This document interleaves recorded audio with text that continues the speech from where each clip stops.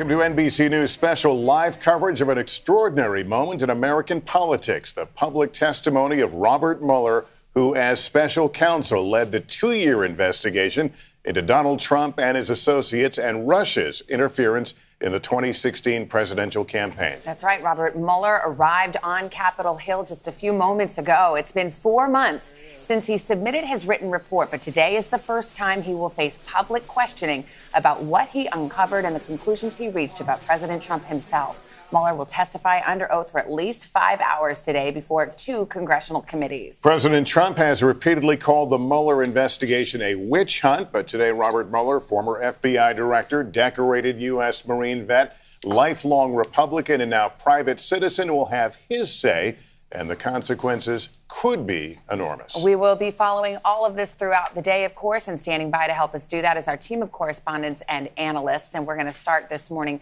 with Casey Hunt, who's on the Hill for us. And Casey, why don't you lay out what is expected today? An incredibly historic day, 2 years in the making, Savannah. And we are going to see Robert Mueller in just a few short minutes here sit down first with the House Judiciary Committee. That's going to begin at 8:30.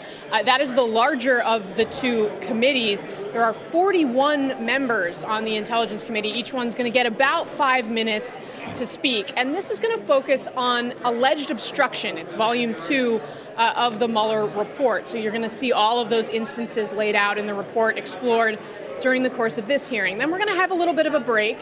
And then the Intelligence Committee is going to take over. That's a smaller committee. There's only 22 members. They'll also get 5 minutes. And that's when you're really going to hear about the Russian collusion conspiracy questions that are laid out in the first volume of the Mueller report. That's what they're tasked with digging into. So that's going to take us about 5 hours total of testimony here from Robert Mueller. And if you're wondering who the person that's going to be sitting with him is, we had some last-minute developments late last night. Aaron Zebley is Robert Mueller's number 2 in the course of this investigation. He's a former deputy special counsel to Robert Mueller. And in the judiciary hearing, he's going to act basically as Robert Mueller's lawyer, his counsel, and he's going to sit next to Mueller. He'll be available to answer questions and to consult with, but he's not going to be sworn in for that hearing. Now, the Intelligence Committee, he will actually be a sworn witness, so he will be available to members to ask potentially questions of, and this is something that has concerned some Democrats, but also the President of the United States, President Trump, tweeting this morning about Robert Mueller being able to get help from one of his lawyers. So again, Savannah, the political questions, the stakes could not be higher here. This is really a critical test for Democrats who are looking to impeach this president. This may be their final moment to lay out for the American public why that is something that should be on the table. Savannah. All right. That testimony is expected to get underway in about 12 minutes from now. Casey, thank you. And we expect Mr. Mueller to refer a lot to this report. This is, as you call it, the Kinko's version of it. It comes in various forms of media. The whole thing is a bestseller, but chances are a lot of folks have not read it. 448 pages, 951 blacked out redactions. Volume 1 deals with Russian interference in the 2016 election. Volume 2 covers 10 instances of possible obstruction of justice by President Trump, including ordering the firing of Robert Mueller himself. Our justice correspondent, Pete Williams, will be with us for all of today's testimony. Pete? Lester, the Mueller investigation resulted in 7 convictions, including 5 men who worked for the Trump Organization on the campaign or in the White House. Among them, Paul Manafort, the former campaign chairman. He was sentenced to more than 7 years in prison. Michael Cohen, former Trump lawyer and confidant, serving 3 years. Michael Flynn, former Trump national security advisor, has yet to be sentenced. Former Trump advisor Roger Stone goes on trial in November. And 2 groups of Russians were charged with meddling in the campaign by stealing and publicizing Democratic emails and planting phony social media. The report said this. It said Russia perceived that it would benefit from the Trump presidency, and the Trump campaign expected it would benefit from the information the Russians stole. But the investigation did not establish that members of the campaign conspired or coordinated with the Russians. And as for the president himself, the report cites 10 possible acts of obstruction, as you noted. But, and this is the most controversial part of the report, it said the special counsel team never got to the point of deciding whether any of that amounted to a crime, because long-standing Justice Department policy says a president can't be indicted. And we expect lots of questions about that today. Mueller also said, though, that if the team had confidence that the president clearly didn't commit obstruction of justice, then the report would have said so, Lester. All right, Pete Williams. Thank you, Pete. And that brings us to Hallie Jackson. She's at the White House, who will be watching along with the president, who said he may tune in himself. Hallie. Yeah, he left it open to interpretation, Savannah. But if you were a betting man or woman, I think you can be pretty confident that the president will be engaged in what is happening just at the other end of Pennsylvania Avenue from where we are right now. He is already up and tweeting about all of this morning.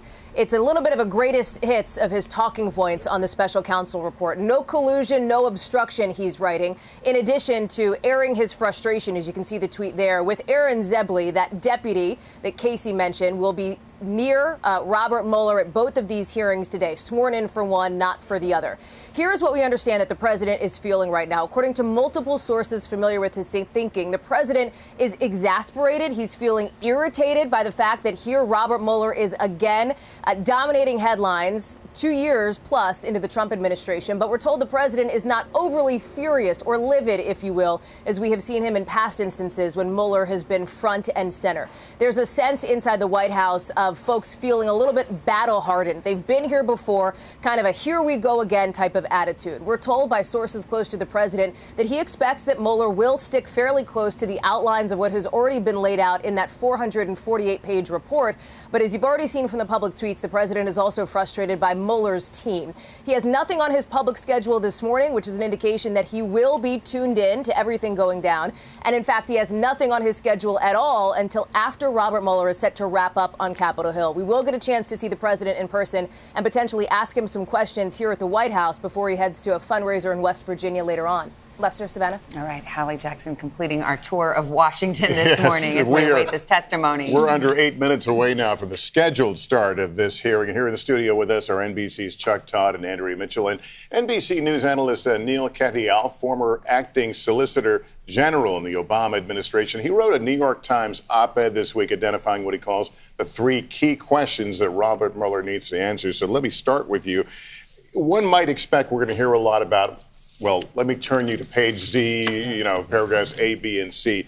What are the questions, though, that might get through, given the restrictions that he's placed on himself and the Justice Department has placed on Mr. Mueller? So law is always technical, and this investigation is enormously technical, even for any legal investigation. So to me, the questions that have to come through are not page 442, subparagraph A, number 2, but rather the simple ones. So when the Mueller report was given to the Attorney General, Trump said, this found no obstruction, no collusion, totally exonerates the president. And I think the first 3 questions at the hearing have to be, Mr. Mueller, you wrote this report. Did you find no obstruction? Mr. Mueller, you wrote this report. Did you find no collusion?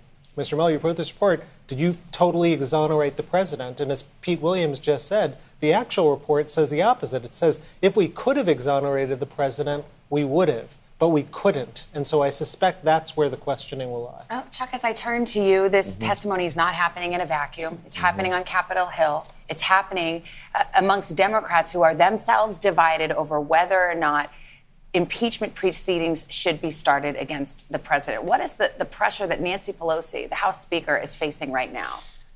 Look, how does today not be just simply an epilogue, right? This feels like in some ways the Mueller report, it was out, and now we're just going to hear it verbalized, and then they're going to put it in a package and put it over here and focus on the presidential campaign.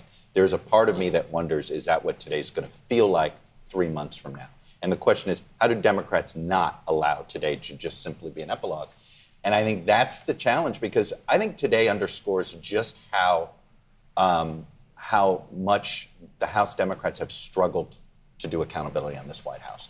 A lot of it is because the White House is stonewalled and prevented, and it blocked subpoenas or not agreed to them, not abided by them.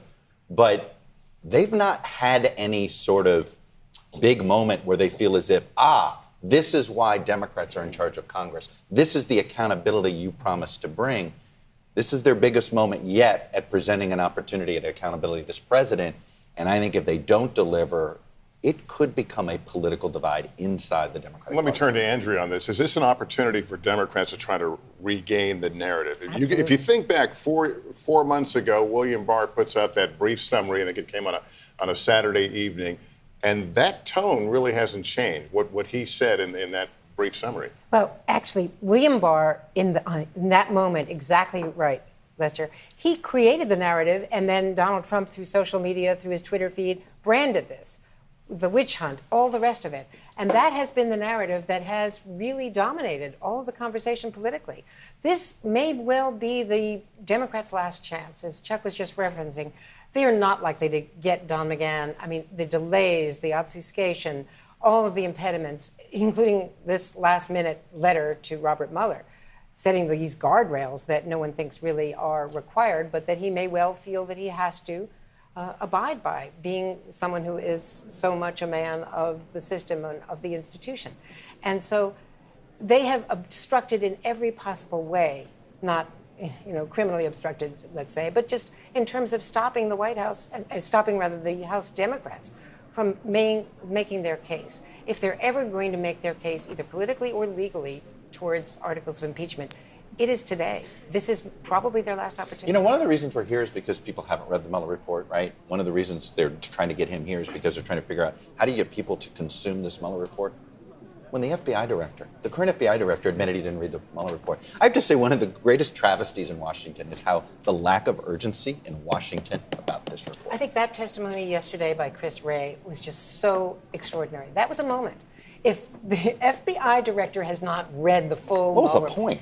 then how would we expect the American people to read it? The first 30, 40 pages in here, before you get to the political side of this, are about the depth of the Russian efforts to undermine the election. By the way, it's fairly readable. It should be. It's not that hard to read. That alone should be viewed as a crisis. In fact, it reads like a spy novel Yes, because it is where Robert Mueller, in 9 minutes, started and ended his only verbal statement in 2 years. He never took questions before today, but that's where he started and ended. And it's not so much the obstruction, which is very hard to prove intent.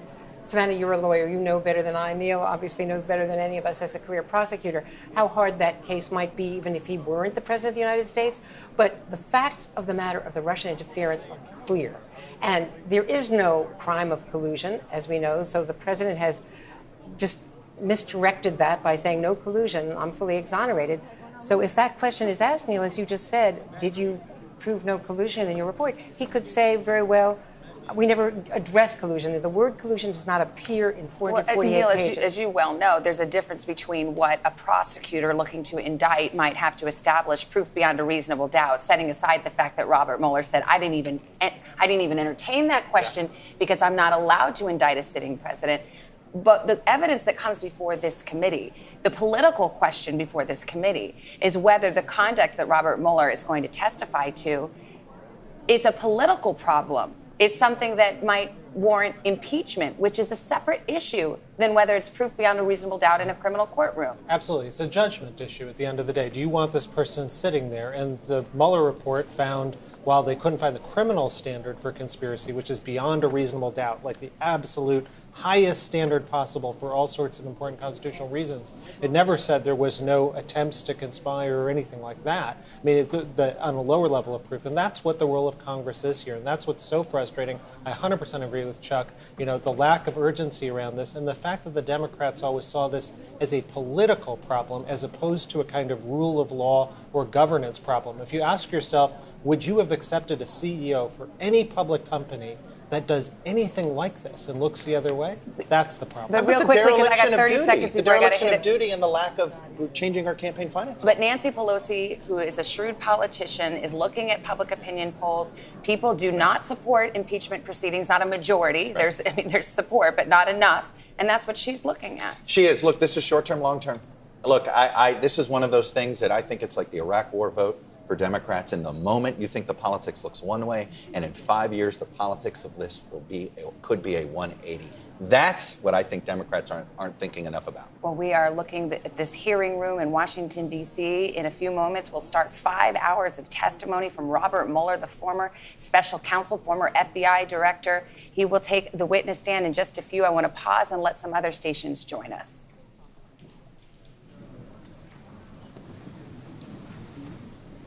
Good morning, everybody. 8:30 in the Eastern time zone. And as we come on the air, you're seeing this hearing room in Washington, D.C., Capitol Hill, where Robert Mueller, the special counsel, just moments from now will be sworn in to testify, first before the House Judiciary Committee, then before the House Intelligence Committee. I'm joined, of course, by my colleague Lester Holt, who's anchoring alongside me, and some of our colleagues, Chuck Todd, Andrea Mitchell, Neil Katyal, former acting Solicitor General. That is the Judiciary Chairman, Gerald Nadler, sitting down, getting ready to start this hearing, one that was negotiated for, Chuck. Robert Mueller, fair to say, a very reluctant witness this morning. He is, and I think that's also leads to a bigger challenge for Democrats in particular. They want him to narrate a story. And then in some ways, that's what they'd like him to do. Give us the audio version of your book, but tell us a story. Don't bore us with legalese. Is it the story or is it the soundbite they're looking for? Well, I think they're looking for him to help confirm the story, and there'll be different ways. I think that those that attempt there to do it. There is a Mueller. He is not the most dynamic storyteller, and that I think is a little bit of a hurdle. We have not heard a lot of his voice. Of course, he came out several weeks ago and gave the brief statement about that his report speaks for itself, but his voice will be not familiar to a lot of Americans. But we are going to hear several hours of it. I was going to ask Neil on this issue of the fact that he's under subpoena, essentially being forced to testify here today. He came out and said when he made his brief 9-minute statement, please don't call me. Please don't have me come testify. My report should be my testimony. You're barking up the wrong tree. Well, now he's going to sit down here. He'll answer the questions before him, but he's not reaching out to make this good for Democrats or Republicans. Right, and Mueller's whole modus operandi the entire time has been reticent, taciturn, not in the public eye. He's been in the public eye a couple times to correct the record or something when he feels like something went the wrong side. Communication apps on the date of the Trump Tower meeting. Sounds like perhaps have a protester inside the room. Somebody wants to question him early. Yeah, that often happens in these high-profile hearings on Capitol Hill, and I know we've all been in there covering them, but there's often an outburst, and they haven't even gavelled in and it's already started. I have to say, Mark Meadows, who is one of the president's chief defenders, is sitting in the front row of Congressman Mark Meadows. Congressman Mark Meadows, who's sort of partner in crime there. Jim Jordan is on Judiciary. Mark Meadows is not, but he is a fervent defender and a frequent Fox News guest who criticizes Mueller. Mueller. The so-called Freedom Caucus of Republicans, the House Republicans who are so dead set against this. Mr. Mueller not taking his seat yet, but he will be sworn in here shortly. He will give opening remarks. We have not received. The Judiciary Committee will come to order. Without objection, the chair is authorized to declare recesses of the committee at any time. We welcome everyone to today's hearing on oversight of the report on the investigation into Russian interference in the 2016 presidential election. I will now recognize myself for a brief opening statement. Director Mueller, thank you for being here. I want to say just a few words about our themes today: responsibility, integrity, and accountability. Your career, for example, is a model of responsibility. You are a decorated Marine officer. You were awarded a Purple Heart and the Bronze Star for Valor in Vietnam. You served in senior roles at the Department of Justice, and in the immediate aftermath of 9/11, you served as director of the FBI. 2 years ago, you returned to public service to lead the investigation into Russian interference in the 2016 elections. You conducted that investigation with remarkable integrity. For 22 months, you never commented in public about your work, even when you were subjected to repeated and grossly unfair personal attacks. Instead, your indictments spoke for you, and in astonishing detail. Over the course of your investigation, you obtained criminal indictments against 37 people and entities. You secured the conviction of President Trump's campaign chairman, his deputy campaign manager, his national security advisor, and his personal lawyer, among others. In the Paul Manafort case alone, you recovered as much as $42 million, so that the cost of your investigation to the taxpayers approaches zero. And in your report, you offer accountability as well. In Volume 1, you find that the Russian government attacked our 2016 elections, quote, in a sweeping and systematic fashion, and that the attacks were designed to benefit the Trump campaign.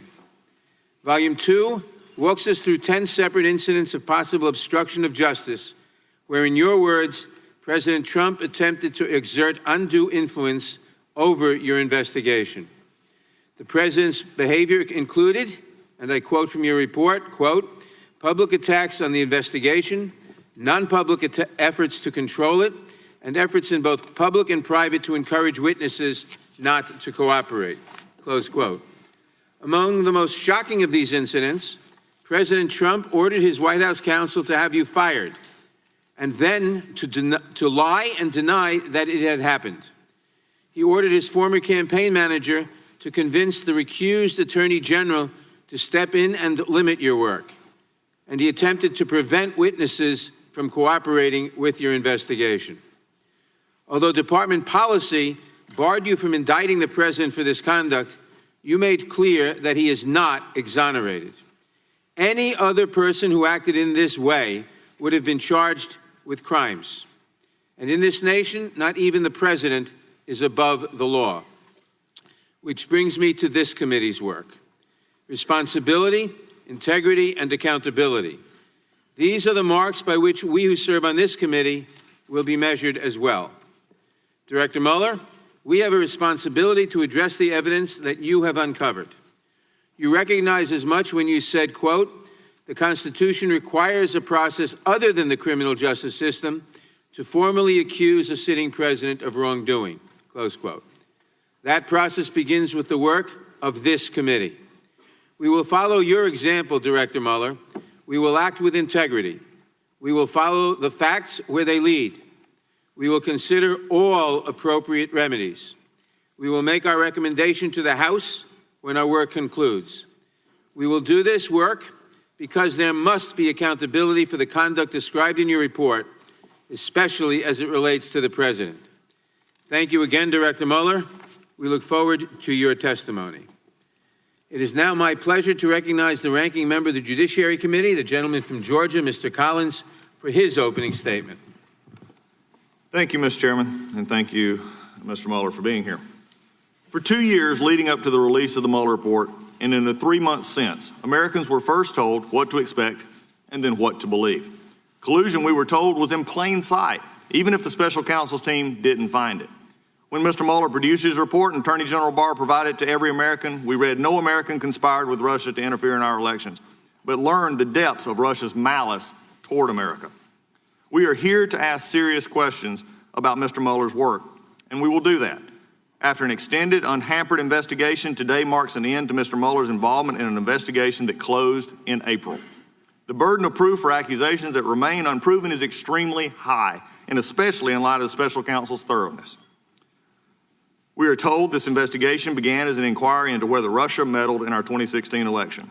Mr. Mueller, you concluded they did. Russians accessed Democrat servers and disseminated sensitive information by tricking campaign insiders into revealing protected information. The investigation also reviewed whether Donald Trump, the president, sought Russian assistance as a candidate to win the presidency. Mr. Mueller concluded he did not. His family or advisors did not. In fact, the report concludes no one in the president's campaign colluded, collaborated, or conspired with the Russians. The president watched the public narrative surrounding this investigation, assume his guilt while he knew the extent of his innocence. Volume 2 of Mr. Mueller's report details the president's reaction to frustrating investigation where his innocence was established early on. The president's attitude toward the investigation was understandably negative, yet the president did not use his authority to close the investigation. He asked his lawyer if Mr. Mueller had conflicts that disqualified Mr. Mueller from the job, but he did not shut down the investigation. The president knew he was innocent. Those are the facts of the Mueller report. Russia meddled in the 2016 election, the president did not conspire with the Russian, and nothing we hear today will change those facts. But one element of this story remains, the beginnings of the FBI investigation into the president. I look forward to Mr. Mueller's testimony about what he found during his review of the origins of the investigation. In addition, the Inspector General continues to review how baseless gossip can be used to launch an FBI investigation against a private citizen and eventually a president. Those results will be released, and we will need to learn from them to ensure government intelligence and law enforcement powers are never again used and turned on a private citizen or a potential or political candidate as a result of the political leanings of a handful of FBI agents.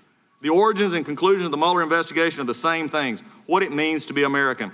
Every American has a voice in our democracy, so it must protect the sanctity of their voice by combating election interference. Every American enjoys the presumption of innocence and guarantee of due process. If we carry anything away today, it must be that we increase our vigilance against foreign election interference while we ensure our government officials don't weaponize their power against the constitutional rights guaranteed to every U.S. citizen. Finally, we must agree that the opportunity cost here is too high. The months we have spent investigating from this dais failed to end the border crisis or contribute to the growing job market. Instead, we have gotten stuck, and it's paralyzed this committee and this House. And as a side note, every week I leave my family and kids, the most important things to me, to come to this place because I believe this place is a place where we can actually do things and help people. 6.5 years ago, I came here to work on behalf of the people of the 9th District in this country. And we accomplished a lot in those first 6 years on a bipartisan basis with many of my friends across the aisle sitting on this dais with me today. However, this year, because the majority's dislike of this president and the endless hearing into a closed investigation have caused us to accomplish nothing except talk about the problems of our country while our border is on fire and in crisis and everything else is stopped. This hearing is long overdue. We have had truth for months. No American conspired to throw our election. What we need today is to let that truth bring us confidence and, I hope, Mr. Chairman, closure. With that, I yield back.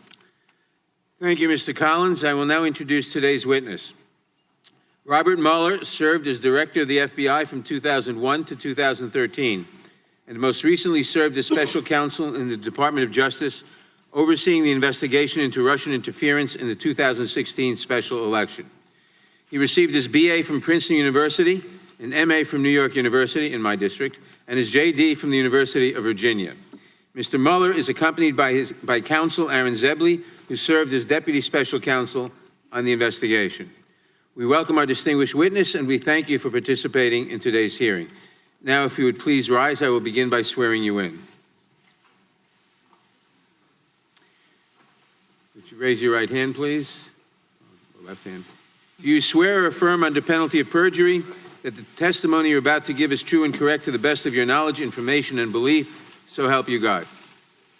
Let the record show the witness answered the affirmative. Thank you, and please be seated. Please note that your written statement will be entered into the record in its entirety. Accordingly, I ask that you summarize your testimony in 5 minutes. Director Mueller, you may begin. Good morning, Chairman Nadler, and Ranking Member Collins, and the members of the committee. As you know, in May 2017, the Acting Attorney General asked me to serve as special counsel. I undertook that role because I believed that it was of paramount interest to the nation to determine whether a foreign adversary had interfered in the presidential election. As the Acting Attorney General said at the time, the appointment was necessary in order for the American people to have full confidence in the outcome. My staff and I carried out this assignment with that critical objective in mind: to work quietly, thoroughly, and with integrity so that the public would have full confidence in the outcome. The order appointing me as special counsel directed our office to investigate Russian interference in the 2016 presidential election. This included investigating any links or coordination between the Russian government and individuals associated with the Trump campaign. It also included investigating efforts to interfere with or obstruct our investigation. Throughout the investigation, I continually stressed two things to the team that we had assembled. First, we needed to do our work as thoroughly as possible and as expeditiously as possible. It was in the public interest for our investigation to be complete, but not to last a day longer than was necessary. Second, the investigation needed to be conducted fairly and with absolute integrity. Our team would not leak or take other actions that could compromise the integrity of our work. All decisions were made based on the facts and the law. During the course of our investigation, we charged more than 30 defendants with committing federal crimes, including 12 officers of the Russian military. 7 defendants have been convicted or pled guilty. Certain of the charges we brought remain pending today. And for those matters, I stress that the indictments contain allegations and every defendant is presumed innocent unless and until proven guilty. In addition to the criminal charges we brought, as required by Justice Department regulations, we submitted a confidential report to the Attorney General at the conclusion of our investigation. The report set forth the results of our work and the reasons for our charging and declination decisions. The Attorney General later made the report largely public. As you know, I made a few limited remarks about our report when we closed the Special Counsel's office in May of this year. But there are certain points that bear emphasis. First, our investigation found that the Russian government interfered in our election in sweeping and systematic fashion. Second, the investigation did not establish that members of the Trump campaign conspired with the Russian government in its election interference activities. We did not address collusion, which is not a legal term. Rather, we focused on whether the evidence was sufficient to charge any member of the campaign with taking part in a criminal conspiracy, and it was not. Third, our investigation of efforts to obstruct the investigation and lie to investigators was of critical importance. Obstruction of justice strikes at the core of the government's effort to find the truth and to hold wrongdoers accountable. Finally, as described in Volume 2 of our report, we investigated a series of actions by the President towards the investigation. Based on Justice Department policy and principles of fairness, we decided we would not make a determination as to whether the President committed a crime. That was our decision then, and it remains our decision today. Let me say a further word about my appearance today. It is unusual for a prosecutor to testify about a criminal investigation. And given my role as a prosecutor, there are reasons why my testimony will necessarily be limited. First, public testimony could affect several ongoing matters. In some of these matters, court rules or judicial orders limit the disclosure of information to protect the fairness of the proceedings. And consistent with longstanding Justice Department policy, it would be inappropriate for me to comment in any way that could affect an ongoing matter. Second, the Justice Department has asserted privileges concerning investigative information and decisions, ongoing matters within the Justice Department, and deliberations within our office. These are Justice Department privileges that I will respect. The Department has released a letter discussing the restrictions on my testimony. I therefore will not be able to answer questions about certain areas that I know are of public interest. For example, I am unable to address questions about the initial opening of the FBI's Russia investigation, which occurred months before my appointment, or matters related to the so-called Steele dossier. These matters are subject of ongoing review by the Department. Any questions on these topics should therefore be directed to the FBI or the Justice Department. As I explained when we closed the Special Counsel's office in May, our report contains our findings and analysis and the reasons for the decisions we made. We conducted an extensive investigation over 2 years. In writing the report, we stated the results of our investigation with precision. We scrutinized every word. I do not intend to summarize or describe the results of our work in a different way in the course of my testimony today. And as I said on May 29th, the report is my testimony, and I will stay within that text. And as I stated in May, I will not comment on the actions of the Attorney General or of Congress. I was appointed as a prosecutor, and I intend to adhere to that role and to the department's standards that govern it. I'll be joined today by Deputy Special Counsel Aaron Zebley. Mr. Zebley has extensive experience as a federal prosecutor and at the FBI, where he served as my chief of staff. And Mr. Zebley was responsible for the day-to-day oversight of the investigations conducted by our office.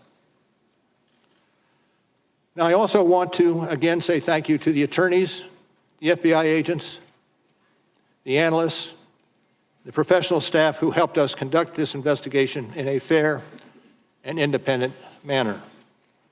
These individuals who spent nearly 2 years of working on this matter were of the highest integrity.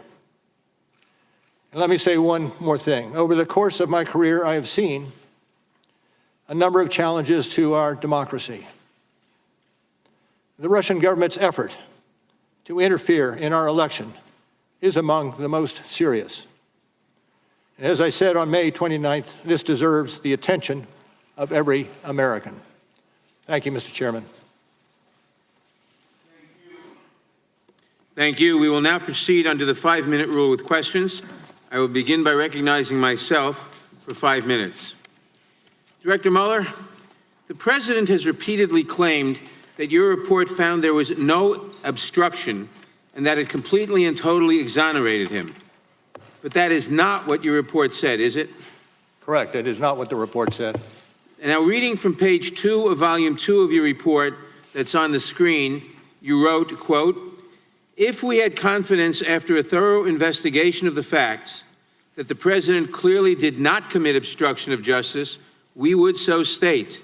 Based on the facts and the applicable legal standards, however, we are unable to reach that judgment," close quote. Now, does that say there was no obstruction? No.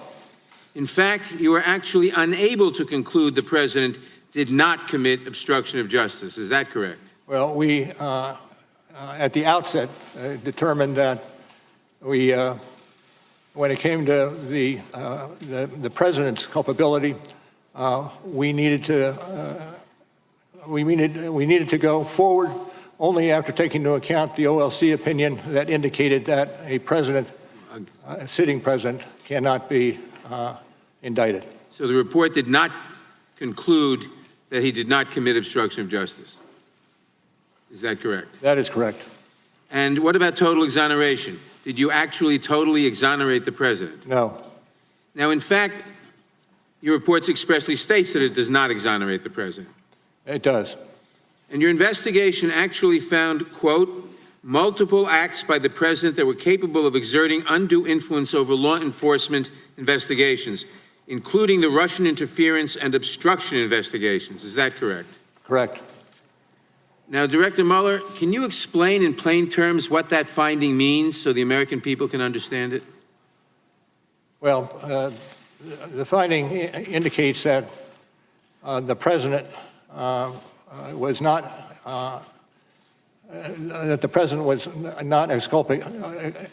exculpated for the acts that he allegedly committed. In fact, you were talking about incidents, quote, in which the President sought to use his official power outside of usual channels, unquote, to exert undue influence over your investigations. Is that right? That's correct. Now, am I correct that on page 7 of volume 2 of your report, you wrote, quote, the President became aware that his own conduct was being investigated in an obstruction of justice inquiry. At that point, the President engaged in a second phase of conduct involving public attacks on the investigation, non-public efforts to control it, and efforts in both public and private to encourage witnesses not to cooperate with the investigation, close quote. So President Trump's efforts to exert undue influence over your investigation intensified after the President became aware that he personally was being investigated? I stick with the language that you have in front of you. Which Okay. comes from page 7, volume 2. Now, is it correct that if you concluded that the president committed the crime of obstruction, you could not publicly state that in your report or here today? Can you repeat the question, sir? Is it correct that if you had concluded that the president committed the crime of obstruction, you could not publicly state that in your report or here today? Well, I would say the statement would be that you would not indict, and you would not indict because under the OLC opinion, a sitting president, excuse me, cannot be indicted, be unconstitutional. So you could not state that because of the OLC opinion, if that would have been your conclusion? OLC opinion with some guide, yes. But under DOJ, under Department of Justice policy, the president could be prosecuted for obstruction of justice crimes after he leaves office, is correct? True. Thank you.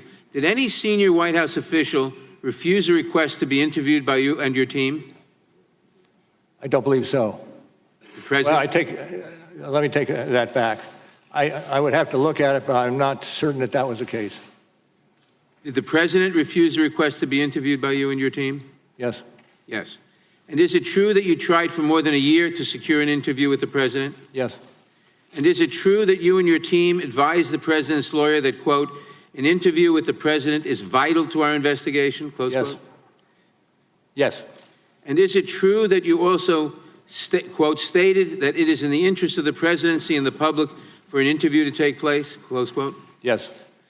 But the president still refused to sit for an interview by you or your team? True. True. And did you also ask him to provide written answers to questions on the 10 possible episodes of obstruction of justice crimes involving him? Yes. Did he provide any answers to a single question about whether he engaged in obstruction of justice crimes? I would have to check on that. I'm not certain. Director Mueller, we are grateful that you are here to explain your investigation and findings. Having reviewed your work, I believe anyone else who would engage in the conduct described in your report would have been criminally prosecuted. Your work is vitally important to this committee and the American people because no one is above the law. I'll now recognize the gentleman from Georgia, Mr. Collins. Thank you, Mr. Chairman. And we're moving, I know, understanding, just reiterating the 5-minute rule. Mr. Mueller, I have several questions, many of which that you just answered will be questioned here in a moment, but I want to lay some foundation. So we'll go through these fairly quickly. I'll talk slowly. I'm said that I talk fast. I will talk slowly. Thank you, sir. In your press conference, you stated any testimony from your office would not go beyond our report. We chose these words carefully. The work speaks for itself. I would not provide information beyond that which is already public in any appearance before Congress. Do you stand by that statement? Yes. Since closing the special counsel's office in May of 2019, have you conducted any additional interviews or obtained any new information in your role as special counsel? In the wake of the report? Since the closing of the office in May of 2019. And the question was, have you conducted any new interviews and any new witnesses, no. anything? And you can confirm you're no longer special counsel, correct? I am no longer special counsel. At any time with the investigation, was your investigation curtailed or stopped or hindered? No. Were you or your team provided any questions by members of Congress of the majority ahead of your hearing today? No. Your report states that your investigative team included 19 lawyers and approximately 40 FBI agents and analysts and accountants. Are those numbers accurate? Could you repeat that, please? 40 FBI agents, 19 lawyers, intelligence analysts, and forensic accountants. Are those numbers accurate? This was included in your report. Generally, yes.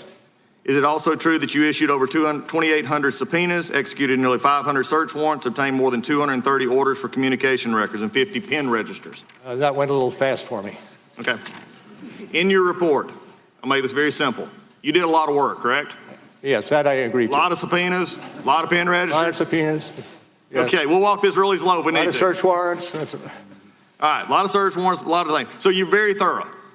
What? In your opinion, very thorough. You listed this out in your report, correct? Yes. Thank you. Is it true the evidence gathered during your investigation, given the questions that you have just answered, is it true the evidence gathered during your investigation did not establish that the president was involved in the underlying crime related to Russian election interference as stated in Volume 1, page 7? We found insufficient evidence of the president's culpability. So that would be a yes. Without, pardon? That would be a yes. Yes. Thank you. Isn't it true the evidence did not establish that the president or those close to him were involved in the charged Russian computer hacking or active measure conspiracies, or that the president otherwise had unlawful relationships with any Russian official. Volume 2, page 76, correct? I leave the answer to our report. So as a yes. Is that any true? Your investigation did not establish that members of the Trump campaign conspired or coordinated with Russian government in the election interference activity. Volume 1, page 2, volume 1, page 173. Thank you. Yes. Yes, thank you. Although your report states collusion is not so specific offense, and you've said that this morning, or a term of art in federal criminal law, conspiracy is. In the colloquial context, are collusion and conspiracy essentially synonymous terms? You're going to have to repeat that for me. Collusion is not a specific offense or a term of art in the federal criminal law. Conspiracy is. Yes. In the colloquial context, known public context, collusion and conspiracy are essentially synonymous terms, correct? No.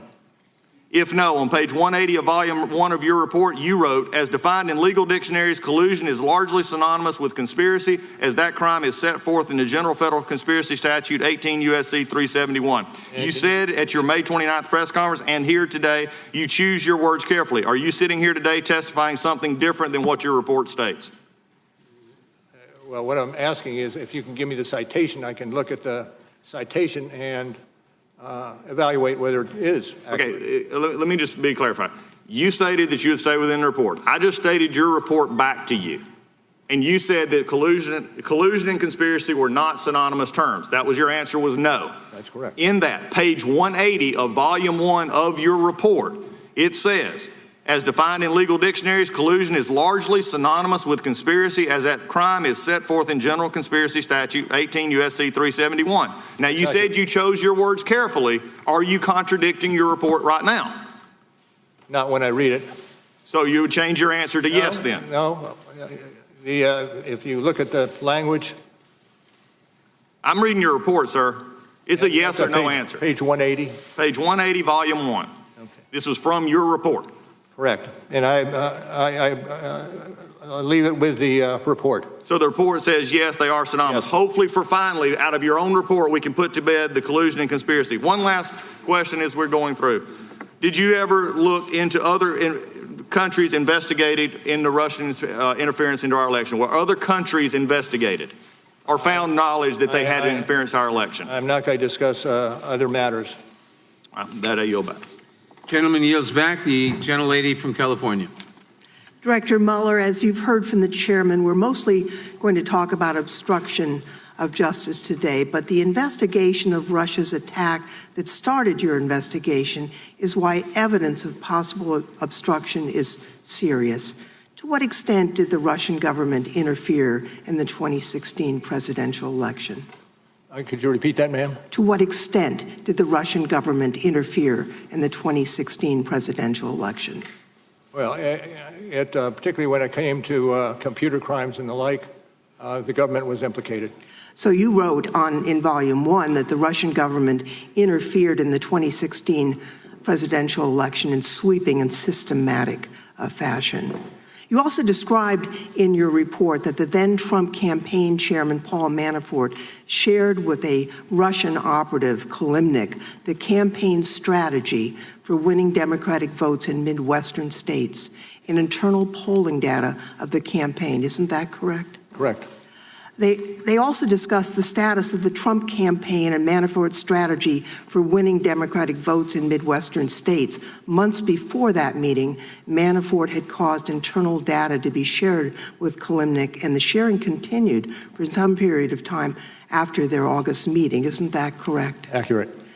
In fact, your investigation found that Manafort briefed Kilimnik on the state of the Trump campaign and Manafort's plan to win the election, and that briefing encompassed the campaign's messaging, its internal polling data. It also included discussion of battleground states, which Manafort identified as Michigan, Wisconsin, Pennsylvania, and Minnesota. Isn't that correct? That's correct.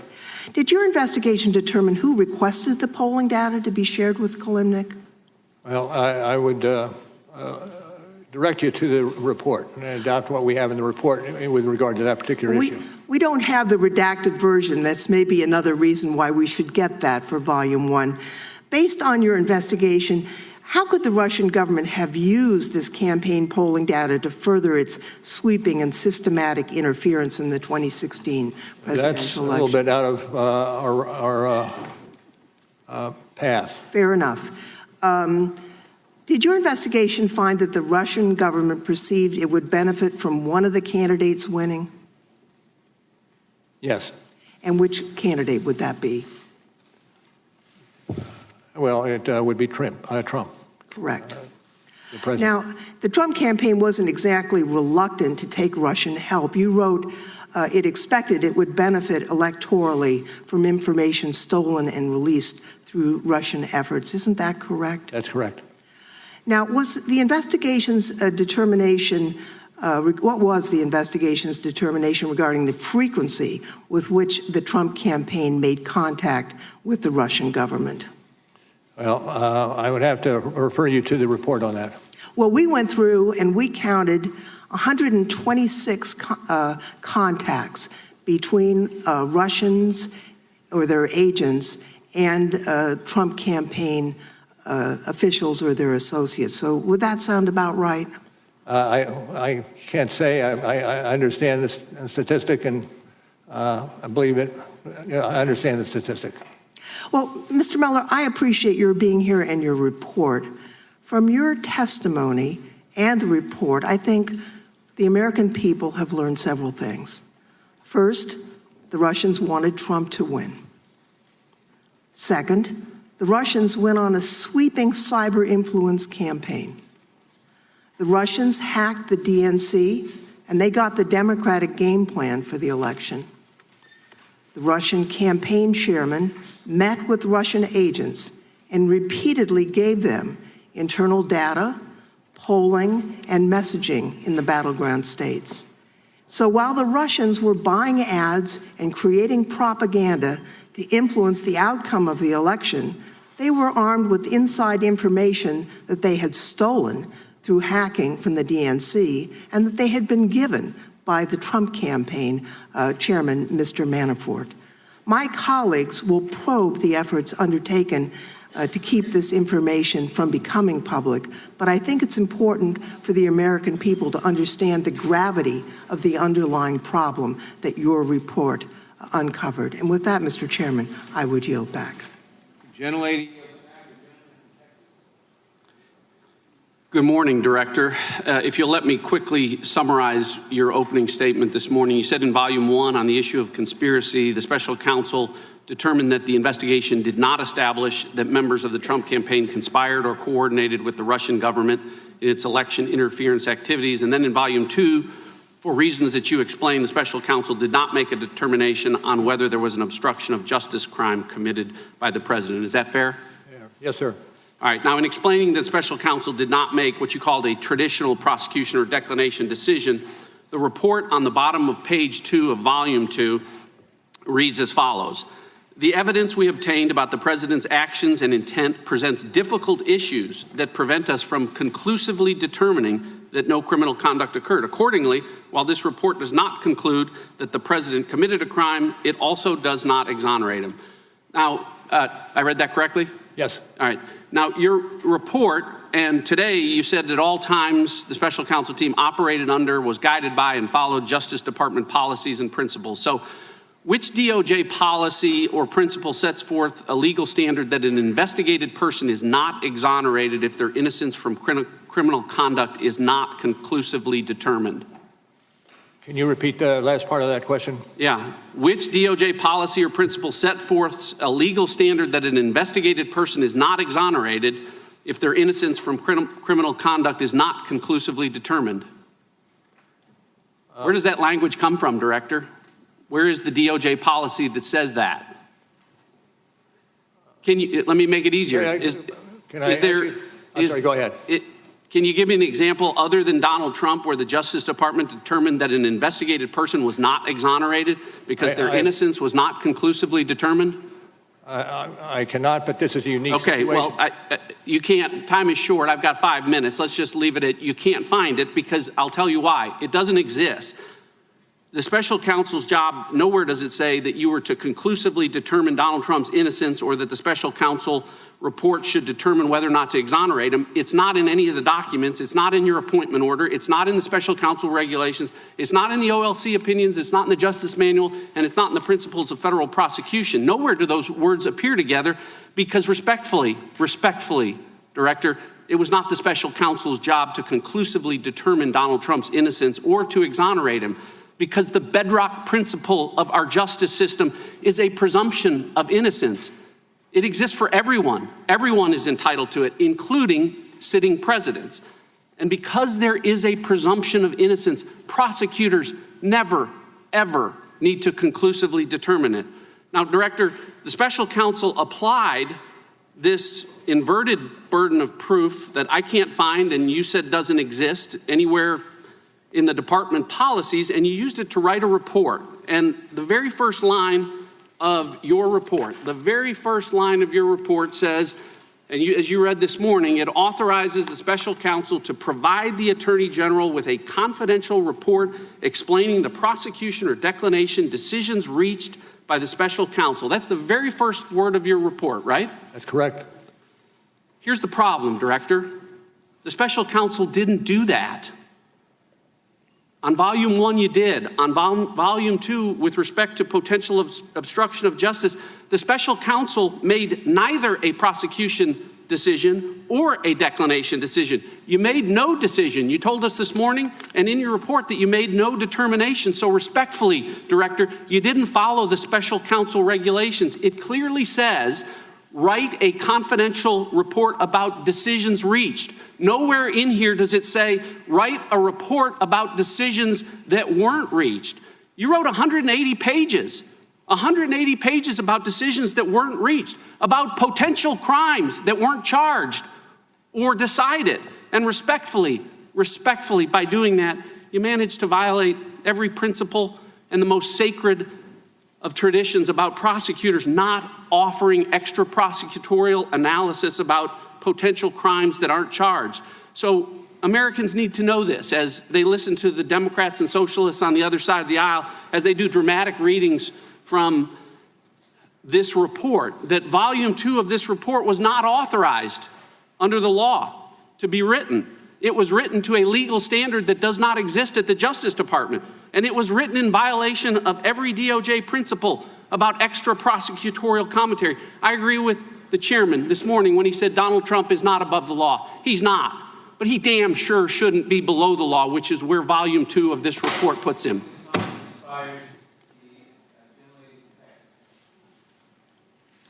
Thank you, Mr. Chairman. Director Mueller, good morning. Your exchange with the gentlelady from California demonstrates what is at stake. The Trump campaign chair, Paul Manafort, was passing sensitive voter information and poll data to a Russian operative. And there were so many other ways that Russia subverted our democracy. Together with the evidence in volume 1, I cannot think of a more serious need to investigate. So now I'm going to ask you some questions about obstruction of justice as it relates to volume 2. On page 12 of volume 2, you state, we determined that there were a sufficient factual and legal basis to further investigate potential obstruction of justice issues involving the president. Is that correct? And do you have the citations, ma'am? Page 12, volume 2. And which portion of that page?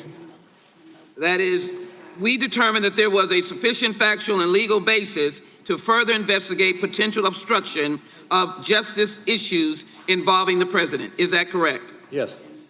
Your report also describes at least 10 separate instances of possible obstruction of justice that were investigated by you and your team. Is that correct? Yes.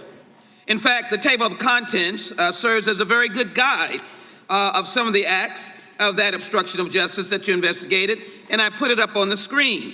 On page 157 of volume 2, you describe those acts, and they range from the president's effort to curtail the special counsel's investigation, the president's further efforts to have the attorney general take over the investigation, the president's orders Don McGahn to deny that the president tried to fire the special counsel, and many others. Is that correct? Yes. I direct you now to what you wrote Director Mueller, the president's pattern of conduct as a whole sheds light on the nature of the president's acts and the inferences that can be drawn about his intent. Does that mean you have to investigate all of his conduct to ascertain true motive? No. And when you talk about the president's pattern of conduct that include the 10 possible acts of obstruction that you investigated, is that correct? When you talk about the president's pattern of conduct, that would include the 10 possible acts of obstruction that you investigated, correct? I direct you to the report for how that is characterized. Thank you. Let me go to the screen again.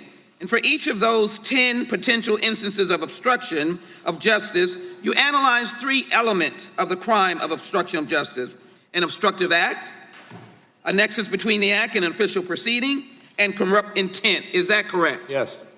You wrote on page 178, volume 2 in your report about corrupt intent. Actions by the president to end a criminal investigation into his own conduct to protect against personal embarrassment or legal liability would constitute a core example of corruptly motivated conduct. Is that correct? Yes.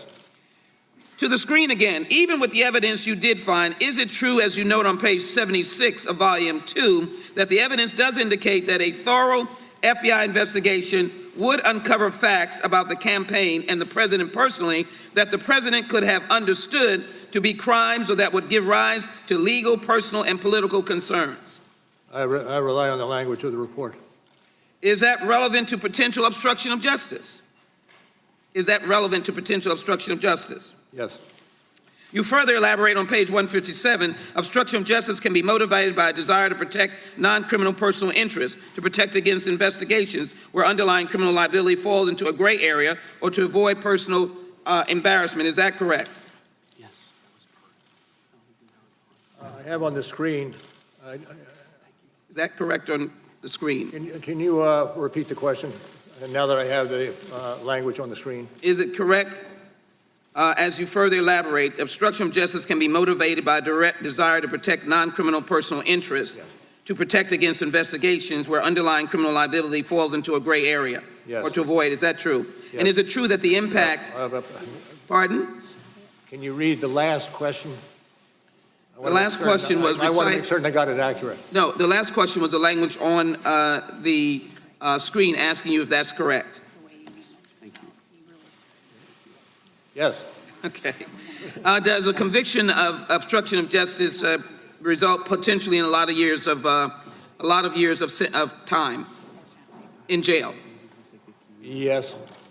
Well, again, can you repeat the question just to make certain that I have it accurate?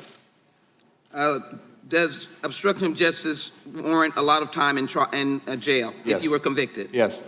And is the time of the gentlelady has expired. Gentleman from Wisconsin. Thank you very much, Mr. Chairman. Let me begin by reading the special counsel regulations by which you were appointed. It reads, quote, at the conclusion of the special counsel's work, he or she shall provide the Attorney General with a confidential report explaining the prosecution or declinations decisions reached by the special counsel. That correct? Yes. Okay. Now, when a regulation uses the word shall provide, does it mean that the individual is in fact obligated to provide what's being demanded by the regulation or statute, meaning you don't have any wiggle room, right? I'd have to look more closely at the statute. Well, I just read it to you. Okay. Now, volume 2, page 1, your report boldly states we determined not to make a traditional prosecutorial judgment. Is that correct? I'm trying to find that citation, Congressman. Director, could you speak more directly into the microphone, please? Yes. Thank you.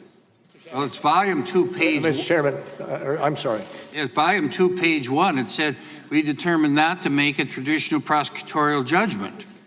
Yes. That's right in the beginning.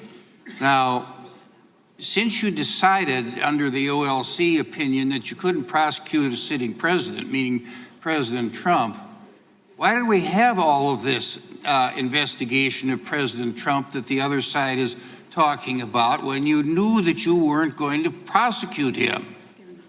Well, you don't know where the investigation is going to lie, and the OLC opinion itself says that you can continue the investigation even though you are not going to indict the president. Okay, well, if you're not going to indict the president, then you just continue fishing, and that's my observation. You know, well, sure you. My time is limited. Sure, you can indict other people, but you can't indict the sitting president, right? That's true. Okay. Now, there are 182 pages in raw evidentiary material, including hundreds of references to 302, which are interviews by the FBI, for individuals who've never been cross-examined and which did not comply with the special counsel's governing regulation to explain the prosecution or declination decisions reached, correct? And where are you reading from on that? I'm reading from my question. Then could you repeat it? Okay. You have 182 pages of raw evidentiary material with hundreds of references to 302s who were never been cross-examined and which didn't comply with the governing regulation to explain the prosecution or declination decisions reached. This is one of those areas which I declined to discuss. Okay, then would direct you to the report itself. Okay. Well, I looked at the 182 pages of it. You know, let me switch gears. Mr. Chabot and I were on this committee during the Clinton impeachment. Now, while I recognize that the independent counsel statute under which Kenneth Starr operated is different from the special counsel statute, he, in a number of occasions in his report, stated that the President Clinton's actions may have risen to impeachable conduct, recognizing that it is up to the House of Representatives to determine what conduct is impeachable. You never used the term raising to impeachable conduct for any of the 10 instances that the gentlewoman from Texas did. Is it true that there's nothing in Volume 2 of the report that says that the president may have engaged in impeachable conduct? Well, we have studiously kept in the center of our investigation our mandate, and our mandate does not go to other ways of addressing conduct. Our mandate goes to developing the report and turning the report into the Attorney General. With due respect, it seems to me, that there are a couple of statements that you made, that said that this is not for me to decide, and the implication is that this is for this committee to decide. Now, you didn't use the word impeachable conduct like Starr did. There was no statute to prevent you from using the word impeachable conduct. And I go back to what Mr. Radcliffe said, and that is that even the president is innocent until proven guilty. My time is up. Gentleman's time has expired. The gentleman from Tennessee. Thank you, Mr. Chair. First, I'd just like to restate that Mr. Nadler said about your career. It's a model of rectitude, and I thank you. Sir. Based upon your investigation, how did President Trump react to your appointment as special counsel? Again, I send you the report for where that is stated. Well, there is a quote from page 78 of your report, volume 2, which reads, when Sessions told the president that a special counsel had been appointed, the president slumped back in his chair and said, quote, oh my God, this is terrible. This is the end of my presidency. I'm effed, unquote. Did Attorney General Sessions tell you about that little talk? I'm not. Director, please speak into the microphone. Oh, surely. My apologies. I am not certain of the person who originally copied that quote. Okay, well, Sessions apparently said it, and one of his aides had it in his notes too, which I think you had, but that's become record. He wasn't pleased. He probably wasn't pleased with the special counsel, and particularly you, because of your outstanding reputation. Correct. Prior to your appointment, the Attorney General recused himself from the investigation because of his role in the 2016 campaign. Is that not correct? Correct. Recusal means the Attorney General could not be involved in the investigation. Is that correct? That's the effect of recusal, yes. And so instead, another Trump appointee, as you know Mr. Sessions was, Mr. Rosenstein became in charge of it. Is that correct? Yes. Wasn't Attorney General Sessions following the rules and professional advice of the Department of Justice ethics folks when he recused himself from the investigation? Yes. And yet the president repeatedly expressed his displeasure at Sessions' decision to follow those ethics rules to recuse himself from oversight of that investigation. Is that not correct? That's accurate based on what is written in the report. And the president's reaction to the recusal is noted in the report. Mr. Bannon recalled that the president was mad as Bannon had ever seen him, and he screamed at McGahn about how weak Sessions was. Do you recall that from the report? That's in the report, yes. Despite knowing that Attorney General Sessions was not supposed to be involved in the investigation, the president still tried to get the Attorney General to unrecuse himself after you were appointed special counsel. Is that correct? Yes. In fact, your investigation found that at some point after your appointment, quote, the president called Sessions at his home and asked if he would unrecuse himself. Is that not true? It's true. Now, that wasn't the first time the president asked Sessions to unrecuse himself, was it? I know there were at least 2 occasions. And one of them was with Flynn, and one of them was when Sessions and McGahn flew to Mar-a-Lago to meet with the president. Sessions recalled that the president pulled him aside to speak alone and suggested he should do this unrecusal act. Correct? Correct. And then when Michael Flynn, a few days after Flynn entered a guilty plea for lying to federal agents and indicated his intent to cooperate with that investigation, Trump asked to speak to Sessions alone again in the Oval Office and again asked Sessions to unrecuse himself. True? I refer you to the report for that. Page 109, volume 2. Thank you, sir. Do you know of any point when the president personally expressed anger or frustrations at Sessions? I'd have to pass on that. Do you recall, and I think it's at page 78 of volume 2, the president told Sessions, you were supposed to protect me. You were supposed to protect me, or words to that effect. Correct. And is the Attorney General supposed to be the Attorney General of the United States of America or the consigliere for the president? United States of America. Thank you, sir. In fact, you wrote in your report that the president repeatedly sought to convince Sessions to unrecuse himself so Sessions could supervise the investigation in a way that would restrict its scope. Is that correct? Rely on the report. How could Sessions have restricted the scope of your investigation? Well, I'm not going to speculate. If he, quite obviously, if he took over or was Attorney General, he would have greater latitude in his actions that would enable him to do things that otherwise he could not. On page 113, you said the president believed that an unrecused Attorney General would play a protective role and could shield the president from the ongoing investigation. Regardless of all that, I want to thank you, Director Mueller, for your life of rectitude and service to our country. It's clear from your report and the evidence that the president wanted former Attorney General Sessions to violate the Justice Department ethics rules by taking over your investigation and improperly interfering with it to protect himself and his campaign. Your findings are so important because in America, nobody is above the law. I yield back the balance of my time. Thank the gentleman for yielding back. The gentleman from Ohio. Thank you. Director Mueller, my Democratic colleagues were very disappointed in your report. They were expecting you to say something along the lines of, here's why President Trump deserves to be impeached, much as Ken Starr did relative to President Clinton back about 20 years ago. Well, you didn't. So their strategy had to change. Now they allege that there's plenty of evidence in your report to impeach the president, but the American people just didn't read it. And this hearing today is their last best hope to build up some sort of groundswell across America to impeach President Trump. That's what this is really all about today. Now, a few questions. On page 103 of volume 2 of your report, when discussing the June 2016 Trump Tower meeting, you reference, quote, the firm that produced the Steele reporting, unquote. The name of that firm was Fusion GPS. Is that correct? And you're on page 103? 103, that's correct, volume 2.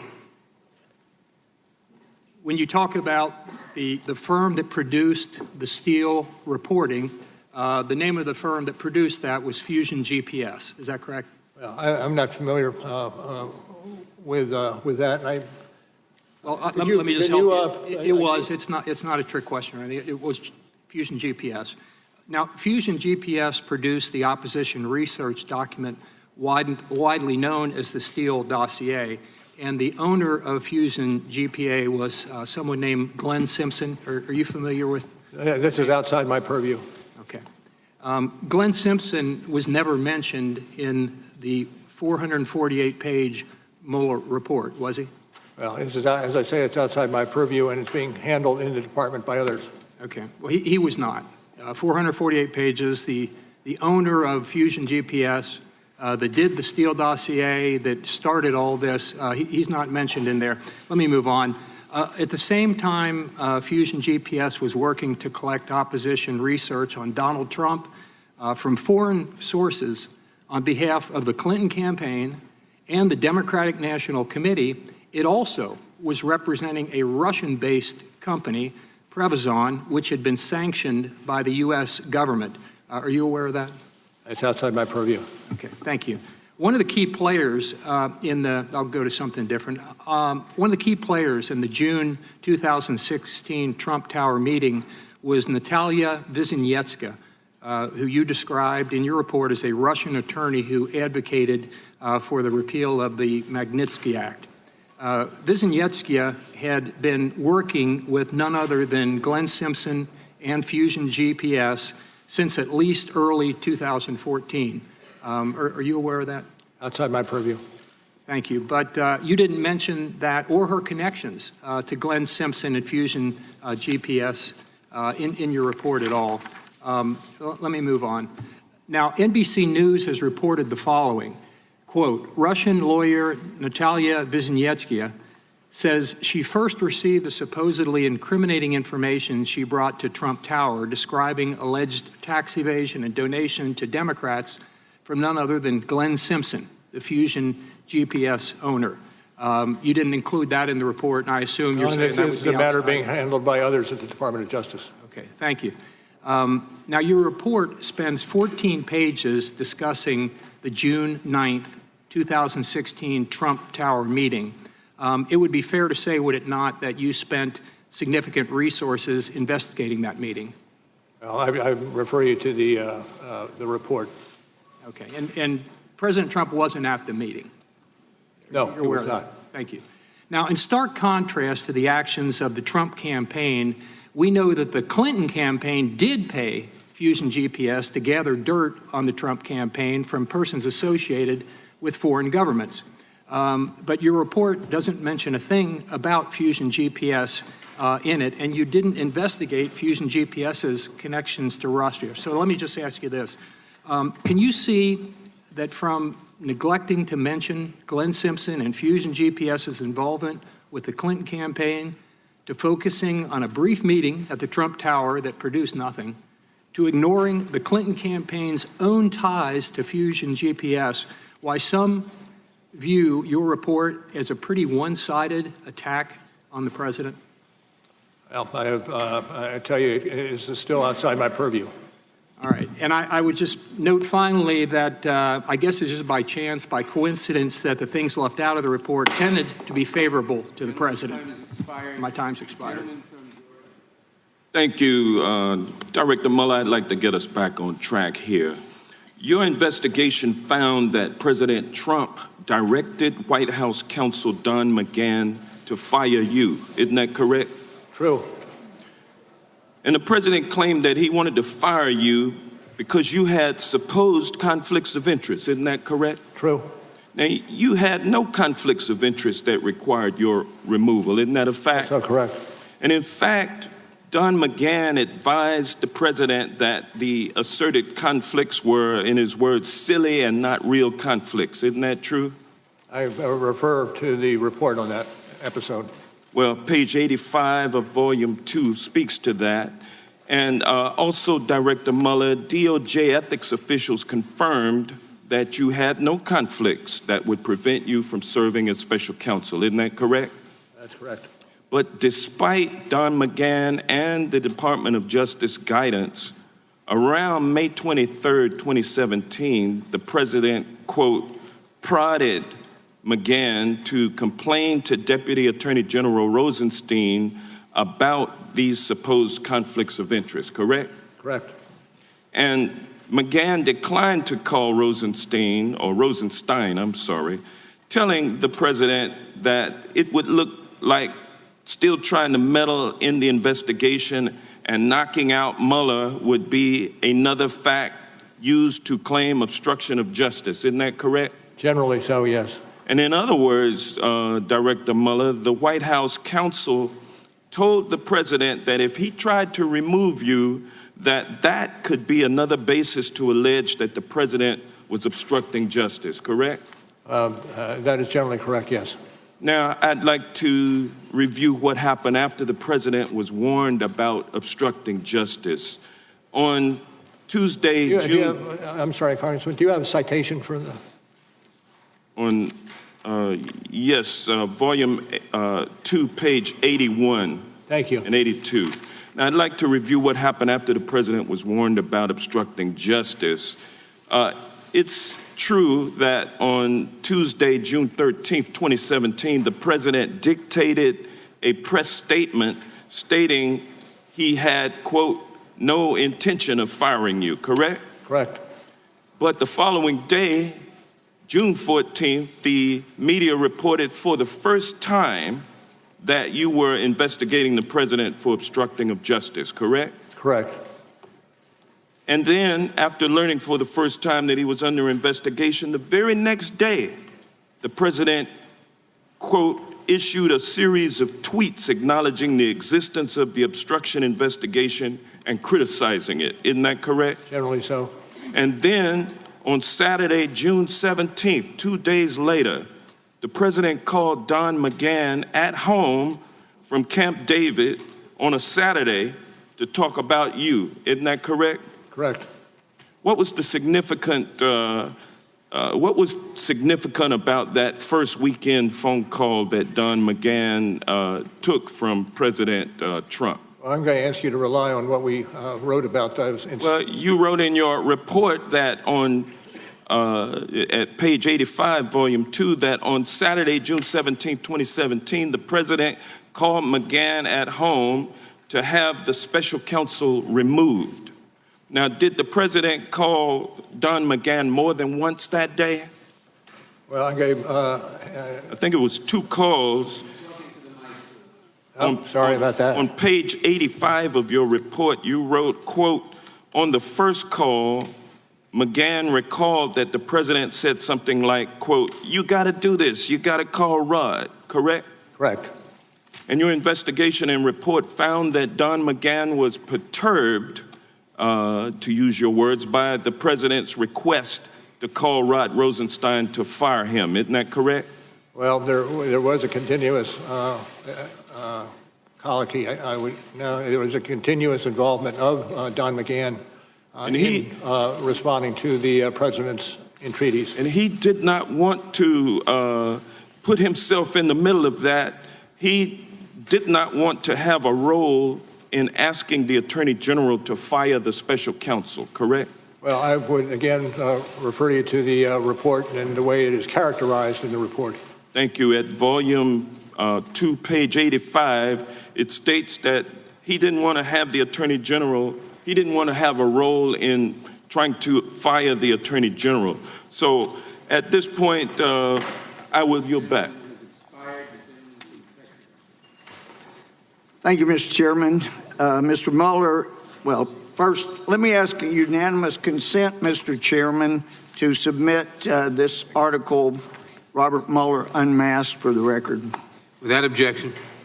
Now, Mr. Mueller, who wrote the 9-minute comments you read at your May 29th press conference? I'm not going to get into that.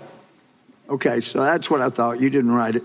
A 2013 puff piece in the Washingtonian about Comey said basically when Comey called, you drop everything you were doing. It gave examples. You're having dinner with your wife and daughter. Comey calls, you drop everything and go.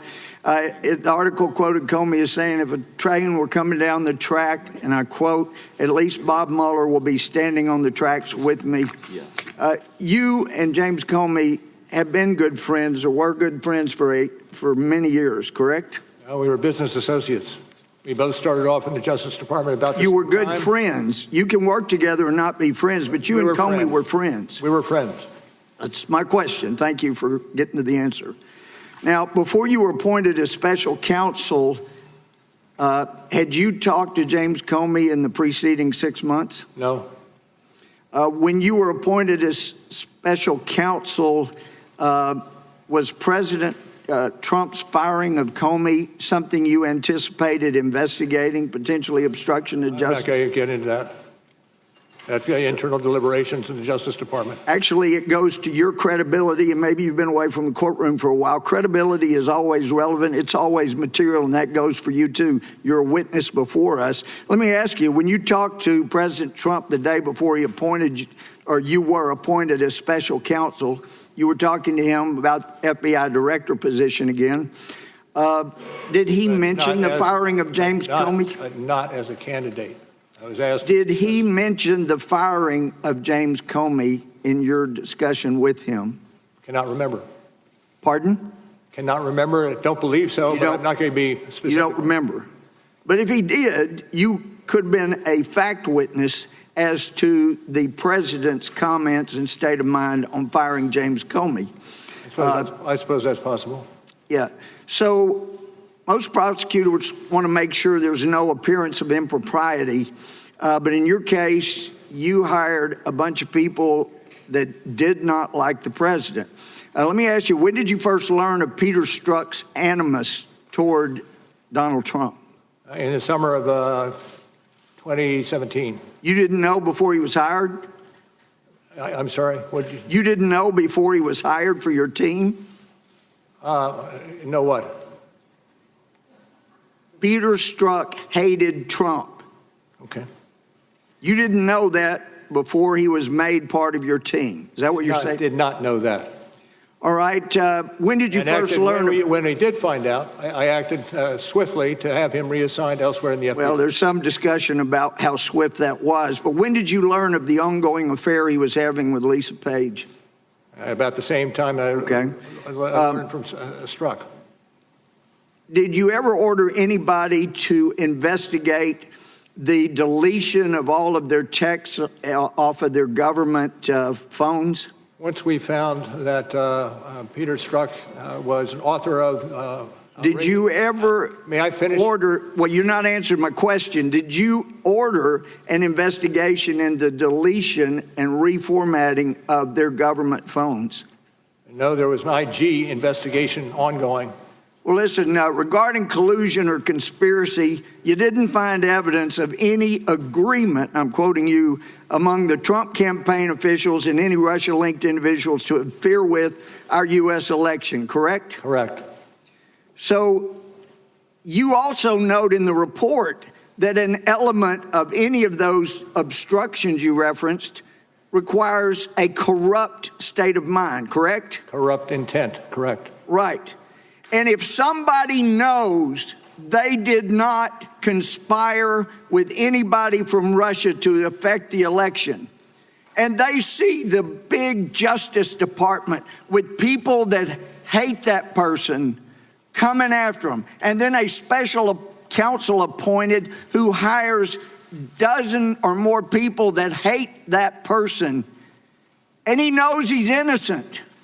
He's not corruptly acting in order to see that justice is done. What he's doing is not obstructing justice. He is pursuing justice. And the fact that you ran it out 2 years means you perpetuated injustice. I take your question. Gentleman's time has expired. The witness may answer the question. I take your question. The gentleman from Florida. Director Mueller, I'd like to get back to your findings covering June of 2017. There was a bombshell article that reported that the President of the United States was personally under investigation for obstruction of justice. And you said in your report on page 90, volume 2, and I quote, "News of the obstruction investigation prompted the President to call McGahn and seek to have the special counsel removed," close quote. And then in your report, you wrote about multiple calls from the President to White House counsel Don McGahn And regarding the second call, you wrote, and I quote, McGahn recalled that the president was more direct, saying something like, call Rod, tell Rod that Mueller has conflicts and can't be the special counsel. McGahn recalled the president telling him, Mueller has to go, and call me back when you do it. Director Mueller, did McGahn understand what the president was ordering him to do? I direct you to what we've written in the report in terms of characterizing his feelings. And in the report it says, quote, McGahn understood the president to be saying that the special counsel had to be removed.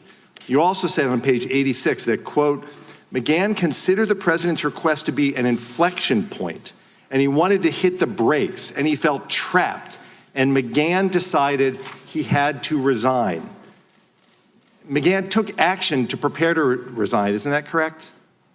I direct you again to the report. And in fact, that very day he went to the White House, and quoting your report, you said, quote, he then drove to the office to pack his belongings and submit his resignation letter, close quote.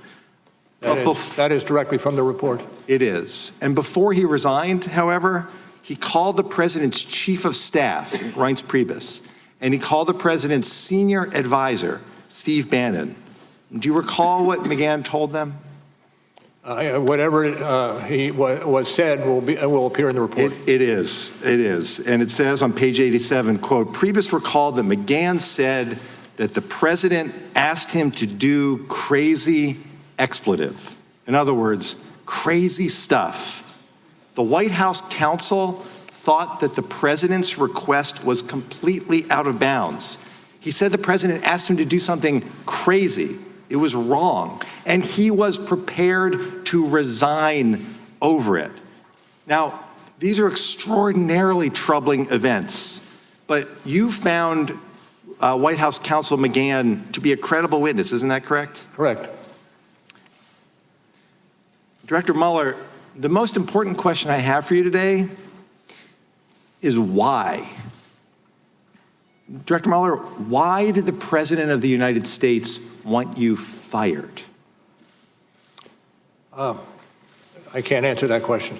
Well, on page 89 in your report on volume 2, you said, and I quote, substantial evidence indicates that the president's attempts to remove the special counsel were linked to the special counsel's oversight of investigations that involve the president's conduct, and most immediately, to reports that the president was being investigated for potential obstruction of justice, close quote.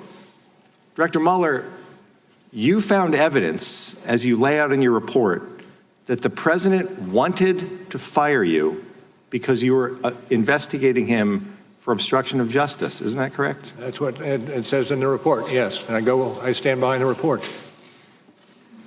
Director Mueller, that shouldn't happen in America. No president should be able to escape investigation by abusing his power. But that's what you testified to in your report. The president ordered you fired. The White House counsel knew it was wrong. The president knew it was wrong.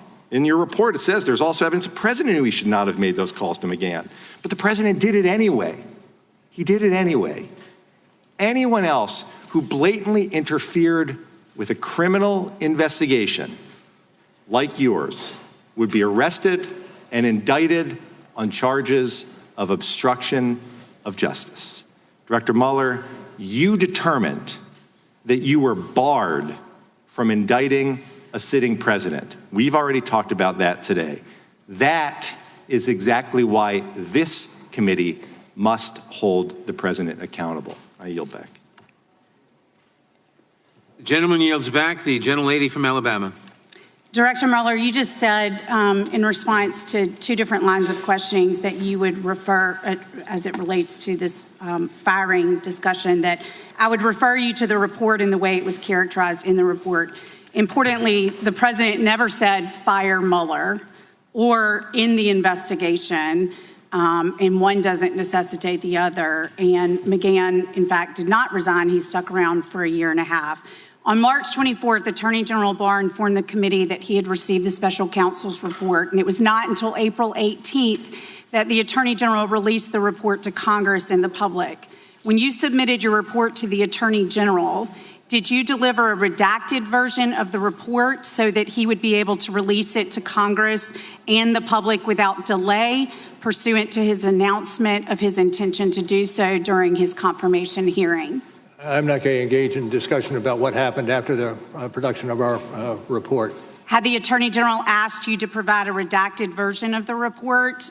We worked on the redacted versions together. Did he ask you for a version where the grand jury material was separated? Not going to get into details.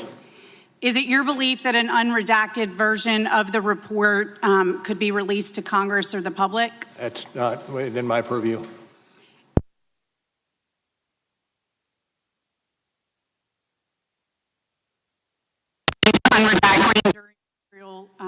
Rule 6E material. Why did you not take a similar action so Congress could view this material? We had a process that we were operating on with the Attorney General's office. Are you aware of any Attorney General going to court to receive similar permission to unredact 6E material? I'm not aware of that being done.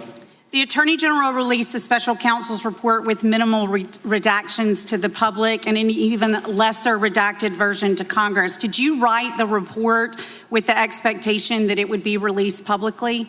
No, we did not have an expectation. We wrote the report understanding that it was demanded by the statute and would go to the Attorney General for further review. And pursuant to the special counsel regulations, who is the only party that must receive the charging decision resulting from the special counsel's investigation?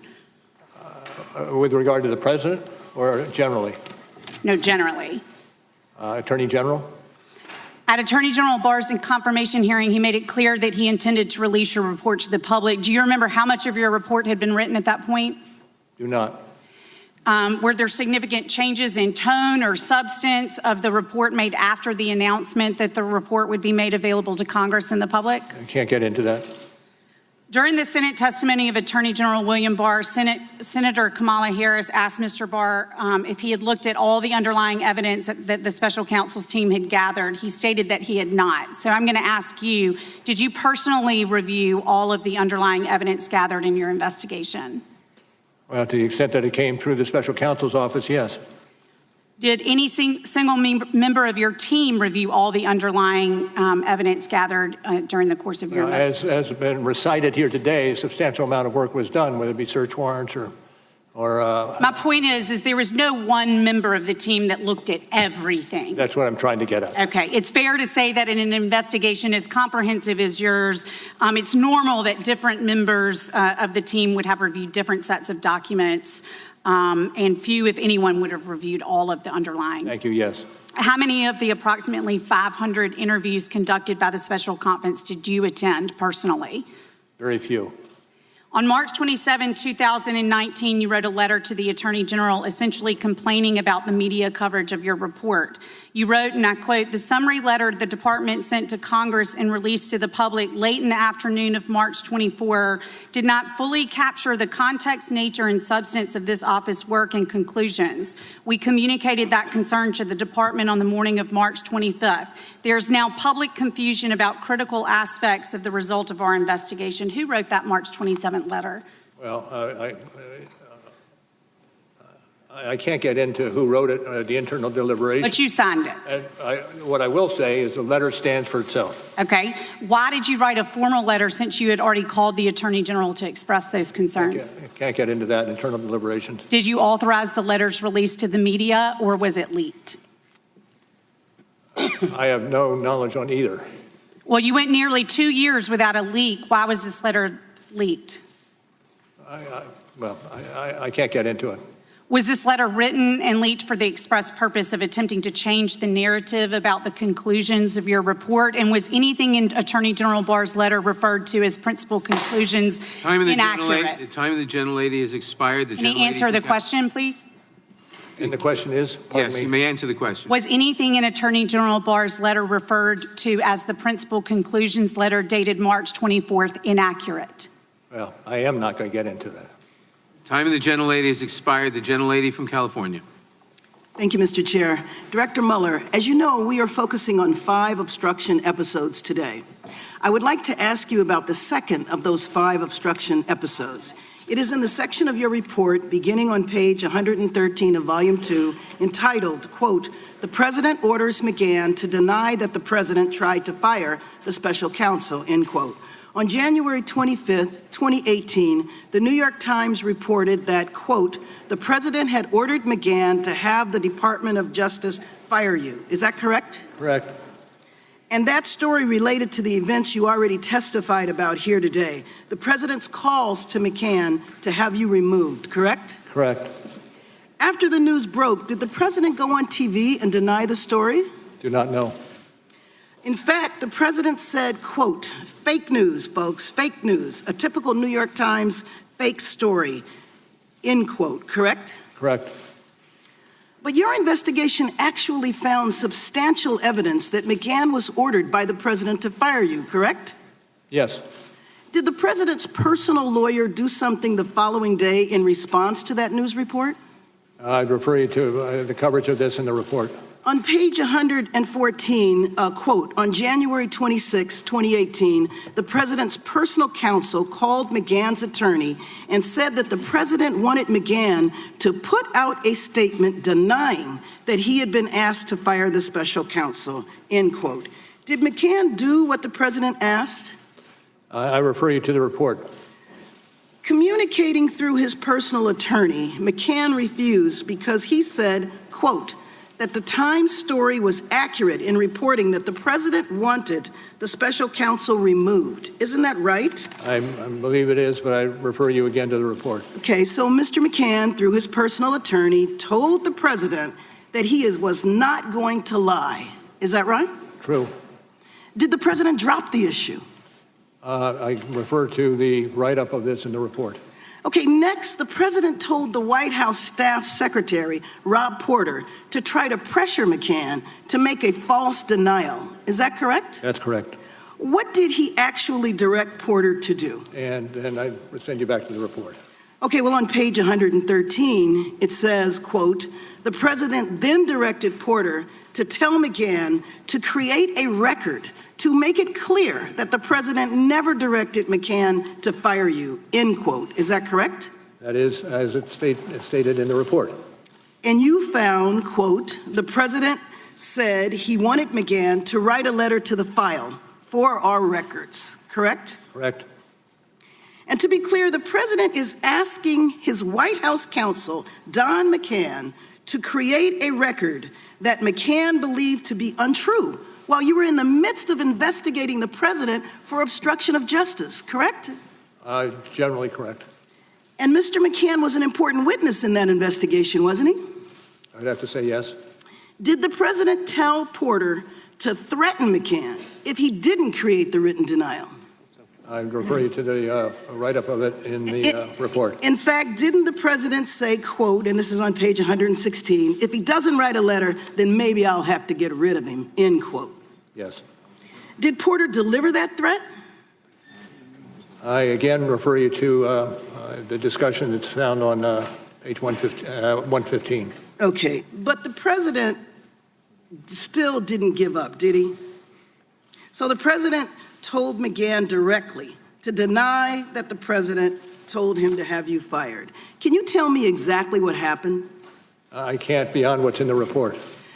Well, on page 116, it says the President met him in the Oval Office. Quote, "The President began the Oval Office meeting by telling McGahn that the New York Times story didn't look good and McGahn needed to correct it." Is that correct? Correct. So, as it's written in the report, yes. The President asked McGahn whether he would do a correction, and McGahn said no. Correct? That's accurate. Well, Mr. Mueller, thank you for your investigation uncovering this very disturbing evidence. My friend, Mr. Richmond, will have additional questions on the subject. However, it is clear to me, if anyone else had ordered a witness to create a false record and cover up acts that are subject of a law enforcement investigation, that person would be facing criminal charges. I yield back my time. The gentlelady yields back. The gentleman from Ohio. Director, the FBI interviewed Joseph Mifsud on February 10th, 2017. In that interview, Mr. Mifsud lied. You point this out on page 193, volume 1. Mifsud denied. Mifsud also falsely stated. In addition, Mifsud omitted. 3 times he lied to the FBI, yet you didn't charge him with the crime. Excuse me, did you say one? I'm sorry, did you say 193? Volume 1, 193. He lied 3 times. You pointed out in the report. Why didn't you charge him with the crime? I can't get into internal deliberations with regard who would or would not be charge a lot of other people for making false statements. Let's remember this. Let's remember this. In 2016, the FBI did something they probably haven't done before. They spied on 2 American citizens associated with a presidential campaign, George Papadopoulos and Carter Page. With Carter Page, they went to the FISA court. They used the now famous dossier as part of the reason they were able to get the warrant and spy on Carter Page for a better part of a year. With Mr. Papadopoulos, they didn't go to the court. They used human sources. All kinds of, from about the moment Papadopoulos joins the Trump campaign, you got all these people all around the world starting to swirl around him. Names like Halper, Downer, Mifsud, Thompson, meeting in Rome, London, all kinds of places. The FBI even sent a lady posing as somebody else, went by the name Azra Turk, even dispatched her to London to spy on Mr. Papadopoulos. In one of these meetings, Mr. Papadopoulos is talking to a foreign diplomat, and he tells the diplomat, Russians have dirt on Clinton. That diplomat then contacts the FBI, and the FBI opens an investigation based on that fact. You point this out on page 1 of the report. July 31st, 2016, they open the investigation based on that piece of information. Diplomat tells Papadopoulos, Russians have dirt, Papadopoulos tells the diplomat, Russians have dirt on Clinton. Diplomat tells the FBI. What I'm wondering is, who told Papadopoulos? How'd he find out? I can't get into the evidentiary filing. Yes, you can, because you wrote about it. You gave us the answer. Page 192 of the report, you tell us who told him. Joseph Mifsud. Joseph Mifsud's a guy who told Papadopoulos, the mysterious professor who lives in Rome and London, teaches in 2 different universities. This is the guy who told Papadopoulos. He's the guy who starts it all. And when the FBI interviews him, he lies 3 times, and yet you don't charge him with a crime. You charge Rick Gates for false statements. You charge Paul Manafort for false statements. You charge Michael Cohen with false statements. You charge Michael Flynn, a 3-star general, with false statements. But the guy who puts the country through this whole saga, starts it all for 3 years we've lived this now, he lies, and you guys don't charge him. And I'm curious as to why. Well, I can't get into it, and it's obvious, I think, that we can't get into charging decisions. When the FBI interviewed him in February, FBI interviews him in February, when the special counsel's office interviewed Mifsud, did he lie to you guys too? Can't get into that. Did you interview Mifsud? Can't get into that. Is Mifsud Western intelligence or Russian intelligence? Can't get into that. A lot of things you can't get into. What's interesting, you can charge 13 Russians no one's ever heard of, no one's ever seen, no one's ever going to hear of them, no one's ever going to see them. You can charge them. You can charge all kinds of people who are around the president with false statements. But the guy who launches the guy who puts this whole story in motion, you can't charge him. I think that's amazing. I'm not certain I agree with your characterizations. Well, I'm reading from your report. Mifsud told Papadopoulos. Papadopoulos tells the diplomat tells the FBI opens the investigation July 31st, 2016, and here we are 3 years later, July of 2019, the country's been put through this, and the central figure who launches it all lies to us, and you guys don't hunt him down and interview him again, and you don't charge him with a crime. Now, here's the good news. Here's the good news. The president was falsely accused of conspiracy. The FBI does a 10-month investigation, and James Comey, when we deposed him a year ago, told us at that point they had nothing. You do a 22-month investigation. At the end of that 22 months, you find no conspiracy. And what's the Democrats want to do? They want to keep investigating. They want to keep going. Maybe a better course of action is to figure out how the false accusation started. Maybe it's to go back and actually figure out why Joseph Nipsey was lying to the FBI. And here's the good news. Here's the good news. That's exactly what Bill Barr is doing. And thank goodness for that. That's exactly what the Attorney General and John Durham are doing. They're going to find out why we went through this three-year saga and get to the bottom of it. The time of the gentleman has expired. In a moment, we will take a very brief 5-minute break. First, I ask everyone in the room to please remain seated and quiet while the witness exits the room. I also want to announce to those in the audience that you may not be guaranteed your seat if you leave the hearing room at this time.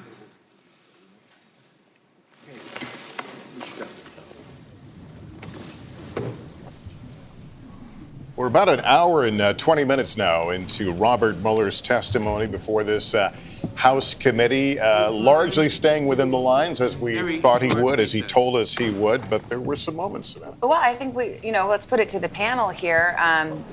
The Democrats were hoping this would be a compelling recitation, the movie version of this 446-page report that Mueller and his team put together. Have we seen that so far, Chuck? We haven't, because in no movie would the best actor, the lead person here, have the fewest words spoken.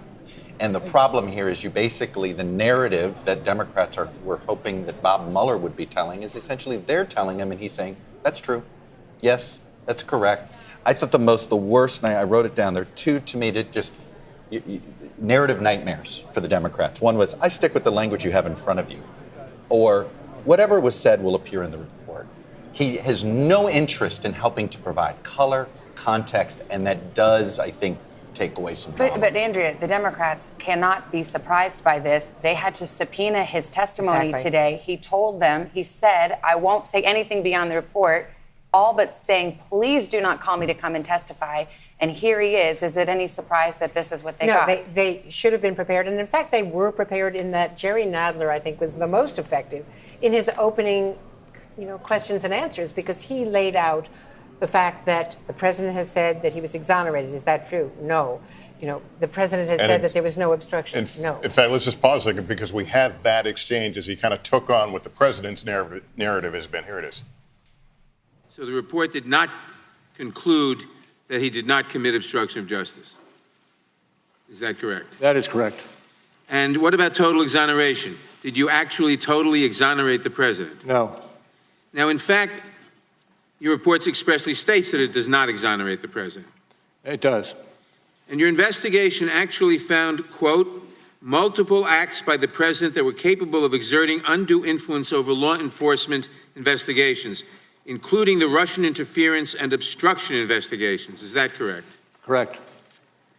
Now, Director Mueller, can you explain in plain terms what that finding means so the American people can understand it? Well, the finding indicates that the president was not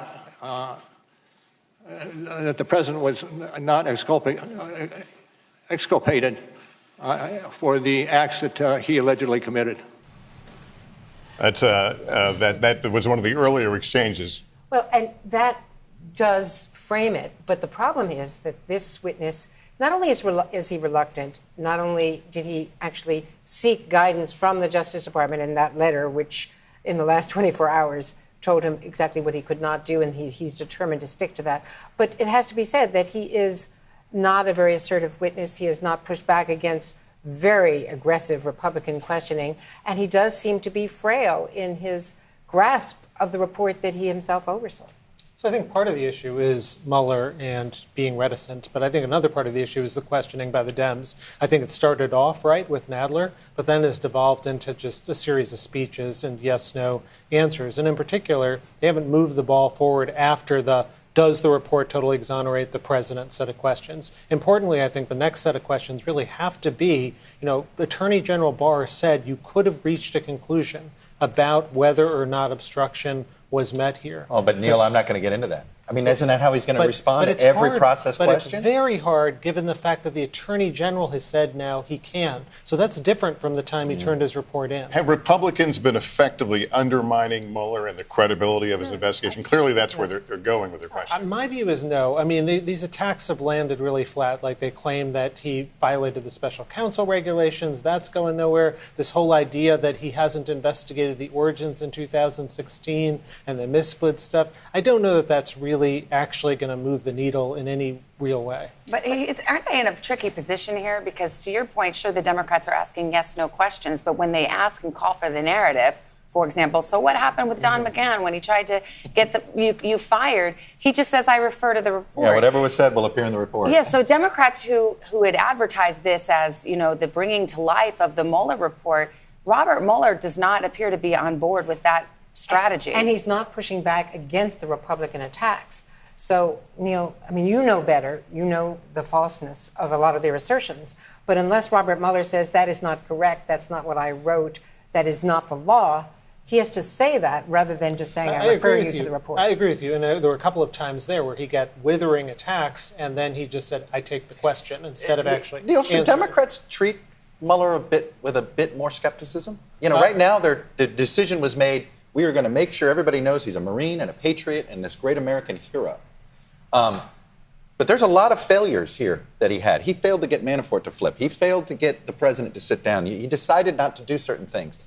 Why didn't you subpoena the president? Why didn't you do these things? They haven't gotten into that. They don't want to treat him with, I guess, hostility. Yeah, no, I think that part of it is that there's a view among the Democrats that the report itself is so damning, you don't need to go and attack the author of the report. But I think when you see this kind of reticence and, taciturn Mueller time and time again, I think it's going to become important to at least have him answer the Barr question, which Barr said he could. I mean, that's his job, to answer that question. We paid 22 months, taxpayers paid 22 months for this thing. Yeah. Let's get an answer. But remember, Mueller made it very clear from the outset in his opening statement that he didn't want this to go a day longer. So he was clearly feeling some time pressure. But to your point, he hasn't really answered the question. And did you get everything you needed? And I have to say this to Mr. Mueller. If you believe that the single most important aspect of this report is the sweeping aspect of the Russian interference, you're doing yourself a disservice by not expounding on the importance and urgency of this report. There is no urgency coming from Mr. Mueller. So therefore, Savannah, I don't see how this ever leads to Democrats, by the way, going to step two, which is impeachment. Let's go to our Justice correspondent, Pete Williams, and let him weigh in on this. I know you've covered Director Mueller for many, many years. Pete, what's your take on how he's testifying this morning, his command of the material, how he's coming across, and how you think this is going to go for the next 4 hours? Well, I think despite Robert Mueller being strictly the prosecutor, he knows full well what role the Democrats want him to play here, and he's clearly reluctant to do it. I think that's the first point. The second point is, this is not the same Robert Mueller that we saw in his 88 appearances before Congress in the past. He last testified before Congress 6 years ago when, just as he was concluding his time as the FBI director, he turned 75 in 2 weeks. And I think it's fair to say that, the years have clearly taken a toll on the Bob Mueller we used to see. And I think that's affected his ability to perhaps be as facile with answering the questions as perhaps both sides wanted him to be. I will say one thing. It's interesting the Republicans just asked once and didn't pursue this whole idea of what has been one of the most controversial parts of this report, where it said that we're not saying that Donald Trump obstructed justice because we decided we would never even make the calculation about whether any of his actions constituted a crime. But on the other hand, the report says we're not exonerated him either. And he was asked about that today. Since when is that the job of a prosecutor to say that somebody isn't exonerated? He was asked about that once, and his only answer, he was asked about that repeatedly by one of the members today, and his only answer was, this is a unique situation. That remains a controversial part of this report. Yeah, he didn't really give a stirring defense of his decision to make a statement like that the president was not exonerated, which is more than just a simple declination. We're not going to prosecute. Pete, that's right. Yeah, I want to go to Casey Hunt right now on Capitol. Casey, clearly all of Congress listened to this testimony with the thought of where does impeachment go or where does it halt? What's the buzz that you're hearing already about this hearing? Well, I think you've captured it well in your conversation about it. I was just sitting in the room, and if anything, the fact that Robert Mueller, the person, seems like a smaller figure than perhaps we anticipated that he would be after so much buildup, so much drama over the last 2 years. It's even more evident in the room. I mean, his answers sound very quiet. The emotion and the forcefulness is coming from the dais, from members of Congress, many of whom have been, in some ways, it feels like they're yelling at him in some ways. So from that perspective, I think the initial sense is that it's harder to make a case when you don't have such compelling, forceful testimony from Mueller. Now, Nadler's initial question and answer was and you've played that already, very important because it yields a very straightforward headline. When the president talks about, as he does repeatedly, claims no collusion, no obstruction, total exoneration, here you have a very straightforward refutation of that. It's very clear in the sound. It's very clear when it's written down on the page.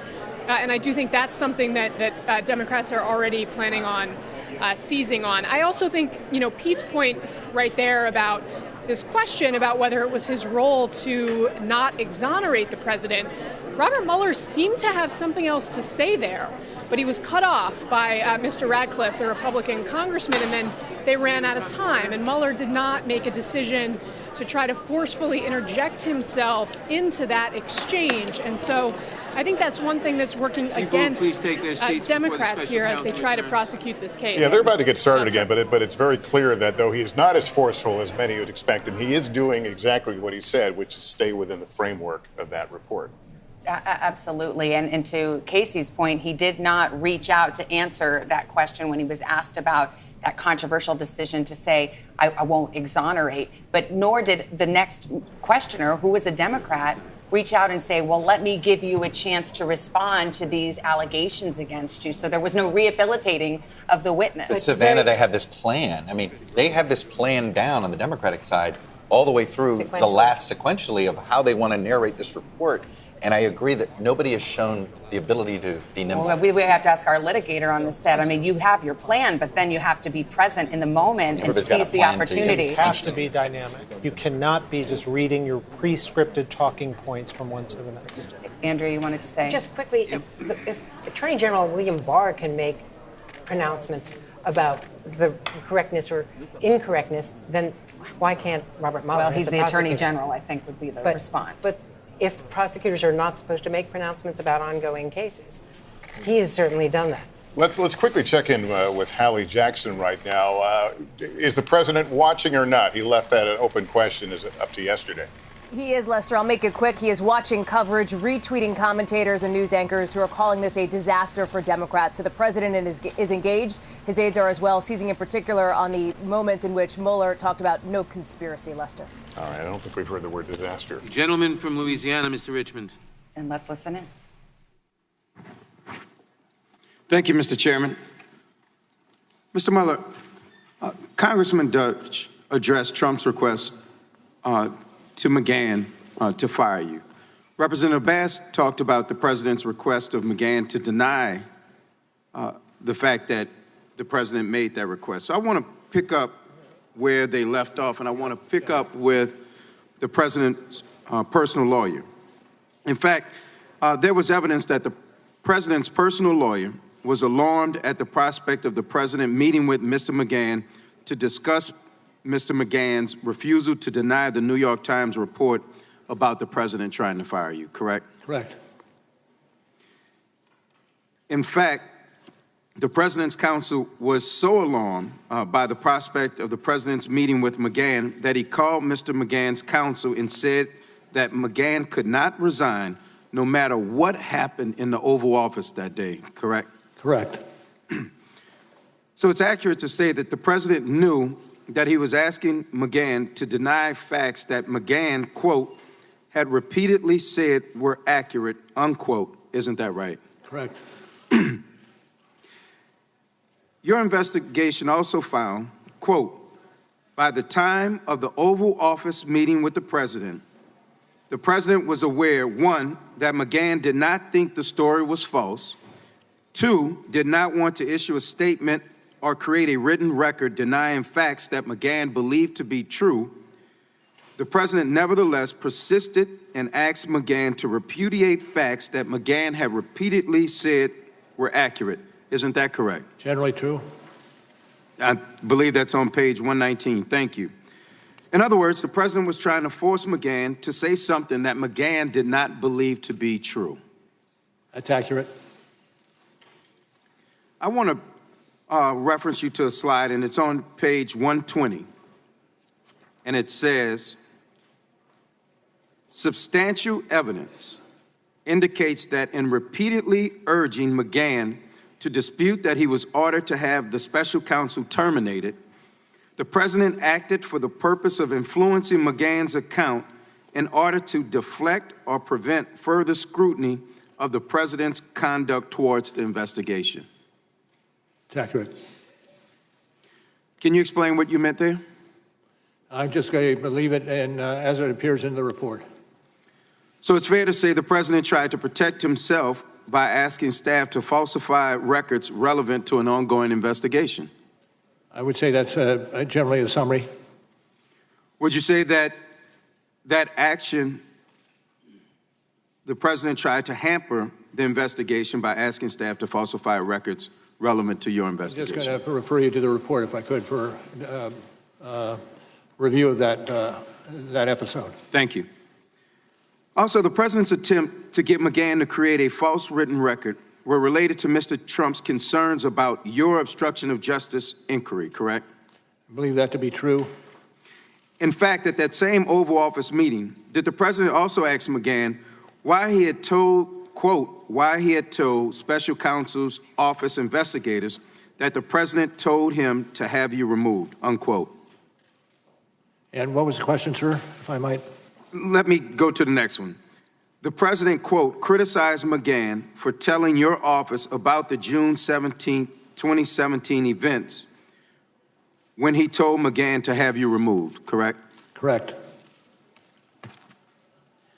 In other words, the president was criticizing his White House counsel for telling law enforcement officials what he believed to be the truth. I again go back to the text of the report. Well, let me go a little bit further. Would it have been a crime if Mr. McGahn had lied to you about the president ordering him to fire you? I don't want to speculate. Okay. Is it true that you charged multiple people associated with the president for lying to you during your investigation? That is accurate. The president also complained that his staff were taking notes during the meeting about firing McGahn. Is that correct? That's what the report says. Yeah, the report. But in fact, it's completely appropriate for the president's staff, especially his counsels, to take notes during a meeting, correct? Well, I rely on the wording of the report. Well, thank you, Director Mueller, for your investigation into whether the president attempted to obstruct justice by ordering his White House counsel, Don McGahn, to lie to protect the president and then to create a false record about it. It is clear that any other person who engaged in such conduct would be charged with a crime. We will continue our investigation and we will hold the president accountable because no one is above the law. Thank The you. gentleman from Florida. Director Mueller, can you state with confidence that the Steele dossier was not part of Russia's disinformation campaign? No, as I said in my opening statement, that part of the building of the case predated me, and by at least 10 months. Yeah, I mean, Paul Manafort's alleged crimes regarding tax evasion predated you. You had no problem charging them. And matter of fact, this Steele dossier predated the Attorney General, and he didn't have any problem answering the question. When Senator Cornyn asked the Attorney General the exact question I asked you, Director, the Attorney General said, and I'm quoting, "No, I can't state that with confidence." And that's one of the areas I'm reviewing. I'm concerned about it, and I don't think it's entirely speculative. Now, if something is not entirely speculative, then it must have some factual basis, but you identify no factual basis regarding the dossier or the possibility that it was part of the Russia disinformation campaign. Now, Christopher Steele's reporting is referenced in your report.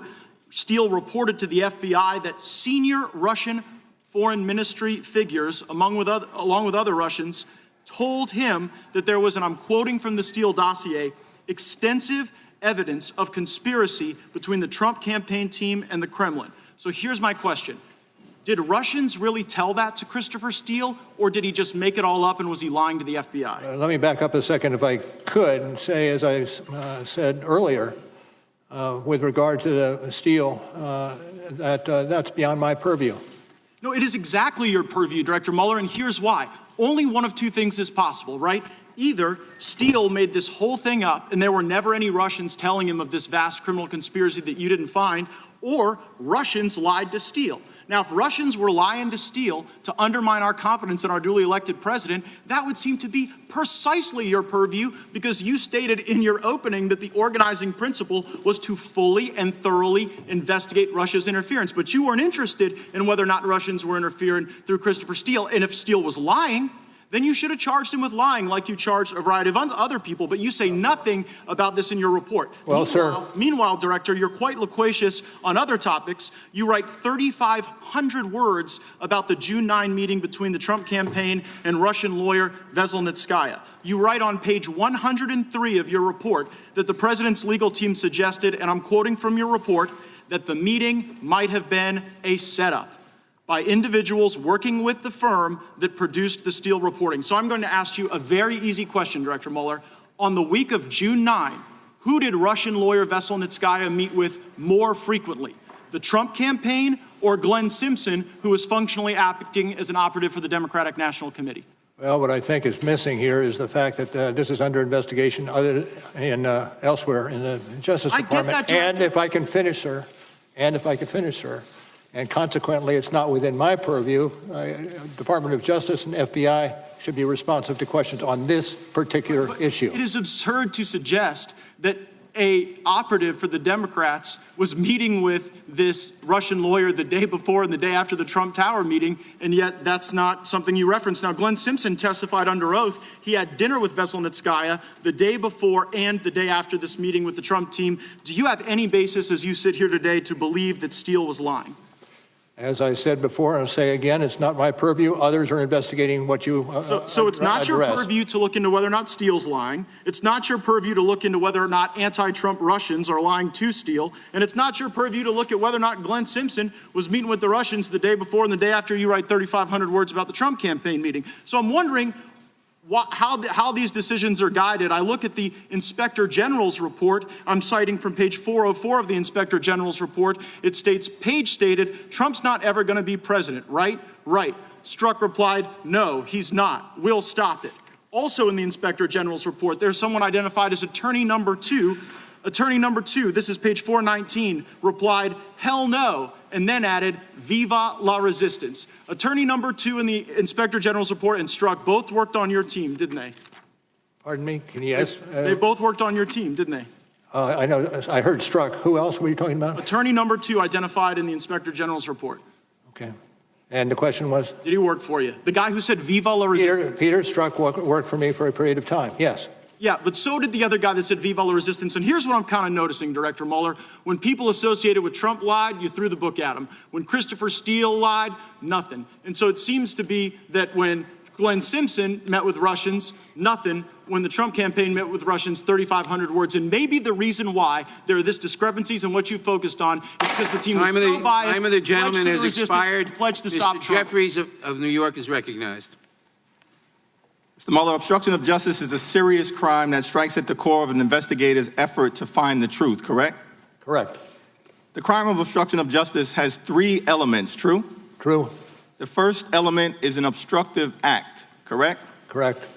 An obstructive act could include taking an action that would delay or interfere with an ongoing investigation as set forth in Volume 2, page 87 and 88 of your report, true? I'm sorry, could you again repeat the question? An obstructive act could include taking an action that would delay or interfere with an ongoing investigation. That's true. Your investigation found evidence that President Trump took steps to terminate the special counsel, correct? Correct. Mr. Mueller, does ordering the termination of the head of a criminal investigation constitute an obstructive act? That would be, Let me refer you to the report. Let me refer you to page 87 and 88 of volume 2, where you conclude the attempt to remove the special counsel would qualify as an obstructive act if it would naturally obstruct the investigation and any grand jury proceedings that might flow from the inquiry, correct? Yes, I've got that now. Thank you. Thank you. The second element of obstruction of justice is the presence of an obstructive act in connection with an official proceeding. True? True. Does the special counsel's criminal investigation into the potential wrongdoing of Donald Trump constitute an official proceeding? And that's an area which I cannot get into. Okay. President Trump tweeted on June 16th, 2017, quote, "I am being investigated for firing the FBI director by the man who told me to fire the FBI director. Witch hunt." The June 16th tweet just read was cited on page 89 in volume 2, constitutes a public acknowledgement by President Trump that he was under criminal investigation, correct? I think generally correct. One day later, on Saturday, June 17th, President Trump called White House counsel Don McGahn at home and directed him to fire the special counsel. True? I believe it to be true. I think I may have stated in response to questions some. That is correct. President Trump told Don McGahn, quote, "Mueller has to go," close quote. Correct? Correct. Your report found on page 89, volume 2, that substantial evidence indicates that by June 17th, the president knew his conduct was under investigation by a federal prosecutor who could present any evidence of federal crimes to a grand jury. True? True. The third element, second element having just been satisfied, the third element of the crime of obstruction of justice is corrupt intent. True? True. Corrupt intent exists if the president acted to obstruct an official proceeding for the improper purpose of protecting his own interests, correct? That's generally correct. Thank you. The only thing I would say is we are going through the three elements of the proof of the obstruction of justice charges. When the fact of the matter is, we got. Excuse me, just one second. Well, thank you. Mr. Mueller, let me move on in the interest of time. Upon learning about the appointment of the special counsel, your investigation found that Donald Trump stated to the then Attorney General, quote, "Oh my God, this is terrible. This is the end of my presidency. I'm effed." Is that correct? Correct. Is it fair to say that Donald Trump viewed the special counsel's investigation into his conduct as adverse to his own interests? I think that generally is true. The investigation found evidence, quote, that the president knew that he should not have directed Don McGahn to fire the special counsel, correct? And where do you have that quote? Page 90, volume 2. There's evidence that the president knew he should not have made those calls to McGahn, close quote. I see that, yes, that's accurate. The investigation also found substantial evidence that President Trump repeatedly urged McGahn to dispute that he was ordered to have the special counsel terminated, correct? Correct. The investigation found substantial evidence that when the president ordered Don McGahn to fire the special counsel and then lie about it, Donald Trump, 1, committed an obstructive act, 2, connected to an official proceeding, 3, did so with corrupt intent. Those are the elements of obstruction of justice. This is the United States of America. No one is above the law. No one. The president must be held accountable one way or the other. Well, let me just say, if I might, I don't subscribe necessarily to your the way you analyze that. I'm not saying it's out of the ballpark, but I'm not supportive of that analytical charge. Thank you. Thank you, Mr. Chairman. Mr. Mueller over here. Hi. Hi. I want to start by thanking you for your service. You joined the Marines and led a rifle platoon in Vietnam, where you earned a Bronze Star, Purple Heart, and other commendations. You served as an assistant United States attorney leading the homicide unit here in D.C., U.S. attorney for the District of Massachusetts and later Northern District of California, assistant attorney general for DOJ's criminal division, and the FBI director. So thank you. I appreciate that. But having reviewed your biography, it puzzles me why you handled your duties in this case the way you did. The report contradicts what you taught young attorneys at the Department of Justice, including to ensure that every defendant is treated fairly. Or as Justice Sutherland said in the Berger case, a prosecutor is not the representative of an ordinary party to a controversy, but of a sovereignty, whose interest in a criminal prosecution is not that it shall win a case, but that justice shall be done, and that the prosecutor may strike hard blows, but he is not at liberty to strike foul ones.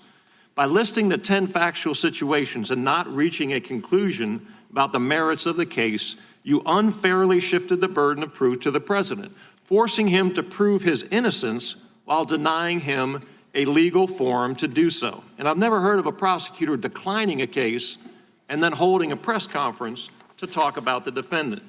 You noted 8 times in your report that you had a legal duty under the regulations to either prosecute or decline charges. Despite this, you disregarded that duty. As a former prosecutor, I'm also troubled with your legal analysis. You discussed 10 separate factual patterns involving alleged obstruction, and then you failed to separately apply the elements of the applicable statutes. I looked at the 10 factual situations, and I read the case law. And I have to tell you, just looking at the Flynn matter, for example, the 4 statutes that you cited for possible obstruction, 1503, 1505, 1512b3 and 1512c2. When I look at those concerning the Flynn matter, 1503 is inapplicable because there wasn't a grand jury or trial jury impaneled, and Director Comey was not an officer of the court as defined by the statute. Section 1505 criminalizes acts that would obstruct or impede administrative proceedings as those before Congress or an administrative agency. The Department of Justice Criminal Resource Manual states that the FBI investigation is not a pending proceeding. 1512b3 talks about intimidation, threats of force to tamper with a witness. General Flynn at the time was not a witness, and certainly Director Comey was not a witness. And 1512c2 talks about tampering with a record. And as Joe Biden described the statute as being debated on the Senate floor, he called this a statute criminalizing document shredding, and there's nothing in your report that alleges that the president destroyed any evidence. So what I have to ask you, and what I think people are working around in this hearing is, let me lay a little foundation for it. The ethical rules require that a prosecutor have a reasonable probability of conviction to bring a charge. Is that correct? Sounds generally accurate. Okay. And the regulations concerning your job as special counsel state that your job is to provide the Attorney General with a confidential report explaining the prosecution or declination decisions reached by your office. You recommended declining prosecution of President Trump and anyone associated with his campaign because there was insufficient evidence to convict for a charge of conspiracy with Russian interference in the 2016 election. Is that fair? That's fair. Was there sufficient evidence to convict President Trump or anyone else with obstruction of justice? We did not make that calculation.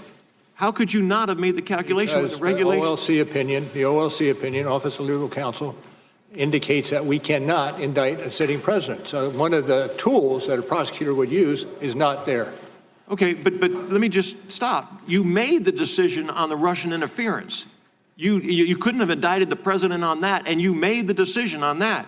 But when it came to obstruction, you threw a bunch of stuff up against the wall to see what would stick. Well, and that is fundamentally unfair. I would not agree to that characterization at all. What we did is provide to the Attorney General in the form of a confidential memorandum our understanding of the case, those cases that were brought, those cases that were declined, and that one case where the president cannot be charged with a crime. Okay, but could you charge the president with a crime after he left office? Yes. You believe that you could charge the president of the United States with obstruction of justice after he left office? Yes. Ethically, under the ethical standards? Well, I'm not certain because I haven't looked at the ethical standards, but the OLC opinion says that the prosecutor, while he cannot bring a charge against the sitting president, nonetheless he can continue the investigation to see if there are any other persons who might be drawn into the conspiracy. Time of the gentleman has expired. The gentleman from Rhode Island. Director, Director, as you know, we are specifically focusing on 5 separate obstruction episodes here today. I'd like to ask you about the third episode. It's the section of your report entitled "The President's Efforts to Curtail the Special Counsel Investigation," beginning at page 90. And by curtail, you mean limit, correct? Correct. My colleagues have walked through how the President tried to have you fired through the White House counsel, and because Mr. McGahn refused the order, the President asked others to help limit your investigation. Is that correct? Correct. And was Corey Lewandowski one such individual? And again, can you remind me what character? Well, Corey Lewandowski is the President's former campaign manager, correct? Correct. Did he have any official position in the Trump administration? I don't believe so. Your report describes an incident in the Oval Office involving Mr. Lewandowski on June 19, 2017, at volume 2, page 91. Is that correct? I'm sorry, what's the citation, sir? Page 91. Of the second volume? Yes. And a meeting in the Oval Office between Mr. Lewandowski and the President. Okay. And that was just 2 days after the President called Don McGahn at home and ordered him to fire you. Is that correct? Apparently so. So right after his White House counsel, Mr. McGahn, refused to follow the President's order to fire you, the President came up with a new plan.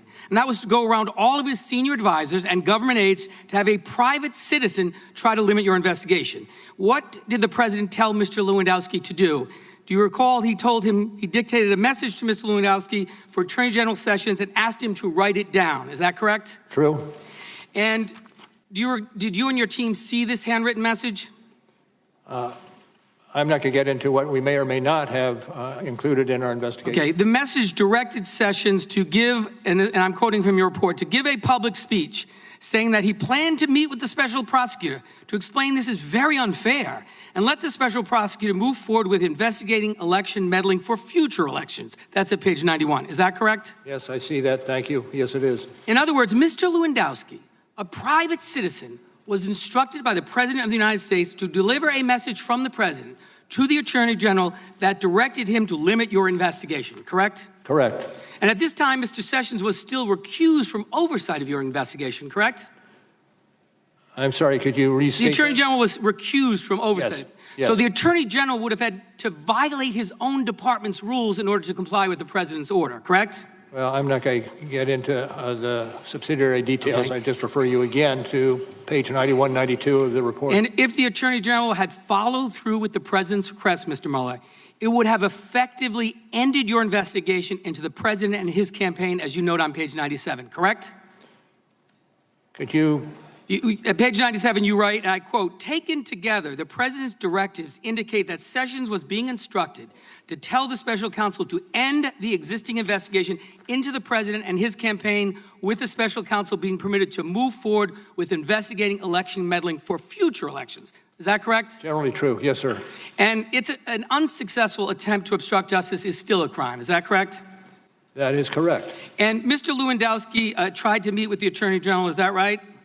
True. And he meet with them in his office so he would be certain there wasn't a public log of the visit. According to what we gathered for the report. And the meeting never happened, and the President raised the issue again with Mr. Lewandowski, and this time he said, and I quote, "If Sessions does not meet with you, Lewandowski should tell Sessions he was fired." Correct? Correct.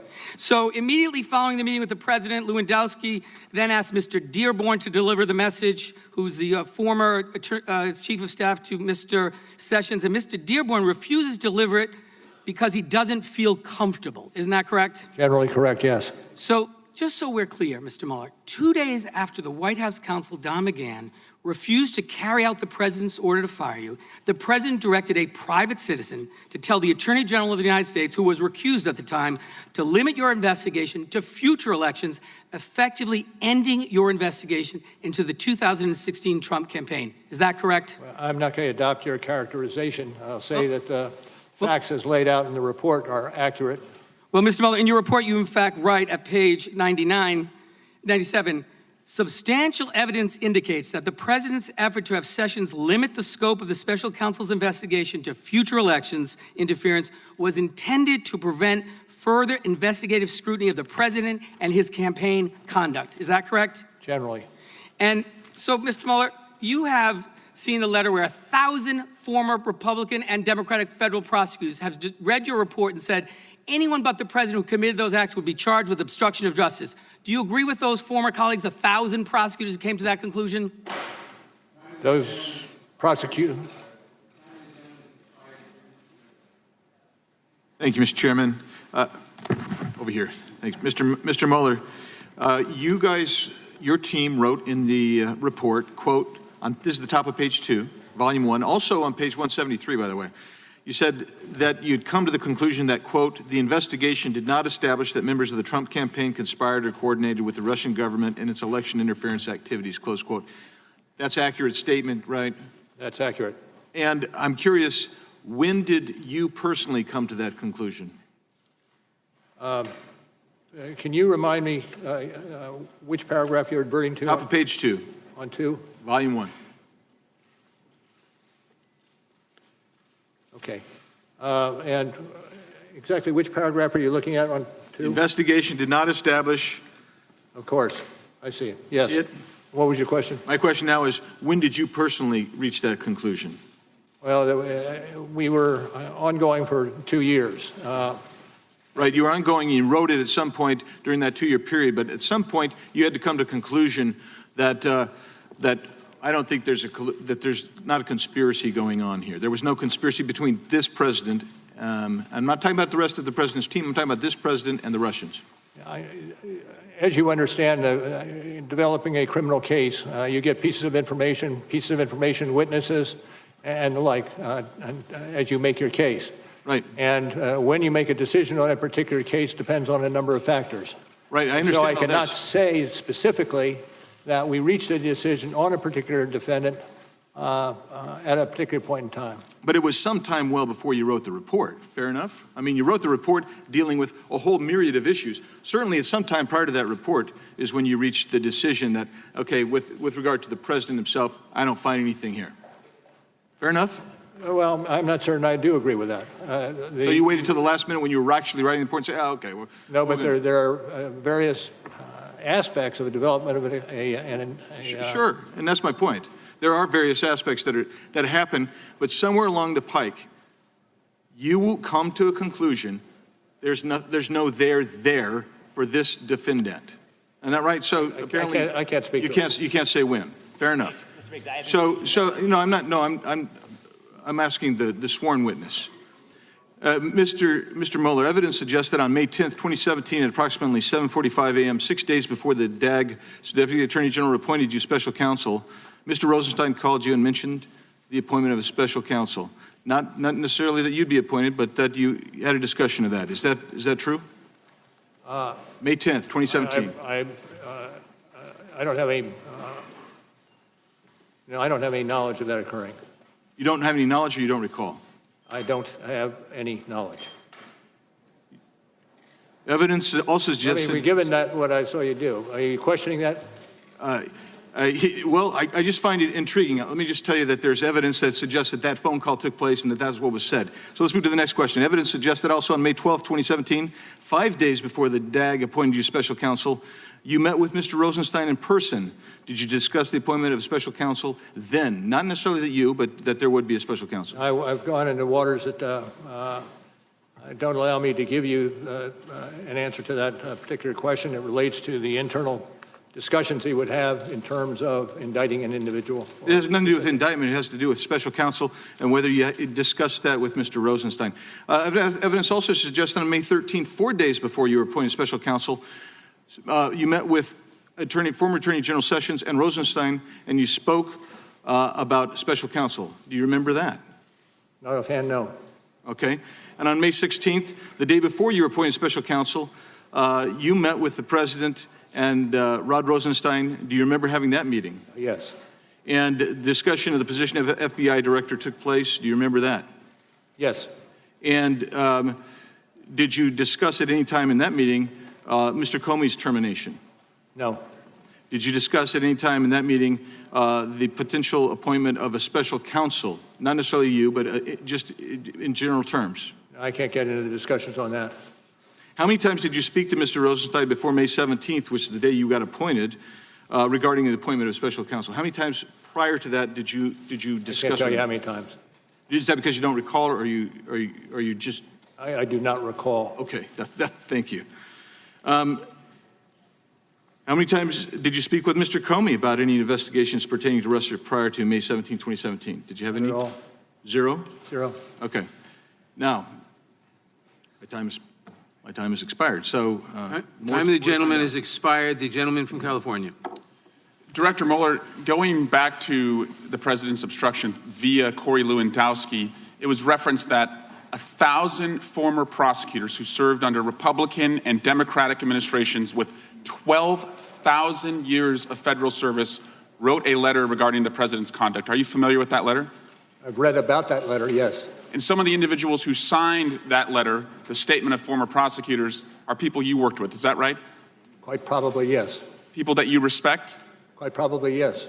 And in that letter, they said all of this conduct, trying to control and impede the investigation against the president by leveraging his authority over others, is similar to conduct we have seen charged against other public officials and people in powerful positions. Are they wrong? They have a different case. Do you want to sign that letter, Director Mueller? They have a different case. Director Mueller, thank you for your service, going all the way back to the 60s when you courageously served in Vietnam. Because I have a seat on the Intelligence Committee, I'll have questions later. And because of our limited time, I will ask to enter this letter into the record under unanimous consent and yield to my colleague from California, Mr. Liu.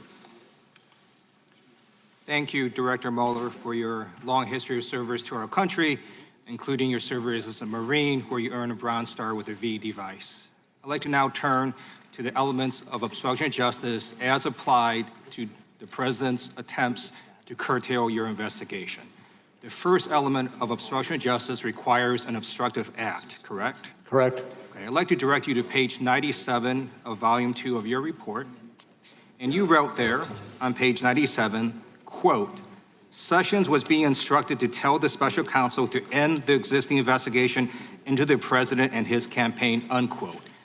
That's in the report, correct? Correct. Okay. That would be evidence of an obstructive act because it would naturally obstruct their investigation, correct? Correct. Okay.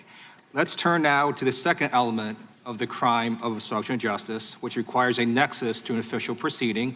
Again, I'm going to direct you to page 97, the same page of Volume 2, and you wrote, quote, by the time of the President's initial one-on-one meeting with Lewandowski on June 19, 2017, the existence of a grand jury investigation supervised by the special counsel was public knowledge.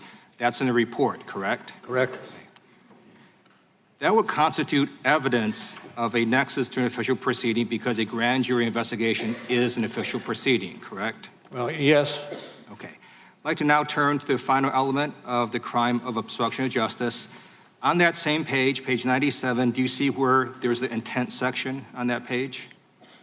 I do see Subpart that. C. All right. Would you be willing to read the first sentence? And that was starting with? Substantial evidence. Indicates that the president's? Yeah, if you could read that first sentence, would you be willing to do that? I'm happy to have you read it. Okay, I will read it then. You wrote, quote, substantial evidence indicates that the president's effort to have Sessions limit the scope of the special counsel's investigation to future election interference was intended to prevent further investigative scrutiny of the president's and his campaign's conduct, unquote. That's in the report, correct? That is in the report, and I rely what's in the report to indicate what's happened in the paragraphs that we've been discussing. Thank you. So to recap what we've heard, we have heard today that the president ordered former White House counsel Don McGahn to fire you. The president ordered Don McGahn to then cover that up and create a false paper trail. And now we've heard the president ordered Corey Lewandowski to tell Jeff Sessions to limit your investigation so that you stop investigating the president. I believe a reasonable person looking at these facts could conclude that all three elements of the crime of obstruction of justice have been met. And I'd like to ask you, the reason, again, that you did not indict Donald Trump is because of OLC opinion stating that you cannot indict a sitting president, correct? That is correct. The fact that their orders by the president were not carried out. That is not a defense to obstruction of justice because the statute itself is quite broad. It says that as long as you endeavor or attempt to obstruct justice, that would also constitute a crime. I'm not going to get into that at this juncture. Okay, thank you. And based on the evidence that we have heard today, I believe a reasonable person could conclude that at least 3 crimes of obstruction of justice by the president occurred. We're going to hear about 2 additional crimes. That would be the witness tamperings of Michael Cohen and Paul Manafort. All that, the only thing I want to add is that I'm going through the elements with you does not mean that I subscribe to what you're trying to prove through those elements. The time of the gentleman has expired. The gentlelady from Arizona. I'm sorry, gentleman from California. Thank you, Mr. Chairman. Mueller, over here. Thanks for joining us today. You had 3 discussions with Rod Rosenstein about your appointment as special counsel, May 10th, May 12th, and May 13th, correct? If you say so, I have no reason to dispute that. Then you met with the president on the 16th with Rod Rosenstein present, and then on the 17th you were formally appointed as special counsel. Were you meeting with the president on the 16th with knowledge that you were under consideration for appointment to special counsel? I did not believe I was under consideration for counsel. I had served 2 terms as FBI director. So the answer is no. And the answer is no. Greg Jarrett describes your office as the team of partisans.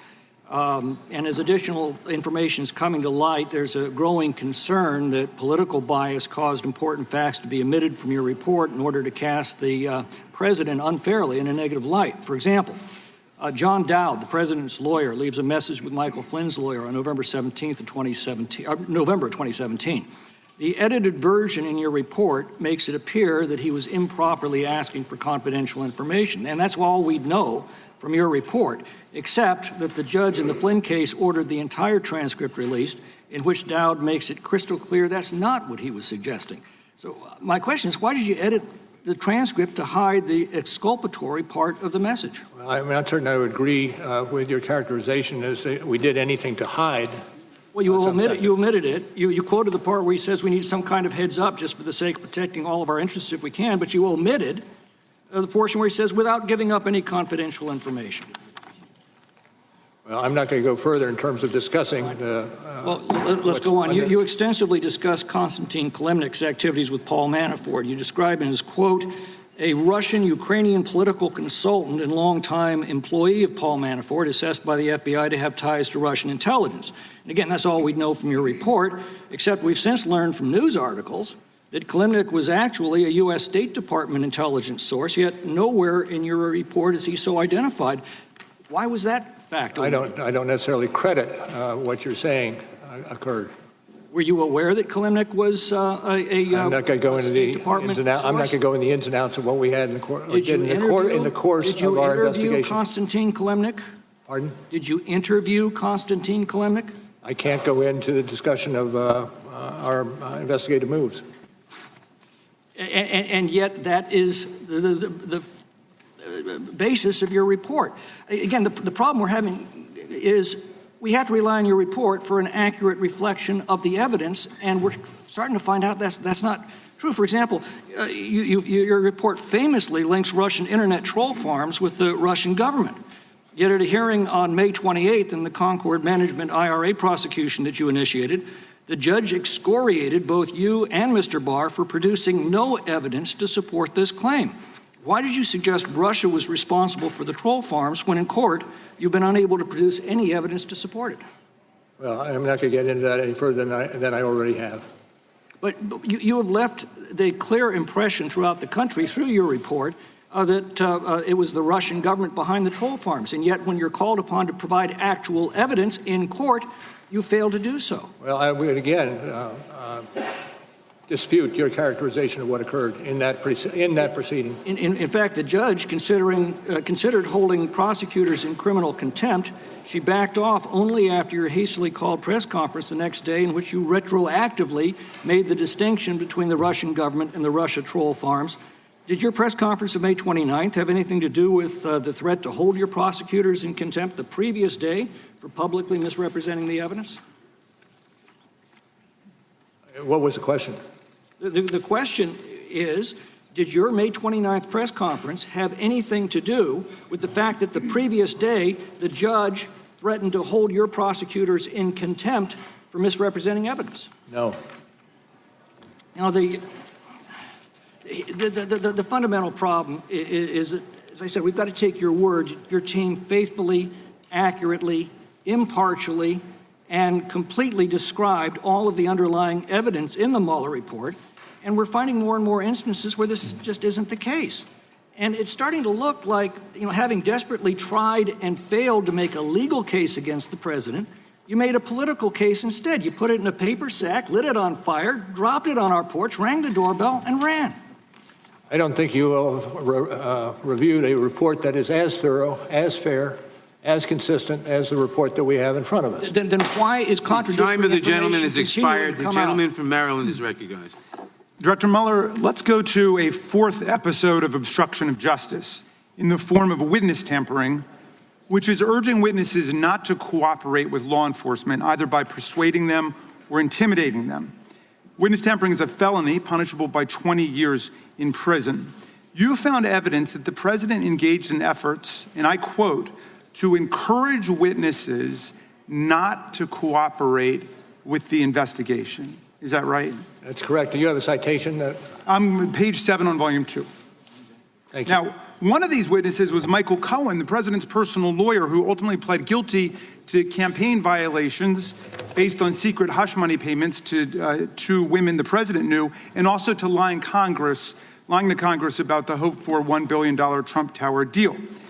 After the FBI searched Cohen's home, the president called him up personally, he said, to check in and told him to, quote, hang in there and stay strong. Is that right? Do you remember finding that? If it's in the report as stated, yes, it is right. Yes, also in the report, actually, are a series of calls made by other friends of the president.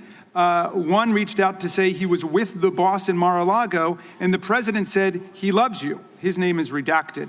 Another redacted friend called to say, the boss loves you, and a third redacted friend called to say, everyone knows the boss has your back. Do you remember finding that sequence of calls? Generally, yes.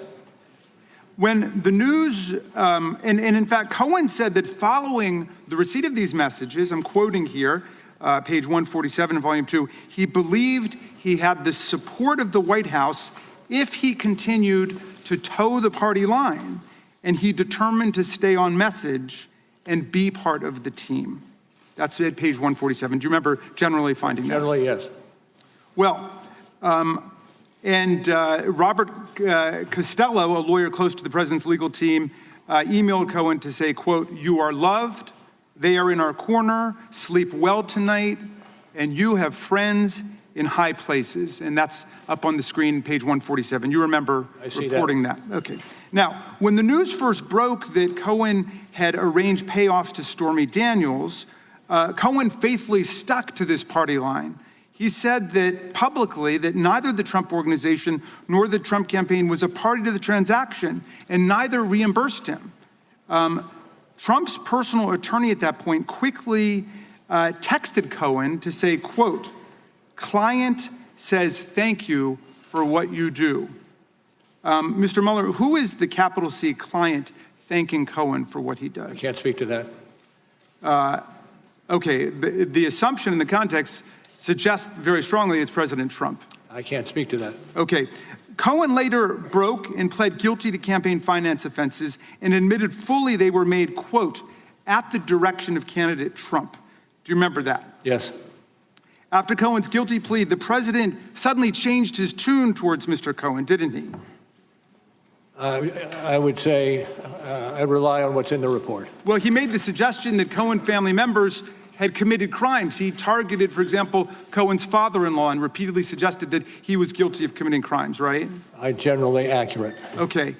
On page 154, you give a powerful summary of these changing dynamics. And you said, I'm happy to have you read it, but I'm happy to do it if not. I have it in front of me. Thank you. Would you like to read it? I would. Can you read it out loud to everybody? I would be happy to have you read it out. Okay, fair. We'll read it at the same time. The evidence concerning this sequence of events could support an inference that the president used inducements in the form of positive messages in an effort to get Cohen not to cooperate, and then turn to attacks and intimidation to deter the provision of information or to undermine Cohen's credibility once Cohen began cooperating. I believe that's accurate. Okay, and in my view, if anyone else in America engaged in these actions, they would have been charged with witness tampering. We must enforce the principle in Congress that you emphasize so well in the very last sentence of your report, which is that in America, no person is so high as to be above the law. I yield back, Mr. Chairman. Thank you, Mr. Chairman. Just recently, Mr. Mueller, you said Mr. Liu was asking you questions. And Mr. Liu's question, I quote, "The reason you didn't indict the president is because of the OLC opinion." And you answered, "That is correct." But that is not what you said in the report, and it's not what you told Attorney General Barr. And in fact, in a joint statement that you released with DOJ on May 29th, after your press conference, your office issued a joint statement with the Department of Justice that said, "The Attorney General has previously stated that the special counsel repeatedly affirmed that he was not saying that but for the OLC opinion, he would have found the president obstructed justice. The special counsel's report in his statement today made clear that the office concluded it would not reach a determination one way or the other whether the president committed a crime. There is no conflict between these statements." So, Mr. Miller, do you stand by your joint statement with DOJ that you issued on May 29th as you sit here today? I would have to look at it more closely before I said I agree with it. Well, so my conclusion is that what you told Mr. Liu really contradicts what you said in the report, and specifically what you said apparently repeatedly to Attorney General Barr, and then you issued a joint statement on May 29th saying that the Attorney General has previously stated that the special counsel repeatedly affirmed that he was not saying but for the OLC report that we would have found the president obstructed justice. So I just say there's a conflict. I do have some more questions. Mr. Mueller, there's been a lot of talk today about firing the special counsel and curtailing the investigation. Were you ever fired, Mr. Mueller, from the special? Were you ever fired as special counsel, Mr. Mueller? No. No. Were you allowed to complete your investigation unencumbered? Yes. And in fact, you resigned as special counsel when you closed up the office in late May 2019. Is that correct? That's correct. Thank you. Mr. Mueller, on April 18th, the Attorney General held a press conference in conjunction with the public release of your report. Did Attorney General Barr say anything inaccurate either in his press conference or his March 24th letter to Congress summarizing the principal conclusions of your report? Well, what you are not mentioning is a letter we sent on March 27th to Mr. Barr that raised some issues. And that letter speaks for itself. But then I don't see how you that could be, since AG Barr's letter detailed the principal conclusions of your report, and you have said before that there wasn't anything inaccurate. In fact, you had this joint statement. But let me go on to another question. Mr. Mueller, rather than purely relying on the evidence provided by witnesses and documents, I think you relied a lot on media. I'd like to know how many times you cited the Washington Post in your report. How many times I what?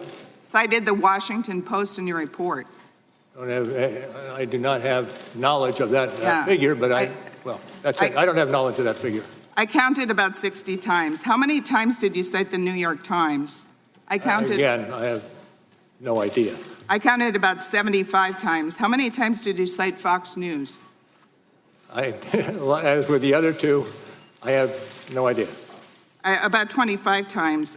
I've got to say, it looks like volume 2 is mostly regurgitated press stories. Honestly, there's almost nothing in volume 2 that I couldn't already hear or know simply by having a $50 cable news subscription. However, your investigation cost the American taxpayers $25 million. Mr. Mueller, you cited media reports nearly 200 times in your report. Then in a footnote, a small footnote, number 7, page 15 of volume 2 of your report, you wrote, I quote, "This section summarizes and cites various news stories not for the truth of the information contained in the stories, but rather to place candidate Trump's response to those stories in context. Since nobody but lawyers reads footnotes, are you concerned that the American public took the embedded news stories?" Time of the gentlelady is expired. The gentlelady from Washington. Can Mr. Mueller answer the question? No, we're running short on time. I said the gentlelady from Washington. Thank you. Director Mueller, let's turn to the 5th of the obstruction episodes in your report, and that is the evidence of whether President Trump engaged in witness tampering with Trump campaign chairman Paul Manafort, whose foreign ties were critical to your investigation into Russia's interference in our elections. And this starts at volume 2, page 123. Your office got indictments against Manafort and Trump deputy campaign manager Rick Gates in 2 different jurisdictions, correct? Correct. And your office found that after a grand jury indicted them, Manafort told Gates not to plead guilty to any charges because, quote, he had talked to the president's personal counsel and they were going to take care of us. Is that correct? That's accurate. And according to your report, one day after Manafort's conviction on 8 felony charges, quote, the president said that flipping was not fair and almost ought to be outlawed. Is that correct? I'm aware of that.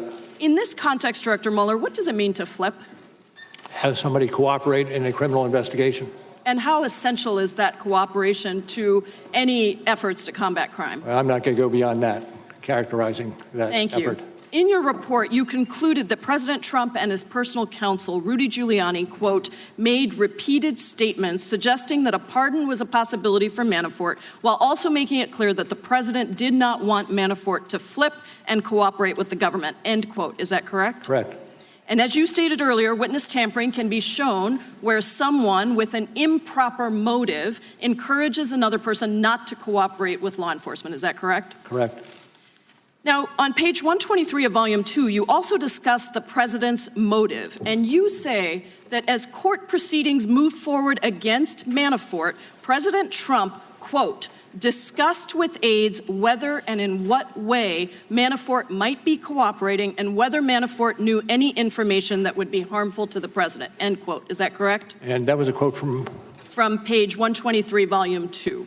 I have it. Thank you. Yes. And when someone tries to stop another person from working with law enforcement and they do it because they're worried about what that person will say, it seems clear from what you wrote that this is a classic definition of witness tampering. Now, Mr. Manafort did eventually decide to cooperate with your office and he entered into a plea agreement, but then he broke that agreement. Can you describe what he did that caused you to tell the court that the agreement was off? I'd refer you to the court proceedings on that issue. So on page 127 of volume 2, you told the court that Mr. Manafort lied about a number of matters that were material to the investigation, and you said that the Manafort's lawyers also, quote, regularly briefed the president's lawyers on topics discussed and the information that Manafort had provided in interviews with the special counsel's office. Does that sound right? And the source of that is? That's page 127, volume 2. That's a direct quote. If it's from the report, yes, I'd support it.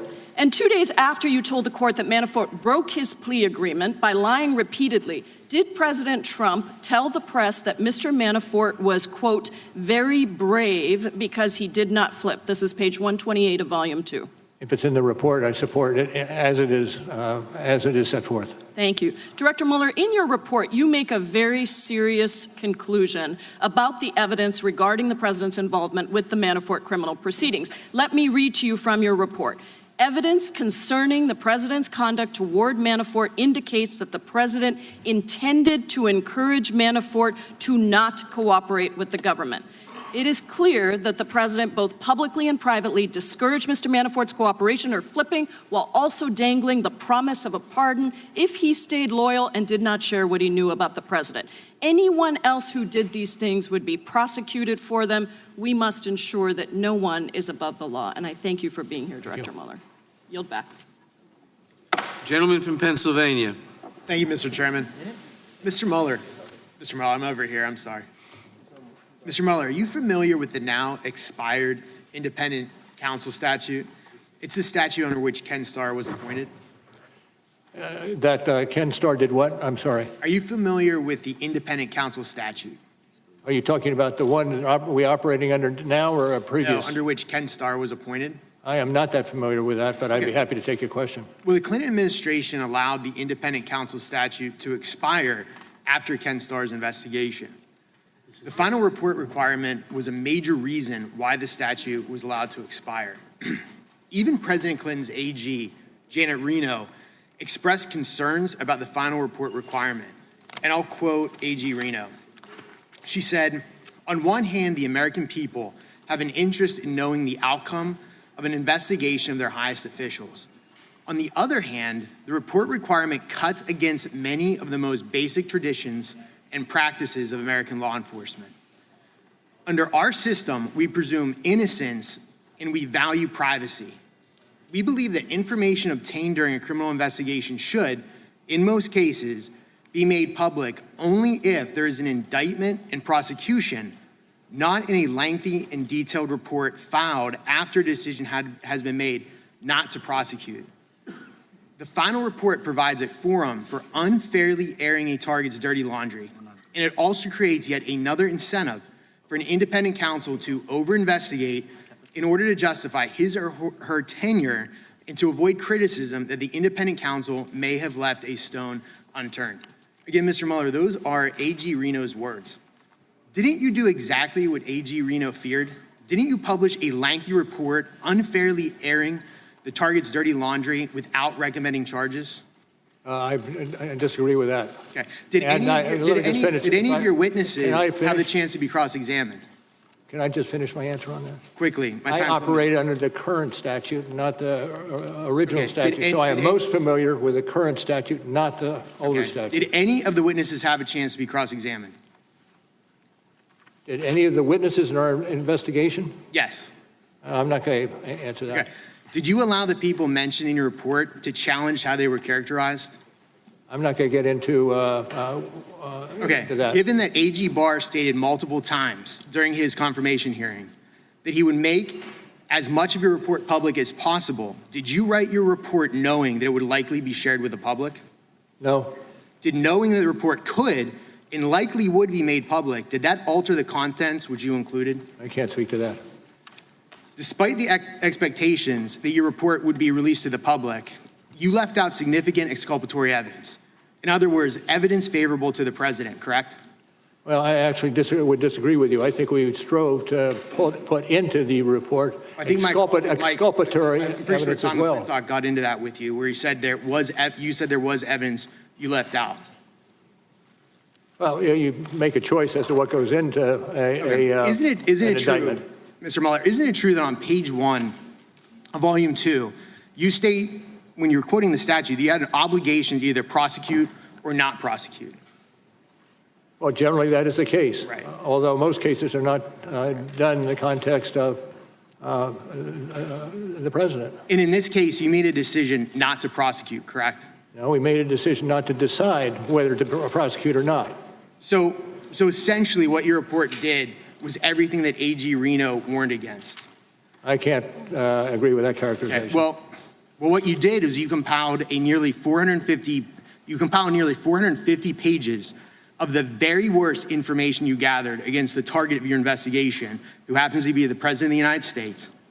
And you did this knowing that you were not going to recommend charges and that the report would be made public. Not true. Mr. Mueller, as a former officer in the United States JAG Corps, I prosecuted nearly 100 terrorists in a Baghdad courtroom. I cross-examined the Butcher of Fallujah in defense of our Navy SEALs. As a civilian, I was elected a magisterial district judge in Pennsylvania, so I'm very well versed in the American legal system. The drafting and the publication of some of the information in this report without an indictment, without prosecution, frankly flies in the face of American justice. And I find those facts, this entire process, un-American. I yield the remainder of my time to my colleague, Jim Jordan. Director Mueller, the third FISA renewal happens a month after you're named special counsel. What role did your office play in the third FISA renewal of Carter Page? Not going to talk to that. Time of the gentleman has expired. The gentlelady from Florida. Director Mueller, a couple of my colleagues right here wanted to talk to you or ask you about lies. So let's talk about lies. According to your report, page 9, volume 1, witnesses lied to your office and to Congress. Those lies materially impaired the investigation of Russia interference, according to your report. Other than the individuals who pled guilty to crimes based on their lying to you and your team, did other witnesses lie to you? I think there are probably a spectrum of witnesses in terms of those who are not telling the full truth, and those are outright liars. Thank you very much. Outright liars. It is fair to say then that there were limits on what evidence was available to your investigation of both Russia election interference and obstruction of justice. That's true, and it's usually the case. And that lies by Trump campaign officials and administration officials impeded your investigation. I would generally agree with that. Thank you so much, Director Mueller. You will be hearing more from me in the next hearing, so I yield the balance of my time to Mr. Correa. Thank you. Mr. Mueller, first of all, let me welcome you. Thank you for your service to our country. You're a hero, Vietnam War vet, wounded war vet. We won't forget your service to our country. Thank you, sir. I may begin. Because of time limits, we have gone in depth on only 5 possible episodes of obstruction. There's so much more. And I want to focus on another section of obstruction, which is the president's conduct concerning Michael Flynn, the president's national security advisor.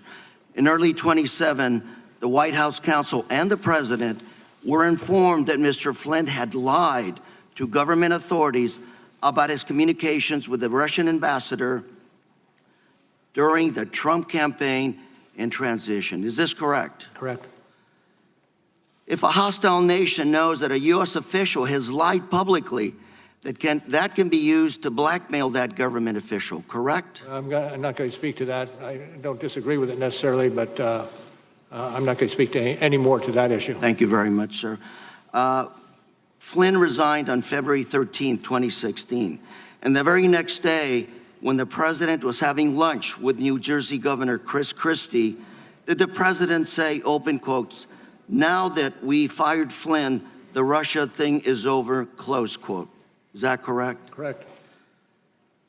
And is it true that Christie responded by saying, open quotes, "No way, and this Russia thing is far from over," close quote? That's the way we have it in the report. Thank you.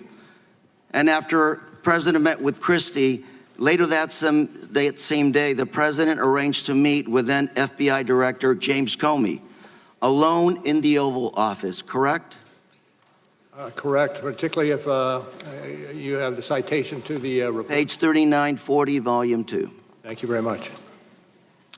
And according to Comey, the president told him, "I hope," open quote, "I hope you can see your way to clear to letting this thing go, to letting Flynn go. He's a good guy, and I hope you can let it go," close quote.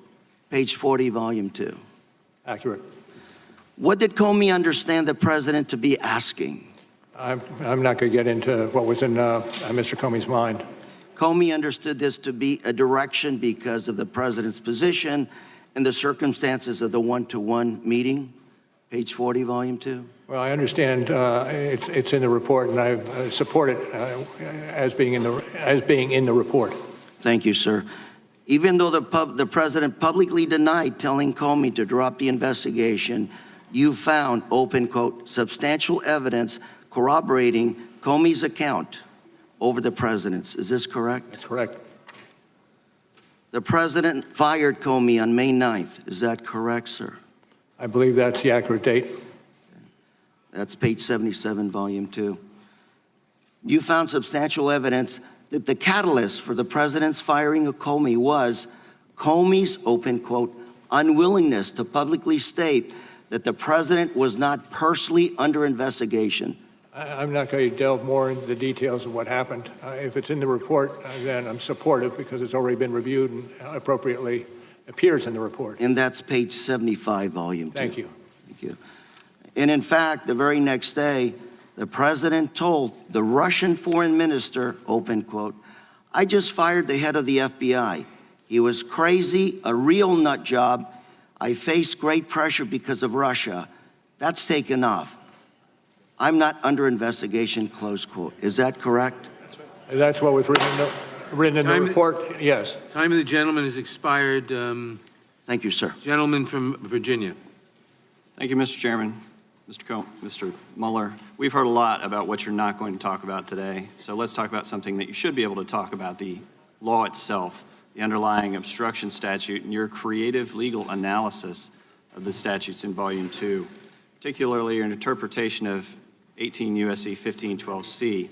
Section 1512C is an obstruction of justice statute created as part of auditing and financial regulations for public companies. And as you write on page 164 of Volume 2, this provision was added as a floor amendment in the Senate and explained as closing a certain loophole with respect to document shredding. And to read the statute, whoever corruptly alters, destroys, mutilates, or conceals a record, document, or other object, or attempts to do so with the intent to impair the object's integrity or availability for use in an official proceeding, or otherwise obstructs, influences, or impedes any official proceeding or attempts to do so, shall be fined under the statute or imprisoned not more than 20 years or both. Your analysis and application of the statute proposes to give Clause C2 a much broader interpretation than commonly used. First, your analysis proposes to read Clause C2 in isolation, reading it as a freestanding, all-encompassing provision prohibiting any act influencing a proceeding if done with an improper motive. And second, your analysis of the statute to apply this proposes to apply this sweeping prohibition to lawful acts taken by public officials exercising their discretionary powers if those acts influence a proceeding. So, Mr. Mueller, I'd ask you, in analyzing the obstruction, you state that you recognize that the Department of Justice and the courts have not definitively resolved these issues, correct? Correct. You'd agree that not everyone in the Justice Department agreed with your legal theory of the obstruction of justice statutes, correct? I'm not going to be involved in the discussion on that at this juncture. In fact, the Attorney General himself disagrees with your interpretation of the law, correct? I leave that to the Attorney General to identify. And you would agree that prosecutors sometimes incorrectly apply the law, correct? I would have to agree with that one.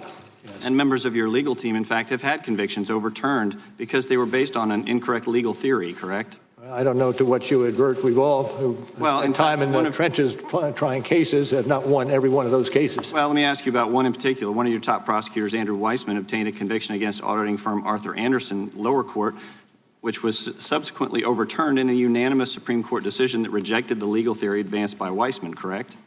Well, I'm not going to delve into that. Let me read from that. Maybe it'll May I just finish my answer to say that I'm not going to get involved in a discussion on that. I will refer you to that citation that you gave me at the outset for the lengthy discussion on just what you're talking about, and to the extent that I have anything to say about it, it is what we've already put into the report on that issue. I am reading from your report when discussing this section, and I'll read from the decision of the Supreme Court unanimously reversing Mr. Weissman when he said, indeed, it's striking how little culpability the instructions required. For example, the jury was told that even if petitioner honestly and sincerely believed his conduct was lawful, the jury could convict.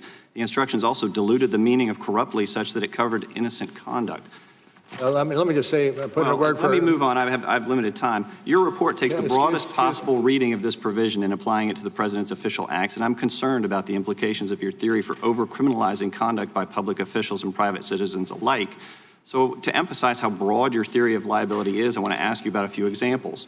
On October 11th, 2015, during the FBI investigation into Hillary Clinton's use of a private email server, President Obama said, I don't think it posed a national security problem. And he later said, I can tell you that this is not a situation in which America's national security was endangered. Assuming for a moment that his comments did influence the investigation, couldn't President Obama be charged under your interpretation with obstruction of justice? Well, again, I refer you to the report, but let me say with Andrew Weissman, who is one of the more talented attorneys that we have and have on board. Okay, well, I'll take that over a period of time. He has run a number of units. I have very limited time. In August 2015, a very senior DOJ official called FBI Deputy Director Andrew McCabe, expressing concern that FBI agents were still openly pursuing the Clinton Foundation probe. The DOJ official was apparently very pissed off, quote unquote. McCabe questioned this official, asking, "Are you telling me I need to shut down a validly predicated investigation?" To which the official replied, "Of course not." This seems to be a clear example of somebody within the executive branch attempting to influence an FBI investigation. So under your theory, couldn't that person be charged with obstruction as long as a prosecutor could come up with a potentially corrupt motive? I refer you to our lengthy dissertation on exactly those issues that appears in at the end of the report. Mr. Mueller, I'd argue that it says above the Supreme Court, equal justice under law. Time of the gentleman has expired. Not stretched. Our intent was to conclude this hearing in 3 hours. Given the break, that would bring us to approximately 11:40. With Director Mueller's indulgence, we will be asking our remaining Democratic members to voluntarily limit their time below the 5 minutes so that we can complete our work as close to that time frame as possible. And I recognize the gentlelady from Pennsylvania. Thank you, Director Mueller.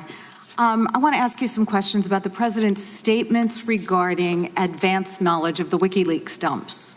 So the President refused to sit down with your investigators for an in-person interview, correct? Correct. So the only answers we have to questions from the President are contained in Appendix C to your report. That's correct. Okay, so looking at Appendix C on page 5, you asked the President over a dozen questions about whether he had knowledge that WikiLeaks possessed or might possess the emails that were stolen by the Russians. I apologize. Sure. Can you start it again? Okay, sure. So we're looking at Appendix C. Right. And at Appendix C, page 5, you asked the President about a dozen questions about whether he had knowledge that WikiLeaks possessed the stolen emails that might be released in a way helpful to his campaign or harmful to the Clinton campaign. Is that correct? You asked those questions? Okay. In February of this year, Mr. Trump's personal attorney, Michael Cohen, testified to Congress under oath that, quote, Mr. Trump knew from Roger Stone in advance about the WikiLeaks drop of emails, end quote. That's a matter of public record, isn't it? Well, are you referring to the report or some other public record? This was testimony before Congress by Mr. Cohen. Do you know if he told you? I'm not familiar with it, explicitly familiar with what he testified to before Congress. Okay. Let's look at an event described on page 18 of volume 2 of your report. Now, and we're going to put it up in a slide, I think. According to Deputy Campaign Manager Rick Gates, in the summer of 2016, he and candidate Trump were on the way to an airport shortly after WikiLeaks released its first set of stolen emails. And Gates told your investigators that candidate Trump was on a phone call, and when the call ended, Trump told Gates that more releases of damaging information would be coming, end quote. Do you recall that from the report? If it's in the report, I support it. Okay, and that's on page 18 of volume 2. Now, on page 77 of volume 2, your report also stated, quote, in addition, some witnesses said that Trump privately sought information about future WikiLeaks releases, end quote. Is that correct? Correct. Now, in Appendix C, where the President did answer some written questions, he said, quote, I do not recall discussing WikiLeaks with him, nor do I recall being aware of Mr. Stone having discussed WikiLeaks with individuals associated with my campaign, end quote. Is that correct? If it's from the report, it is correct. Okay. So is it fair to say the President denied ever discussing WikiLeaks with Mr. Stone and denied being aware that anyone associated with his campaign discussed WikiLeaks with Stone? I'm sorry, could you repeat that one? Is it fair then that the President denied knowledge of himself or anyone else discussing WikiLeaks dumps with Mr. Stone? Yes. Okay. And with that, I would yield back. Thank you, ma'am. Thank you, Mr. Chair. Mr. Mueller, over here. Mr. Mueller, did you indeed interview for the FBI director job one day before you were appointed a special counsel? My understanding, I was not applying for the job. I was asked to give my input on what it would take to do the job, which triggered the interview you're talking about. So you don't recall on May 16, 2017, that you interviewed with the president regarding the FBI director job? I interviewed with the president, and Regarding the FBI director job? It was about the job and not about me applying for the job. So your statement here today is that you didn't interview to apply for the FBI director job? That's correct. So did you tell the vice president that the FBI director position would be the one job that you would come back for? Don't recall that one. You don't recall that? No. Okay. Given your 22 months of investigation, tens of millions of dollars spent, and millions of documents reviewed, did you obtain any evidence at all that any American voter changed their vote as a result of Russians' election interference? I'm not going to speak to that. You can't speak to that? After 22 months of investigation, there's not any evidence in that document before us that any voter changed their vote because of their interference, and I'm asking you based on all of the documents that you reviewed. That was outside our purview. Russian meddling was outside your purview? But the impact of that meddling was undertaken by other agencies. Okay, you stated in your opening statement that you would not get into the details of the Steele dossier. However, multiple times in Volume 2 on page 23, 27, and 28, you mentioned the unverified allegations. How long did it take you to reach the conclusion that it was unverified? I'm not going to speak to that. It's actually in your report multiple times that it's unverified, and you're telling me that you're not willing to tell us how you came to the conclusion that it was unverified. True. When did you become aware that the unverified Steele dossier was included in the FISA application to spy on Carter Page? I'm sorry, what was the question? When did you become aware that the unverified Steele dossier was included in the FISA application to spy on Carter Page? I'm not going to speak to that. Your team interviewed Christopher Steele, is that correct? Not going to get into that. You can't tell this committee as to whether or not you interviewed Christopher Steele in a 22-month investigation with 18 lawyers. As I said at the outset, that is one of the investigations that is being handled by others in the Department of Justice. Yeah, but you're here testifying about this investigation today. And I am asking you directly, did any members of your team or did you interview Christopher Steele in the course of your investigation? And I am not going to answer that question, sir. You had 2 years to investigate. Not once did you consider it worthy to investigate how an unverified document that was paid for by a political opponent was used to obtain a warrant to spy on the opposition political campaign. Did you do any investigation in that whatsoever? I do not accept your characterization of what occurred. What would be your characterization? I'm not going to speak any more to it. So you can't speak any more to it, but you're not going to agree with my characterization. Is that correct? Yes. The FISA application makes reference to Source One, who was Christopher Steele, the author of the Steele dossier. The FISA application says nothing Sources One's reason for conducting the research into candidate one's ties to Russia, based on Sources One previous reporting history with FBI, whereby Source One provided reliable information to the FBI. The FBI believes Source One's reporting herein to be credible. Do you believe the FBI's representation that Source One's reporting was credible to be accurate? I'm not going to answer that. So you're not going to respond to any of the questions regarding Christopher Steele or your interviews with them? Well, as I said at the outset this morning, that was one of the investigations that I could not speak to. Well, I don't understand how, if you interviewed an individual on the purview of this investigation that you're testifying to us today, that you've closed that investigation, how that's not within your purview to tell us about that investigation and who you interviewed. I have nothing to add. Okay, well, I can guarantee you that the American people want to know. And I'm very hopeful and glad that AG Barr is looking into this and the Inspector General is looking into this, because you're unwilling to answer the questions of the American people as it relates to the very basis of this investigation into the president and the very basis of this individual who you did interview. You're just refusing to answer those questions. Can't the president fire the FBI director at any time without reason under Article 1 of the Constitution? Yes. Article 2? Yes. That's correct. Can't he also fire you as special counsel at any time without any reason? I believe that to be the case. Under Article 2? Well, I would, hold on just a second. You said without any reason. I know that special counsel can be fired, but I'm not certain it extends to for whatever reason is given. Well, and you've testified that you weren't fired. You were able to complete your investigation in full. Is that correct? I'm not going to add to what I've stated before. My time's expired. Gentleman's time has expired. The gentlelady from Pennsylvania. from Texas. Thank you, Mr. Chairman, and thank you, Mr. Mueller, for being with us close to the afternoon now. Director Mueller, now I would like to ask you about the president's answers relating to Roger Stone. Roger Stone was indicted for multiple federal crimes, and the indictment alleges that Mr. Stone discussed future WikiLeaks email releases with the Trump campaign. Understanding there's a gag order on the Stone case, I will keep my questions restricted to publicly available information. Mr. Stone's indictment... Let me just say at the outset, I don't mean to disrupt you, but I'm not... I would like some demarcation of that which is applicable to this, but also in such a way that it does not hinder the other prosecution that is taking place in D.C. I understand that. I'm only going to be talking about the questions that you asked in writing to the president. Thank you, ma'am. That relate to Mr. Stone. Mr. Stone's indictment states, among other things, the following, quote, Stone was contacted by senior Trump officials to inquire about future releases of Organization One being WikiLeaks.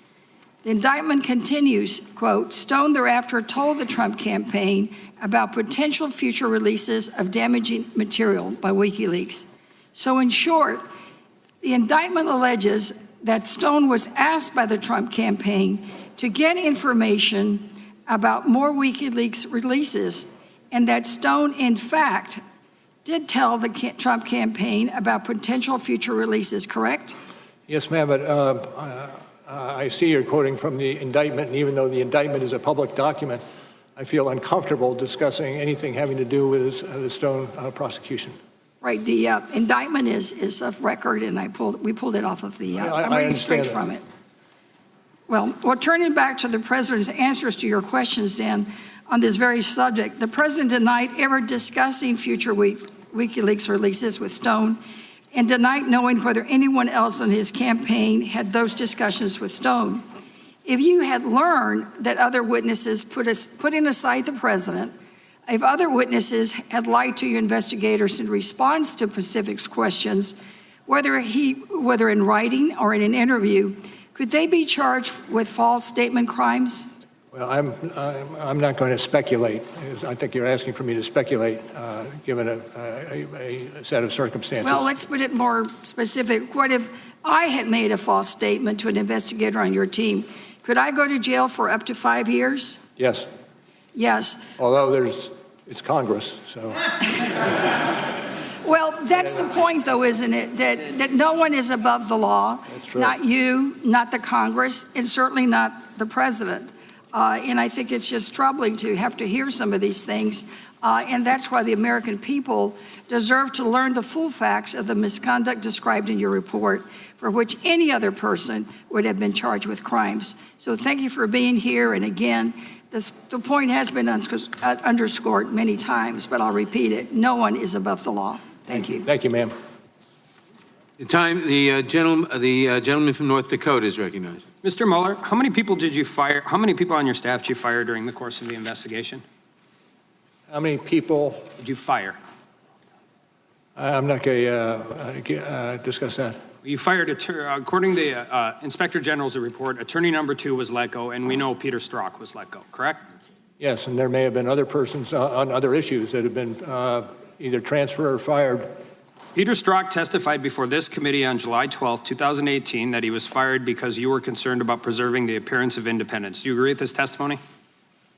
Say that again, if you could. He said he was fired at least partially because you were worried about concerned about preserving the appearance of independence with the special counsel's investigation. Do you agree with that statement? The statement was by whom? Peter Strzok at this hearing. And I am not familiar with that. Did you fire him because you were worried about the appearance of independence of the investigation? No, he was transferred as a result of instances involving texts.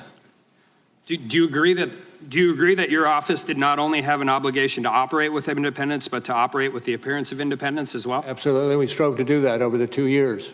Andrew Weissman? Part of that was making certain that... Andrew Weissman's one of your top attorneys? Yes. Did Weissman have a role in selecting other members of your team? He had some role, but not a major role. Andrew Weissman attended Hillary Clinton's election night party. Did you know that before or after he came onto the team? Don't know when I found that out. On January 30th, 2017, Weissman wrote an email to Deputy Attorney General Yates stating, "I am so proud and in awe," regarding her disobeying a direct order from the president. Did Weissman disclose that email to you before he joined the team? Yeah, I'm not going to talk about that. Is that not a conflict of interest? I'm not going to talk about that. Are you aware that Ms. Jeannie Rhee represented Hillary Clinton in litigation regarding personal emails originating from Clinton's time as Secretary of State? Yes. Did you know that before she came on the team? No. Aaron Zelbley, the guy sitting next to you, represented Justin Cooper, a Clinton aide who destroyed one of Clinton's mobile devices. And you must be aware by now that 6 of your lawyers donated $12,000 directly to Hillary Clinton. I'm not even talking about the $49,000 they donated to other Democrats, just the donations to the opponent who was the target of your investigation. Can I speak for a second to the hiring practices? Sure. We strove to hire those individuals that could do the job. I've been in this business for almost 25 years. And in those 25 years, I have not had occasion once to ask somebody about their political affiliation.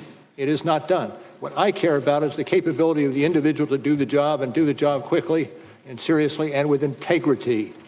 But that's what I'm saying, Mr. Mueller. This isn't just about you being able to vouch for your team. This is about knowing that the day you accepted this role, you had to be aware no matter what this report concluded, half of the country was going to be skeptical of your team's findings. And that's why we have recusal laws that define bias and perceive bias for this very reason. 28 United States Code 528 specifically lists not just political conflict of interest, but the appearance of political conflict of interest. It's just simply not enough that you vouch for your team. The interested justice demand that no perceived bias exists. I can't imagine a single prosecutor or judge that I have ever appeared in front of would be comfortable with these circumstances where over half of the prosecutorial team had a direct relationship to the opponent of the person being investigated. Let me one other fact that I put on the table, and that is we hired 19 lawyers over the period of time. Of those 19 lawyers, 14 of them were transferred from elsewhere in the Department of Justice. Only 5 came from outside. And so half of them had a direct relationship, political or personal, with the opponent of the person you were investigating. And that's my point. I wonder if not a single word in this entire report was changed, but rather the only difference was we switched Hillary Clinton and President Trump. If Peter Strzok had texted those terrible things about Hillary Clinton instead of President Trump, if a team of lawyers worked for, donated thousands of dollars to, and went to Trump's parties instead of Clinton's, I don't think we'd be here trying to prop up an obstruction allegation. My colleagues would have spent the last 4 months accusing your team of being bought and paid for by the Trump campaign, and we couldn't trust a single word of this report. They would still be accusing the president of conspiracy with Russia, and they would be accusing your team of aiding and abetting in that, with that conspiracy. And with that, I yield back. Gentleman yields back. The gentleman from Colorado. Director Mueller, thank you for your service to our country. I'd like to talk to you about one of the other incidents of obstruction, and that's the evidence in your report showing the president directing his son and his communications director to issue a false public statement in June of 2017 about a meeting between his campaign and Russian individuals at Trump Tower in June of 2016. According to your report, Mr. Trump Jr. was the only Trump associate who participated in that meeting and who declined to be voluntarily interviewed by your office. Is that correct? Yes.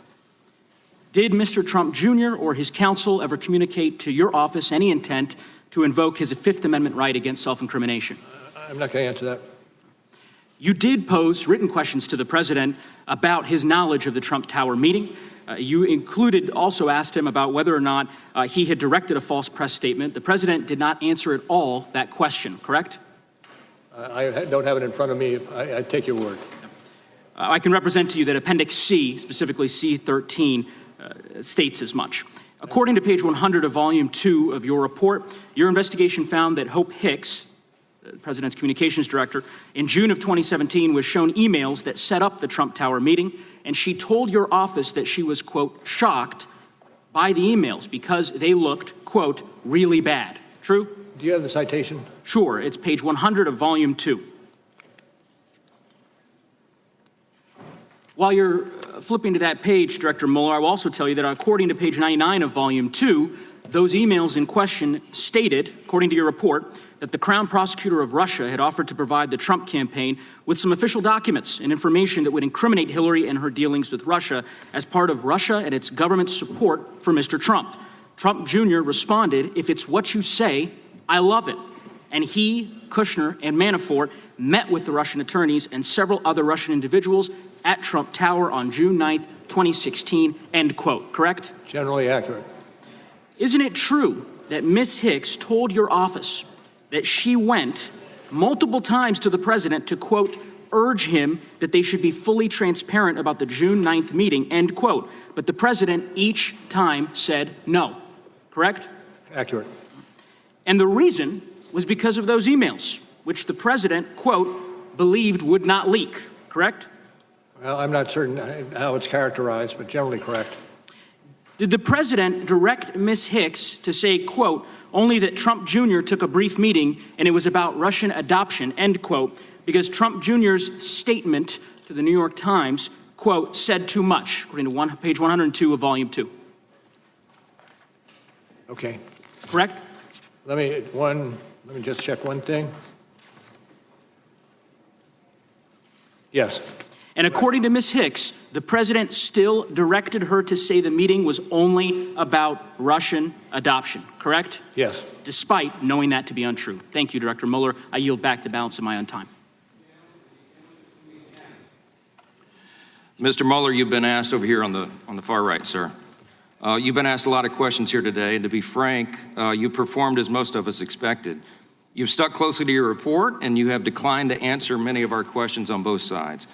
As the closer for the Republican side, I know you're glad to get to the close, I want to summarize the highlights of what we have heard and what we know. You spent 2 years and nearly 30 million taxpayer dollars and unlimited resources to prepare a nearly 450-page report, which you described today as very thorough. Millions of Americans today maintain genuine concerns about your work, in large part because of the infamous and widely publicized bias of your investigating team members, which we now know included 14 Democrats and 0 Republicans. Campaign finance reports later showed that team, excuse me, it's my time. That team of Democrat investigators you hired donated more than $60,000 to the Hillary Clinton campaign and other Democratic candidates. Your team also included Peter Strzok and Lisa Page, which have been discussed today, and they had the lurid text messages that confirmed they openly mocked and hated Donald Trump and his supporters, and they vowed to take him out. Mr. Ratcliffe asked you earlier this morning, quote, can you give me an example other than Donald Trump where the Justice Department determined that an investigated person was not exonerated because their innocence was not conclusively determined, unquote? You answered, I cannot. Sir, that is unprecedented. The president believed from the very beginning that you and your special counsel team had serious conflicts. This is stated in the report and acknowledged by everybody. And yet, President Trump cooperated fully with the investigation. He knew he had done nothing wrong, and he encouraged all witnesses to cooperate with the investigation and produced more than 1.4 million pages of information and allowed over 40 witnesses who were directly affiliated with the White House or his campaign. Your report acknowledges on page 61, volume 2, that a volume of evidence exists of the president telling many people privately, quote, the president was concerned about the impact of the Russian investigation on his ability to govern and to address important foreign relations issues and even matters of national security. And on page 174, volume 2, your report also acknowledges that the Supreme Court has held, quote, the president's removal powers are at their zenith with respect to principal officers, that is, officers who must be appointed by the president and who report to him directly. The president's exclusive and illimitable power of removal of those principal officers furthers the president's ability to ensure that the laws are faithfully executed, unquote. And that would even include the Attorney General.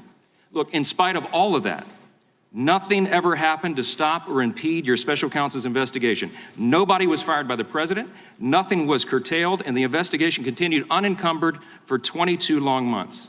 As you finally concluded in volume 1, the evidence, quote, did not establish that the president was involved in an underlying crime related to Russian election interference, unquote. And the evidence, quote, did not establish that the president or those close to him were involved in any Russian conspiracies or had an unlawful relationship with any Russian official, unquote.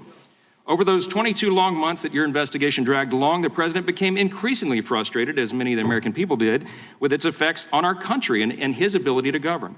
He vented about this to his lawyer and his close associates, and he even shared his frustrations, as we all know, on Twitter. But while the president's social media accounts might have influenced some in the media or the opinion of some of the American people, none of those audiences were targets or witnesses in your investigation. The president never affected anybody's testimony. He never demanded to end the investigation or demanded that you be terminated, and he never misled Congress, the DOJ, or the special counsel. Those, sir, are undisputed facts. There will be a lot of discussion, I predict today, and great frustration throughout the country about the fact that you wouldn't answer any questions here about the origins of this whole charade, which was the infamous Christopher Steele dossier, now proven to be totally bogus, even though it is listed and specifically referenced in your report. But as our hearing is concluding, we apparently will get no comment on that from you. Mr. Mueller, there's one primary reason why you were called here today and by the Democrat majority of our committee. Our colleagues on the other side of the aisle just want political cover. They desperately wanted you today to tell them they should impeach the president. But the one thing you have said very clearly today is that your report is complete and thorough, and you completely agree with and stand by its recommendations and all of its content. Is that right? True. Mr. Mueller, one last important question. Your report does not recommend impeachment, does it? I'm not going to talk about recommendations. It does not conclude that impeachment would be appropriate here, I'm not right? going to talk about that issue. That's one of the many things you wouldn't talk about today, but I think we can all draw our own conclusions. I do thank you for your service to the country, and I'm glad this charade will come to an end soon, and we can get back to the important business of this committee with its broad jurisdiction of so many important issues for the country. With that, I yield back. The gentleman yields back. I want to announce that our intent was to conclude this hearing at around 11:45. All of the Republican members have now asked their questions, but we have a few remaining Democratic members. They will be limiting their questions, so with Director Mueller's indulgence, we expect to finish within 15 minutes. The gentlelady from Georgia is recognized. Thank you, Mr. Chairman, and thank you, Director Mueller. Your investigations of the Russian attack on our democracy and of obstruction of justice were extraordinarily productive. In under 2 years, you charged at least 37 people or entities with crimes. You convicted 7 individuals, 5 of whom were top Trump campaign or White House aides. Charges remain pending against more than 24 Russian persons or entities and against others. Now, let me start with those 5 Trump campaign or administration aides that you convicted. Would you agree with me that they are Paul Manafort, President Trump's campaign manager, Rick Gates, President Trump's deputy campaign manager, Michael Flynn, President Trump's former national security advisor, Michael Cohen, the president's personal attorney, George Papadopoulos, President Trump's former campaign foreign policy advisor, correct? Correct. And the 6th Trump associate will face trial later this year, correct? And that person would be Roger Stone, correct? Correct. Thank you. Well, I'm not certain what you said by Stone, but he is in another court system, as I indicated before. Exactly. He's still And, under I investigation. want to discuss. Correct. Thank you. And there are many other charges as well, correct? Correct. So, sir, I just want to thank you so much in my limited time today for your team, the work that you did and your dedication. In less than 2 years, your team was able to uncover an incredible amount of information related to Russia's attack on our elections and to obstruction of justice. And there's still more that we have to learn. Despite facing unfair attacks by the president, and even here today, your work has been substantive and fair. The work has laid the critical foundation for our investigation, and for that, I thank you. I thank you. And with that, I yield back the balance of my time. Gentlelady yields back. The gentleman from Arizona. Thank you, Director Mueller. I'm disappointed that some have questioned your motives throughout this process, and I want to take a moment to remind the American people of who you are and your exemplary service to our country. You are a Marine. You served in Vietnam and earned a Bronze Star and a Purple Heart, correct? Correct. Which president appointed you to become the United States Attorney for Massachusetts? Which senator? Which president? Oh, which president? I think that was President Bush. According to my notes, it was President Ronald Reagan had the honor to do so. Under whose mistake. Under whose administration did you serve as the Assistant Attorney General in charge of the DOJ's Criminal Division? Under which president? Yep. That would be George Bush 1. That is correct, President George H.W. Bush. After that, you took a job at a prestigious law firm, and after only a couple years, you did something extraordinary. You left that lucrative position to re-enter public service, prosecuting homicides here in Washington, D.C. Is that correct? Correct. When you were named director of the FBI, which president first appointed you? Bush. And the Senate confirmed you with a vote of 98-0, correct? Surprising.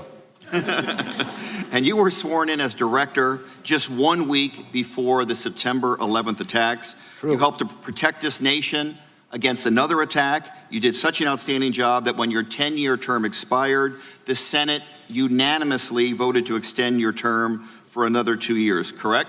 True. When you were asked in 2017 to take the job as special counsel, the president had just fired FBI Director James Comey. The Justice Department and the FBI were in turmoil. You must have known there would be an extraordinary challenge. Why did you accept? I'm not going to get into that's a little bit off track. It was a challenge, period. Some people have attacked the political motivations of your team, even suggested your investigation was a witch hunt. When you considered people to join your team, did you ever even once ask about their political affiliation? Never once. In your entire career as a law enforcement official, have you ever made a hiring decision based upon a person's political affiliation? No. I'm not surprised. If I might just interject, the capabilities that we have shown in the report that's been discussed here today was a result of a team of agents and lawyers who were absolutely exemplary and were hired because of the value they could contribute to getting the job done and getting it done expeditiously. Sir, you're a patriot, and clear to me in reading your report and listening to your testimony today, you acted fairly and with restraint. There were circumstances where you could have filed charges against other people, mentioned the report, but you declined. Not every prosecutor does that, certainly no one on a witch hunt. The attacks made against you and your team intensified because your report is damning. And I believe you did uncover substantial evidence of high crimes and misdemeanors. Let me also say something else that you are right about. The only remedy for this situation is for Congress to take action. I yield back. Gentleman yields back. The gentlelady from Pennsylvania. Good morning, Director Mueller. Madeleine Dean. Gotcha, sorry. Thank you. I wanted to ask you about public confusion connected with Attorney General Barr's release of your report. I will be quoting your March 27th letter. Sir, in that letter, and at several other times, did you convey to the Attorney General that the, quote, introductions and executive summaries of our 2-volume report accurately summarize this office's work and conclusions, end quote? And I'd have to say that the letter itself speaks for itself. And those were your words in that letter. Continuing with your letter, you wrote to the Attorney General that, quote, the summary letter that the department sent to Congress and released to the public late in the afternoon of March 24th did not fully capture the context, nature, and substance of this office's work and conclusions, end quote. Is that correct? Again, I rely on the letter itself for its terms. Thank you. What was it about the report's context, nature, substance that the Attorney General's letter did not capture? I think we captured that in the March 27th responsive letter. And this is from the 27th letter. What were some of the specifics that you thought? I direct you to the letter itself. Okay. You finished that letter by saying there is now public confusion about critical aspects as a result of our investigation. Could you tell us specifically some of the public confusion you identified? Not generally. Again, I go back to the letter, and the letter speaks for itself. And could Attorney General Barr have avoided public confusion if he had released your summaries and executive introduction and summaries? And I don't feel comfortable speculating on that. Shifting to May 30th, the Attorney General, in an interview with CBS News, said that you could have reached, quote, you could have reached a decision as to whether it was criminal activity, end quote, on the part of the president. Did the Attorney General or his staff ever tell you that he thought you should make a decision on whether the president engaged in criminal activity? I'm not going to speak to what the Attorney General was thinking or saying. If the Attorney General had directed you or ordered you to make a decision on whether the president engaged in criminal activity, would you have so done? I can't answer that question in the vacuum.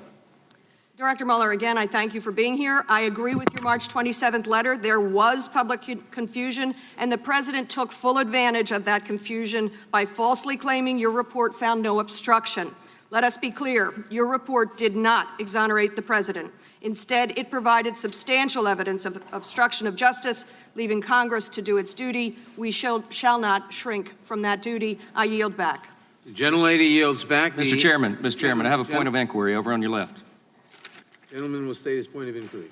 Was the point of this hearing to get Mr. Mueller to recommend impeachment? That is not a fair point of inquiry. The gentlelady from Florida is recognized. Mr. Chairman, wait Director Mueller, Mr. Chairman. to your The gentlelady from so Florida much is recognized. for coming here. You're a patriot. I want to refer you now to Volume 2, page 158. You wrote that, quote, the president's efforts to influence the investigation were mostly unsuccessful, but that is largely because the persons who surrounded the president declined to carry out orders or accede to his requests. Is that right? That is accurate, and that is what we found. And you're basically referring to senior advisors who disobeyed the president's orders, like White House counsel Don McGahn, former Trump campaign manager Corey Lewandowski. Is that right? Well, we have not specified the persons mentioned. Well, in page 158, White House counsel Don McGahn, quote, did not tell the acting attorney general that the special counsel must be removed, but was instead prepared to resign over the president's orders. You also explained that an attempt to obstruct justice does not have to succeed to be a crime, right? True. Simply attempting to obstruct justice can be a crime, correct? Yes. So even though the president's aides refused to carry out his orders to interfere with your investigation, that is not a defense to obstruction of justice by this president, is it? I'm not going to speculate. So to reiterate, simply trying to obstruct justice can be a crime, correct? Yes. And you say that the president's efforts to influence the investigation were, quote, mostly unsuccessful. And that's because not all of his efforts were unsuccessful, right? You're reading into what we have written in the report. I was going to ask you if you could just tell me which ones you had in mind as successful when you wrote that sentence. I'm going to pass on that. Yeah.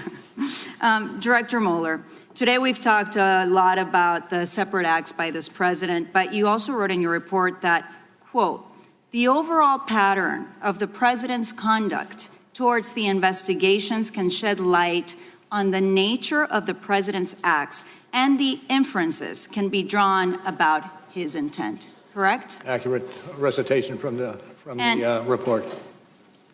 Right, and on page 158, again, I think it's important for everyone to note that the president's conduct had a significant change when he realized that the investigations were conducted to investigate his obstruction acts. So in other words, when the American people are deciding whether the president committed obstruction of justice, they need to look at all of the president's conduct and overall pattern of behavior. Is that correct? I don't disagree. Thank you. Dr. Mueller, Director Mueller, doctor also, I'll designate that too. I have certainly made up my mind about whether what we have reviewed today meets the elements of obstruction, including whether there was corrupt intent. And what is clear is that anyone else, including some members of Congress, would have been charged with crimes for these acts. We would not have allowed this behavior from any of the previous 44 presidents. We should not allow it now or for the future to protect our democracy. And yes, we will continue to investigate because, as you clearly state at the end of your report, no one is above the law. I yield back my time. The gentlelady yields back. The gentlelady from Texas. Director Mueller, you wrote in your report that you, quote, determined not to make a traditional prosecutorial judgment, end quote. Was that in part because of an opinion by the Department of Justice, Office of Legal Counsel, that a sitting president can't be charged with a crime? Yes. Director Mueller, at your May 29th, 2019 press conference, you explained that, quote, the opinion says that the Constitution requires a process other than the criminal justice system to formally accuse a sitting president of wrongdoing, end quote. That process, other than the criminal justice system, for accusing a president of wrongdoing, is that impeachment? I'm not going to comment on that. In your report, you also wrote that you did not want to, quote, potentially preempt constitutional processes for addressing presidential misconduct, end quote.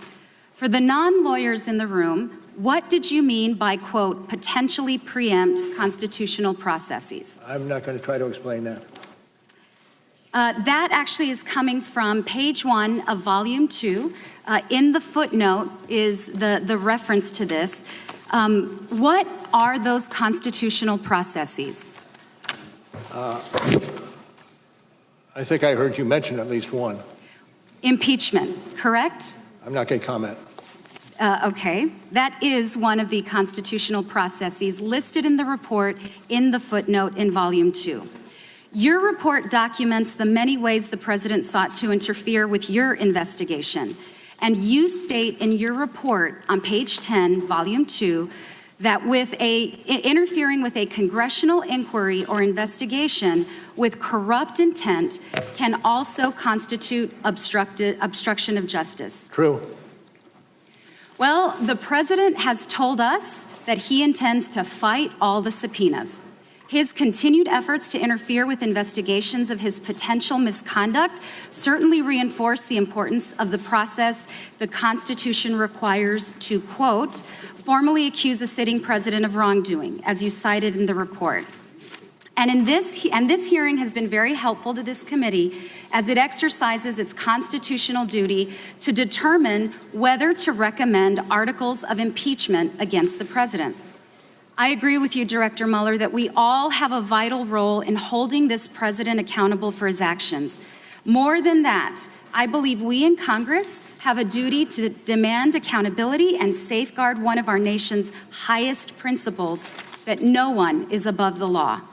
From everything that I have heard you say here today, it's clear that anyone else would have been prosecuted based on the evidence available in your report. It now falls on us to hold President Trump accountable. Thank you for being here. Chairman, I yield back.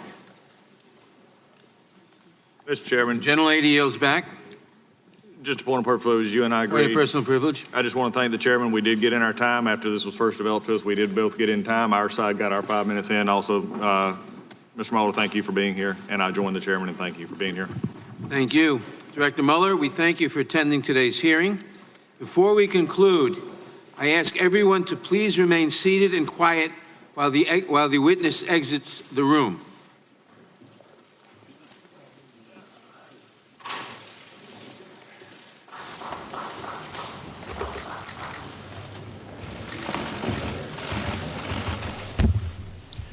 Robert Mueller in the hot seat for about 3.5 hours, and I think it is accurate to call it a hot seat. It got heated at moments. If Democrats were looking for a pristine 10 to 15 second soundbite that made the point they want to make, it probably didn't happen. Savannah Guthrie with me. But some points were eventually brought out over some difficult questioning. Yeah, I mean, when the Democrats were asked why would they put Robert Mueller on the witness stand? Why did he come before Congress when he's issued this report? They said because you needed to have this report come alive, because the movie would be better than the book, that it would capture and captivate Americans' attention and focus them on the issues here. And to our panel, I asked the question, is it mission accomplished if that was the goal? If that was the goal, it's a complete failure on that front. Look, I think on substance, Democrats got what they wanted. They got him to confirm that he didn't make a charge because of the Justice Department memo. He confirmed that you can still indict him on these charges after he leaves office. And he seemed to confirm the idea that under any other circumstance, he likely would have filed some charges. So they got some substance of what they wanted him, some of that, but he provided such, what do you call it, uncomfortable clarity. As they were using him for clarity, he'd somehow fog it up. But he directly, and how he would do certain things. And so look, on optics, this was a disaster. But he directly refuted the president's notion that he had been exonerated. That's what I mean. On substance, they got what they wanted out of him. But because they were looking for this dramatic moment that would capture the imagination And I think for those members of the, remember, House Judiciary Committee Democrats do believe they should start impeachment. The lack, if that's what Bob Mueller thought was needed to be done, he didn't do anything today to help advance that cause if he believes that is where this should head. It's interesting. He really only got fired up in defending Weissman and the other members of the team from charges of politics, and in defending himself, saying in 25 years as a prosecutor, he never once asked anybody on his team what their political affiliation was. So that's the only time where he really pushed back hard against Republicans who were at times really yelling at him and mischaracterizing the facts. Frequently mischaracterizing the facts. He didn't. There was nobody checking that either. I mean, that's another problem here. Why for didn't this the hearing. Democrats then jump in instead They of have following allowed their crazy sequence? stuff to be out there. Yeah, they did. They did not do any fact check in real time of what the Republicans, in many cases, were positing, which was not accurate. But what Mueller did do is he sat there as the Democrats tried to summarize, and in summarizing, saying, were he not the president, he would have been indicted. That attempted firing of Mueller or the special counsel or interference with an investigation is enough for obstruction. It doesn't have to succeed to be obstruction, but that is them making the case, not the key witness. And Neil Katyal, we're sitting 4 places down, but I was following your tweets during this, and you seized on that exchange between Congressman Ted Lieu and Robert Mueller. I want to play that and then get your thoughts on it. Here it is. So to recap what we've heard, we have heard today that the president ordered former White House counsel Don McGahn to fire you. The president ordered Don McGahn to then cover that up and create a false paper trail. And now we've heard the president ordered Corey Lewandowski to tell Jeff Sessions to limit your investigation so that you stop investigating the president. I believe a reasonable person looking at these facts could conclude that all 3 elements of the crime of obstruction of justice have been met. And I'd like to ask you, the reason, again, that you did not indict Donald Trump is because of OLC opinion stating that you cannot indict a sitting president, correct? That is correct. And he said it again a few minutes ago late. It's, just to be clear, what you're hearing there is he was ready to charge except for that restriction. Exactly. The central Democrat narrative through the hearing today has been, look, if you just read the report, it outlines 10 instances of crimes and that would have been charged for anyone else. 1,000 former federal prosecutors said so and so on. And it took a long time, really an hour and a half, before we got to Representative Lieu and actually that storytelling to come out. But it came out in a very, I thought, devastating way for the president. And so, sure, I agree with you. The Democrats were not good storytellers today. They were writing a Russian novel when you need an Instagram story or something like that. But at the end of the day, I thought they got that across. And even with someone Mueller, who was so reluctant, he was so afraid to even use the word impeachment. It was like, he who shall not be named. I mean, can't even use that word. He referred to the Constitution. And then you're like, well, is there another remedy? I mean, with Veronica Escobar, with the Congresswoman at the end, the last witness, and he said, well, I mentioned it in my report. Well, what is that? He was very hesitant. He was not reaching out to help any of these lawmakers in their questioning. He didn't defend himself against some pretty serious allegations and an impugning of his 2-year investigation, whether it be his lawyers, although he did defend some of his lawyers, but it's the tactics, the prosecutorial decisions. He did not take the bait. He did not defend them. You can question whether or not that was a good decision. Steele dossier. It didn't go there, but at the same time, it wasn't like he was reaching out to help the Democrats. They would lay out these facts and he'd say, that's not mine. I'm not agreeing with your characterization. And so then I think what you see is a true prosecutor, because that's what you do at the Justice Department. You don't go and try and defend your reputation or whatever. You let the work speak for itself. And if there's any motif of the 3.5 hours of testimony, it's I'm letting the work speak for itself. But Neil, going back to the initial question Savannah asked me, what was the point of today's hearing?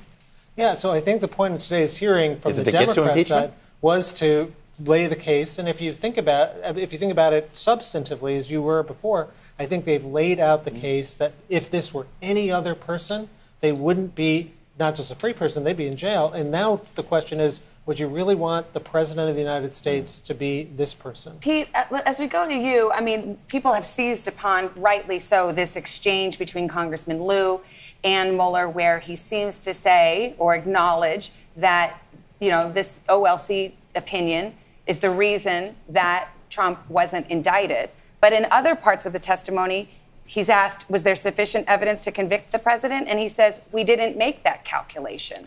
So did the Democrats get it as clean as they wanted to? This notion that but for this Department of Justice opinion that says you can't indict a sitting president, this president would be charged with a crime. Yeah, this is one of the trickiest part of the special counsel's report, because here's what they're saying.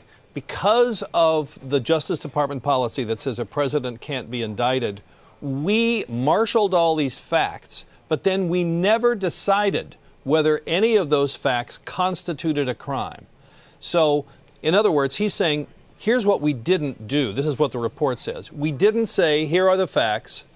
They constitute a crime, but we're not charging the president because we can't. That's not what it says. What it says is, here are the facts.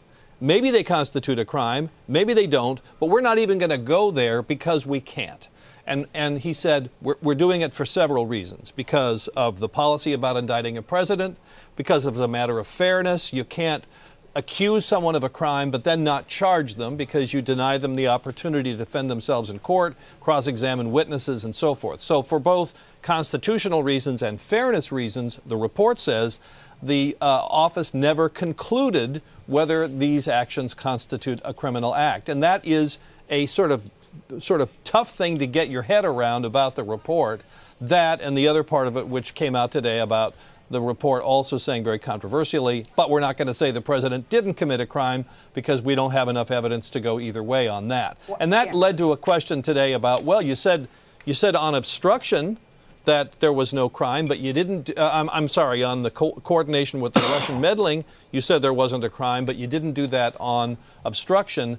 And of course, the report says that on the question of collusion, there is not sufficient evidence to even get to the first base, much less to make the whole trip around the bases to home plate. Well, right. And also on that first issue of whether or not there was collusion, that concerned not just the president, who's in these unique circumstances where he cannot be charged with the crime, but also concerned other regular individuals who could. So, of course, in that situation, Mueller and his team could analyze whether or not a crime was committed, and they did. Let's listen to Ranking Member Collins speaking right outside the hearing room. Months ago, and now we just have Robert Mueller's take on it. But the fact that Mueller now says definitively his report does not exonerate the president, does that mean you now have a responsibility to keep investigating? Well, I think if you listen also to Mr. Mueller, it's very interesting how he tried and he wouldn't explain that. And also when we actually talked to him about that was something unique in history to never have a prosecutor actually try to exonerate. That was never the job to begin with. But what he also said was he didn't have enough to find him guilty either, and that's something not reported. So you still believe that the report exonerates the president? I think the report says exactly what the report says. There was no collusion and no conspiracy, which we actually confirmed today. And also there was no charge of obstruction. It says exactly what it is. People can read that. Do you think this changes the minds of President? I think the process for impeachment was already going down. We saw that among public, that they're getting tired of this because they're seeing nothing new and they know that there was nothing there. So I think this today did not help that narrative. In fact, I think it hurt it. In fact, for me, I'm hoping finally we can actually put a period here. And now instead of saying maybe if we can actually have a period and get back to the business that this committee is supposed to be doing, instead of talking about problems, actually solving them. I think that happened today. Yeah, Ranking Member Doug Collins in the hallway. We should kind of reset where we are. That was the end. We've seen the judiciary hearing. Now there's the intel hearing. They'll be in the same room. That starts, I've lost track of time, maybe about 20 minutes from now. I think it was about a half-hour break is what we were looking at. I want to just briefly go around and by the way, that's going to be a different story. Like, we've been talking about the president's behavior. This is the crime. The next set will be outlining the crime that Russia committed. And I wonder how much learning has gone on over the last 3.5 hours, and if we'll see a different handling of this particular. Well, first of all, it's a different committee. It's a much smaller committee, 22 members, pretty much evenly divided. Congressman Adam Schiff is the chair. But also, this is what was asserted in the report, that Russia systematically attacked our election. And there have been multiple Russians indicted. They have not been arrested because they're beyond the reach of the law, but they have been indicted with specific crimes of both using social media, fake bots that went out and created rallies, created false personae throughout this campaign to try to influence the election in favor of Donald Trump and against Hillary Clinton, if not to elect Donald Trump, to weaken Hillary Clinton if she was, as was the conventional wisdom, elected. The conventional wisdom in Moscow as well as in Washington and around the country is that she was the favorite to win the election.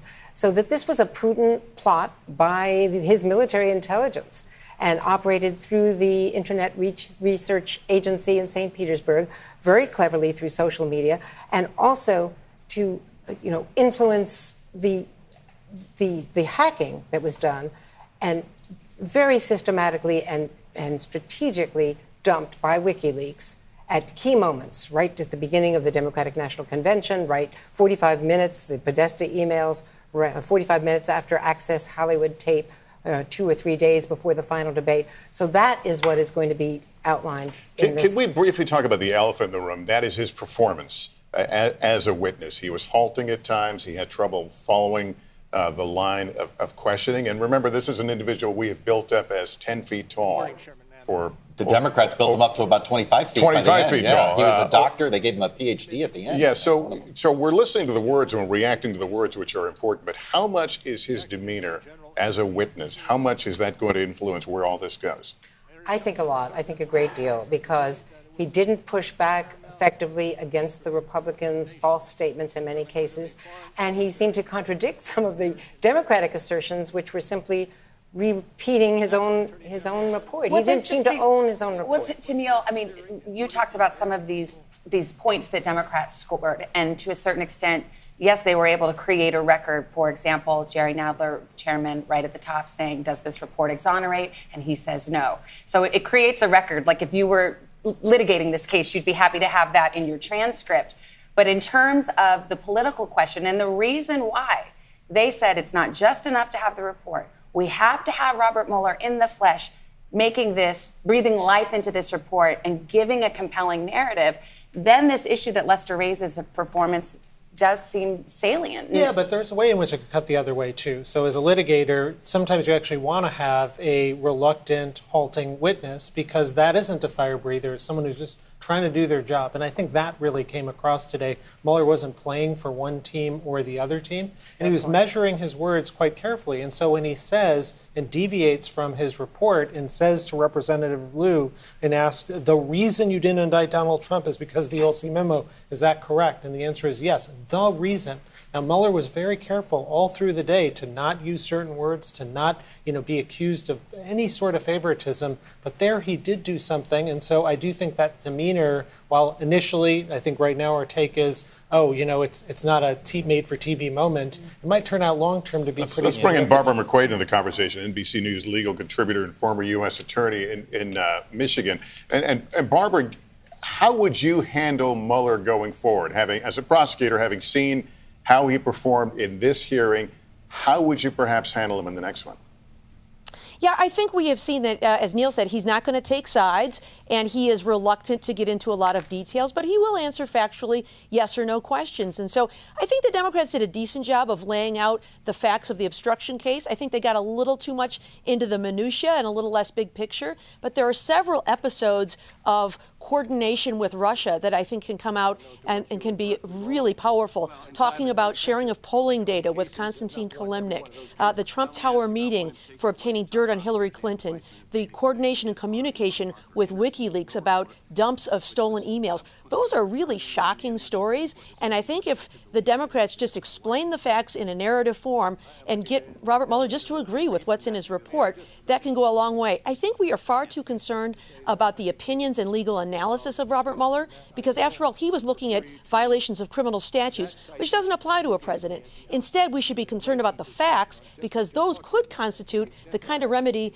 that Congress can impose, which is impeachment. Yeah, I found it interesting that Democrats tried at least a couple of times to get him to say his own words, read directly from the report, and he declined. I don't know if that was a sense of not wanting to provide Well, he knew what they were going for. A soundbite? He made this decision. He is not going to be a television ad, and he's not going to be that. And I think, and I take Neil's point, it helps with credibility. The fact is we are living in this 21st century new type of asymmetrical media warfare that we're in. And you have a propaganda machine on the right. And that's what it is a full-fledged propaganda machine on the right that the Democrats haven't figured out how to combat very well yet. And they were I think they warned. took the Trump bait, meaning they said, oh, yeah, you're good at TV spectacles? We're going to make a TV spectacle. But they were warned that he was not going to That's read. right. They need were to go told back that he to would just not being- read from his own report. And this goes to the larger issue of, have they fumbled the entire accountability mission that they were supposed to be on these last 7 months?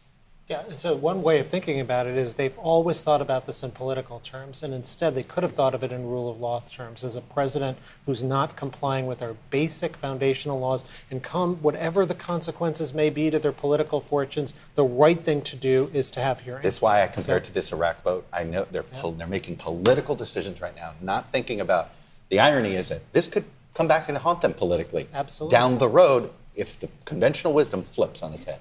So does this increase or decrease the pressure on Nancy Pelosi now to let them recast their hearings, their inquiry, as an official impeachment inquiry, which might strengthen their hands to get some witnesses? Well, maybe we need to hold that thought until the hearing's complete. We're only at halftime, after all, and the Intelligence Committee will hear on the first volume of the report, which goes to this central question of whether or not Russia meddled in our election. The actual crime. The actual, attack, one might say, against our country and our democracy. Let's go to Hallie Jackson, who's covering it from the White House, and has a statement, I think, from the president's personal lawyer.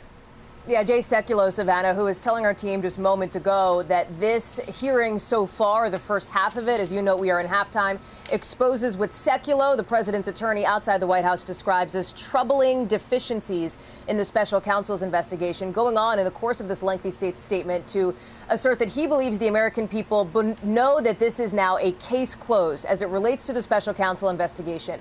That is sort of the first bit of reaction that we're getting from the president's team, although we've had others, and they're divided into 2 points. The performance of Robert Mueller, as you have been discussing there on set, and the substance of what Mueller is talking about. The president, by the way, we know is watching this. We know he has been watching the coverage over on a different cable network. He's been doing so, we're told, from inside the residence, not in the West Wing of the White House here. He doesn't have any public events until later on this afternoon. His aides are talking about a couple of things. One, on substance, pointing to the idea, and this is from people close to President Trump, that Robert Mueller elaborated on the idea that President Trump there was not sufficient evidence to find his campaign conspired with the Russians. So unsurprisingly, that has been an area that allies of the president's have hoped to highlight, in essence. There have been a couple of folks who have also pointed to the performances, you could say, the line of questioning from both Congressman Jim Jordan and Congressman Louis Gohmert as well, talking about the origins of the Russia investigation. That has resonated in some conservative circles. There has also been a lot of discussion inside those circles about the performance of Mueller himself, with some friends of the president, some allies publicly coming out and questioning how Mueller has been doing. One person close to the president has told us that Mueller appeared tired, questioning how he might be able to handle the next half of this hearing. So that is something that allies of the president have already keyed in on as well here, to the point that you two have been discussing. Keep in mind that for President Trump, this is really the culmination of what has been hanging over his White House for 2+ years of his administration, almost since the day he took office. This has been a shadow over this building here. For President Trump and people around him, there's a sense that they've been here and done this, and that is the line that you're hearing from those allies just this afternoon.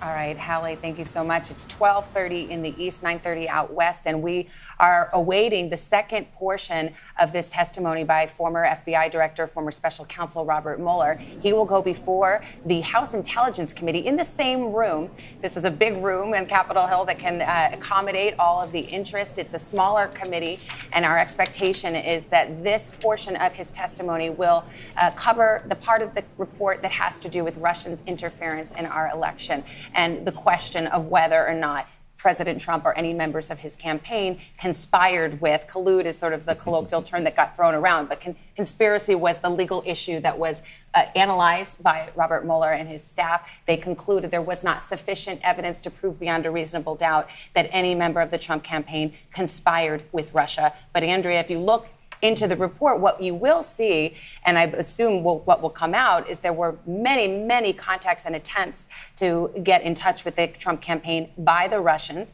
And the report states that the Trump campaign was, in some cases, very receptive to that help. Dozens and dozens of attempts by top officials. We're talking about Paul Manafort and others who were in touch with the Russians. A word about this committee, because by tradition, up until this whole controversy a couple of years ago, this committee was always 50-50, bipartisan, really working together. And then Devin Nunes, during the transition, who was then the chair, if you recall, the Republican chair of the committee, went rogue, went to the White House, was working with the Trump people, and Mike Flynn, then the national security advisor, who was later indicted and pleaded guilty.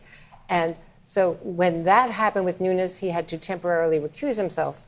But this divided and really became toxic with this committee, and there's a lot of after effects now. So this is not the Intelligence Committee that I've covered for decades. But in fairness, the Republicans that are in this committee aren't like the Republicans that are in Judiciary. Okay, Exactly. You got people like Will Hurd, who's sort of himself a former CIA officer, takes this very seriously. And the only African-American Republican the members House on member. this here, there is. So I'd actually expect this to be more substantive on both sides of the aisle. And I'll remind you, when you read the Part 1 of the Mueller report, which is what we're going to hear about, the conspiracy aspect, the reason not to bring charges in many of the cases was because they thought the law was weak, not because they thought their case was weak. They said, the law needs to be modernized, that there hadn't been really. And Neil, that was sort of my takeaway from reading. It was, to me, a directive to Congress. Hey, you need to modernize campaign finance laws for the 21st century. I 100% agree with that, and it's a crime that Congress hasn't in the wake of this. Nothing. Well, that was supposed to be the purpose of what the But referral was all you're about. saying that the statutes weren't built to cover the conduct that they 21st found and century investigated. conduct, yes. But Chuck, there's also in the report this whole discussion of how all this obstruction actually made it hard for them to get the evidence that they needed to prove this. Some of the Republican questioning seemed to question the whole notion of whether the IRA, the Internet Research Agency, was working with the government. They were planting those seeds during the question. I don't think you're going to have that. I actually think you're going to have Republicans in this committee agree that they were working with the Russian government. You actually have a different style of Republican questioning. Let me bring in Richard Engel, who has spent some time in Russia working this very story, and he's been watching along with us. Richard, what are the facts as you know it, as they are laid out in this report? Well, frankly, if you were listening to the first half of the testimony, it would be very difficult to know what the facts were. I think that what we heard for the last several hours was completely confusing. You were hearing it presented in very partisan ways. The special investigator, or former special investigator, seemed not to know always what his answers were, not to hear the questions.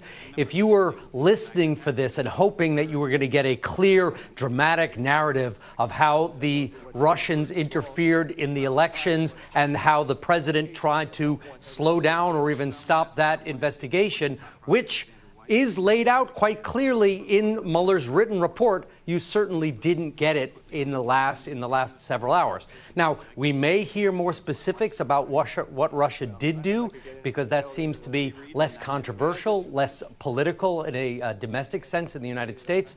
But if the past performance is a judge of what we're going to see, I think we're going to leave the American people even more confusing about what happened in 2016 than they may have been earlier. What we do know, according to my own reporting, according to numerous media reports, numerous intelligence agencies, is that the Russians, the Russian government, through key oligarchs, did influence the U.S. elections. They sent out a massive media campaign to try to sway voters in favor of President Trump, to try to divide and confuse voters, particularly over emotional and racial issues in the United States.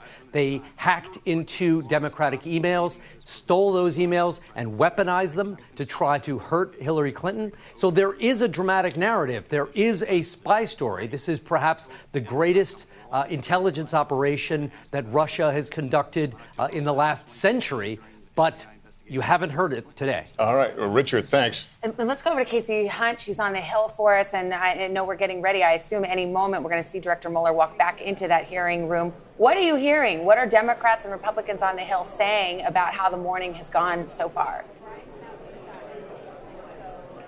Well, Savannah, so far it's hard to get a sense that this has changed the game up here on Capitol Hill in any meaningful way.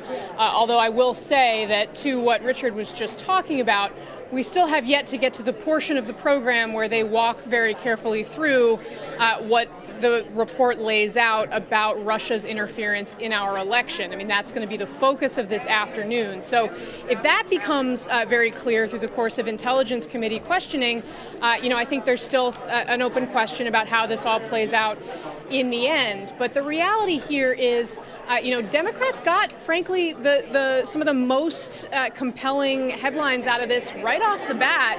And then there was a struggle back and forth to kind of get Mr. Mueller, the former special counsel, to say anything beyond yes or no. I mean, we know that he had told the committees in advance he wasn't going to read from the report. And of course, the great question here for how politically this moves forward, whether or not Democrats are willing to launch impeachment proceedings, depends on how this is perceived by the American public and whether, in Democrats' words, they actually do watch this movie. And Mr. Mueller was a very reluctant cast member, didn't seem to want to give Democrats what they wanted on that front. So far, what we've heard in the hallways, I've spoken to several members and have been talking with aides on background as well.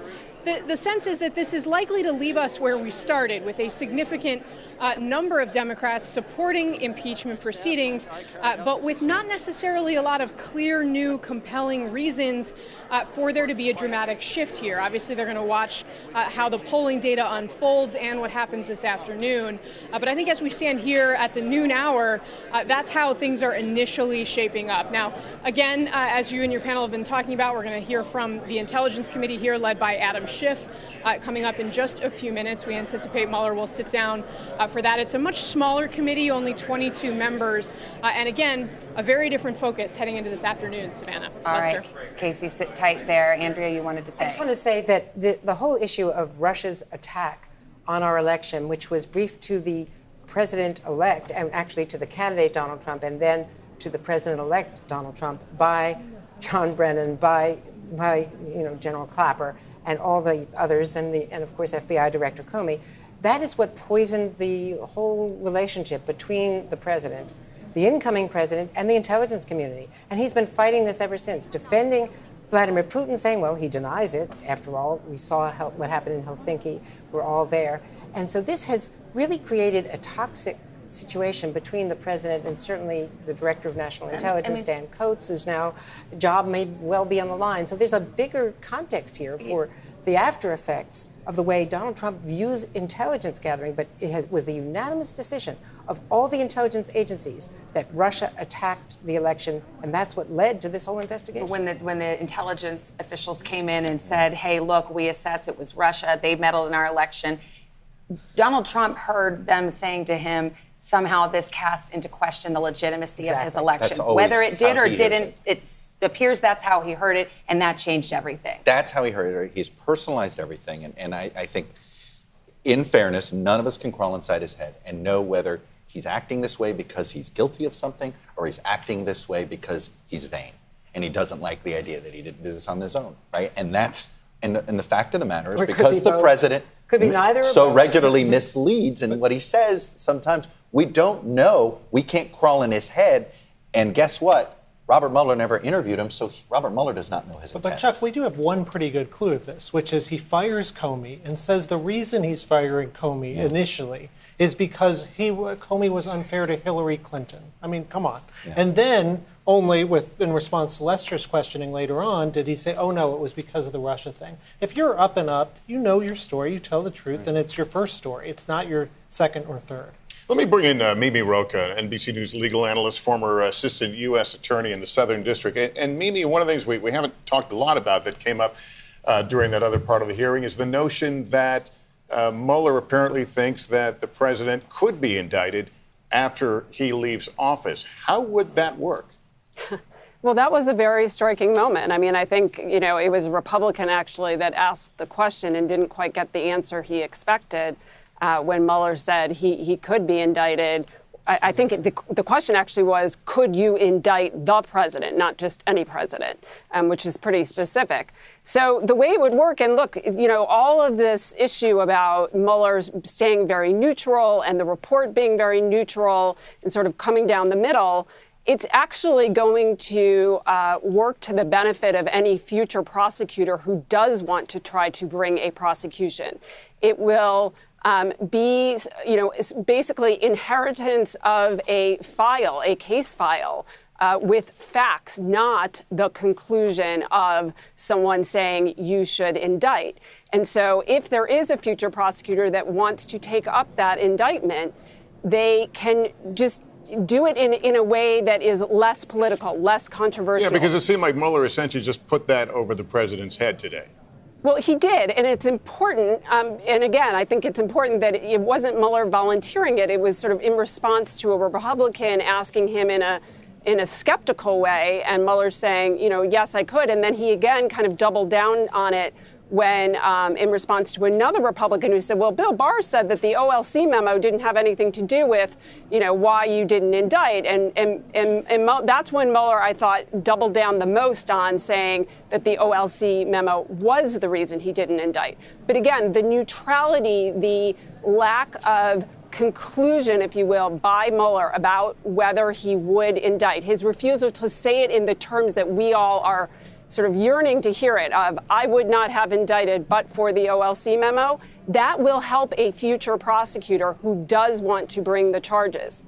Yeah, it's been interesting to watch the things he bites on and the things he doesn't bite on. There's been certainly some inconsistency. But in fairness to him, I don't believe, and Mimi, correct me if I'm wrong, I don't believe he was ever asked point blank the but-for question. But for this OLC opinion, would you have indicted the president? Ted Lieu asked Ted Lieu came close, yeah, but he never asked it in that but-for formulation that would have left absolutely no doubt, right, Mimi? I mean, did you hear it any other way? I think that's right. I think Ted Lieu came the closest.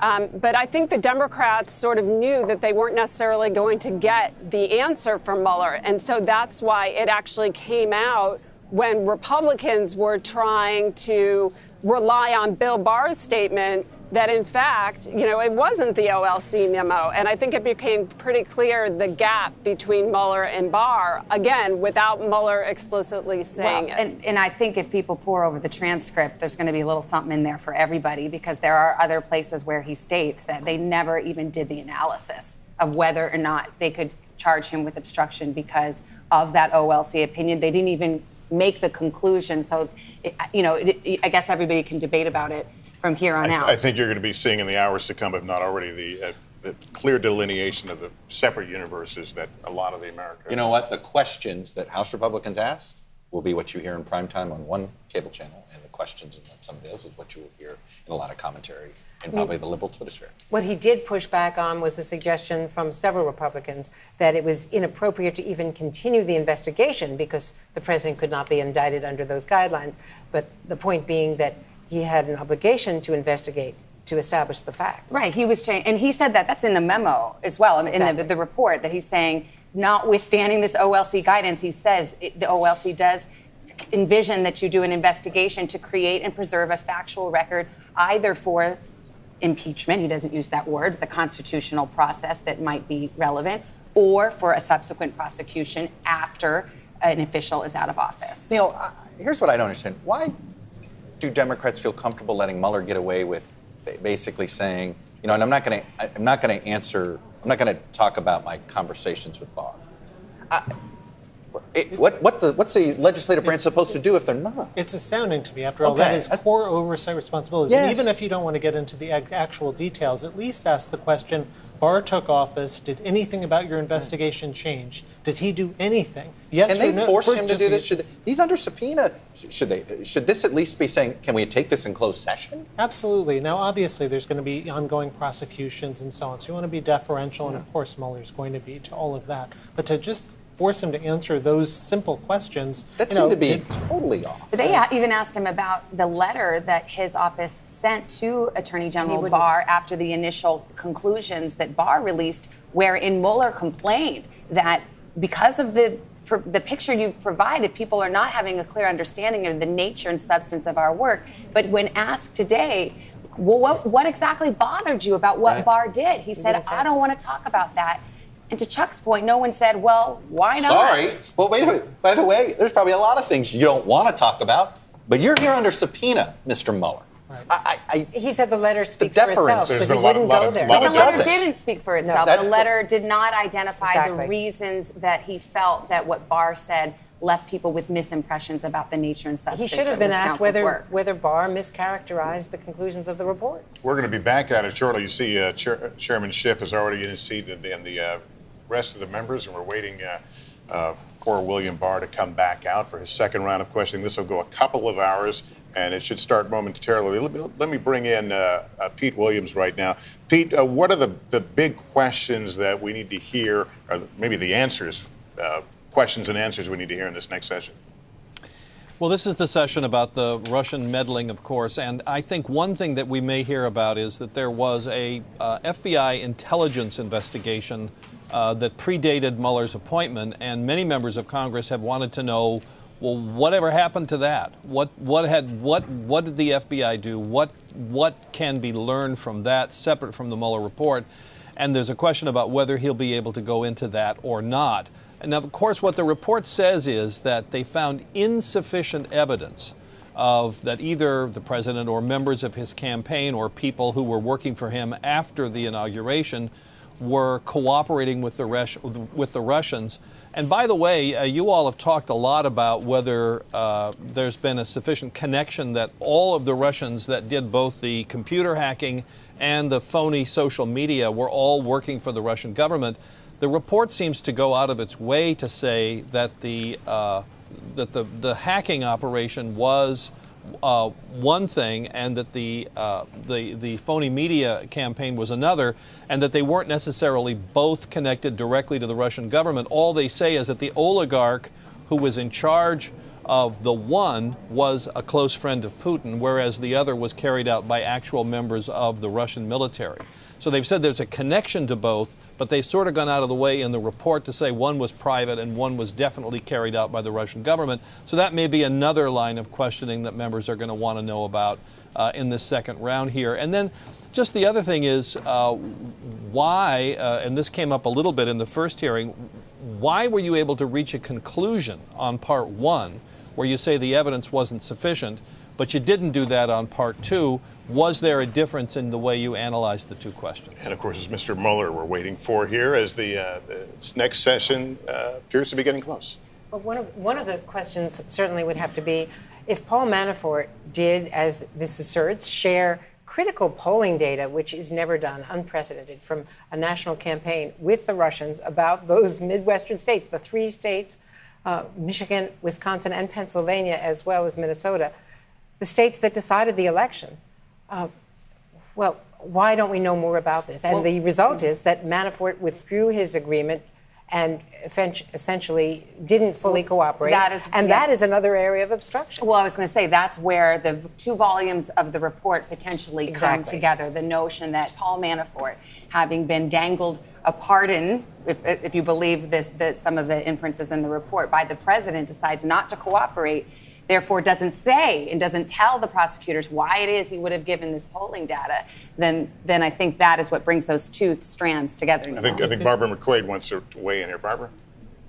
Yeah, I think the polling data is one of the most significant parts of Robert Mueller's findings with regard to the Russia cooperation. You know, he says there were identified gaps in our investigation that was caused by people who lied to us, who provided incomplete information, who deleted communications and used encrypted apps.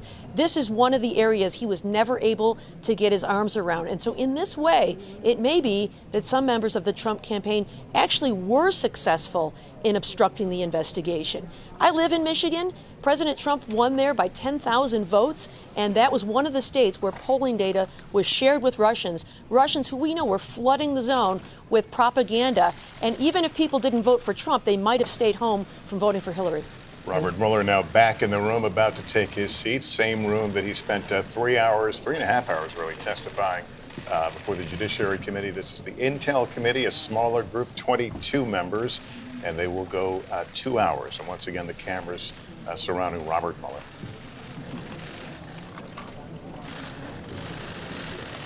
And one has to wonder if the tone of the questioning is going to change on both sides. If there were huddles over this last 30 or 40 minutes to kind of rethink strategy and how they would try to approach it. I think Nunes and some of those Republicans are going to be fairly tough, but they may not be shouting at him.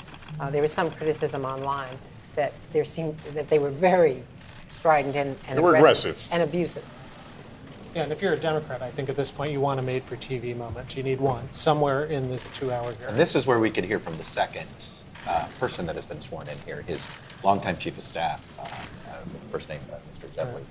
Aaron Zeppeli. Aaron Zeppeli. So Why didn't we in hear the from first him? hearing, he Because wasn't he was not sworn in as a Not witness. sworn in, Here, okay. he's been allowed to be sworn in as a Yeah, witness. and here's So his you may hear a second chairmanship first. calling the hearing into order.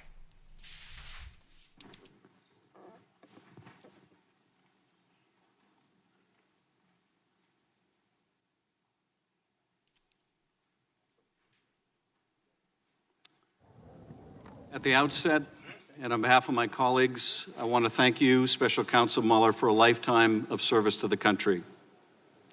Your report, for those who have taken the time to study it, is methodical and it is devastating. For it tells the story of a foreign adversary's sweeping and systematic intervention in a close U.S. presidential election. That should be enough to deserve the attention of every American, as you well point out. But your report tells another story as well. For the story of the 2016 election is also a story about disloyalty to country, about greed, and about lies. Your investigation determined that the Trump campaign, including Donald Trump himself, knew that a foreign power was intervening in our election and welcomed it, built Russian meddling into their strategy, and used it. Disloyalty to country. Those are strong words, but how else are we to describe a presidential campaign which did not inform the authorities of a foreign offer of dirt on their opponent, which did not publicly shun it or turn it away, but which instead invited it, encouraged it, and made full use of it? That disloyalty may not have been criminal, constrained by uncooperative witnesses, the destruction of documents, and the use of encrypted communications. Your team was not able to establish each of the elements of the crime of conspiracy beyond a reasonable doubt, so not a provable crime in any event. But I think maybe something worse. A crime is the violation of law written by Congress, but disloyalty to country violates the very oath of citizenship, our devotion to a core principle on which our nation was founded, that we, the people, and not some foreign power that wishes us ill, we decide who governs us.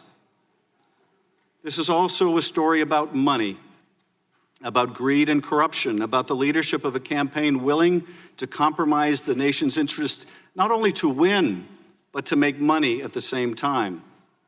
About a campaign chairman indebted to pro-Russian interests who tried to use his position to clear his debts and make millions. About a national security advisor using his position to make money from still other foreign interests. And about a candidate trying to make more money than all of them put together through a real estate project that to him was worth a fortune, hundreds of millions of dollars, and the realization of a lifelong ambition, a Trump Tower in the heart of Moscow. A candidate who, in fact, viewed his whole campaign as the greatest infomercial in history. Donald Trump and his senior staff were not alone in their desire to use the election to make money. For Russia, too, there was a powerful financial motive. Putin wanted relief from U.S. economic sanctions imposed in the wake of Russia's invasion of Ukraine and over human rights violations. The secret Trump Tower meeting between the Russians and senior campaign officials was about sanctions. The secret conversations between Flynn and the Russian ambassador were about sanctions. Trump and his team wanted more money for themselves, and the Russians wanted more money for themselves and for their oligarchs. But the story doesn't end here either, for your report also tells a story about lies, lots of lies. Lies about a gleaming tower in Moscow and lies about talks with the Kremlin. Lies about the firing of FBI Director James Comey and lies about efforts to fire you, Director Mueller, and lies to cover it up. Lies about secret negotiations with the Russians over sanctions and lies about WikiLeaks. Lies about polling data and lies about hush money payments. Lies about meetings in the Seychelles to set up secret back channels and lies about a secret meeting in New York Trump Tower. Lies to the FBI, lies to your staff, and lies to this committee. Lies to obstruct an investigation into the most serious attack on our democracy by a foreign power in our history. That is where your report ends, Director Mueller, with a scheme to cover up, obstruct, and deceive every bit as systematic and pervasive as the Russian disinformation campaign itself, but far more pernicious since this rot came from within.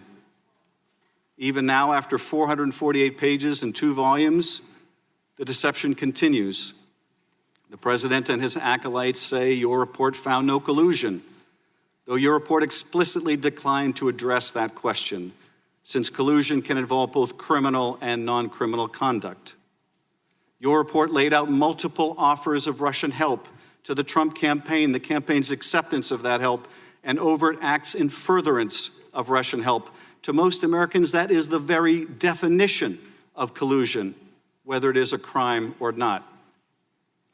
They say your report found no evidence of obstruction, though you outline numerous actions by the president intended to obstruct the investigation. They say the president has been fully exonerated, though you specifically declare you could not exonerate him. In fact, they say your whole investigation was nothing more than a witch hunt, that the Russians didn't interfere in our election, that it's all a terrible hoax. The real crime, they say, is not that the Russians intervened to help Donald Trump, but that the FBI had the temerity to investigate it when they did. But worst of all, worse than all the lies and the greed, is the disloyalty to country. For that too continues. When asked if the Russians intervene again, will you take their help, Mr. President? Why not? Was the essence of his answer. Everyone does it. No, Mr. President, they don't. Not in the America envisioned by Jefferson, Madison, and Hamilton. Not for those who believe in the idea that Lincoln labored until his dying day to preserve, the idea animating our great national experiment, so unique then, so precious still, that our government is chosen by our people through our franchise and not by some hostile foreign power. This is what is at stake. Our next election and the one after that, for generations to come, our democracy. This is why your work matters, Director Mueller. This is why our investigation matters, to bring these dangers to light. Ranking Member Nunes. Thank you, Mr. Chairman. Welcome, everyone, to the last gasp of the Russia collusion conspiracy theory.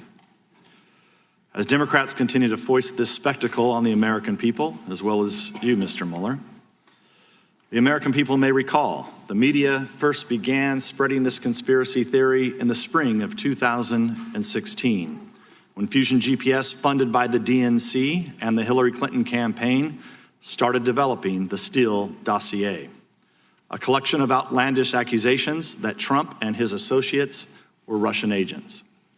Fusion GPS, Steele, and other Confederates fed these absurdities to naive or partisan reporters and to top officials in numerous government agencies, including the FBI, the Department of Justice, and the State Department. Among other things, the FBI used dossier allegations to obtain a warrant to spy on the Trump campaign. Despite acknowledging dossier allegations as being salacious and unverified, former FBI Director James Comey briefed those allegations to President Obama and President-elect Trump. Those briefings conveniently leaked to the press, resulting in the publication of the dossier and launching thousands of false press stories based on the word of a foreign ex-spy, one who admitted he was desperate that Trump lose the election and who was eventually fired as an FBI source for leaking to the press. After Comey himself was fired, by his own admission, he leaked derogatory information on President Trump to the press for the specific purpose, and successfully so, of engineering the appointment of a special counsel who sits here before us today. The FBI investigation was marred by further corruption and bizarre abuses. Top DOJ official Bruce Orr, whose own wife worked on Fusion GPS's anti-Trump operation, fed Steele's information to the FBI, even after the FBI fired Steele. The top FBI investigator and his lover, another top FBI official, constantly texted about how much they hated Trump and wanted to stop him from being elected. And the entire investigation was opened based not on Five Eyes intelligence, but on a tip from a foreign politician about a conversation involving Joseph Mifsud. He's a Maltese diplomat who's widely portrayed as a Russian agent, but seems to have far more connections with Western governments, including our own FBI and our own State Department, than with Russia. Brazenly ignoring all these red flags, as well as the transparent absurdity of the claims they are making, the Democrats have argued for nearly 3 years that evidence of collusion is hidden just around the corner. Like the Loch Ness Monster, they insist it's there, even if no one can find it. Consider this. In March 2017, Democrats on this committee said they had more than circumstantial evidence of collusion, but they couldn't reveal it yet. Mr. Mueller was soon appointed, and they said he would find the collusion. Then when no collusion was found in Mr. Mueller's indictments, the Democrats said we'd find it in his final report. Then when there was no collusion in the report, we were told Attorney General Barr was hiding it. Then when it was clear Barr wasn't hiding anything, we were told it will be revealed through a hearing with Mr. Mueller himself. And now that Mr. Mueller is here, they are claiming that the collusion has actually been in his report all along, hidden in plain sight. And they're right. There is collusion in plain sight. Collusion between Russia and the Democratic Party. The Democrats colluded with Russian sources to develop the Steele dossier, and Russian lawyer Natalia Vesnitskaya colluded with the dossier's key architect, Fusion GPS head Glenn Simpson. The Democrats have already admitted, both in interviews and through their usual anonymous statements to reporters, that today's hearing is not about getting information at all. They said they want to, quote, bring the Mueller report to life and create a television moment through ploys like having Mr. Mueller recite passages from his own report. In other words, this hearing is political theater. It's a Hail Mary attempt to convince the American people that collusion is real and that it's concealed in the report. Granted, that's a strange argument to make about a report that is public. It's almost like the Democrats prepared arguments accusing Mr. Barr of hiding the report and didn't bother to update their claims once he published the entire thing. Among congressional Democrats, the Russia investigation was never about finding the truth. It's always been a simple media operation. By their own accounts, this operation continues in this room today. Once again, numerous pressing issues this committee needs to address are put on hold to indulge the political fantasies of people who believed it was their destiny to serve Hillary Clinton's administration. It's time for the curtain to close on the Russia hoax. The conspiracy theory is dead. At some point, I would argue, we're going to have to get back to work. Until then, I yield back the balance of my time. To ensure fairness and make sure that our hearing is prompt, I know we got a late start, Director Mueller. The hearing will be structured as follows. Each member of the committee will be afforded 5 minutes to ask questions, beginning with the chair and ranking member. As chair, I will recognize thereafter in alternating fashion and descending order of seniority members of the majority and minority. After each member has asked his or her questions, the ranking member will be afforded an additional 5 minutes to ask questions, followed by the chair, who will have additional 5 minutes for questions. The ranking member and the chair will not be permitted to delegate or yield our final round of questions to any other member. After 6 members of the majority and 6 members of the minority have concluded their 5-minute rounds of questions, we'll take a 5 or 10-minute break that we understand you've requested before resuming the hearing with Congressman Swalwell starting his round of questions. Special Counsel Mueller is accompanied today by Aaron Zebley, who served as Deputy Special Counsel from May 2017 until May 2019 and had day-to-day oversight of the Special Counsel's investigation. Mr. Mueller and Mr. Zebley resigned from the Department of Justice at the end of May 2019 when the special counsel's office was closed. Both Mr. Mueller and Mr. Zebley will be available to answer questions today and will be sworn in consistent with the rules of the House and the committee. Mr. Mueller and Mr. Zebley's appearance today before the committee is in keeping with the committee's longstanding practice of receiving testimony from current or former Department of Justice and FBI personnel regarding open and closed investigative matters. As this hearing is under oath and before we begin your testimony, Mr. Mueller and Zebley, would you please rise and raise your right hands to be sworn?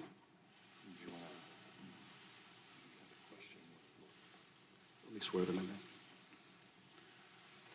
Do you swear or affirm that the testimony you are about to give at this hearing is the whole truth and nothing but the truth? Thank you. The record will reflect that the witnesses have been duly sworn. Ranking member. Thank you, Mr. Chair. I just want to clarify that this is highly unusual for Mr. Zebley to be sworn in. We're here to ask Director Mueller questions. He's here as counsel. Our side is not going to be directing any questions to Mr. Zebley, and we have concerns about his prior representation of the Hillary Clinton campaign aide. So I just want to voice that concern that we do have, and we will not be addressing any questions to Mr. Zebley today. I thank the ranking member. I realize, as you probably do, Mr. Zebley, that there is an angry man down the street who's not happy about your being here today, but it is up to this committee and not anyone else who will be allowed to be sworn in and testify, and you are welcome as a private citizen to testify, and members may direct their questions to whoever they choose. With that, Director Mueller, you are recognized for any opening remarks you'd like to make. Good afternoon, Chairman Schiff, Ranking Member Nunes, and members of the committee. I testified this morning before the House Judiciary Committee. I ask that the opening statement I made before that committee be incorporated into the record here. Without objection, Director. I understand that this committee has a unique jurisdiction and that you are interested in further understanding the counterintelligence implications of our investigation. So let me say a word about how we handled the potential impact of our investigation on counterintelligence matters. As we explained in our report, the special counsel regulations effectively gave me the role of United States Attorney. As a result, we structured our investigation around evidence for possible use in prosecution of federal crimes. We did not reach what you would call counterintelligence conclusions. We did, however, set up processes in the office to identify and pass counterintelligence information onto the FBI. Members of our office periodically brief the FBI about counterintelligence information.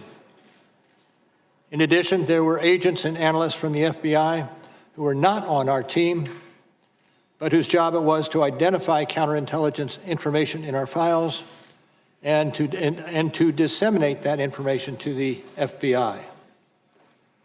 For these reasons, questions about what the FBI has done with the counterintelligence information obtained from our investigation should be directed to the FBI. I also want to reiterate a few points that I made this morning. I am not making any judgments or offering opinions about the guilt or innocence in any pending case. It is unusual for a prosecutor to testify about a criminal investigation, and given my role as a prosecutor, there are reasons why my testimony will necessarily be limited. First, public testimony could affect several ongoing matters. In some of these matters, court rules or judicial orders limit the disclosure of information to protect the fairness of the proceedings. And consistent with longstanding Justice Department policy, it would be inappropriate for me to comment in any way that could affect an ongoing matter. Second, the Justice Department has asserted privileges concerning investigative information and decisions, ongoing matters within the Justice Department, and deliberations within our office. These are Justice Department privileges that I will respect. The department has released a letter discussing the restrictions on my testimony. But I therefore will not be able to answer questions about certain areas that I know are of public interest. For example, I am unable to address questions about the opening of the FBI's Russia investigation, which occurred months before my appointment, or matters related to the so-called Steele dossier. These matters are the subject of ongoing review by the department. Any questions on these topics should therefore be directed to the FBI or the Justice Department. Third, as I explained this morning, it is important for me to adhere to what we wrote in our report. The report contains our findings and analysis and the reasons for the decisions we made. We stated the results of our investigation with precision. I do not intend to summarize or describe the results of our work in a different way in the course of my testimony today. And as I stated in May, I also will not comment on the actions of the Attorney General or of Congress. I was appointed as a prosecutor, and I intend to adhere to that role and to the department standards that govern. Finally, as I said this morning, over the course of my career, I have seen a number of challenges to our democracy. The Russian government's efforts to interfere in our election is among the most serious, and I am sure that the committee agrees. Now, before we go to questions, I want to add one correction to my testimony this morning. I want to go back to one thing that was said this morning by Mr. Liu, who said, and I quote, "You didn't charge the president because of the OLC opinion." That is not the correct way to say it. As we say in the report, and as I said at the opening, we did not reach a determination as to whether the president committed a crime. And with that, Mr. Chairman, I'm ready to answer questions. Thank you, Director Mueller. I recognize myself for 5 minutes. Director Mueller, your report describes a sweeping and systematic effort by Russia to influence our presidential election. Is that correct? That is correct. And during the course of this Russian interference in the election, the Russians made outreach to the Trump campaign, did they not? That occurred over the course of, that occurred. It's also clear from your report that during that Russian outreach to the Trump campaign, no one associated with the Trump campaign ever called the FBI to report it. Am I right? I don't know that for sure. In fact, the campaign welcomed the Russian help, did they not? I think we report in the report indications that that occurred, yes. The president's son said when he was approached about dirt on Hillary Clinton that the Trump campaign would love it. That is generally what was said, yes. The president himself called on the Russians to hack Hillary's emails. There was a statement by the president in those general lines. And numerous times during the campaign, the president praised the releases of the Russian-hacked emails through WikiLeaks. That did occur. Your report found that the Trump campaign planned, quote, a press strategy, communications campaign, and messaging, unquote, based on that Russian assistance. I am not familiar with that. That language comes from Volume 1, page 54. Apart from the Russians wanting to help Trump win, several individuals associated with the Trump campaign were also trying to make money during the campaign and transition. Is that correct? That is true. Paul Manafort was trying to make money or achieve debt forgiveness from a Russian oligarch? Generally, that is accurate. Michael Flynn was trying to make money from Turkey? True. Donald Trump was trying to make millions from a real estate deal in Moscow? To the extent you're talking about the hotel in Moscow? Yes. Yes. When your investigation looked into these matters, numerous Trump associates lied to your team, the grand jury, and to Congress? Number of persons that we interviewed in our investigation, it turns out, did lie. Mike Flynn lied? He was convicted of lying, yes. George Papadopoulos was convicted of lying? True. Paul Manafort was convicted of lying? True. Paul Manafort was, in fact, went so far as to encourage other people to lie? That is accurate. Manafort's deputy, Rick Gates, lied? That is accurate. Michael Cohen, the president's lawyer, was indicted for lying? True. He lied to stay on message with the president? Allegedly by him. And when Donald Trump called your investigation a witch hunt, that was also false, was it not? I'd like to think so, yes. Well, your investigation is not a witch hunt, is it? It is not a witch hunt. When the president said the Russian interference was a hoax, that was false, wasn't it? True. When he said it publicly, it was false? He did say publicly that it was false, yes. And when he told it to Putin, that was false too, wasn't it? That I'm not familiar with. When the president said he had no business dealings with Russia, that was false, wasn't it? I'm not going to go into the details of the report that along those lines. But when the president said he had no business dealings with Russia, in fact, he was seeking to build a Trump Tower in Moscow, is he not? I think there is some question about when this was accomplished. Well, you would consider a $1 billion deal to build a tower in Moscow to be business dealings, wouldn't you, Director Mueller? Yeah, absolutely. In short, your investigation found evidence that Russia wanted to help Trump win the election, right? I think generally that would be accurate. Russia informed campaign officials of that? I'm not certain to what conversations you're referring to. Well, through an intermediary, they informed Papadopoulos that they could help with the anonymous release of stolen emails? Accurate. Russia committed federal crimes in order to help Donald Trump? When you're talking about the computer crimes in the charge in our case, absolutely. The Trump campaign officials built their strategy, their messaging strategy around those stolen documents? Generally, that's true. And then they lied to cover it up? Generally, that's true. Thank you, Mr. Nunes. Thank you. Welcome, Director. As a former FBI director, you'd agree that the FBI is the world's most capable law enforcement agency. I would say yes. The FBI claims the counterintelligence investigation of the Trump campaign began on July 31st, 2016. But in fact, it began before that. In June 2016, before the investigation officially opened, Trump campaign associates Carter Page and Stephen Miller, a current Trump advisor, were invited to attend a symposium at Cambridge University in July 2016. Your office, however, did not investigate who was responsible for inviting these Trump associates to this symposium. Your investigators also failed to interview Stephen Schrage, an American citizen who helped organize the event and invited Carter Page to it. Is that correct? Can you repeat the question? Whether or not you interviewed Stephen Schrage, who organized the Cambridge. Okay, in those areas, I am going to stay away from. Okay. The first Trump associate to be investigated was General Flynn.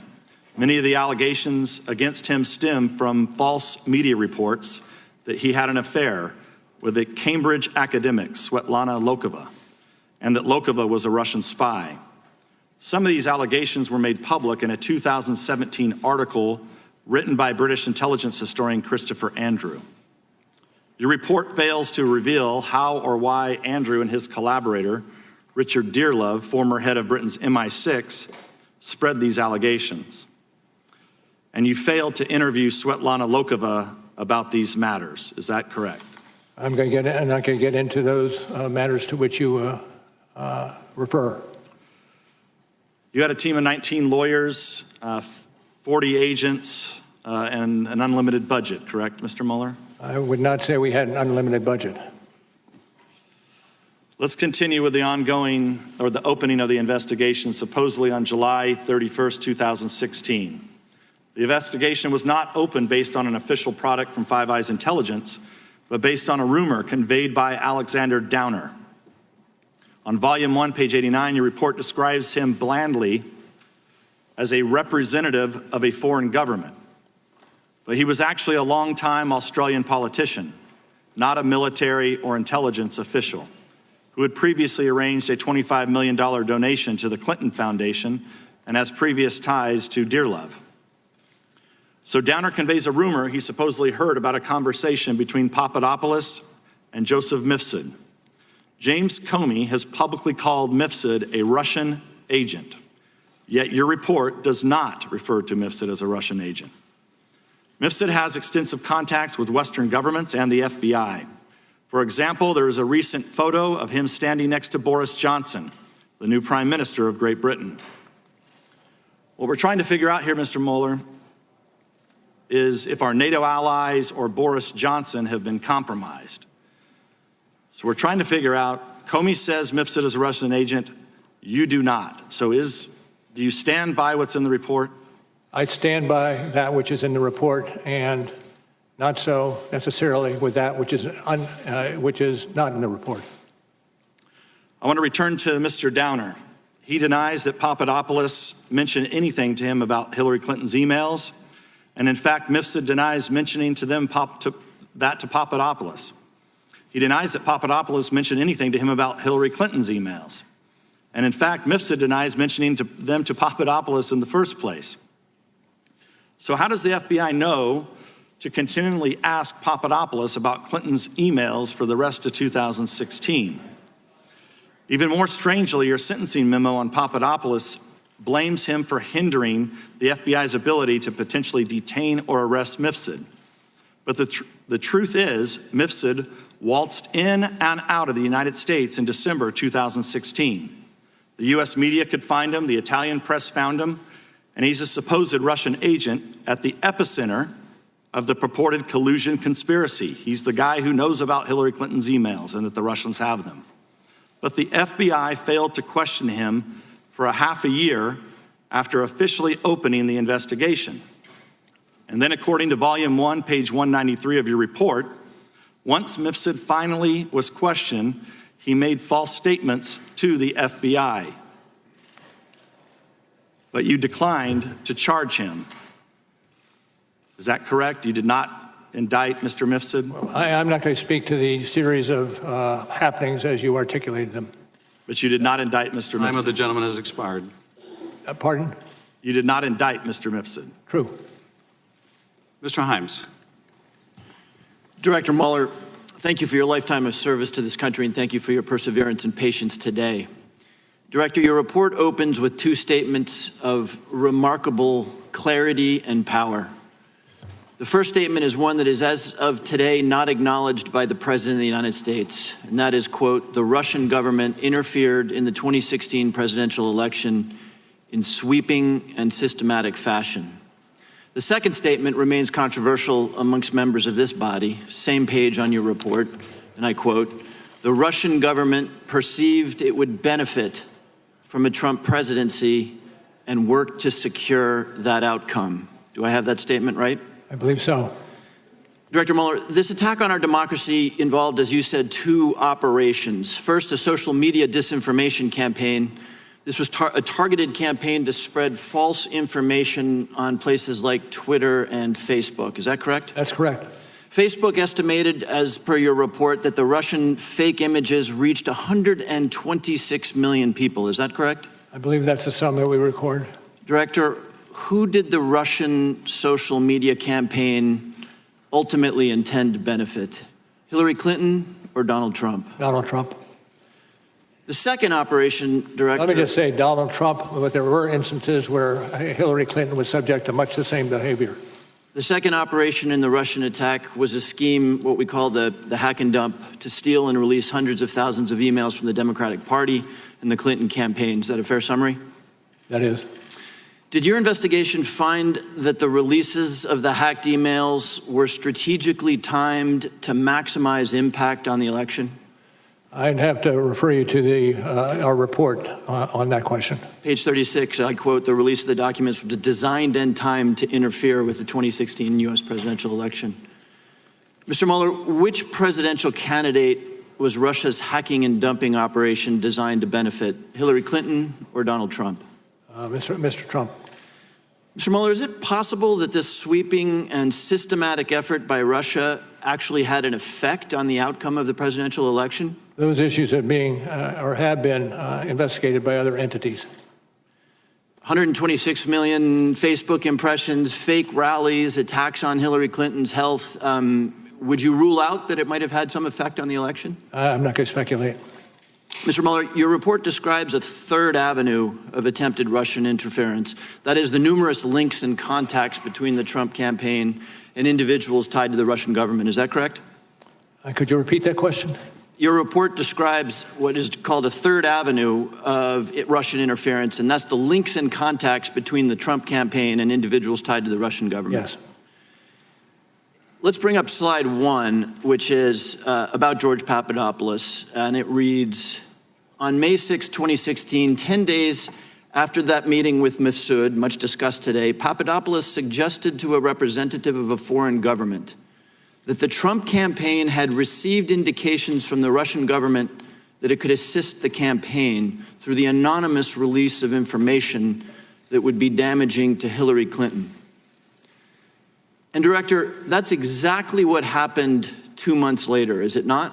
Well, I can speak to the excerpt that you have on the screen as being accurate from the report, but not the second half of your question. Well, the second half, just to refer to page 6 of the report, is that on July 22nd, through WikiLeaks, thousands of these emails that were stolen by the Russian government appeared, correct? That's on page 6 of the report.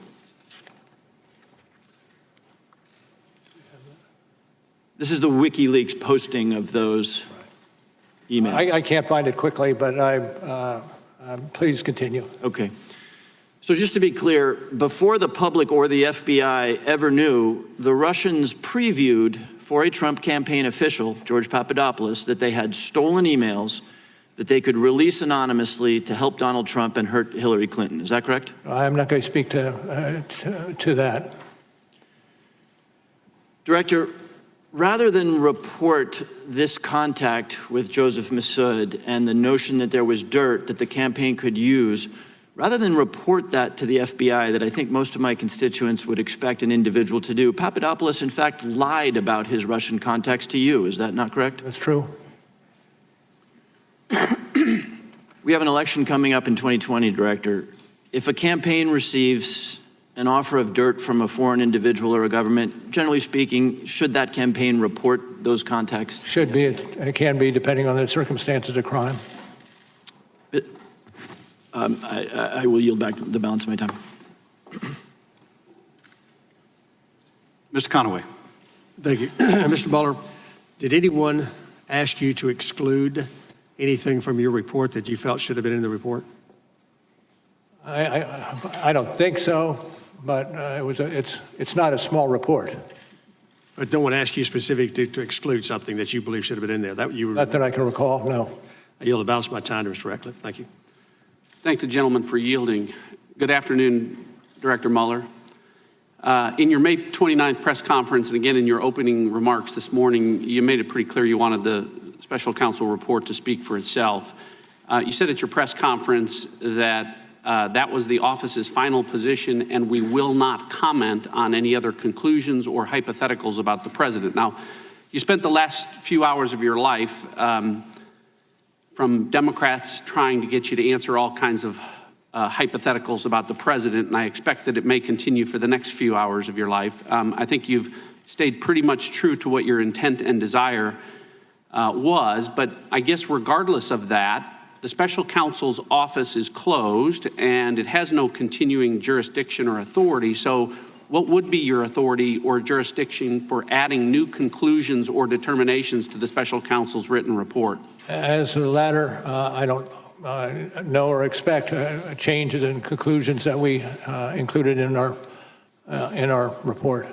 So to that point, you addressed one of the issues that I needed to, which was from your testimony this morning, which some construed as a change to the written report. You talked about the exchange that you had with Congressman Lieu. I wrote it down a little bit different. I want to ask you about it so that the record's perfectly clear. I recorded that he asked you, quote, the reason you did not indict Donald Trump is because of the OLC opinion stating you cannot indict a sitting president, to which you responded, that is correct. That response is inconsistent. I think you'll agree with your written report.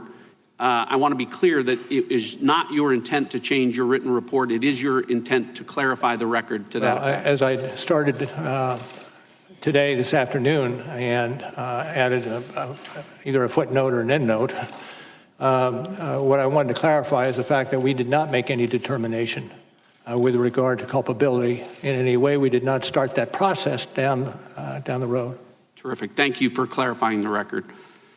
A stated purpose of your appointment as special counsel was to ensure a full and thorough investigation of the Russian government efforts to interfere in the 2016 presidential election. As part of that full and thorough investigation, what determination did the special counsel office make about whether the Steele dossier was part of the Russian government efforts to interfere in the 2016 presidential election? Again, when it comes to Mr. Steele, I defer to the Department of Justice. Well, first of all, Director, I very much agree with your determination that Russia's efforts were sweeping and systematic. I think it should concern every American. That's why I want to know just how sweeping and systematic those efforts were. I want to find out if Russia interfered with our election by providing false information through sources to Christopher Steele about a Trump conspiracy that you determined didn't exist. Well, I'm not going to discuss the issues with regard to Mr. Steele.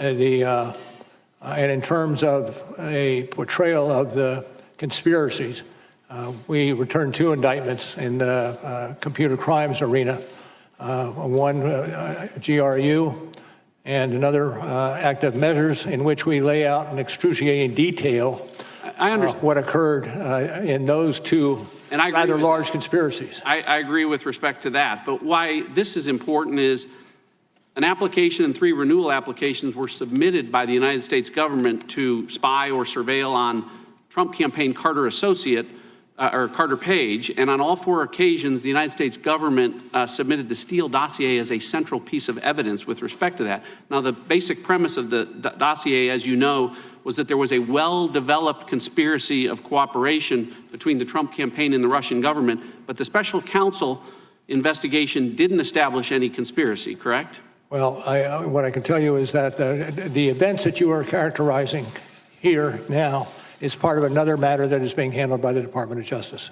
But you did not establish any conspiracy, much less a well-developed one. Again, I pass on answering that question. The special counsel did not charge Carter Page with anything, correct? Special counsel did not. All right. My time has expired. I yield back. Ms. Sewell.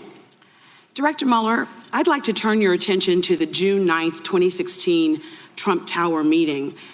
Slide 2, which should be on the screen now, is part of an email chain between Donald Trump Jr. and a publicist representing the son of a Russian oligarch. The email exchange ultimately led to the now infamous June 9th, 2016 meeting. The email from the publicist to Donald Trump Jr. reads in part, "The Crown Prosecutor of Russia offered to provide the Trump campaign with some official documents and information that would incriminate Hillary in her dealings with Russia and is a part of Russia and its government's support of Mr. Trump." In this email, Donald Trump Jr. is being told that the Russian government wants to pass along information which would hurt Hillary Clinton and help Donald Trump. Is that correct? That's correct. Now, Trump Jr.'s response to that email is slide 3. He said, and I quote, "If it is what you say, I love it, especially later in the summer." Then Donald Jr. Invited senior campaign officials, Paul Manafort and Jared Kushner, to the meeting, did he not? He did.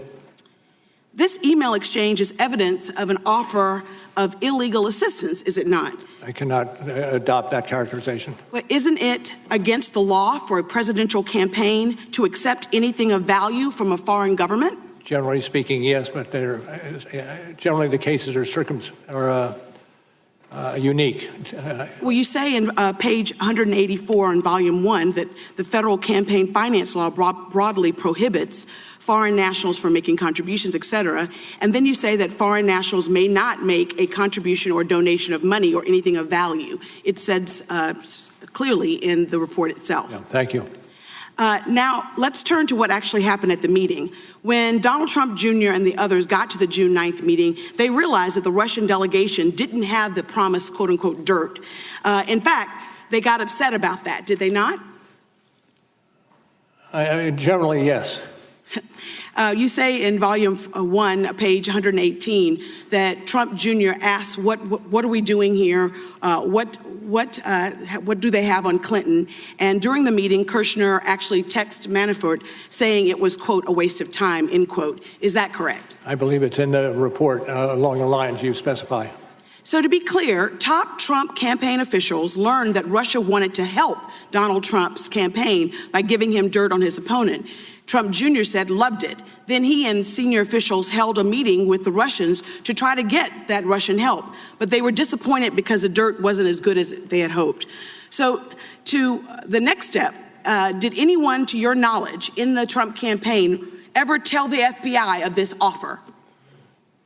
I don't believe so. Did Donald Trump Jr. tell the FBI that they received an offer of help from the Russians? I'm going.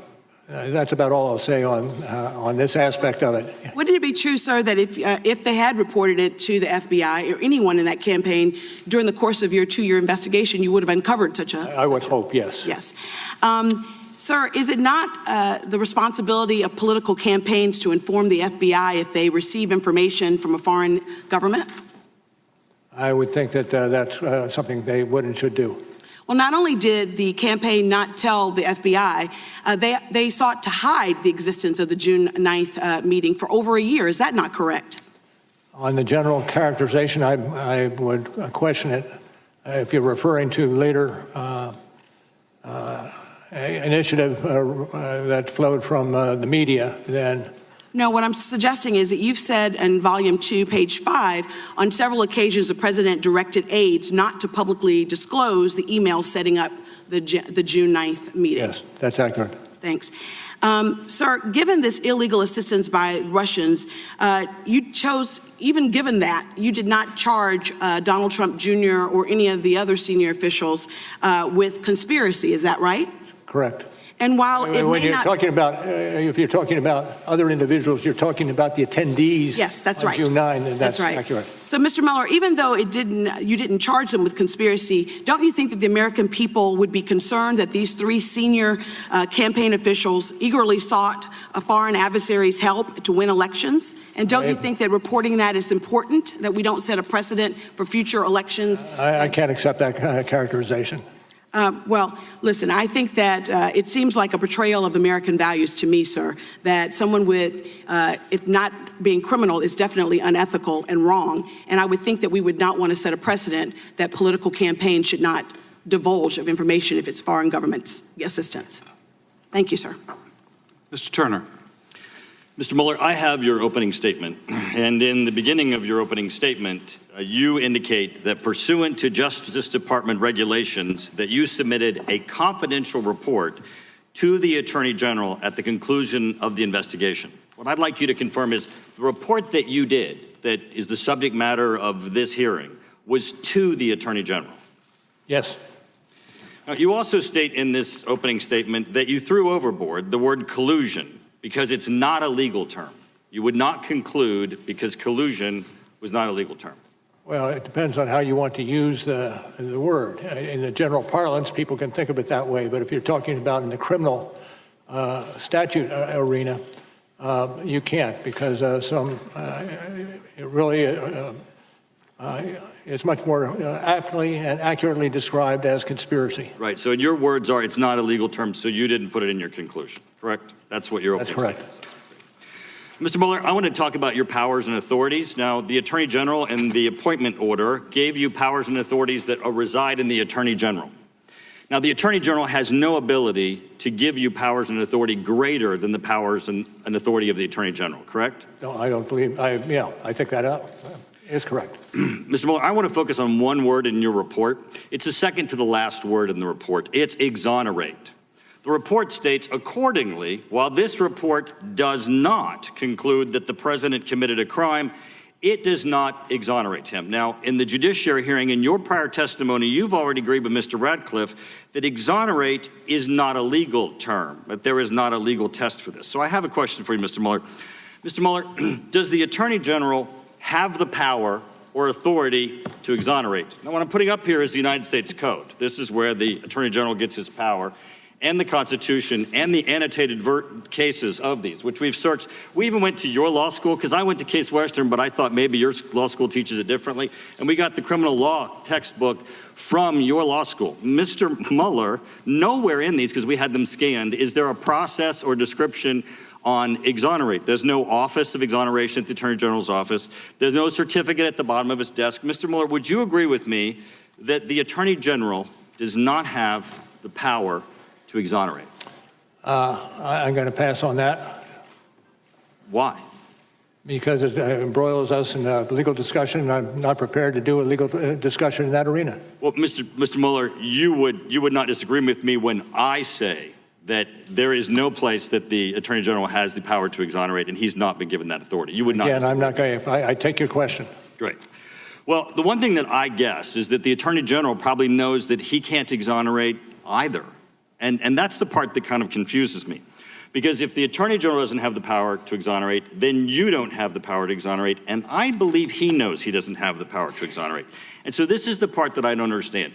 If your report is to the Attorney General, and the Attorney General doesn't have the power to exonerate, and he knows that you do not have that power, you don't have to tell him that you're not exonerating the president. He knows this already. So then that kind of changed the context for the report. No, we included in the report for exactly that reason. He may not know it, and he should know it. So you believe that the Attorney Bill Barr believes that somewhere in the hallways of the Department of Justice there's an office of exoneration? No, that's not what I said. Well, I believe he knows, and I don't believe you put that in there for Mr. Barr. I think you put that in there for exactly what I'm going to discuss next, and that is, so the Washington Post yesterday, when speaking of your report, the article said Trump could not be exonerated of trying to obstruct the investigation itself. Trump could not be exonerated. Now, that statement is correct, Mr. Mueller, isn't it, in that no one can be exonerated? The reporter wrote this. This reporter can't be exonerated. Mr. Mueller, you can't be exonerated. In fact, in our criminal justice system, there is no power or authority to exonerate. Now, this is my concern, Mr. Mueller. This is the headline on all of the news channels while you were testifying today. Mueller, Trump was not exonerated. Now, Mr. Mueller, what you know is that this can't say Mueller exonerated Trump, because you don't have the power or authority to exonerate Trump.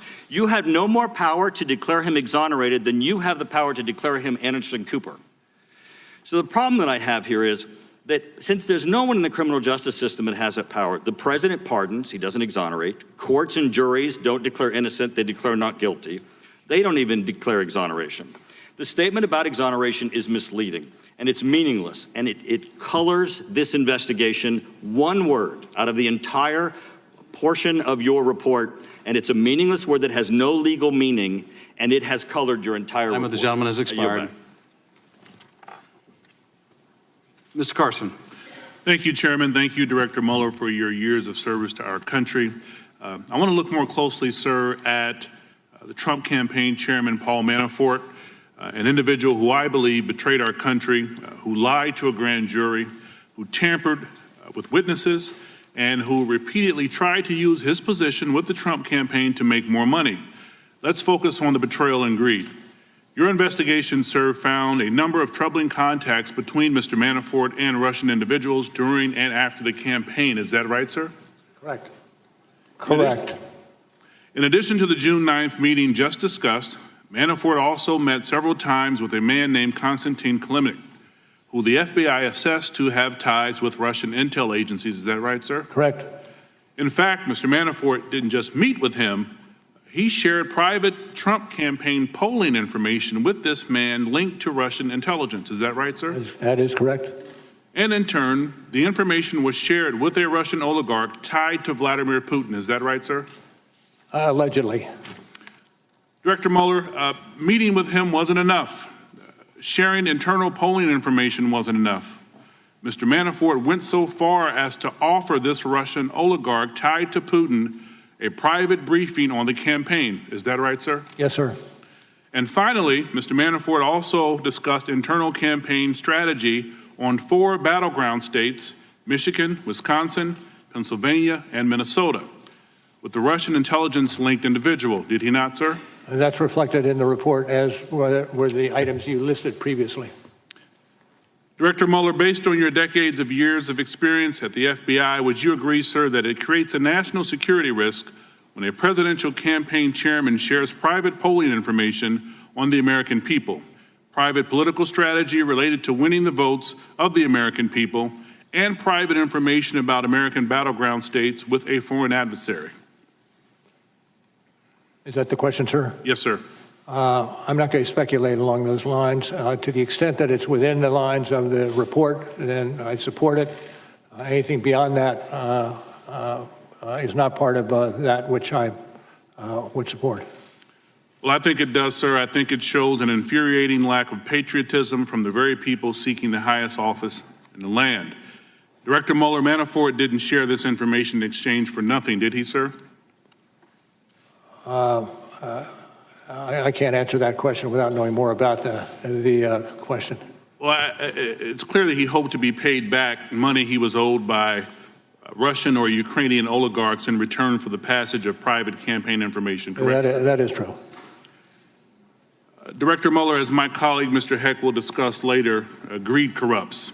Would you agree, sir, that the sharing of private campaign information in exchange for money represents a particular kind of corruption, one that presents a national security risk to our country, sir? I'm not going to opine on that. I don't have the expertise in that arena to really opine. Would you agree, sir, that Manafort's contacts with Russians close to Vladimir Putin and his efforts to exchange private information on Americans for money left him vulnerable to blackmail by the Russians? I think generally so, that would be the case. Would you agree, sir, that these acts demonstrated a betrayal of the democratic values of our country rests on? I can't agree with that. Director Mueller, not that it's not true, but I cannot agree with it. Yes, sir. Director Mueller, well, I can tell you that in my years of experience as a law enforcement officer and as a member of Congress, fortunate to serve on the Intel Committee, I know enough to say yes. Trading political secrets for money with a foreign adversary can corrupt, and it can leave you open to blackmail, and it certainly represents a betrayal of the values underpinning our democracy. I want to thank you for your service again, Director Mueller. We appreciate you for coming today. I yield back, Chairman. Dr. Wenstrup. Thank you, Mr. Chairman. Thank you, Mr. Mueller, for being here today. Mr. Mueller, is it accurate to say your investigation found no evidence that members of the Trump campaign were involved in the theft or publication of Clinton campaign-related emails?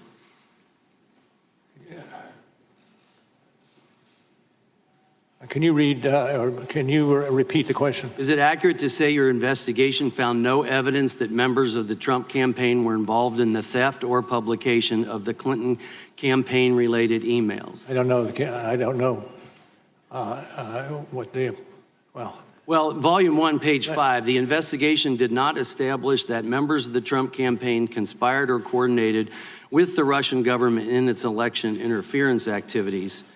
So it would therefore be inaccurate, based on this, to describe that finding as open to doubt, that finding being that a Trump campaign was involved with theft or publication of the Clinton campaign emails. Are you following that, sir? I do believe I'm following it, but it is that portion of that matter, it does not fall within our jurisdiction or fall within our investigation. Well, based on what your report says, volume 1, page 5, I just want to be clear that open to doubt is how the committee Democrats described this finding in their minority views to of our 2018 report. And it kind of flies in the face of what you have in your report. But so is it accurate also to say the investigation found no documentary evidence that George Papadopoulos told anyone affiliated with the Trump campaign about Joseph Mifsid's claims that the Russians had dirt on candidate Clinton? Let me turn that over to Mr. Zebley. I'd like to ask you, sir. This is your report, and that's what I'm basing this on. And then could you repeat the question for me again? Yeah, is it accurate to say the investigation found no documentary evidence that George Papadopoulos told anyone affiliated with the Trump campaign about Joseph Mifsid's claims that the Russians had dirt on candidate Clinton? I believe it appearing in the report that it's accurate. Okay, so in the report, it says no documentary evidence that Papadopoulos shared this information with the campaign. It's therefore inaccurate to conclude that by the time of the June 9, 2016 Trump Tower meeting, quote, the campaign was likely already on notice via George Papadopoulos' contact with Russian agents that Russia, in fact, had damaging information on Trump's opponent. Would you say that that is inaccurate to say that it's likely already on? I could direct you to the report. Well, I appreciate that because the Democrats jumped to this incorrect collusion in their minority views, again, which contradicts what you have in your report. I'm concerned about a number of statements I'd like you to clarify because a number of Democrats have made some statements that I have concerns with, and maybe you can clear them up. So a member of this committee said President Trump was a Russian agent after your report was publicly released. That statement is not supported by your report, correct? That is accurate. It's not supported. Multiple Democrat members have asserted that Paul Manafort met with Julian Assange in 2016 before WikiLeaks released DNC emails implying Manafort colluded with Assange. Because your report does not mention finding evidence that Manafort met with Assange, I would assume that means you found no evidence of this meeting. Is that assumption correct? I'm not certain I agree with that assumption. But you make no mention of it in your report. Would you agree with that? Yes, I would agree with that. Okay, Mr. Mueller, does your report contain any evidence that President Trump was enrolled in the Russian system of Compromat as a member of this committee once claimed? Well, what I can speak to is information and evidence that we picked up as the special counsel, and I think that's accurate as far as it goes. Thank you. I appreciate that. So let's go for a second to scope. Did you ask the Department of Justice to expand the scope of the special counsel's mandate related to August 2nd, 2017 or August 20th, 2017 scoping memoranda? Well, without looking at the memoranda, I could not answer that. Well, let me ask you, did you ever make a request to expand your office's mandate at all? Generally, yes.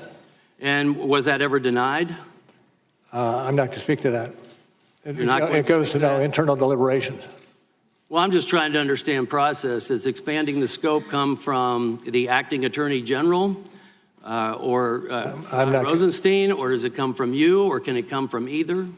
I'm not going to discuss any other alternatives. Thank you, Mr. Mueller. Ms. Spear. Thank you, Mr. Chairman.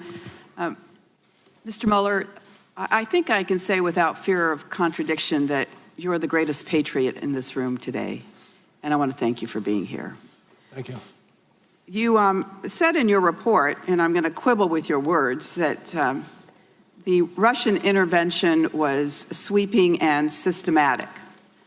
I would quibble with that because I don't think it was just an intervention. I think it was an invasion. And I don't think it was just sweeping and systematic. I think it was sinister and scheming. But having said that, one of my colleagues earlier here referred to this Russian intervention as a hoax. And I'd like to get your comment on that. On page 26 of your report, you talk about the Internet Research Agency and how tens of millions of U.S. persons became engaged with the posts that they made, that there were some 80,000 posts on Facebook, that Facebook itself admitted that 126 million people had probably seen the posts that were put up by the Internet Research Agency, that they had 3,800 Twitter accounts and had designed more than 175,000 tweets that probably reached 1.4 million people. The Internet Research Agency was spending about $1.25 million a month on all of this social media in the United States in what I would call an invasion in our country. Would you agree that it was not a hoax, that the Russians were engaged in trying to impact our election? Absolutely. That was not a hoax. The indictments we returned against the Russians, 2 different ones, were substantial in their scope, using that scope word again. And I think we have underplayed to a certain extent that aspect of our investigation that has and would have long-term damage to the United States that we need to move quickly to address. Thank you for that. I'd like to drill down on that a little bit more. The Internet Research Agency actually started in 2014 by sending over staff as tourists, I guess, to start looking at where they wanted to engage. And there are many that suggest, and I'm interested in your opinion, as to whether or not Russia is presently in the United States looking for ways to impact the 2020 election. I can't speak to that. That would be in levels of classification. All right. Let me ask you this. Oftentimes when we engage in these hearings, we forget the forest for the trees. You have a very large report here of over 400 pages. Most Americans have not read it. We have read it. Actually, the FBI director yesterday said he hadn't read it, which was a little discouraging. But on behalf of the American people, I want to give you a minute and 39 seconds to tell the American people what you would like them to glean from this report. Well, we spent substantial time assuring the integrity of the report, understanding that it would be our living message to those who come after us. But it also is a signal, a flag to those of us who have some responsibility in this area to exercise those responsibilities swiftly and don't let this problem continue to linger as it has over so many years. All right. You didn't take the whole amount of time, so I'm going to yield the rest of my time to the chairman. I thank the gentleman for yielding. Dr. Mueller, I wanted to ask you about conspiracy.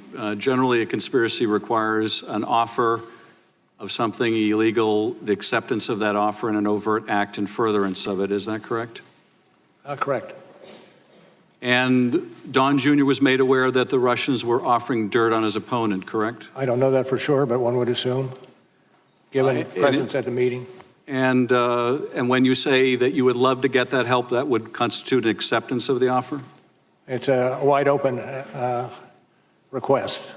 And it would certainly be evidence of an acceptance if you say, when somebody offers you something illegal and you say, I would love it, that would be considered evidence of an acceptance. I'm going to stay away from any addressing one particular or two particular situations. Well, this particular situation, well, I'll have to continue in a bit. Now yield to Mr. Stewart. Mr. Mueller, it's been a long day. Thank you for being here. I do have a series of important questions for you, but before I do that, I want to take a moment to reemphasize something that my friend Mr. Turner has said. I've heard many people state no person is above the law. And many times recently they add not even the president, which I think is blazingly obvious to most of us. I'm having a little problem hearing you, sir. Is this better? That is better. Thank you. I want you to know I agree with this statement that no person is above the law. But there's another principle that we also have to defend, and that is the presumption of innocence. And I'm sure you agree with this principle, though I think the way that your office phrased some parts of your report, it does make me wonder. I have to be honest with you. For going on 3 years, innocent people have been accused of very serious crimes, including treason.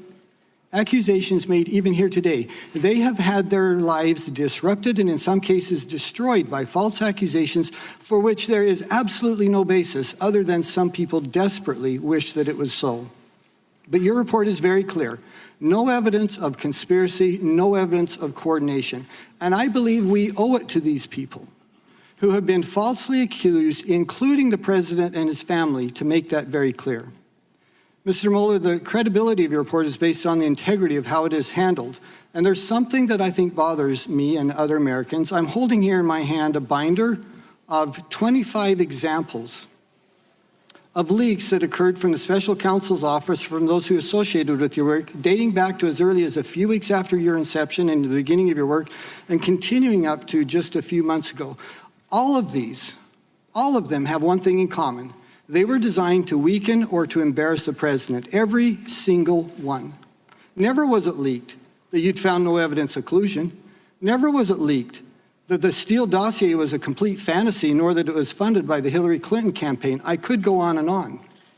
Mr. Mueller, are you aware of anyone from your team having given advance knowledge of the raid on Roger Stone's home to any person or the press, including CNN? Well, I'm not going to talk about specifics. I will mention, but talk for a moment about persons who become involved in an investigation and the understanding that in a lengthy, thorough investigation, some persons will be under a cloud that should not be under a cloud. And one of the reasons for emphasizing, as I have, the speed of an election, or not election, the speed of an investigation, is that so those persons who are disrupted as a result of the... I appreciate that, but I do have a series of questions. With the result of that investigation. Thank you, and you're right, it is a cloud, and it's an unfair cloud for dozens of people. But to my point, are you aware of anyone providing information to the media regarding the raid on Roger Stone's home, including CNN? I'm not going to speak to that. Okay. Mr. Mueller, you sent a letter dated March 27th to Attorney General Barr in which you claimed the Attorney General's memo to Congress did not fully capture the context of your report. You stated earlier today that response was not authorized. Did you make any effort to determine who leaked this confidential letter? No, and I'm not certain. This is the letter of March 27th? Yes, sir.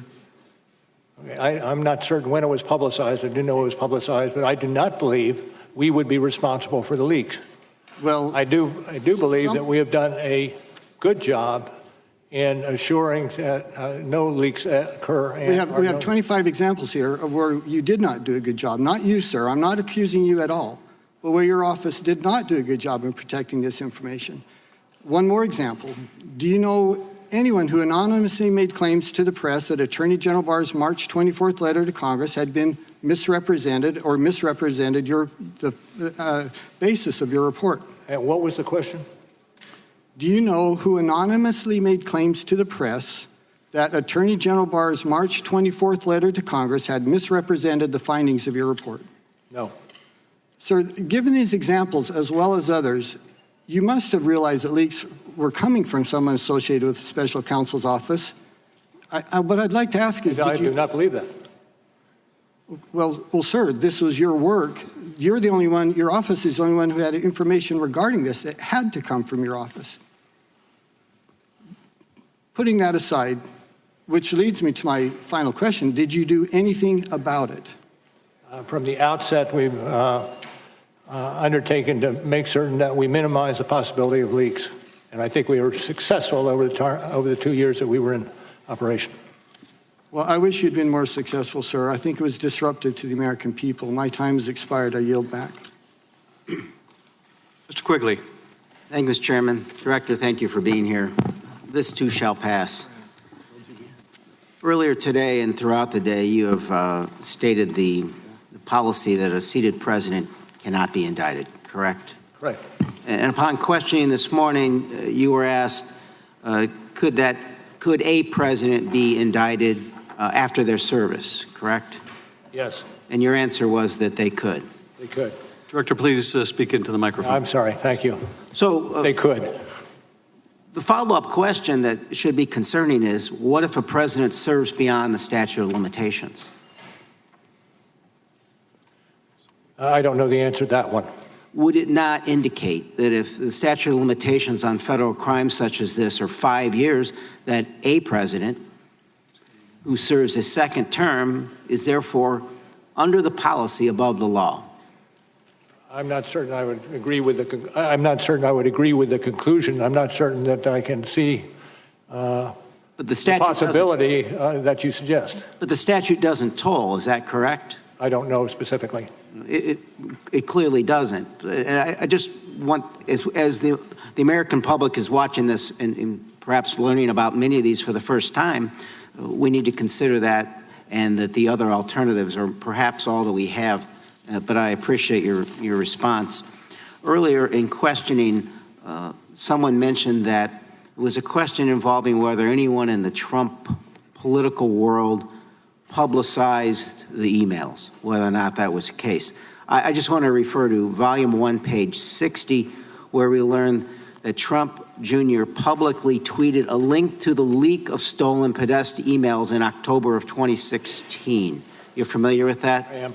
So that would at least be a republishing of this information, would it not? I'm not certain I would agree. I'm not certain I would agree with that.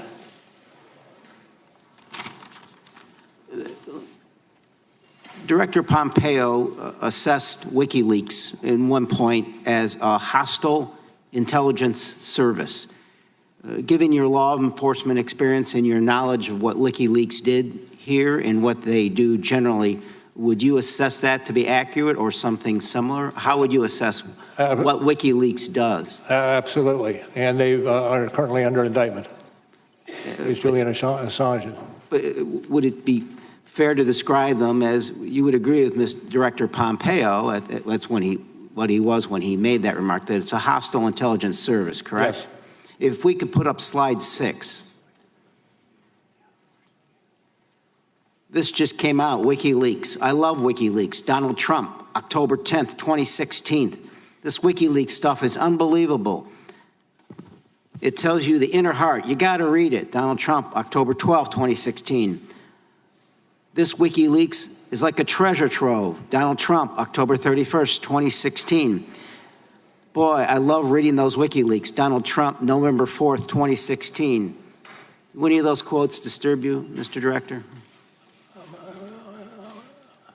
I'm not certain I would say. How do you react to them? Well, it's probably problematic is an understatement in terms of what it displays in terms of giving some, I don't know, hope or some boost to what is and should be illegal activity. Volume 1, page 59. Donald Trump Jr. had direct electronic communications with WikiLeaks during the campaign period. On October 3rd, 2016, WikiLeaks sent another direct message to Trump Jr. asking you guys to help disseminate a link alleging candidate Clinton had advocated a drone to attack Julian Assange. Trump Jr. responded that, quote, he had already done so. Same question. This behavior, at the very least, disturbing your reaction? Disturbing and also subject to investigation. Could it be described as aid and comfort to a hostile intelligence service, sir? I wouldn't categorize it with any specificity. I yield the balance to the chairman, please. Not sure I can make good use of 27 seconds, but Director, I think you made it clear that you think it unethical, to put it politely, to tout a foreign service like WikiLeaks publishing stolen political documents in a presidential campaign? Certainly calls for investigation. Thank you, Director. We're going to go now to Mr. Crawford, and then after Mr. Crawford's 5 minutes, we'll take a 5 or 10 minute break. Thank you, Mr. Chairman. Thank you, Mr. Mueller, for being here. Days after your appointment, Peter Strzok texted about his concern that there's, quote, no big there in the Trump campaign investigation. Did Strzok or anyone else who worked on the FBI's investigation tell you that around 10 months into the investigation, the FBI still had no case for collusion? Who? Can you repeat that? Peter Strzok. Could you, I'm sorry, can you move the microphone a little closer? Sure. There's a quote attributed to Peter Strzok. He texted about his concern that there is, quote, no big there in the Trump campaign investigation. Did he or anyone else who worked on the FBI's investigation tell you that around 10 months into the investigation, the FBI still had no case for collusion? No. Is the Inspector General report correct that the text messages from Peter Strzok and Lisa Page's phones from your office were not retained after they left the special counsel's office? Well, I don't, it depends on what you're talking about. The investigation into those Peter Strzok went on for a period of time, and I'm not certain what it encompasses. It may well have encompassed what you're adverting to. Okay, let me move on just real quickly. Did you ask the department to authorize your office to investigate the origin of the Trump-Russia investigation? I'm not going to get into that. It goes to internal deliberations. So the circumstances surrounding the origin of the investigation have yet to be fully vetted then. I'm certainly glad that Attorney General Barr and U.S. Attorney Durham are looking into this matter. With that, I'd like to yield the balance of my time to the ranking member, Nunes. Thank the gentleman for yielding. Mr. Mueller, I want to make sure you're aware of who Fusion GPS is. Fusion GPS is a political operations firm that was working directly for the Hillary Clinton campaign and the Democrat National Committee. they produced the dossier. So they paid Steele, who then went out and got the dossier. And I know you don't want to answer any dossier questions, so I'm not going there. But your report mentions Natalia Vlesneskaya 65 times. She meets in the Trump Tower. It's this infamous Trump Tower meeting. It's in your report. You've heard many of the Democrats refer to it today. The meeting was shorter than 20 minutes, I believe. Is that correct? I think what we have in our report reflects it was about that length. So do you know, so Fusion GPS, the main actor at Fusion GPS, the president of the company, or the owner of the company, is a guy named Glenn Simpson who's working for Hillary Clinton. Glenn Simpson, do you know how many times Glenn Simpson met with Natalia Vlesneskaya? Myself? No. Would it surprise you that the Clinton campaign dirty ops arm met with Natalia Vlesneskaya more times than the Trump campaign did? Well, this is an area that I'm not going to get into, as I indicated at the outset. Did you ever interview Glenn Simpson? I'm going to pass on that. According to, I'm going to change topics here. According to notes from the State Department official Kathleen Kavalak, Christopher Steele told her that former Russian intelligence head Trubnikov and Putin advisor Surkov were sources for the Steele dossier. Now, knowing that these are not getting into whether these sources were real or not real, was there any concern that there could have been disinformation that was going from the Kremlin into the Clinton campaign and then being fed into the FBI? As I said before, this is an area that I cannot speak to. Is that because it's not in the report, or or because of an ongoing internal investigation? deliberations, other proceedings, and the like. Okay.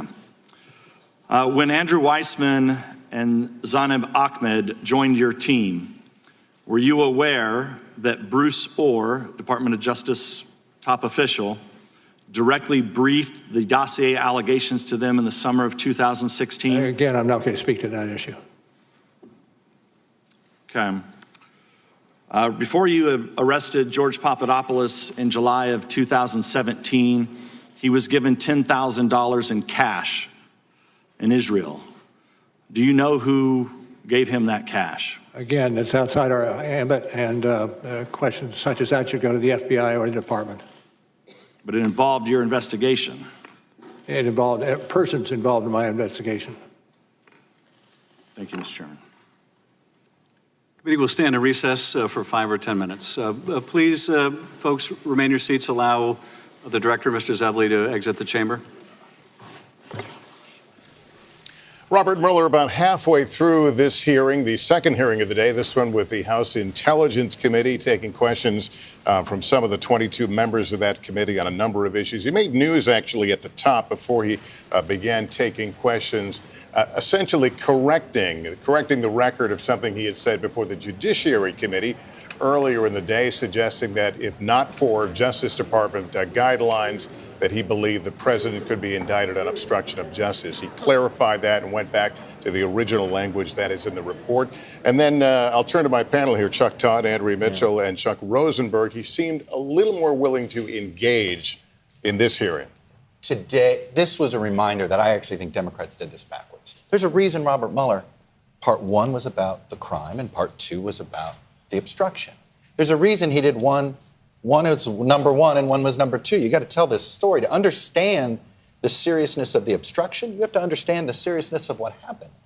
I thought already in the first hour this has been 10 times more compelling than, because with obstruction as a viewer, and you have to think like an average viewer, but maybe not be following every single detail the way we have been following it. We understand the basis of what the obstruction charges sort of came from.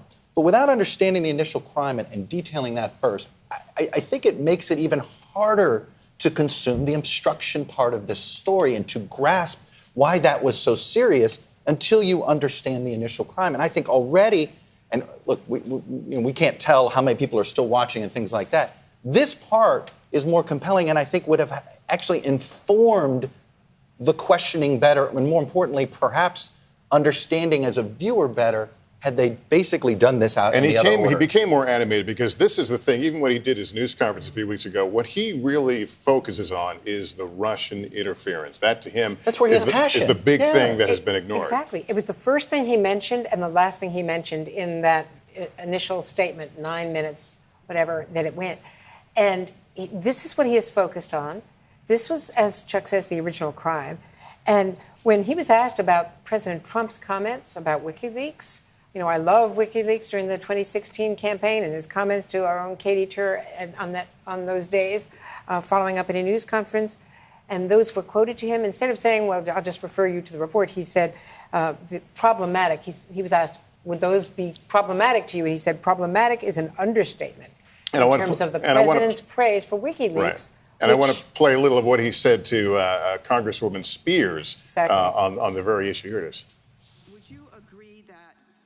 Not a hoax, that the Russians were engaged in trying to impact our election? Absolutely. That was not a hoax. The indictments we returned against the Russians, 2 different ones, were substantial in their scope, using that scope word again. And I think we have underplayed to a certain extent that aspect of our investigation that has and would have long-term damage to the United States that we need to move quickly to address. That a response to Jackie Spears' question. Let me bring in Chuck Rosenberg, a former U.S. attorney, former senior FBI official, NBC News contributor. What stood out to you in this first hour of this hearing? Yeah, so the movie has been quite faithful to the book, Lester. We knew from the report that Russian interference was sweeping and systematic. We heard that again today. We knew that the Russians believed that they would benefit from a Trump presidency. It was in the book. It's also in the hearing today. We know that the Trump campaign welcomed Russian assistance, book and movie, right? And we know that officials connected to the Trump campaign lied about their interactions with the Russians. So there's a constant thread through all of this. And you can argue whether the book is better or the movie is better, but I'll tell you this, they're the same. And it's good for folks to hear it because this was not an attack on, Democrats or Republicans. It was an attack on America. And I agree with Chuck Todd. This is a place where Bob Mueller has been very strong and entirely consistent. I want to bring in Cynthia McFadden right now, who has covered a lot of the Russia investigation. And Cynthia, we hear about WikiLeaks here. What's the line that this report essentially tries to draw or does draw from the Russians on down? Well, you just heard Mr. Mueller say that he considered WikiLeaks a foreign government operation. There has been an indictment, as you know, of WikiLeaks. I would like to just go to 30,000 feet for a second, because we know that this all happened within a system, a very vulnerable, very frail election system in this country, 11,000 jurisdictions in the country. And the system is aging. And we've talked about this before, Lester, but this is an opportunity for the members of Congress and for the American people to demand that we upgrade this very fragile structure.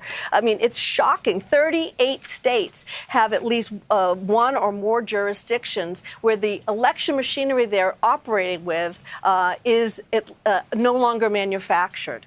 At least 8 states have systems that in the entire state, there's no paper backup. So if there is an irregularity, it can't be adjudicated fairly. So really, this whole entire hearing could be heard as a way to motivate Congress to appropriate some more money, perhaps, and the American people to vent their outrage that we have done very little since 2016 to protect this vulnerable structure. And that's not even including the disinformation concerns. Yeah, Cynthia, and I want to bring in Richard Engel in the conversation, who's covered a lot of this from Russia. Richard, some of the seeds of doubt have been planted in some of the questioning about whether this was truly a Russian government operation, that the Internet Research Agency wasn't working as an agent of the Russians. What do we know? So I think if you're Vladimir Putin and you're watching this right now, you're very comfortable with what is going on. You see half of the members of the House there questioning, trying to put the words into Robert Mueller's mouth, almost begging him to tell a compelling story, to make this movie better than the book, to convince the American people that something happened. And then you have the Republicans looking for mistakes, trying to hurt his credibility, trying to trip him up. So if you're Russia looking back and you see this division, you see this confusion, I think you're quite convinced that not only did you get away with it, but that there are very few costs to trying to do it again. Going at the Internet Research Agency, just as one example, this was the group of hackers, a hacker academy that was run by a close confidant of Vladimir Putin. He's sometimes known as Putin's chef. He's a well-known oligarch. And he used this squad of hackers not only to create false information and propaganda, but also in some cases to put people on the ground, to organize protests on American streets, sometimes competing protests. So propaganda operation to sway votes, but also physical disruption operations. These happened.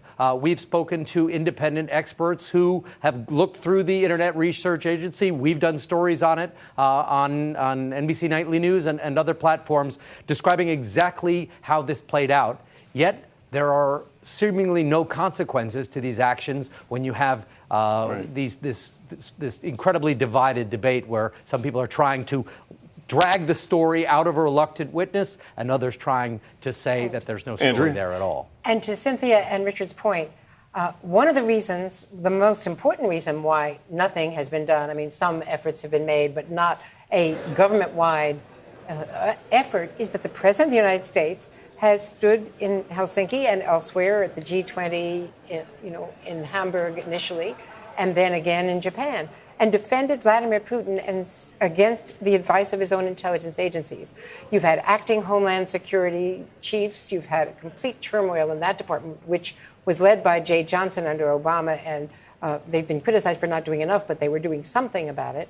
But you have to have cabinet agencies and a national security advisor and a president of the United States leading this. And as long as you have a national security advisor, a secretary of state, arguably, and other cabinet officials, some in acting capacities for months at a time, you're not going to defend against this, and especially at Homeland. That's where it all resides.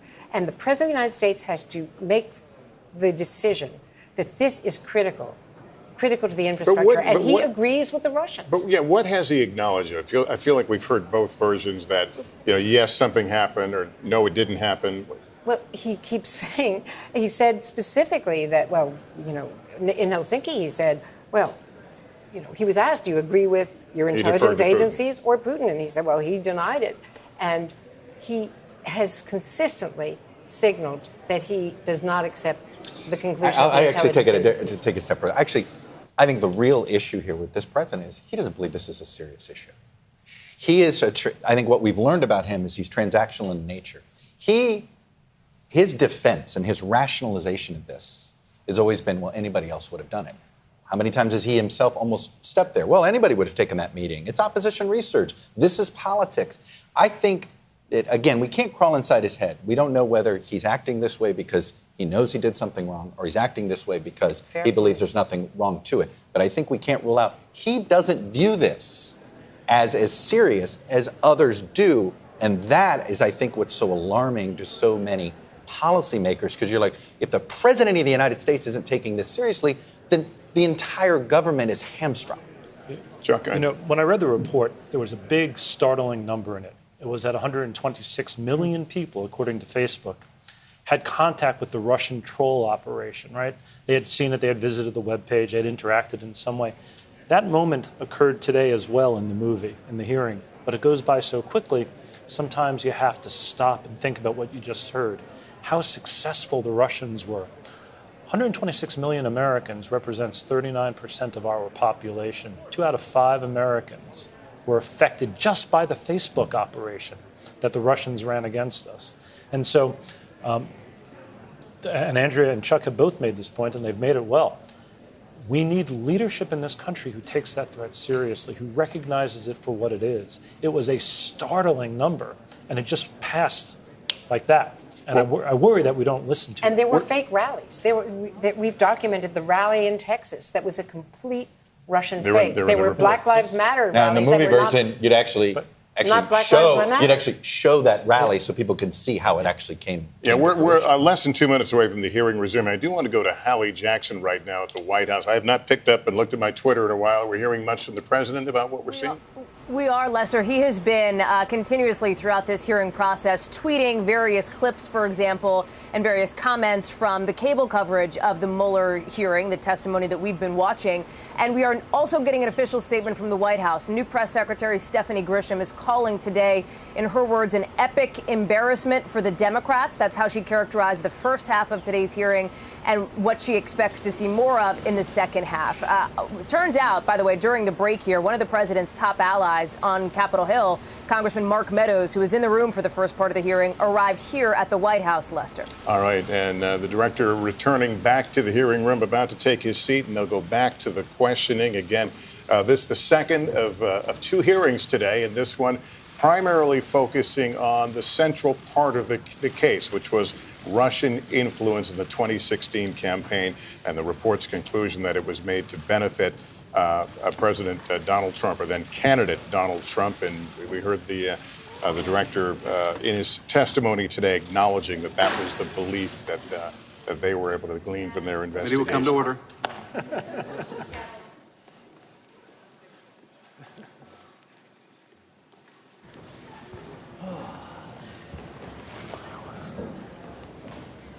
Thank you, sir. Thank you, Director. Mr. Swalwell, you are recognized. Thank you. Director Mueller, as a prosecutor, you would agree that if a witness or suspect lies or obstructs or tampers with witnesses or destroys evidence during an investigation, that generally that conduct can be used to show a consciousness of guilt. Would you agree with that? Yes. Let's go through the different people associated with the Trump campaign and this investigation who lied to you and other investigators to cover up their disloyal and unpatriotic conduct. If we could put Exhibit 8 up. Director Mueller, I'm showing you Campaign Chairman Paul Manafort, Political Advisor Roger Stone, Deputy Campaign Manager Rick Gates, National Security Advisor Michael Flynn, Donald Trump's personal attorney Michael Cohen, and Foreign Policy Advisor George Papadopoulos. These 6 individuals have each been charged, convicted, or lied to your office or other investigators. Is that right? Yes, although I look askance at Mr. Stone because he is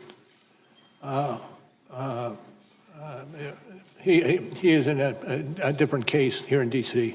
So National Security Advisor Flynn lied about discussions with Russian ambassador related to sanctions. Is that right? That's correct. Michael Cohen lied to this committee about Trump Tower Moscow. Is that correct? Yes. George Papadopoulos, the president's senior foreign policy advisor, lied to the FBI about his communications about Russia's possession of dirt on Hillary Clinton. Is that right? Correct. Yes. The president's campaign chairman, Paul Manafort, lied about meetings that he had with someone with ties to Russian intelligence. Is that correct? That's true. And your investigation was hampered by Trump campaign officials' use of encryption communications. Is that right? We believe that to be the case. You also believe to be the case that your investigation was hampered by the deletion of electronic messages. Is that correct?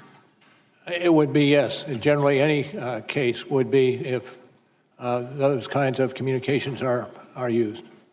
For example, you noted that Deputy Campaign Manager Rick Gates, who shared internal campaign polling data with the person with ties to Russian intelligence at the direction of Manafort, that Mr. Gates deleted those communications on a daily basis. Is that right?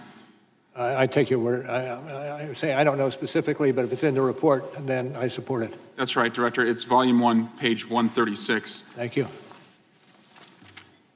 In addition to that, other information was inaccessible because your office determined it was protected by attorney-client privilege. Is that correct? That is true.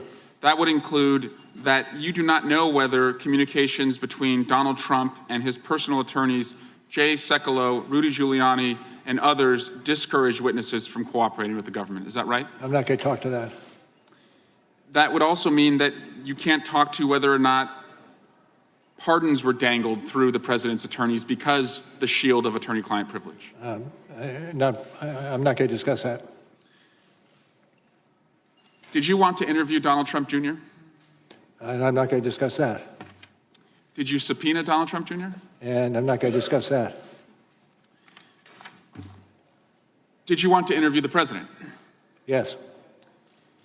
Director Mueller, on January 1st, 2017 through March 2019, Donald Trump met with Vladimir Putin in person 6 times, called him 10 times, and exchanged 4 letters with him. Between that time period, how many times did you meet with Donald Trump? I'm not going to get into that. He did not meet with you in person, is that correct? He did not. As a result of lies, deletion of text messages, obstruction, and witness tampering, is it fair to say that you were unable to fully assess the scope and scale of Russia's interference in the 2016 election and Trump's role in that interference? I'm not certain I would adopt that characterization in total. There may be pieces of it that are accurate, but not in total. But you did state in Volume 1, page 10, that while this report embodies factual and legal determinations, the office believes it to be accurate and complete to the greatest extent possible. Given these identified gaps, the office cannot rule out the possibility that the unavailable information would shed additional light. Is that correct? That is correct. We don't know what we don't know. Why is it so important that witnesses cooperate and tell the truth in an investigation like this? Because the testimony of the witnesses goes to the heart of just about any criminal case you have. Thank you. And Mr. Chairman, I'd yield back. And thank you, Director Mueller. Ms. Stefanik. Thank you, Mr. Chairman. Mr. Mueller, as special counsel, did you review documents related to the origin of the counterintelligence investigation into the Trump campaign? On occasion. Was the Steele dossier one of those documents that was reviewed? And I can't discuss that case. I'm just asking a process question. Have you read the Steele dossier? And again, I'm not going to respond to that. You were tasked as special counsel to investigate whether there was collusion between Russia and the Trump campaign associates to interfere with the 2016 election. And the FBI, we know, has relevant documents and information related to the opening of the CI investigation. Were you and your team permitted to access all of those documents? And again, I can't get into that investigative, what we collected and what we're doing with investigation materials. Let me ask it this way. Was there any limitation in your access to documents related to the counterintelligence That's such a broad question. I have real trouble answering it. Did the special counsel's office undertake any efforts to investigate and verify or disprove allegations contained in the Steele dossier? Again, I can't respond. The reason I'm asking for the American public that is watching, it's apparent that the Steele dossier formed part of the basis to justify the FBI's counterintelligence investigation into Russian interference in the 2016 election. As we know, it was used to obtain a FISA warrant on Carter Page. This is why I'm asking these questions. Did your office undertake any efforts to identify Steele's sources or subsources? Again, the same answer. Were these tasks referred to any other agencies? Again, I can't speak to it. Did your office consider whether the Russian government used Steele's sources to provide Steele with disinformation? Again, I can't speak to that. I understand I'm asking these questions just for the record, so thanks for your patience. Shifting gears here, did any member of the special counsel's office staff travel overseas as part of the investigation? Yes, but I can't go further than that. I'm going to ask, to which countries? And I can't answer that.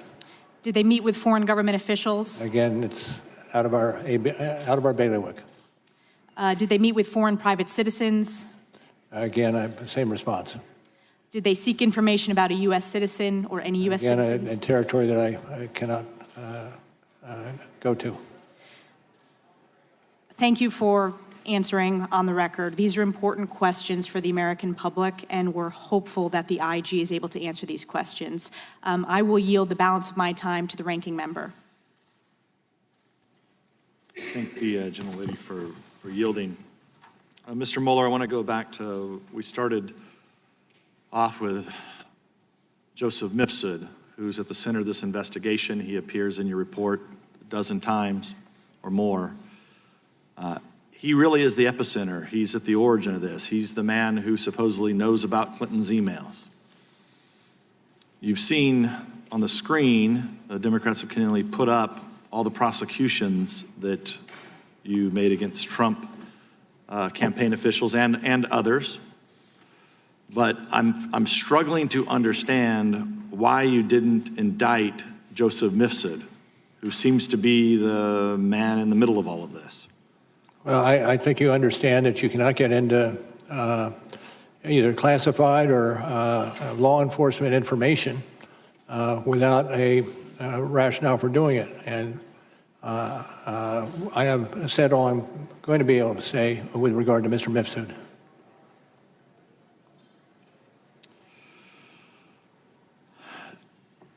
Were you aware of Kathleen Kavalek's involvement, that she had met with Ms. Steele, the State Department official? Again, I can't respond to that question. It's outside my jurisdiction.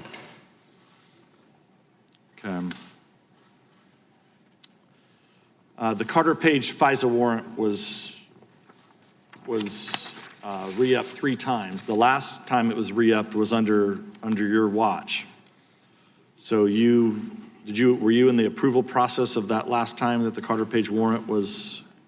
Well, I can't speak specifically about that warrant, but if you ask, was I in the approval chain, the answer is no. Okay, that's very helpful. Thank you, Mr. Chairman. Yield back. Mr. Castro. Thank you, Chairman. Thank you, Special Counsel Mueller, for your testimony and for your service to our country. Donald Trump over the years has surrounded himself with some very shady people, people that lied for him, people that covered up for him, people that helped him enrich himself. I want to talk specifically about one of those instances that's in your report. Specifically, let's turn to the Trump Tower Moscow project, which you described in your report as, quote, as a, quote, highly lucrative deal for the Trump organization. Is that right? I would have to look at the quote from the Sure. report if you have it. Sure, it's on volume 2, page 135. It's described as highly lucrative.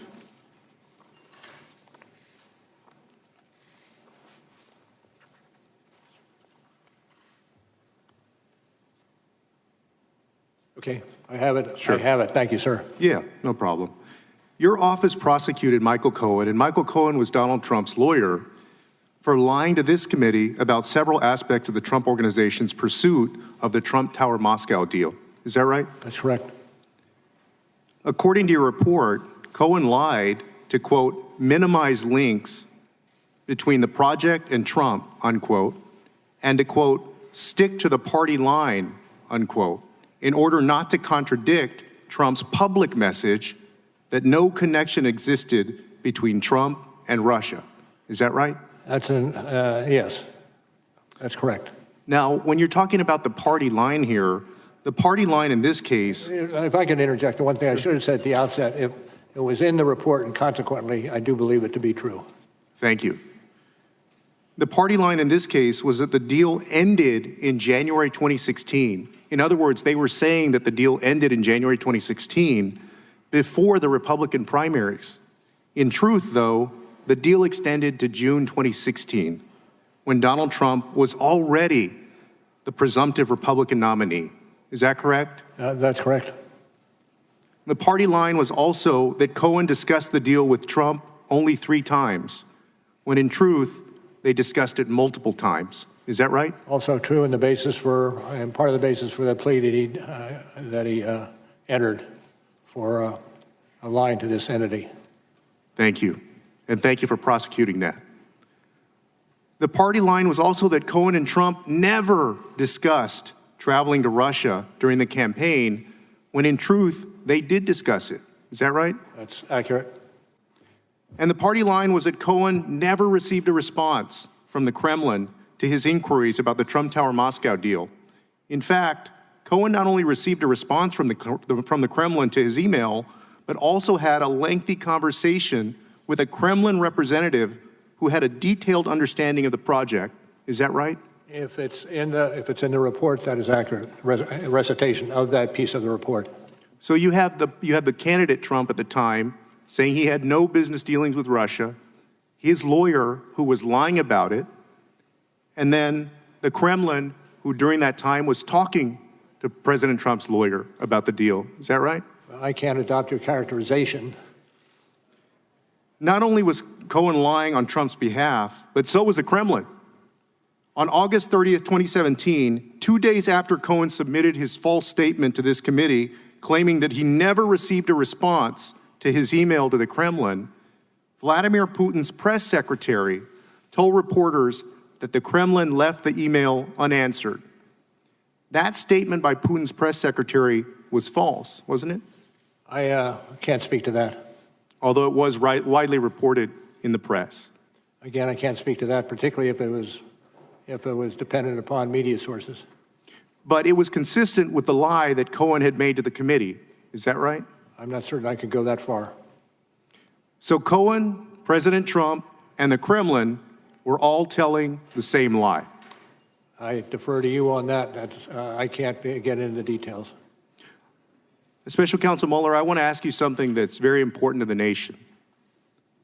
Did your investigation evaluate whether President Trump could be vulnerable to blackmail by the Russians because the Kremlin knew that Trump and his associates lied about connections to Russia related to the Trump Tower deal? I can't speak to that. I yield back, Chairman. Mr. Hurt. Thank you, Mr. Chairman. Director Mueller, you've been asked many times this afternoon about collusion, obstruction of justice, and impeachment and the Steele dossier, and I don't think your answers are going to change if I ask you about those questions. So I'm going to ask about a couple of press stories, because a lot of what the American people have received about this have been on press stories, and some of that has been wrong, and some of those press stories have been accurate. On April 13th, 2018, McClatchy reported that you had evidence Michael Cohen made a secret trip to Prague during the 2016 presidential election.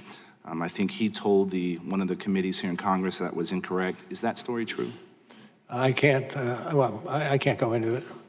Got you. On October 31st, 2016, Slate published a report suggesting that a server at Trump Tower was secretly communicating with Russia's Alfa Bank, and I quote, akin to what criminal syndicates do. Do you know if that story is true? Do not. Do not. You do not? Know whether it's true. So did you not investigate these allegations which are suggestive of potential Trump-Russia? Because I believe it's not true doesn't mean it would not be investigated. It may well have been investigated, although at my belief at this point it's not true. Good copy. Thank you. As a former CIA officer, I want to focus on something I think both sides of the political aisle can agree on. That is, how do we prevent Russian intelligence and other adversaries from doing this again?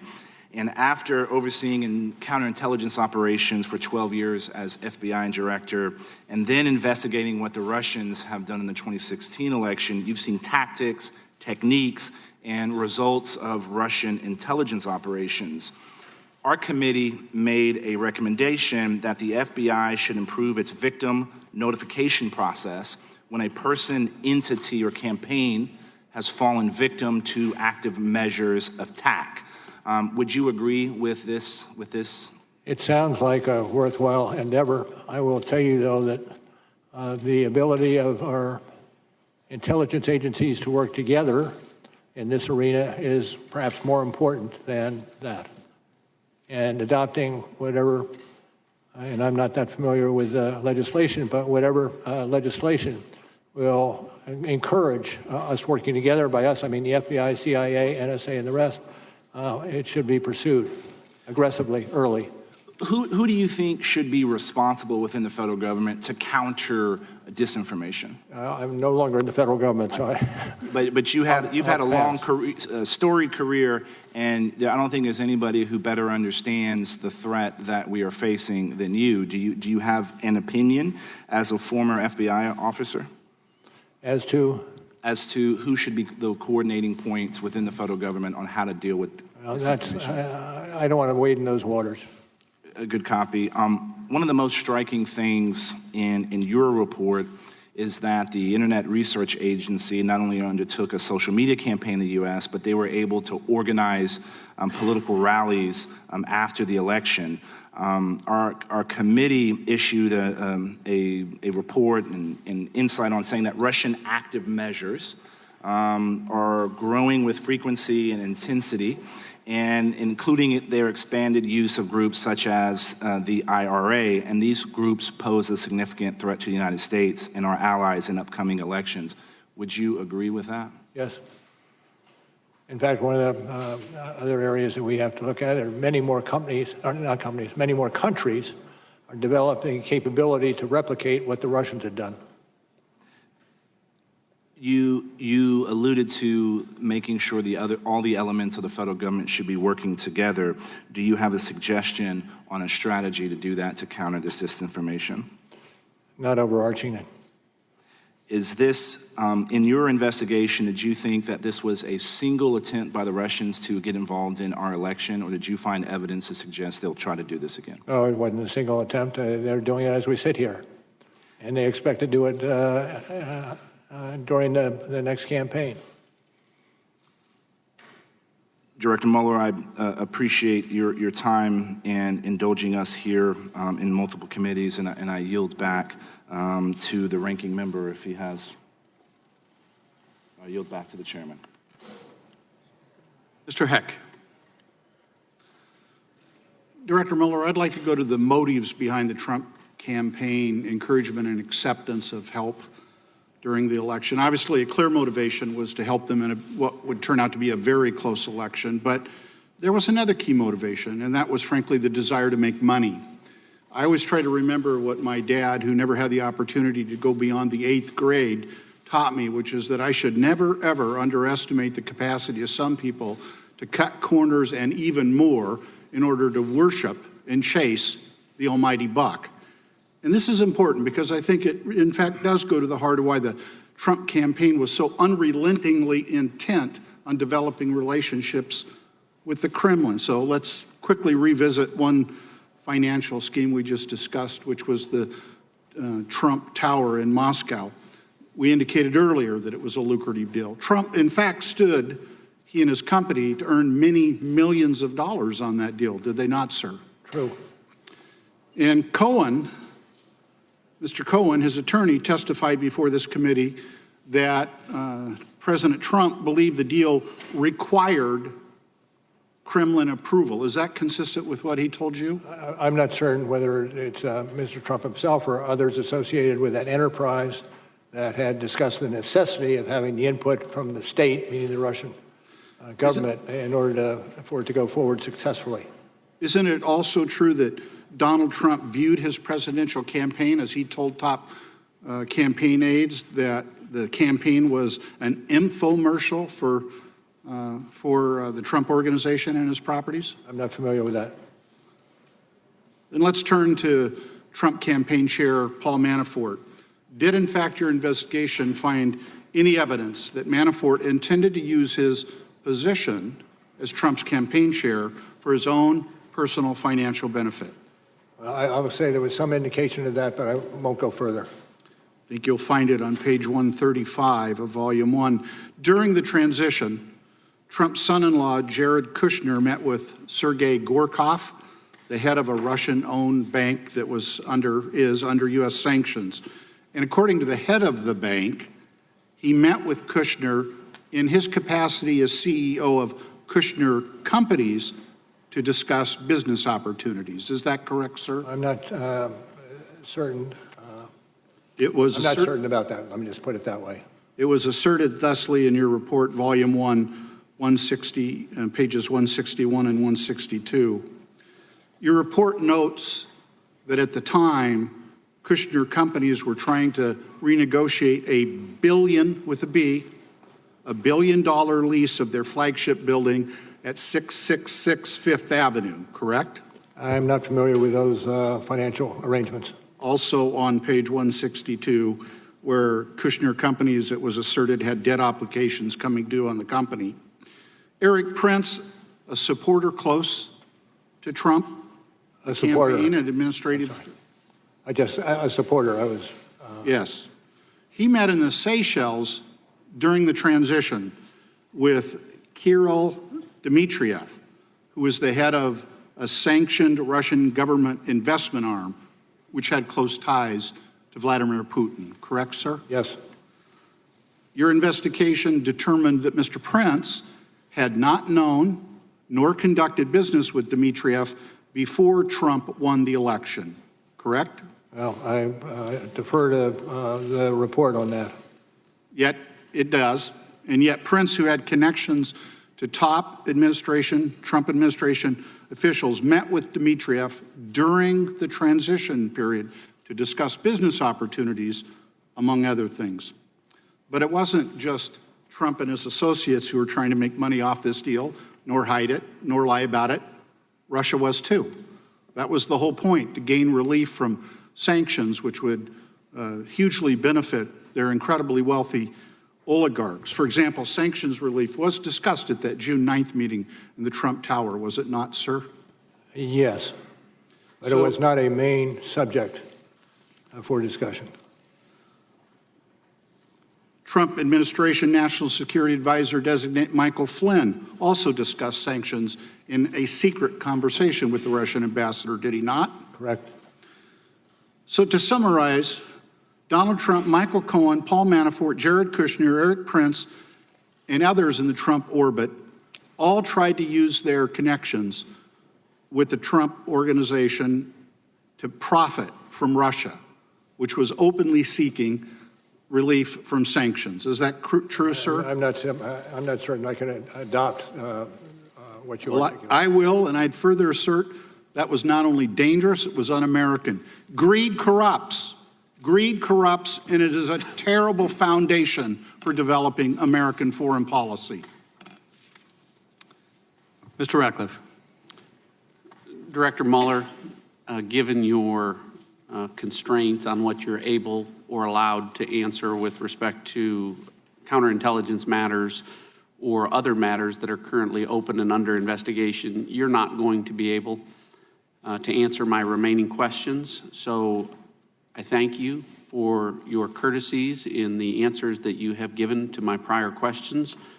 And I do thank you for your extraordinary career and record of service, and yield the balance of my time to the ranking member.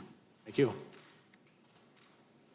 Thank you, Mr. Ratcliffe and Mr. Mueller. Let me associate my words with Mr. Ratcliffe. Got a few more questions. I want to clean up a little bit about the Eric Prince Seychelles meeting. So Eric Prince testified before this committee that he was surveilled by the U.S. government, and the information from this surveillance was leaked to the press. Did you investigate whether Prince was surveilled and whether classified information on him was illegally leaked to the media? Did you say, did you or will you? Well, I know you can't. I know you're not. So I can't discuss I know you're not either going to join back up in the ranks. But did you refer? Were you aware that Prince has made these allegations that he was surveilled? He's concerned that there were leaks about this surveillance. Did you make any referrals about these leaks? I can't get into discussion on it. Okay. Also want to, General Flynn, I know you came after the leak of his phone call with the Russian ambassador. Your time at FBI, it would be a major scandal, wouldn't it, for the leak of the National Security Advisor and anyone. I can't adopt that hypothesis.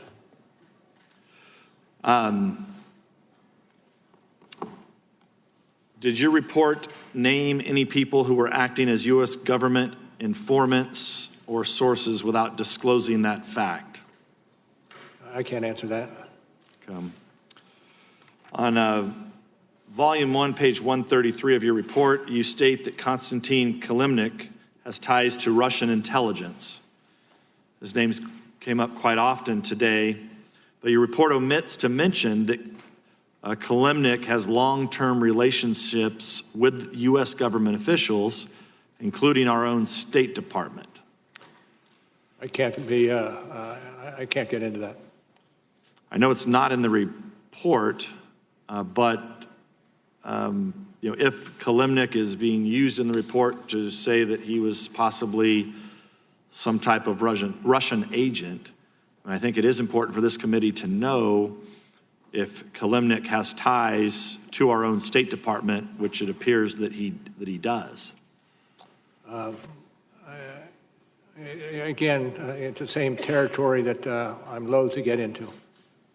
You were asked this earlier about Trump attorney John Dowd, that pieces of his phone call were omitted from the report. It was what Mr. Dowd calls exculpatory evidence. Are you concerned about? I'm not certain I would agree with that characterization. I think I said that before. Yes. An American citizen from the Republic of Georgia, who your report misidentifies as a Russian, claims that your report omitted parts of a text message he had with Michael Cohen about stopping the flow of compromising tapes of Donald Trump. In the omitted portions, he says he did not know what the tapes actually showed. Was that portion of the exchange left out of the report for a reason? No, we got an awful lot into the report, but we did not get every intersection or conversation and the like. So I am not familiar with that particular episode you're talking about. Thank you, Mr. Mueller, and thank you, Mr. Chairman. Mr. Welch. Director Mueller, did you find there was no collusion between the Trump campaign and Russia? Well, we don't use the word collusion. The word we usually use is well, not collusion, but one of the other terms that that fills in when collusion is not used. In any event, we decided not to use the word collusion inasmuch as it has no relevance to the criminal law arena. The term is conspiracy that you prefer to use? That's a conspiracy, exactly right. You help me, I'll help you. Thank you. There's an agreement. Thank you. And in fact, you had to then make a charging decision after your investigation where unless there was enough evidence to prove beyond a reasonable doubt, you wouldn't make a charge, correct? Generally, that's the case.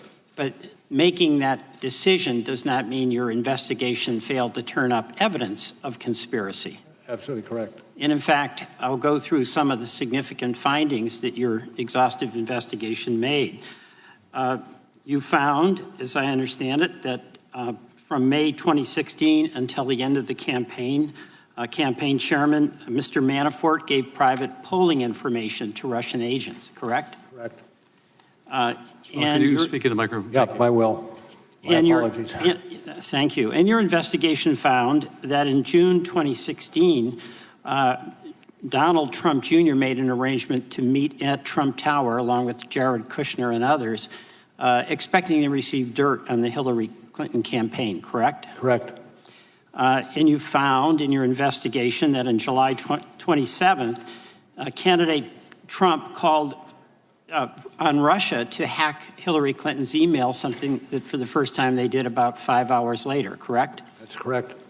And you also found that on August 2nd, Mr. Manafort met with a person tied to Russian intelligence, Mr. Kilimnik, and gave him internal campaign strategy, aware that Russia was intending to do a misinformation social media campaign, correct? I'm not certain of the tie there.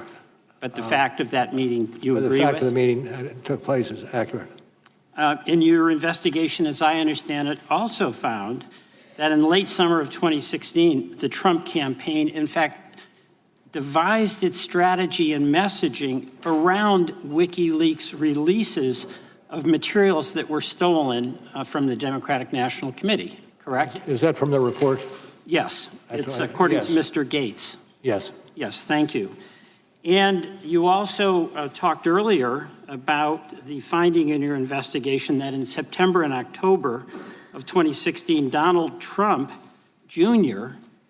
had email communications with WikiLeaks, now indicted, about releasing information damaging to the Clinton campaign, correct? True. So, True. All right. So I understand you made a decision, prosecutorial decision, that this would not rise to proof beyond a reasonable doubt. But I ask if you share my concern.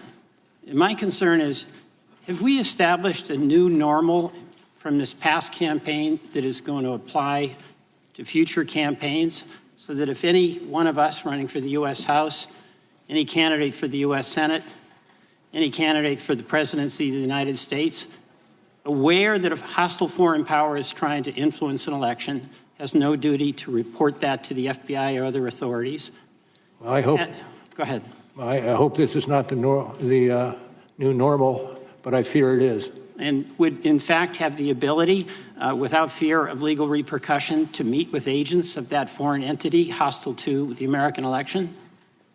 I'm sorry, what is the question? Is that an apprehension that you share with me? Yes. And that there would be no repercussions whatsoever to Russia if they did this again. And as you stated earlier, as we sit here, they're doing it now. Is that correct? You're absolutely right. Do you have any advice to this Congress as together what we should do to protect our electoral system and accept responsibility on our part to report to you or your successor when we're aware of hostile foreign engagement in our elections?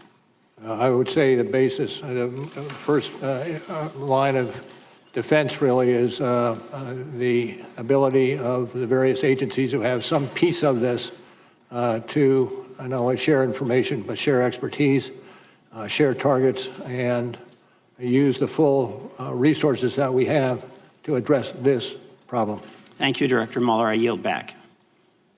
Mr. Maloney.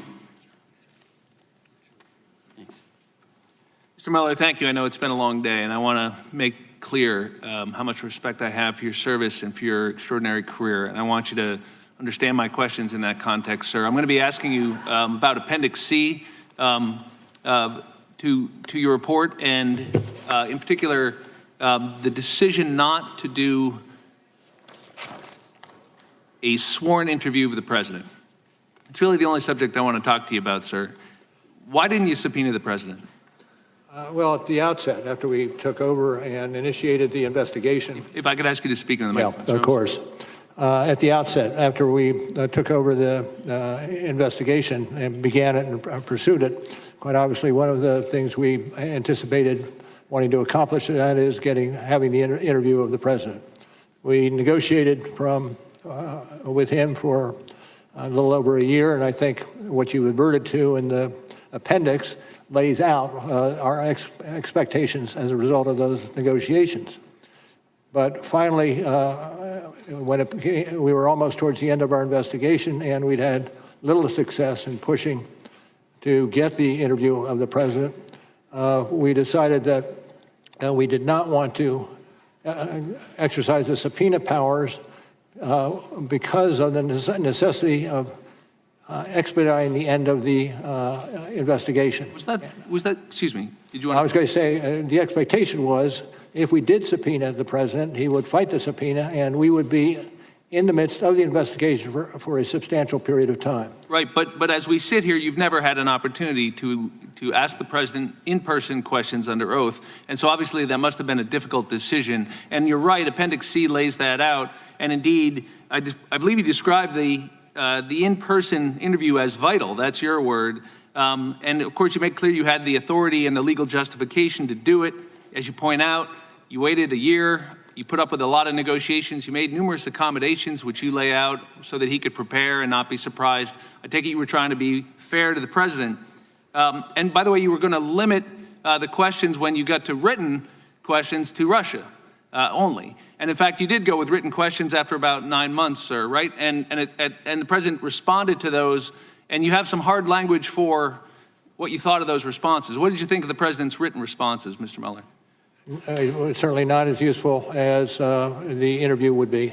In fact, you pointed out, and by my count, there were more than 30 times when the president said he didn't recall, he didn't remember, no independent recollection, no current recollection. And I take it by your answer that it wasn't as helpful. That's why you used words like incomplete, imprecise, inadequate, insufficient. Is that a fair summary of what you thought of those written answers? That is a fair summary. And I presume that comes from the report. And yet, sir, and I ask this respectfully, by the way, the president didn't ever claim the Fifth Amendment, did he? I'm not going to talk to that. Well, from what I can tell, sir, at one point it was vital, and then at another point it wasn't vital. And my question to you is, why did it stop being vital? And I can only think of three explanations. One is that somebody told you couldn't do it, but nobody told you couldn't subpoena the president. Is that right? No, we understood we could subpoena the president. Rosenstein didn't tell you, Whitaker didn't tell you, Barr didn't tell you couldn't. We could serve a subpoena. So the only other explanation, well, there's two others, I guess. One, that you just flinched, that you had the opportunity to do it and you didn't do it. But sir, you don't strike me as the kind of guy who flinches. I hope not. Well, then the third explanation, I hope not too, sir. And the third explanation I can think of is that you didn't think you needed it. And in fact, what caught my eye was page 13 on volume 2, where you said, in fact, you had a substantial body of evidence. And you cite a bunch of cases there, don't you, about how you often have to prove intent to obstruct justice without an in-person interview. That's the kind of nature of it. And you use terms like a substantial body of evidence, significant evidence of the president's intent.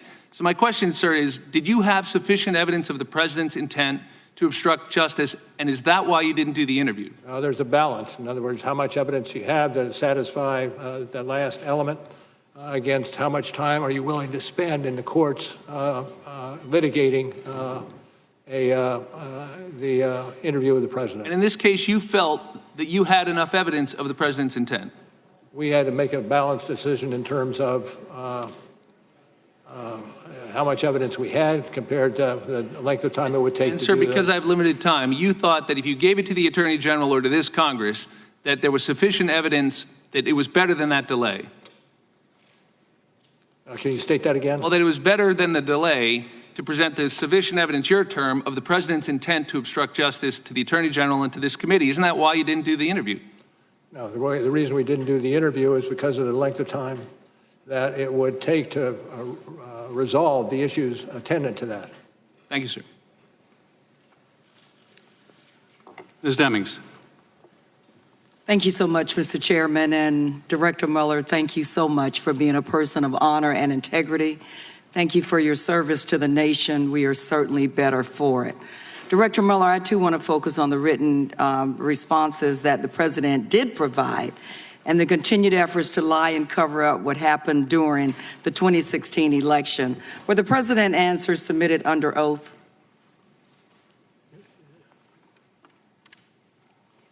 Yes, yes. Thank you, they were. Were these all the answers your office wanted to ask the president about Russia interference in the 2016 election? No, not necessarily. So there were other yes. questions that you wanted to answer. Did you analyze his written answers on Russia interference to draw conclusions about the president's credibility? No, it was perhaps one of the factors, but nothing more than that. It was one of the factors. So what did you determine about the president's credibility? And that I can't get into. Director Mueller, I know based on your decades of experience, you probably had an opportunity to analyze the credibility of countless witnesses, but you weren't able to do so with this witness. Well, with every witness, particularly a leading witness, one assesses the credibility day by day, witness by witness, document by document. And that's what happened in this case. So we started with very little, and by the end, we ended up with a fair amount. Yeah, fair amount. Thank you. Well, let's go through some of the answers to take a closer look at his credibility, because it seems to me, Director Mueller, that his answers were not credible at all. Do some of President Trump's incomplete answers relate to Trump Tower Moscow? Yes. For example, did you ask the president whether he had at any time directed or suggested that discussions about Trump Moscow project should cease? Should what? Cease. Do you have a citation? Yes, we're still in Appendix C, Section 1-7. The first page? So Says the president did not answer whether he had at any time directed or suggested that discussions about the Trump-Moscow project should cease, but he has since made public comments about this topic. Okay. And the question was? Did the president, let me go on to the next question. Did the president fully answer that question in his written statement to you about the Trump-Moscow project ceasing? Again, in Appendix C. And can you direct me to the a particular paragraph you're adverting to? It would be Appendix C-C1, but let me move forward. 9 days after he submitted his written answers, didn't the president say publicly that he, quote, decided not to do the project, unquote? And that is in your report. I'd ask you if you would to point out the particular paragraph that you're focused on. We can move on. Did the president answer your follow-up questions? According to the report, there were follow-up questions because of the president's incomplete answers about the Moscow project. Did the president answer your follow-up questions either in writing or orally? And we're now in Volume 2, page 150 through 151. No. He did not. In fact, there were many questions that you asked the president that he simply didn't answer. Isn't that correct? True. And there were many answers that contradicted other evidence you had gathered during the investigation. Isn't that correct, yes. Director Mueller? Director Mueller, for example, the president in his written answer stated he did not recall having advanced knowledge of WikiLeaks releases. Is that correct? I think that's what he said. But didn't your investigation uncover evidence that the president did, in fact, have advanced knowledge of WikiLeaks public releases of emails damaging to his opponent? And I can't get into that area. Did your investigation determine, after very careful vetting of Rick Gates and Michael Cohen's, that you found them to be credible?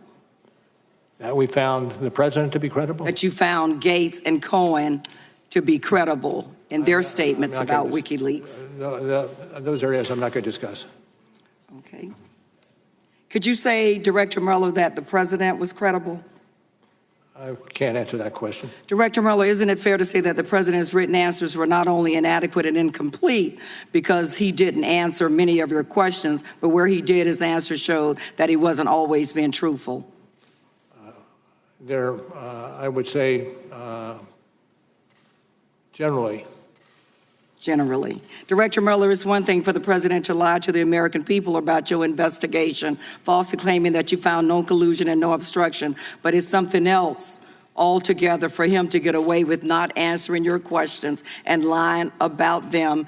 And as a former law enforcement officer of almost 30 years, I find that a disgrace to our criminal justice system. Thank you so much. I yield back to the chairman.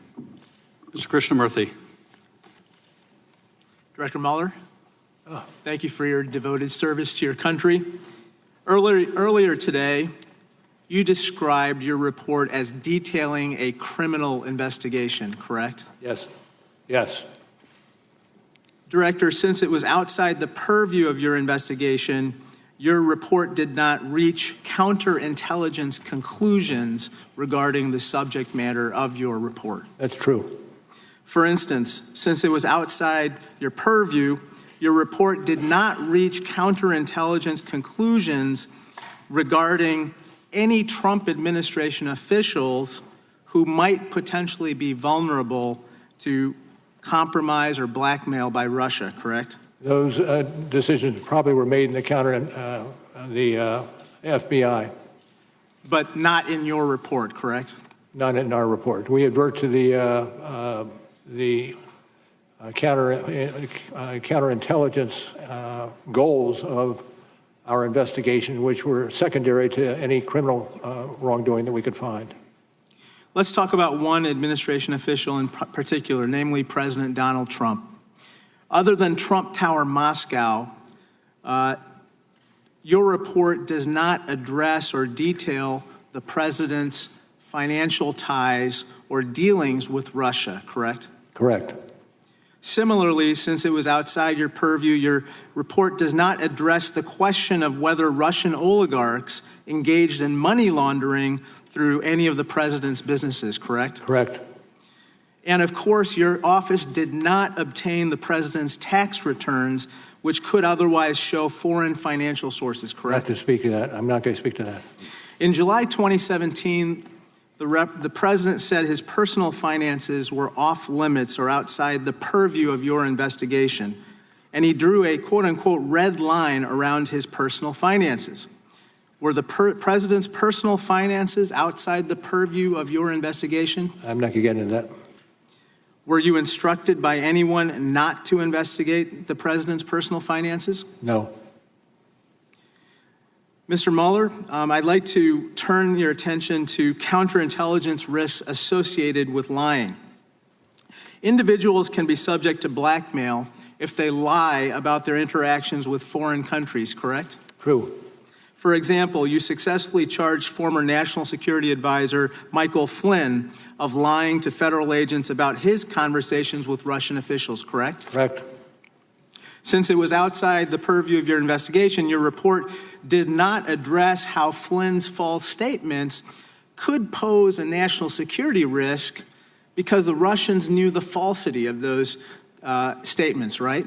I cannot get into that mainly because there are many elements of the FBI that are looking at different aspects of that issue. Currently? Currently. Thank you. As you noted in Volume 2 of your report, Donald Trump repeated 5 times in one press conference, Mr. Mueller, in 2016, quote, "I have nothing to do with Russia." Of course, Michael Cohen said Donald Trump was not being truthful because at this time, Trump was attempting to build Trump Tower Moscow. Your report does not address whether Donald Trump was compromised in any way because of any potential false statements that he made about Trump Tower Moscow, correct? I think that's right. I think that's right. Director Mueller, I want to turn your attention to a couple other issues. You've served as FBI director during 3 presidential elections, correct? Yes. And during those 3 presidential elections, you have never initiated an investigation at the FBI looking into whether a foreign government interfered in our elections the same way you did in this particular instance, correct? I would say I personally know, but the FBI quite obviously has how do you defend an attack such as the Russians undertook in 2016? Now, Director Mueller, is there any information you'd like to share with this committee that you have not so far today? Well, that's a broad question. And it'd take me a while to get an answer to it, but I'd say no. Mr. Mueller, you said that every American should pay very close attention to the systematic and sweeping fashion in which the Russians interfered in our democracy. Are you concerned that we are not doing enough currently to prevent this from happening again? Well, I'll speak generally, and what I said in my opening statement this morning and here that no, much more needs to be done in order to protect against this intrusions, not just by the Russians, but others as well. Thank you, Director. We have 2 5-minute periods remaining. Mr. Nunes and myself. Mr. Nunes, you are recognized. Mr. Mueller, it's been a long day for you, and you've had a long, great career. I want to thank you for your longtime service, starting in Vietnam, obviously in the U.S. Attorney's Office, Department of Justice, and the FBI. And I want to thank you for doing something you didn't have to do. You came here upon your own free will, and we appreciate your time today. With that, I yield back. Thank you, sir.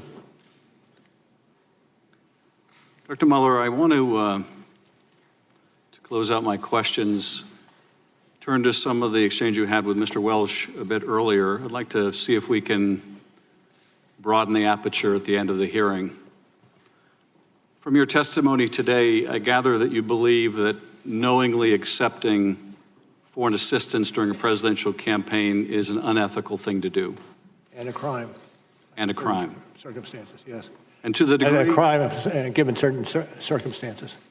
And to the degree that it undermines our democracy and our institutions, we can agree that it's also unpatriotic. True. and wrong. True.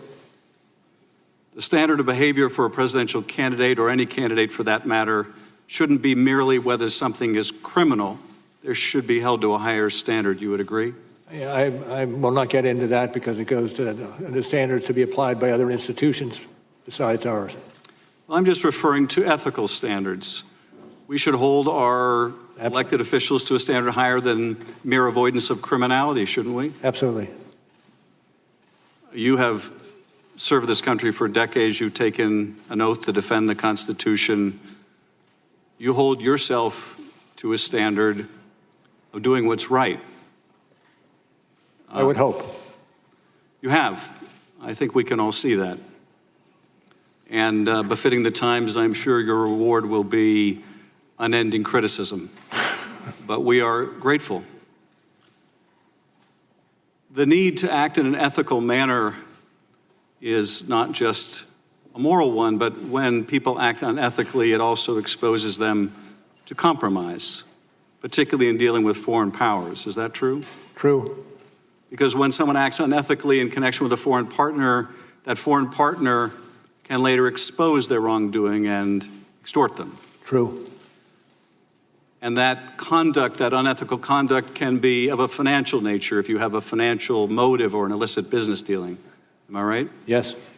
But it can also just involve deception. If you are lying about something that can be exposed, then you can be blackmailed. Also true. In the case of Michael Flynn, he was secretly doing business with Turkey, correct? Yes. And that could open him up to compromise that financial relationship. I presume. He also lied about his discussions with the Russian ambassador. And since the Russians were on the other side of that conversation, they could have exposed that, could they not? Yes. If a presidential candidate was doing business in Russia and saying he wasn't, Russians could expose that too, could they not? I leave that to you. Well, let's look at Dmitry Peskov, the spokesperson for the Kremlin, someone that the Trump organization was in contact with to make that deal happen. Your report indicates that Michael Cohen had a long conversation on the phone with someone from Dmitry Peskov's office. Presumably the Russians could record that conversation, could they not? Yes. And so if candidate Trump was saying, I have no dealings with the Russians, but the Russians had a tape recording, they could expose that, could they not? Yes. That's the stuff of counterintelligence nightmares, is it not? Well, it has to do with counterintelligence and the need for a strong counterintelligence entity. It does indeed. And when this was revealed that there were these communications, notwithstanding the president's denials, the president was confronted about this, and he said two things. First of all, that's not a crime. But I think you and I have already agreed that that shouldn't be the standard, right, Mr. Mueller? True. And the second thing he said was, why should I miss out on all those opportunities? I mean, why indeed? Merely running a presidential campaign, why should you miss out on making all that money? Was the import of his statement. Were you ever able to ascertain whether Donald Trump still intends to build that tower when he leaves office? Is that a question, sir? Yes, were you able to ascertain, because he wouldn't answer your questions completely, whether or if he ever ended that desire to build that tower? I'm not going to speculate on that. If the president was concerned that if he lost his election, he didn't want to miss out on that money, might he have the same concern about losing his reelection and missing out on that money? Speculation. The difficulty with this, of course, is we are all left to wonder whether the president is representing us or his financial interests. That concludes my questions. Mr. Nunes, do you have any concluding remarks? Director Mueller, let me close by returning to where I began. Thank you for your service, and thank you for leading this investigation. The facts you set out in your report and have elucidated here today tell a disturbing tale of a massive Russian intervention in our election, of a campaign so eager to win, so driven by greed that it was willing to accept the help of a hostile foreign power, in a presidential election decided by a handful of votes in a few key states. Your work tells of a campaign so determined to conceal their corrupt use of foreign help that they risk going to jail by lying to you, to the FBI, and to Congress about it, and indeed, some have gone to jail over such lies. And your work speaks of a president who committed countless acts of obstruction of justice that, in my opinion, and that of many other prosecutors, had it been anyone else in the country, they would have been indicted. Notwithstanding the many things you have addressed today and in your report, there were some questions you could not answer given the constraints you're operating under. You would not tell us whether you would have indicted the president but for the OLC opinion that you could not. And so the Justice Department will have to make that decision when the president leaves office, both as to the crime of obstruction of justice and as to the campaign finance fraud scheme that Individual One directed and coordinated and for which Michael Cohen went to jail. You would not tell us whether the president should be impeached, nor did we ask you, since it is our responsibility to determine the proper remedy for the conduct outlined in your report. Whether we decide to impeach the president in the House or we do not, we must take any action necessary to protect the country while he is in office.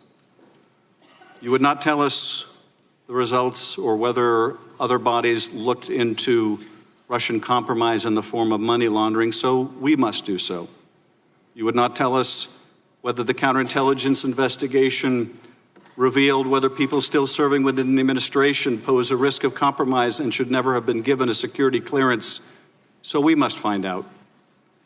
We did not bother to ask whether financial inducements from any Gulf nations were influencing U.S. policy, since it is outside the four corners of your report, and so we must find out. But one thing is clear from your report, your testimony, from Director Wray's statements yesterday. The Russians massively intervened in 2016, and they are prepared to do so again in voting that is set to begin a mere 8 months from now. The president seems to welcome the help again, and so we must make all efforts to harden our elections infrastructure, to ensure there is a paper trail for all voting, to deter the Russians from meddling, to discover it when they do, to disrupt it, and to make them pay. Protecting the sanctity of our elections begins, however, with the recognition that accepting foreign help is disloyal to our country, unethical, and wrong. We cannot control what the Russians do, not completely, but we can decide what we do. And that this centuries-old experiment we call American democracy is worth cherishing. Director Mueller, thank you again for being here today. And before I adjourn, I would like to excuse you and Mr. Zebley.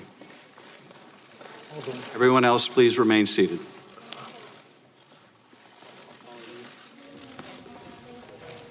He kept his cards close to his vest and largely stayed within the boundaries of the script, in this case, the Mueller report. But Robert Mueller finishing a very, very long day of testimony before 2 congressional hearings. This last one running over 2 hours. The first was well over 3 hours. And as I said, he largely stayed within the boundaries. However, and as I bring on Chuck Todd and Andrea Mitchell and Chuck Rosenberg, however, down the stretch, he became a little more engaged, especially on the topic of the interview with the president, which never, of course, happened. It became a written Q&A.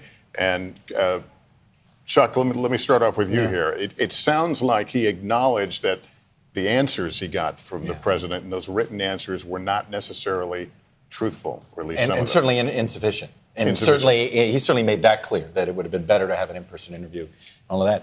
I go back to what I said, I think, during our break, which is, and we were discussing this before, why is it that Robert Mueller seems almost more comfortable defending his conclusions on what he did in part 1 and what he found in part 1? You just feel it. He sees he's more comfortable showing a little more urgency as to the crime that was investigated.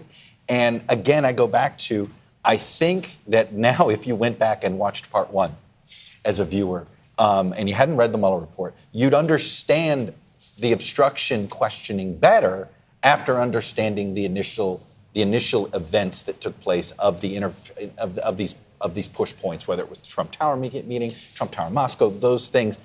I do think that the House Democrats were sort of looking at this as what's our best case to make impeachment, lead with obstruction, rather than what's the best way to explain what this is about to the public? Because if you did it as what's the best way to explain the report, you'd have started with the afternoon session first. But we know there was no crime, so the question that what Democrats were trying to establish No, there's a wrongdoing. crime. Lester, there's a crime. The Russian government committed the crime. The investigation Speaking was of the about, president. correct, it was about, did any Americans help the Russians commit this crime? That's what this investigation was about. We're going to continue this, but we do have the sound right now of that exchange, and it'll perhaps drill down a little more on our conversation. Here it is. Could you say, Director Mueller, that the president was credible? I can't answer that question. Director Mueller, isn't it fair to say that the president's written answers were not only inadequate and incomplete because he didn't answer many of your questions, but where he did, his answers showed that he wasn't always being truthful? I would say, generally. He, of course, was choosing his words very carefully all day long, and that question, the answer was generally. Chuck Rosenberg, what stood out to you? And then, Andrew, I want to get you on that. Right. So the hardest thing to prove in any case is intent, right? I mean, prosecutors always struggle with intent. And one way you prove intent is to talk to the person who's under investigation. We learned from this morning and this afternoon, Lester, that they very much wanted to talk to Donald Trump. They tried for over a year to do it.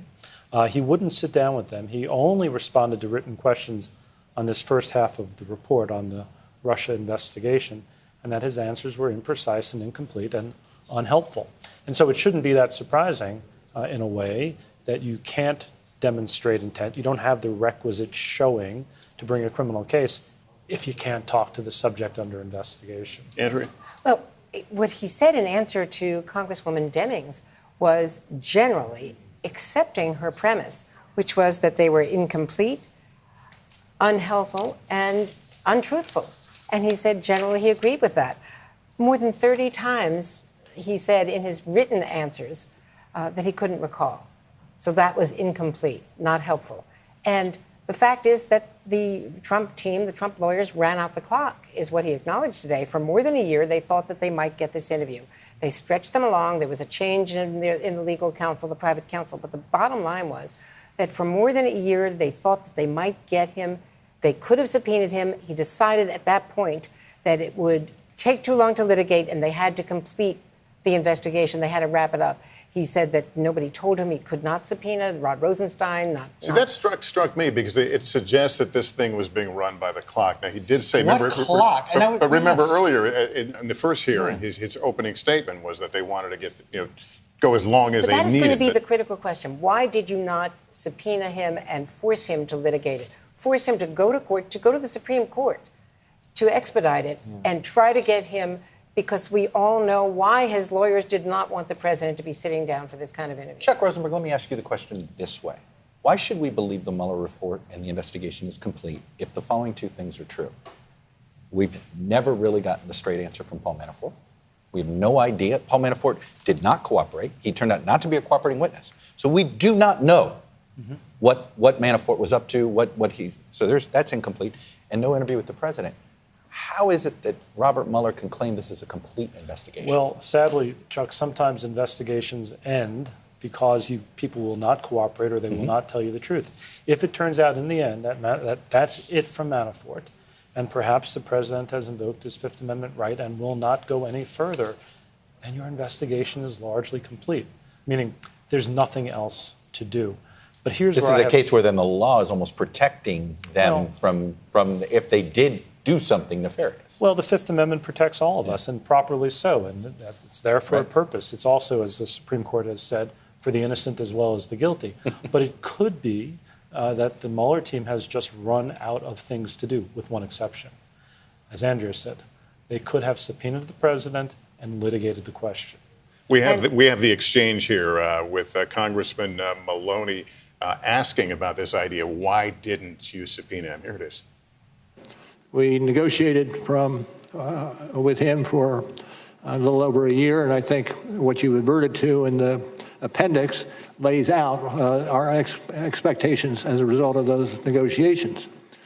But finally, when we were almost towards the end of our investigation and we'd had little success in pushing to get the interview of the president, we decided that we did not want to exercise the subpoena powers because of the necessity of expediting the end of the investigation. Was that, excuse me, did you want I was going to say the expectation was if we did subpoena the president, he would fight the subpoena and we would be in the midst of the investigation for a substantial period of time. And he went on to clarify that he had full subpoena power, that no one ever told him he didn't have that. Another point that he wanted to make was that, as he said, we don't know what we don't know. He acknowledged that they didn't have all the information at their disposal that they wanted. Hallie Jackson is at the White House. Hallie, what's the reaction from part 2 of his testimony? Well, I think you could describe it, Lester, as triumphant vindication on the part of the president based on what he's been tweeting and based on what our sources have been telling us over the last several hours. Let me bring you up to speed on the latest, because as you were having that conversation with everybody on set, President Trump tweeted, not a retweet, but his own words, in all caps, "Truth is a force of nature." The president clearly is feeling like today went well for him. And in fact, a source familiar with his attitude at the moment describes him as feeling upbeat today after maybe not feeling quite so upbeat this morning during the first portion of the hearing. The Trump campaign, his campaign manager, Brad Parscale, is also out with a statement as well, calling today a disaster for Democrats, echoing the line that we have been hearing, perhaps unsurprisingly, from those close to President Trump today. Keep in mind that Robert Mueller, as you and Chuck and others have been talking about, did seem more animated in discussing the issue of Russian interference in the election, which is something, an area that President Trump himself has struggled in the past to address. His advisors, his aides, people inside this administration have talked to me and others on our team repeatedly about the steps that this administration is taking to protect our elections come 2020. But President Trump himself has been less forceful on the issue. You heard Robert Mueller, and what I think was an interesting and notable point here, become particularly animated when he talked about the issue of WikiLeaks and President Trump's praise for WikiLeaks, calling it problematic at the very least. Keep in mind that then candidate Donald Trump, in the month before the election, mentioned WikiLeaks, praised WikiLeaks about 150 times based on our NBC News count in those 4 weeks leading up to Election Day. This is all fodder for questions to ask the president, including, for example, repeatedly, and we've asked him this before, and I think it's important we try to get an answer on this today, why he never sat down with Robert Mueller. That was the advice from his legal counsel. That has been long the president's line here. But I think the lines of questioning that you heard today from Congressman Sean Maloney and others has really brought that back to the forefront here. So lots to discuss with the president when he heads out for a fundraiser in West Virginia in, just about 20 minutes from now, guys. Yeah, so there were, Hallie, thanks. So we learned a lot around the edges, but at the end of the day, we probably don't know much more than we knew if we'd read the entire report. Is that a fair statement? Oh, completely. I mean, I think that we don't even have, one of the questions I think we all had coming in, number one, was, would Mueller have indicted him had it not been for the LLC memo? That was a question I think, thought we might at least have answered by him today, but he didn't answer that either. So, yeah, his testimony in other words, that's right, which is what he said. He said this is what it would be.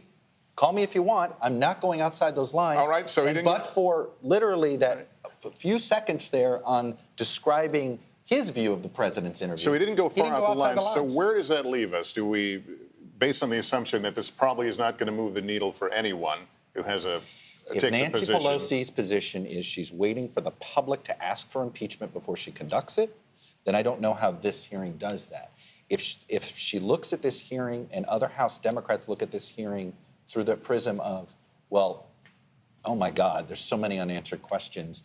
What does this look like if we don't hold him accountable? Then it's a different question. But how does Speaker Pelosi frame the question she's asking here? Is it a political question or not? I think she's in a more perilous situation because if Mueller had satisfied the Democratic desire for answers and for a credible narrative and for a dramatic witness, that might have satisfied them. That might have satisfied Speaker Pelosi to say, "Okay, go through with it. I'll see." Now she's got to make a very, very tough decision. Obviously, it's politically untenable. She believes going into the 2020 election. She thinks now it'll. Even more so, I think she will believe that this helps the president because he can claim, you can see that this didn't work for the Democrats. I've won, and it's going to make him say that he's a victim. I don't mean to put the presidential campaign in here, but yesterday one of Democratic the Democratic Party's favorite pollsters, a guy named Jeff Guerin, basically wrote a memo on behalf of one of the Democratic super PACs that essentially outlined what they believe is the messaging that it takes to defeat President Trump. And that is about how this economy hasn't worked for you.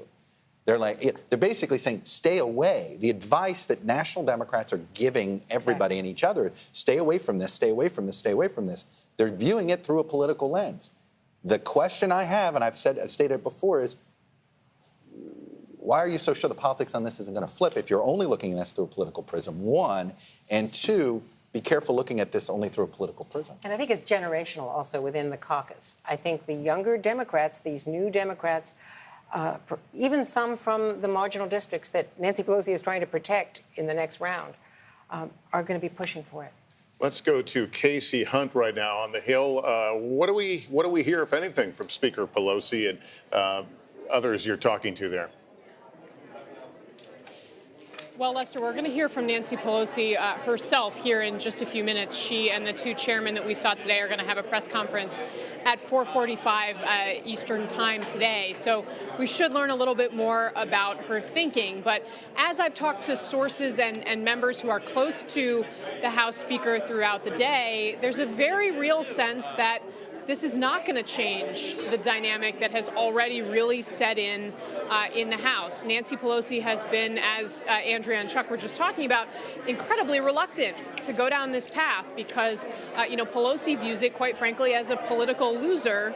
Although she will also reassure her caucus in private that they shouldn't look at it through a political lens. And I do think that has been the central tension because the growing number of Democrats who have been calling for impeachment proceedings, a lot of them have been saying that on the grounds of history, on the grounds of setting a precedent of saying, hey, this is not something that we can accept. And, the second half of this hearing was, pretty stark in laying out some of the problems that unfolded in 2016, and I think could potentially turn a few members into the impeachment camp. But overall, it's very hard to see this afternoon, standing here, that what we saw unfold today is a game changer of any kind on impeachment for Nancy Pelosi, Lester. All right, thanks. I want to go to Richard Engel now, our chief foreign correspondent, who has covered a lot of the Russia story as it pertains to hacking. And Richard, I suppose you can't strip politics from this, but when you read those first several dozen pages of the report and just look at the efforts that the Russians made, and as Chuck points out, that was a crime in and of itself, what changes based on what we've heard today? Well, I think what was shown clearly to the American people and clearly to the Russians is that cyber meddling works and that you can get away with it. That when you do cyber attacks, which are by definition hard to track down, you use cutoffs, you use cutouts, you use anonymous sources, you use fake news accounts and fake propaganda postings, that you are able to hide your hand, and the person who benefits from it, in this case, the Trump campaign, does not ever want to acknowledge that it took place. So it is a message to Russia that in the social media age, information operations are powerful, you can get away with them, and that in some cases, if the people you help will help you by denying that the operation ever took place. So I think it is a very powerful message. And as Mueller said today, there are many other countries, not just Russia, who are looking into this capability. And he said that Russia is planning to do this again and maybe trying to do this operation right now, even as he was testifying. So you can debate how this is going to impact the Democrats and the Republicans, whether this hurt the Democratic Party's cause by bringing this public. But I think the big takeaway internationally is that this kind of operation works, and you can hide it. All right, Richard, thanks. And Chuck Rosenberg, before we go off, I wanted to get your opinion. You're looking at this as with your prosecutor hat on. Listening to that testimony, what stood out in terms of making any kind of case here? Well, Bob Mueller at the end sounded wistful, and I get it. He said something to the effect of, I hope this is not the new normal, but I fear it is. And Richard just spoke to it. A signal has now gone out to adversaries around the world that we are game. Come hunt us. And it's a deeply disturbing message. So taking off my prosecutor's hat and putting on my counterintelligence hat, that's where the threat lies. Look, we'll always have criminals, right? There's always people who break the law and push boundaries out of greed or stupidity or what have you. But we have failed to lead on this issue and to send a signal to our adversaries around the world that this will not be tolerated. Well, this has been an extraordinary day. A man who has figured in our conversations for more than 2 years now. He's a noun, a verb, an adjective. And as I said this morning, a lot of us didn't remember or hadn't heard his voice really in a big way, but we have certainly heard it. The question of the impact it makes is the subject of what you're going to be hearing a lot about tonight on NBC Nightly News, certainly in the days to come. So the long-awaited public questioning of the former special counsel is history. As I said, the impact will continue to be felt and measured and debated for a lot of days to come. I'm Lester Holt in New York. I'll be back with complete details on Nightly News. For all of my colleagues at NBC News here and elsewhere, thank you for joining us and good day.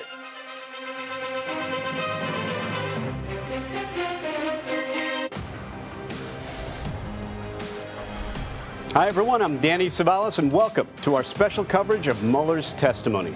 So we're going to be breaking down the details of what we saw today, but first, we're going to take a look at the big picture. Coming into today, Democrats were hoping they'd come out of this with something new, or at a minimum, they wanted more Americans to hear and understand what Democrats think is information in the report that's damaging to Trump. Republicans, on the other hand, are trying to defend and protect the president. In a lot of cases, that meant they were going after Mueller's findings and the investigation itself. Republicans came out swinging. Here are a few of those highlights. Since you decided under the OLC opinion that you couldn't prosecute a sitting president, meaning President Trump, why did we have all of this investigation of President Trump that the other side is talking about when you knew that you weren't going to prosecute him? Well, you don't know where the investigation is going to lie, and the OLC opinion itself says that you can continue the investigation even though you are not going to indict the president. It's starting to look like, having desperately tried and failed to make a legal case against the president, you made a political case instead. You put it in a paper sack, lit it on fire, dropped it on our porch, rang the doorbell, and ran. I don't think you reviewed a report that is as thorough, as fair, as consistent as the report that we have in front of us. 6 of your lawyers donated $12,000 directly to Hillary Clinton. I'm not even talking about the $49,000 they donated to other Democrats, just the donations to the opponent who was the target of your investigation. Can I speak for a second to the hiring practices? Sure. We strove to hire those individuals that could do the job. I've been in this business for almost 25 years, and in those 25 years, I have not had occasion once to ask somebody about their political affiliation. It is not done. What I care about is the capability of the individual to do the job and do the job quickly and seriously and with integrity. Regarding collusion or conspiracy, you didn't find evidence of any agreement, I'm quoting you, among the Trump campaign officials and any Russia-linked individuals to interfere with our U.S. election, correct? Correct. What he's doing is not obstructing justice. He is pursuing justice, and the fact that you ran it out 2 years means you perpetuated injustice. I take your question. Gentleman's time has expired. The witness may answer the question. I take your question. I agree with the chairman this morning when he said Donald Trump is not above the law. He's not. But he damn sure shouldn't be below the law, which is where Volume 2 of this report puts him. So even with those sometimes heated questions, Mueller did what he promised. He stuck to the script. The script, of course, being his 448-page report, something he frequently deferred lawmakers to. But the elephant in the room for both parties was impeachment and whether the report actually does anything to damage the Trump presidency. The whole reason Democrats wanted this hearing was because Mueller decided not to make a decision on whether Trump obstructed justice. So, what can we take away from this? Did either party get what they wanted from Mueller? We're going to be digging into all of this over the next hour. I'm joined by the Washington Post's Jackie Alemany and former Congressman David Jolly. David, Jackie, thanks for being with us today. David, I'm going to ask you first. A former Republican congressman, now an independent, I understand.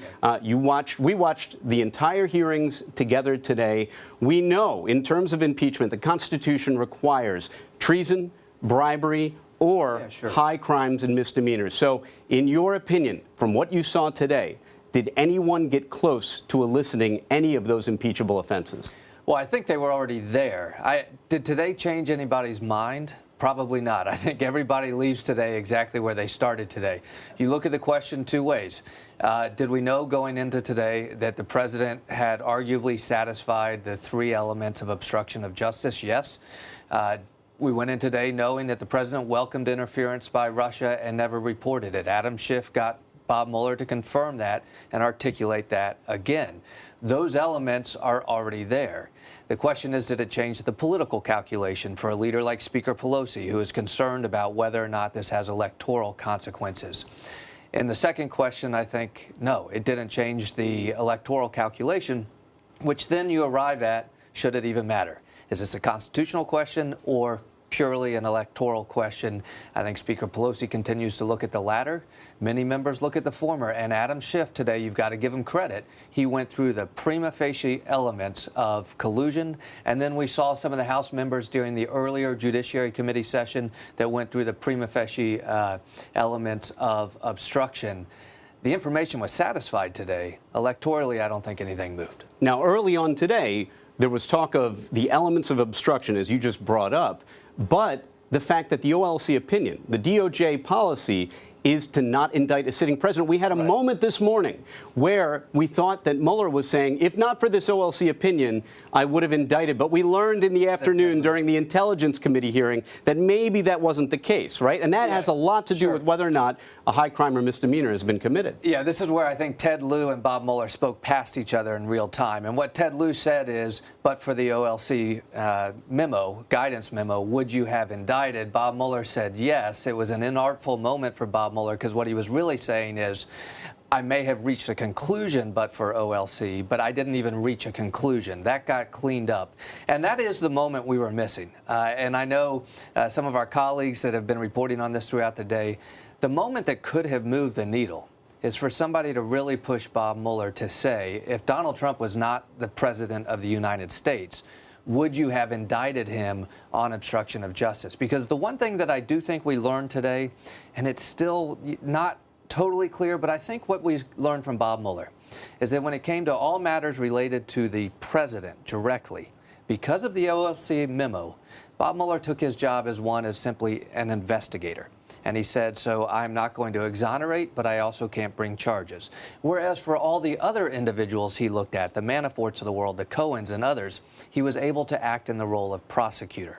But as for the president, he was limited by the OLC memo. We never got that moment. And frankly, that's why I think it didn't move. The needle didn't move today. If Bob Mueller had been able to lean in and say, yes, I believe if Donald Trump was not president, I would have charged or I wouldn't have charged. That's the conversation America needed to have, even if it would have been an imperfect moment. I think America needed to see that moment. We didn't see it today. But Jackie, didn't Mueller already say that in the report? Didn't he already essentially say, I can't charge a sitting president, but you, Congress, if you want your own remedy, and that remedy can only be impeachment, didn't he put the ball in Congress's court many weeks before today? That's exactly right, and I'd have to disagree with you on a point there. I think what Congress wanted to hear in order to persuade Speaker Pelosi, who has been viewing this strictly through a political lens, through the lens of protecting those 43 seats in Trump districts that flipped and helped her win the majority, that's what Pelosi needed to hear, that basically Mueller saying, yes, if the president wasn't the president, if he was a civilian, he would be in prison right now. But I think what a lot of members viewed this as was the rest of the way that this investigation has been going, a slow burn and perhaps a chance at educating constituents who just haven't been paying attention. Mueller, though, did provide a pretty big impediment to that, though, refused to read clips from the report, instead made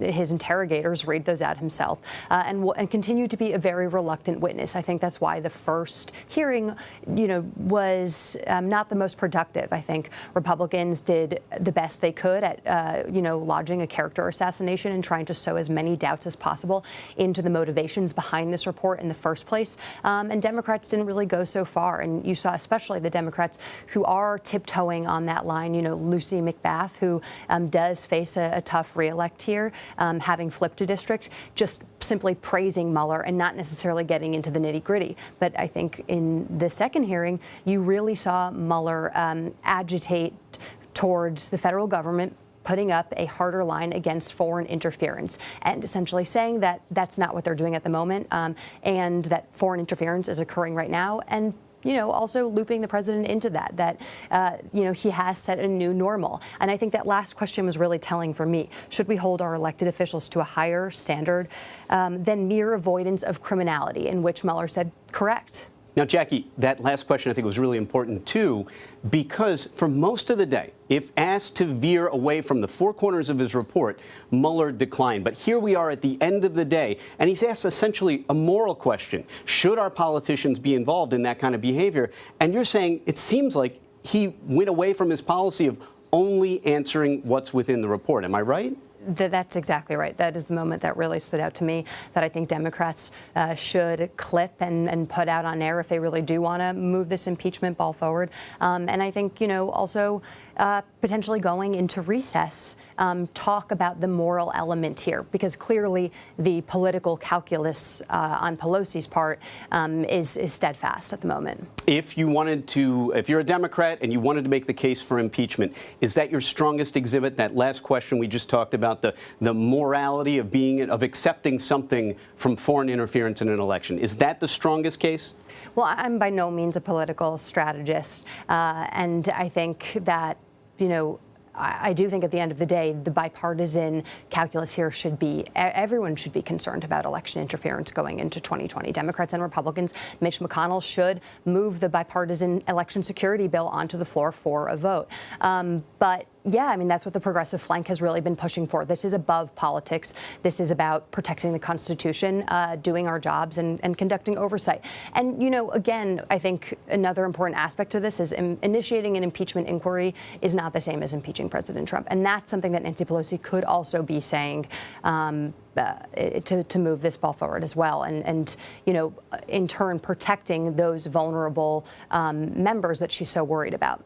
David, what's the advantage or tactical point of initiating an impeachment inquiry versus having an actual impeachment, versus actually accusing the president?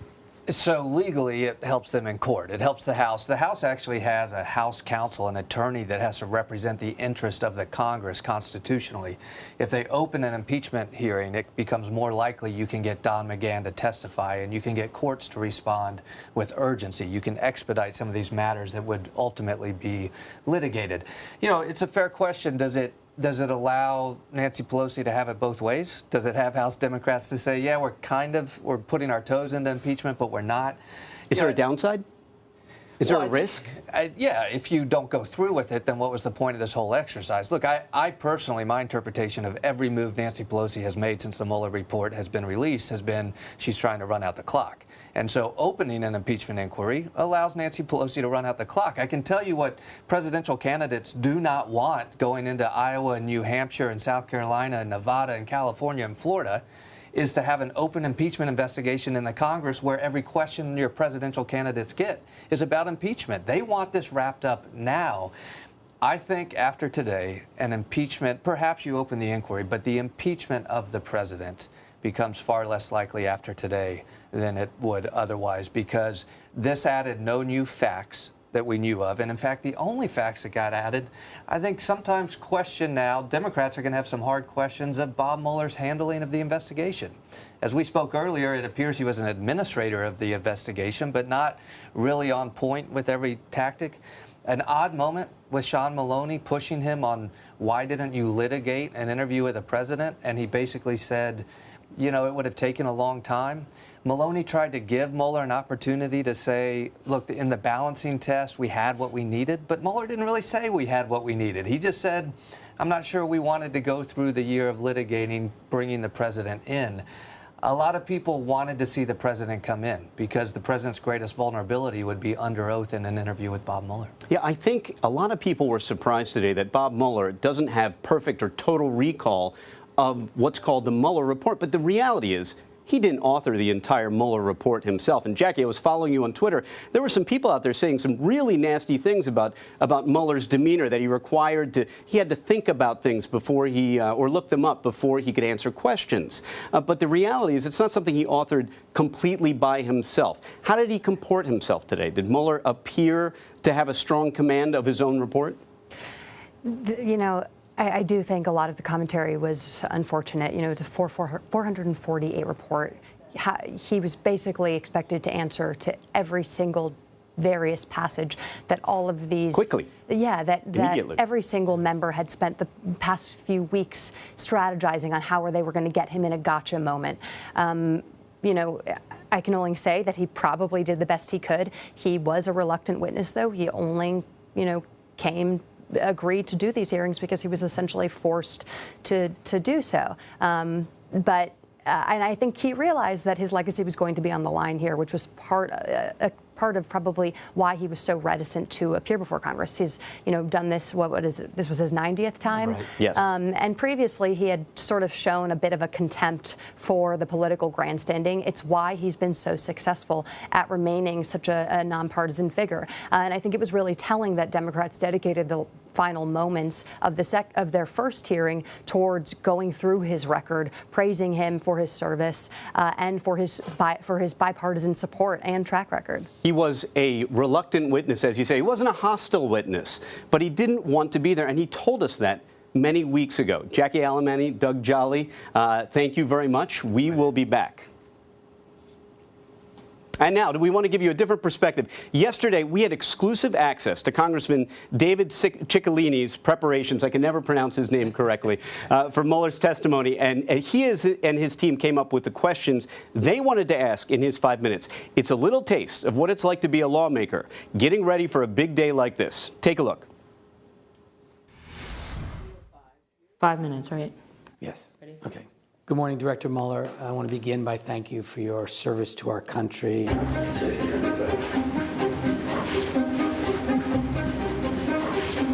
So one thing that we didn't put in there that I was thinking we might want to add at the beginning is just one or two sentences to kind of acknowledge the work of the director and thank him. Yeah, no, I think you're right, especially it'll be coming off a Republican examination where they'll undoubtedly attack him or the FBI. Time of the gentleman has expired. The gentleman from Rhode Island. So I think just thank you for your extraordinary service to our country and leading this investigation. You could also throw in fair and independent investigation just so that we're highlighting that as well. Mm-hmm. Okay. So then in 1.92, when we sat down last time, we had discussed being more clear, saying it would have effectively ended your investigation to the president into the 2016 Trump campaign. Is that correct? He could try to pontificate and say, well, I can't speculate as to what the... I think we should pay attention to how he's answering questions up to that point, because that is a question in which, if you were trying to eat up time, could say, well, you know, it's really hard to know. It may be that we could have gotten information in a different way. And I'm not going to adopt your characterization. I'll say that the facts as laid out in the report are accurate. We're out of time right there. So I think there's a couple of things that I was just...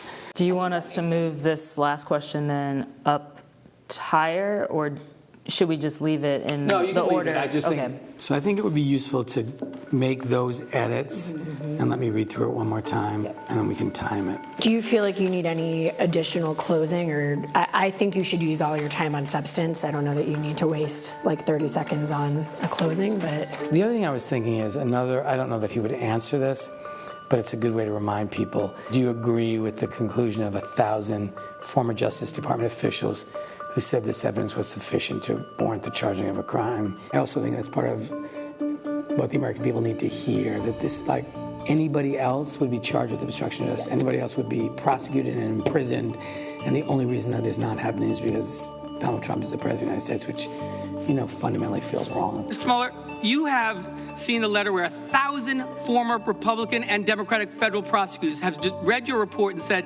anyone but the president who committed those acts would be charged with obstruction of justice. If the individual were not the president of the United States, I mean, he may still not want to speculate, but... One way you could ask it is, are you familiar with this letter? Do you know any of the signatories? The answer is certainly yes. Do you dispute any of the conclusions of the letter? Yeah, are these people that you respect? And is there anything in the letter you disagree with. You disagree with, okay. And my guess is the answer to that is going to be no. Yeah. Do you agree with those former colleagues, 1,000 prosecutors who came to that conclusion? Those prosecutors. He didn't get an answer to that question, but he will be on live in the 5 o'clock hour to get his take on how things played out today. So stay tuned. We're taking a quick break, and we'll be right back. A very busy news day. Today's high-stakes confrontation. Let's go live to the border where our colleague... Exclusive video. The country's top intelligence officials testifying. NBC News gets an exclusive look inside. Live here at the nation's capital. There's now an open investigation. Blockbuster new reporting today on this. This is the deadliest school shooting. The Supreme Court upheld the revised version. Well, this new report comes amid a staggering amount of news. Breaking news tonight exclusively here. NBC News was first out with this scoop today. It's been an extraordinary night watching this develop. So, a lot to talk about. We are going to start with something different tonight. This is one of those things that you have not been otherwise hearing about in the news, but stick with me. Feed your mind with fresh perspective. Get your favorite MSNBC shows now as podcasts. All eyes on the 2020 election. Follow the latest on the candidates with the NBC News mobile app. Stay connected with breaking news, top stories, live video, and your favorite NBC News shows. Text NBC News to 66866 to get the app. A very busy news day. Today's high-stakes confrontation. Let's go live to the border where our colleague... Exclusive video. The country's top intelligence officials testifying. NBC News gets an exclusive look inside. Live here at the nation's capital. There's now an open investigation. Blockbuster new reporting today on this. This is the deadliest school shooting. The Supreme Court upheld the revised version. Well, this new report comes amid a staggering amount of news. Breaking news tonight exclusively here. NBC News was first out with this scoop today. It's been an extraordinary night watching this develop. So, a lot to talk about. Good evening, everyone. Breaking news tonight. Lester Holt. It sounds like a jet airplane up there, but that is fire. Let's talk about the MAX. How do you convince some skittish passenger to get on this airplane? We've met a lot of great people. The most trusted TV news anchor in America. That's Nightly News. I'm Lester Holt. All eyes on the 2020 election. Follow the latest on the candidates with the NBC News mobile app. Stay connected with breaking news, top stories, live video, and your favorite NBC News shows. Text NBC News to 66866 to get the app. When the facts are hidden in the shadows. When sources go silent because they're risking so much more. When every lead takes you further down a winding trail, but closer to the truth. And the challenge is greater because the stakes are higher. That's when the stories you unearth can shake the world. Exclusive report from NBC News. This is exclusive to us. NBC News is out today with some exclusive new reporting. We are going to start with something different tonight. This is one of those things that you have not been otherwise hearing about in the news, but stick with me. Feed your mind with fresh perspective. Get your favorite MSNBC shows now as podcasts. Washington feels more chaotic than ever. It's my job to ask the tough questions, left and right, and help you make sense of it all. More Americans watch NBC News than any other news organization in the world. One of the issues Democrats zeroed in on the first hearing with the Judiciary Committee was the question of obstruction. Just to give a reminder of the background, here. After Mueller submitted the report to the DOJ in March, Attorney General Barr and then Deputy Attorney General Rod Rosenstein sent a letter to top lawmakers saying the report didn't find sufficient evidence of obstruction or Trump coordinating with Russia. Trump and his allies saw that as complete vindication, but no one else had seen the report yet. Mueller took issue with Barr's interpretation and sent a letter to him complaining that his take on the report, quote, did not fully capture the context, nature, and substance of this office's work and conclusions. Then the report was released with redactions in April, and Democrats cried foul because they say it lays out numerous examples of potential obstruction of justice by Trump, including alleged attempts by Trump to have Mueller fired. Here are some of the points where this issue came up, including a discussion of whether a president can be charged with a crime after they're out of office. Based on Justice Department policy and principles of fairness, we decided we would not make a determination as to whether the president committed a crime. Did you actually totally exonerate the president? No. Is it correct that if you had concluded that the president committed the crime of obstruction, you could not publicly state that in your report or here today? Well, I would say the statement would be that you would not indict, and you would not indict because under the OLC opinion, a sitting president, excuse me, cannot be indicted, be unconstitutional. Could you charge the president with a crime after he left office? Yes. You believe that you could charge the president of the United States with obstruction of justice after he left office? Yes. So it's fair to say the president tried to protect himself by asking staff to falsify records relevant to an ongoing investigation? I would say that's generally a summary. Would you say that that action, the president tried to hamper the investigation by asking staff to falsify records relevant to your investigation? I'm just going to refer you to the report, if I could, for review of that episode. Thank you. Also, the president's attempt to get McGahn to create a false written record were related to Mr. Trump's concerns about your obstruction of justice inquiry, correct? I believe that to be true. You found evidence, as you lay out in your report, that the president wanted to fire you because you were investigating him for obstruction of justice. Isn't that correct? That's what it says in the report, yes. And I stand behind the report. The White House counsel told the president that if he tried to remove you, that could be another basis to allege that the president was obstructing justice, correct? That is generally correct, yes. And the president claimed that he wanted to fire you because you had supposed conflicts of interest. Isn't that correct? True. Now, you had no conflicts of interest that required your removal. Isn't that a fact? That's correct. Despite knowing that Attorney General Sessions was not supposed to be involved in the investigation, the president still tried to get the Attorney General to unrecuse himself after you were appointed special counsel. Is that correct? Yes. Now, that wasn't the first time the president asked Sessions to unrecuse himself, was it? I know there were at least 2 occasions. Washington Post reporter Jackie Alemany is back with me again, and we're joined by former 2 federal prosecutors and legal analysts for MSNBC, Glenn Kirshner and Cynthia Oxney. So, obstruction was the focus of most of the morning. Jackie, which member of Congress made the most headway on the obstruction question? Ooh, that's a good question. I think the most memorable question actually happened to come from a Republican, and that was Congressman Buck, who asked, let's pull up the exchange so I don't butcher this. But you can paraphrase. I've been doing it all day, right? Yeah. I mean, just generally speaking. No, and I mean, there's so many exchanges here. But basically what Buck asked was, could you charge the president with a crime after he left office? And that was yes.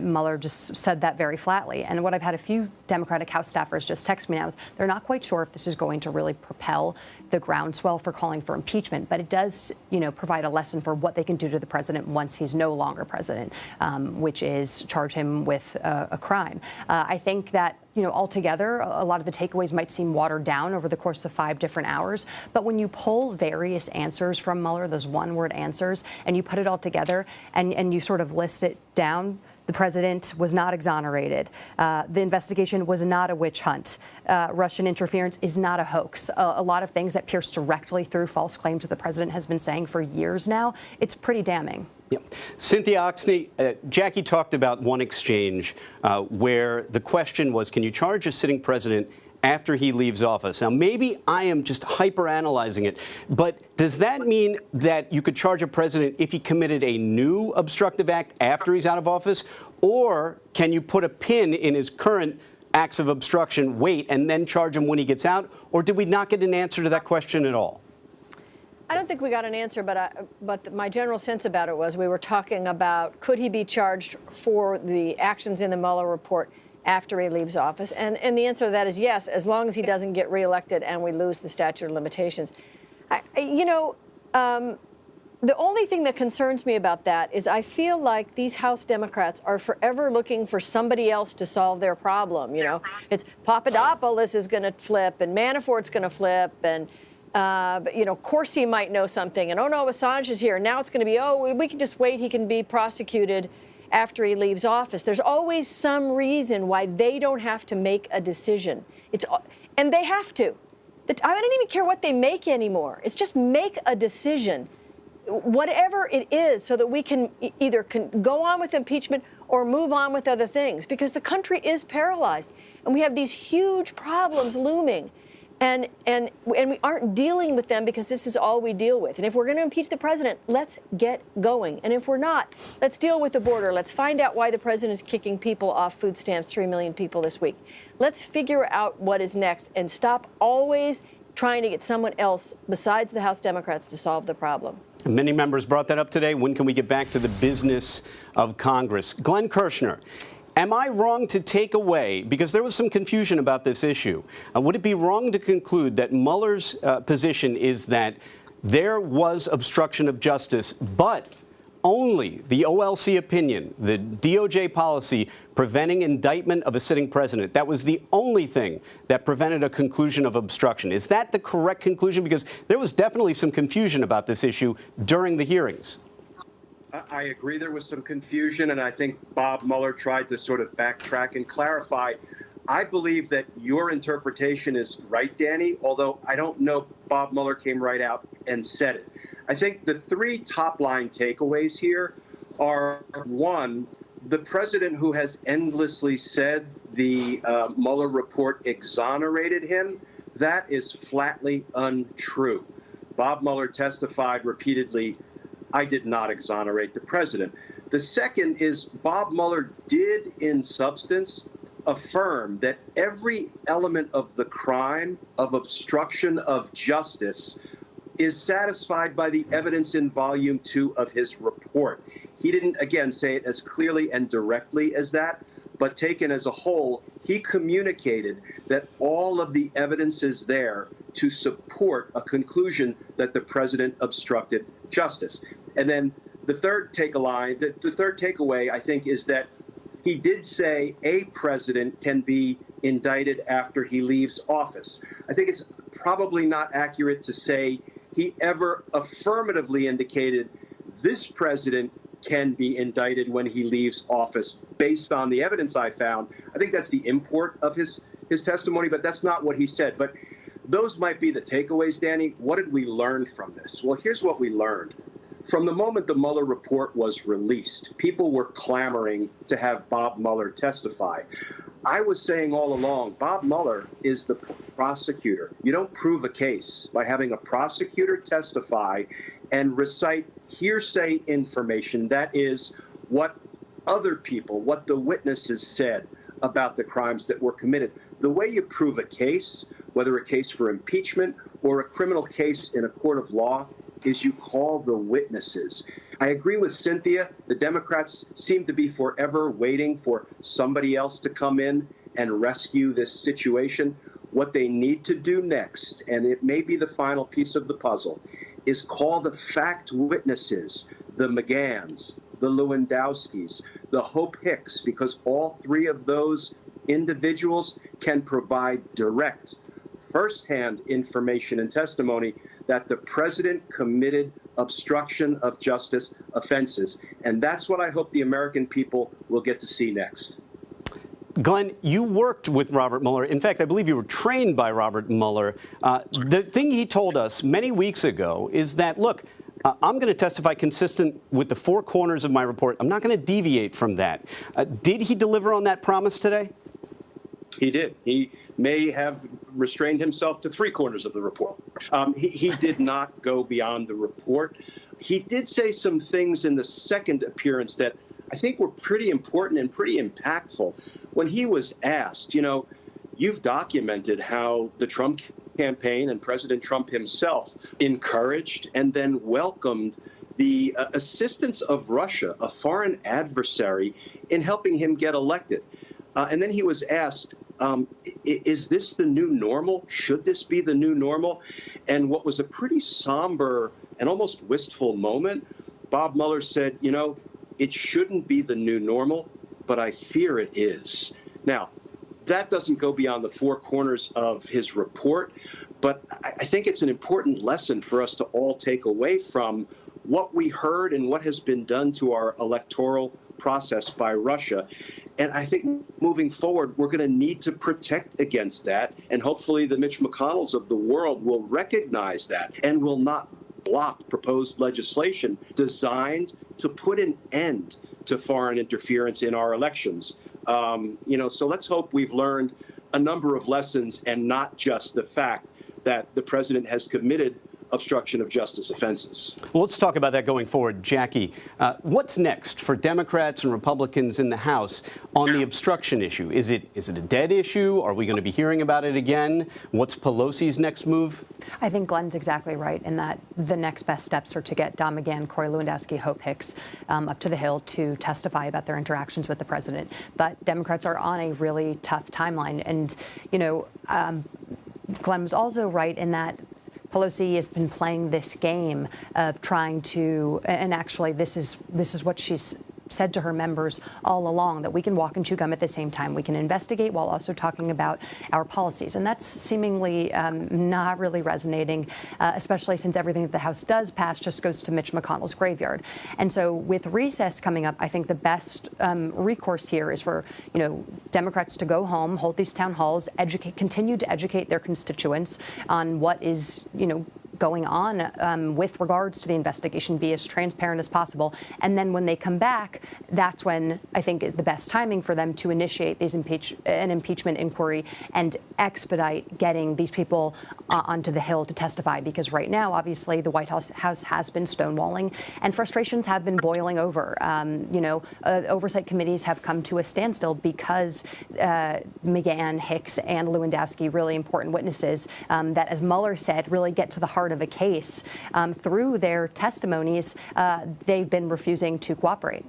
Cynthia Alexany, talking about people like Don McGahn, there were a number of folks whose names came up in the obstruction portion of the hearings today. People like Don McGahn, how did some of these folks in the Trump circle, how did they come out of this obstruction hearing this morning? Did they improve their position? Did they incriminate themselves? How did that work out? I think they improved their position in this way. There's no reason why they should be doing anything besides continuing to stonewall. I mean, if you represent Don McGahn after today, you go, just say you're not coming, because the House is sort of feckless and they can't seem to get organized, and the lawsuits are, they're taking forever, and we'll drag this thing out into dead cases as good as a win. I mean, if you represent any of those people, what you do is just continue to stonewall. I mean, Hope Hicks came in, stonewalled, got away with it. Lewandowski's never gotten up there.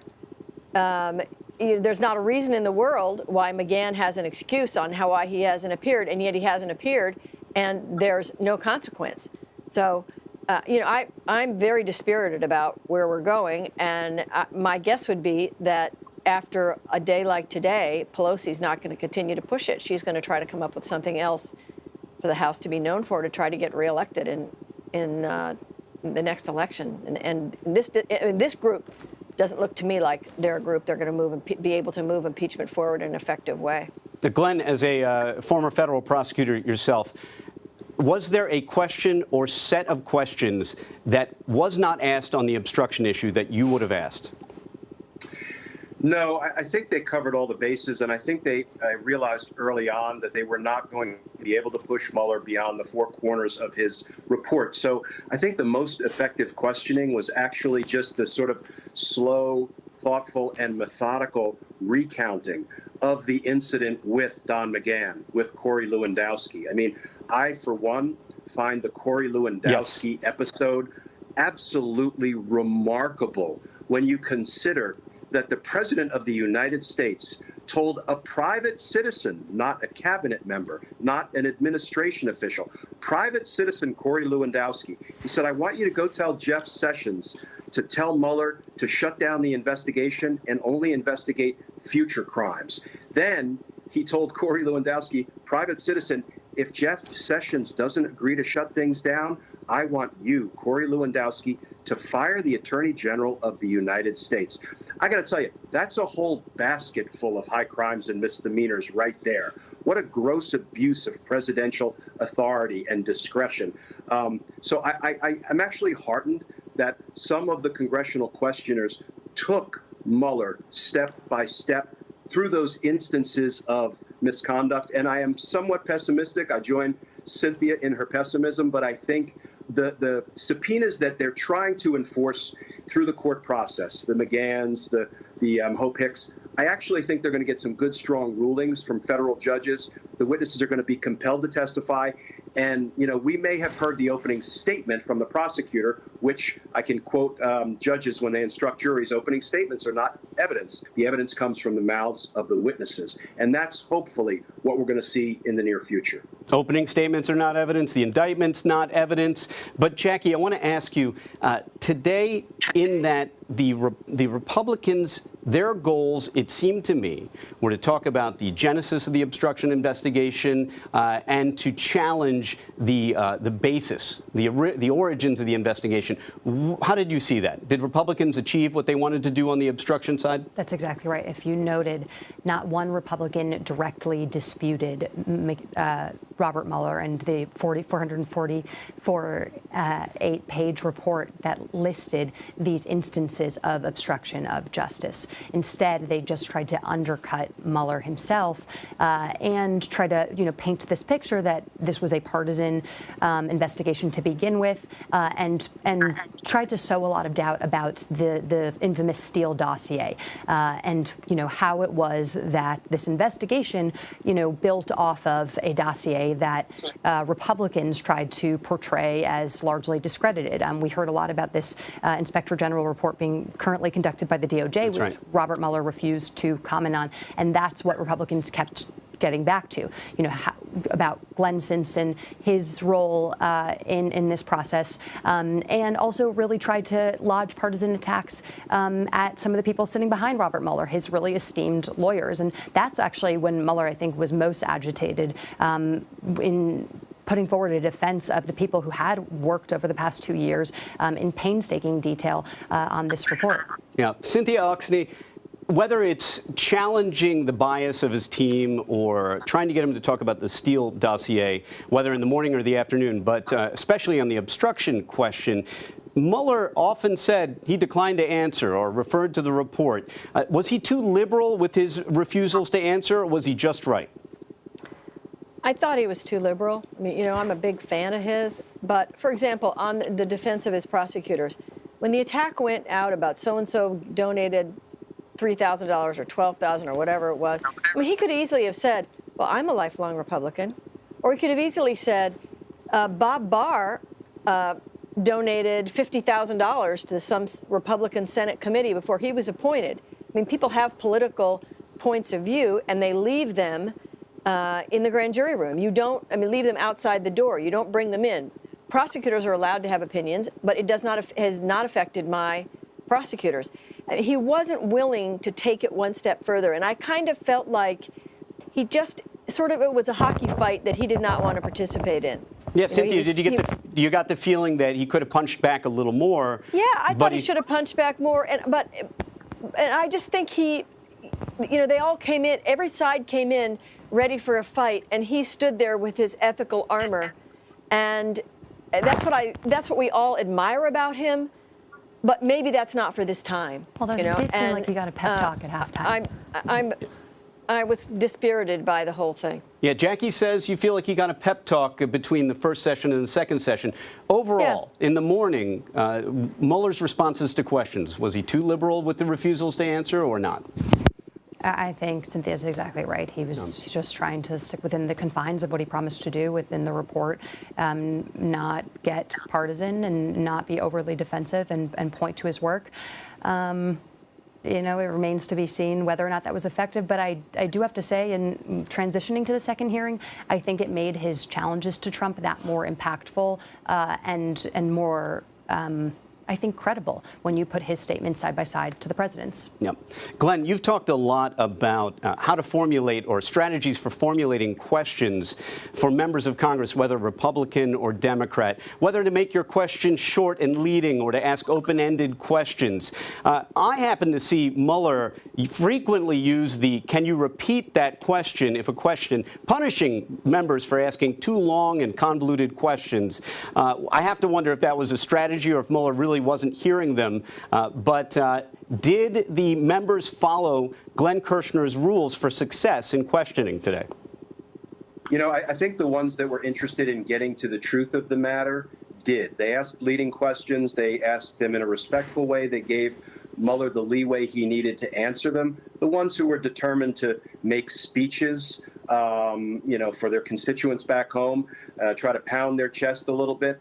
They weren't interested in eliciting any truthful, accurate information about what Bob Mueller found in any event. I mean, when I watched the proceedings, Danny, it looked very much like a criminal trial, as you well know, where the prosecutor's job is to elicit factual, accurate, reliable information.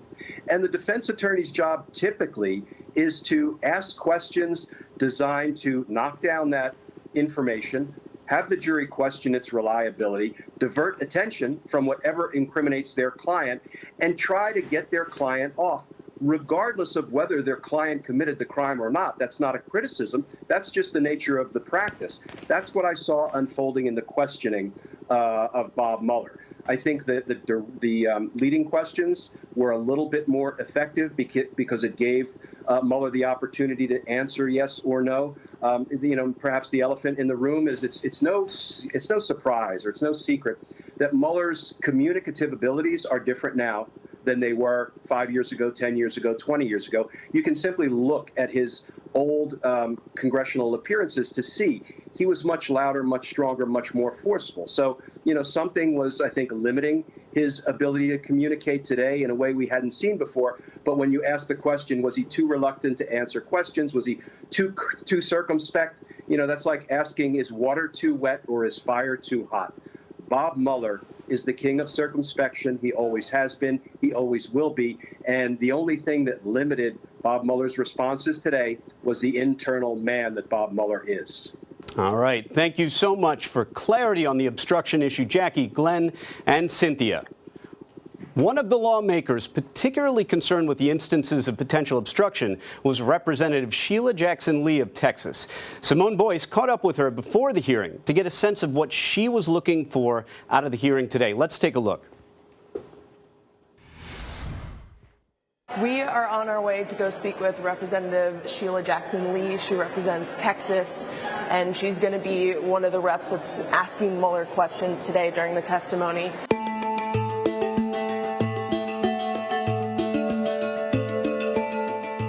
Hi. How are you? Good. I'm good. How are you? Great. Thank you. What do you want to hear from Mueller today? I want to hear the truth. I want to burden the American people with so many facts, and I use the term burden because the responsibility of each American is to ask the question, is this the norm for the highest office literally in the nation, but really the leader of the free world? Together with the evidence in Volume 1, I cannot think of a more serious need to investigate. So now I'm going to ask you some questions about obstruction of justice as it relates to Volume 2. And if they answer that question, no, it is not, then our steps need to move towards some action of accountability for the President of the United States. Specifically, is there one burning question that you would like him to answer, that you would like to get clarity on today? Well, I think what is most important is that if the President was a civilian, would he have been indicted? The President's pattern of conduct as a whole sheds light on the nature of the President's acts and the inferences that can be drawn about his intent. Does that mean you have to investigate all of his conduct to ascertain true motive? No. It builds on his final statement. If he had confidence to say that the President had not committed a crime, simply he would have said so. That's a large question, again, directed toward the American people's understanding of the seriousness of Volume 1 and Volume 2. They have many responsibilities in their lives. Those volumes are just books to them. We have to bring those books to life. They have to talk, and they have to tell the story, and it needs to be the story of truth. When you talk about the President's pattern of conduct, that would include the 10 possible acts of obstruction that you investigated, correct? I direct you to the report for how that is characterized. Are you hoping that support for impeachment grows after today's hearing? I'm hoping that the truth allows our next steps to be directed. And I think I have to go in with an open mind to Director Mueller. I've already made my statement about the question of our responsibility under the Constitution, which is Article 1, Section 2, Clause 5. And if that comes about, then we'll do it not on behalf of myself or the Judiciary Committee, but on behalf of the American people. And if Mueller doesn't provide any additional information outside of what he already provided in his report, is there a potential that this could backfire for Democrats and Trump comes out looking more popular? Absolutely not. I think we will continue with hearings and finish our work of investigating the whole series of incidences that have occurred during this administration. Does obstruction of justice warrant a lot of time in jail if you were convicted? Yes. What should the American people be looking for today? I hope they will be listening. They should be looking for the volume 1 and 2 coming to life and the story being told. It may not be the bestseller or Oscar-driven movie, but it will be a story that they will have never heard before, I believe, in the history of the presidency of the United States. Are you saying you're expecting it to be dull in tone at all? Factual in tone, truth of a great moment. Great moment. All right, I know you have to get back in there. Thank you so much. Thank you. It's a pleasure.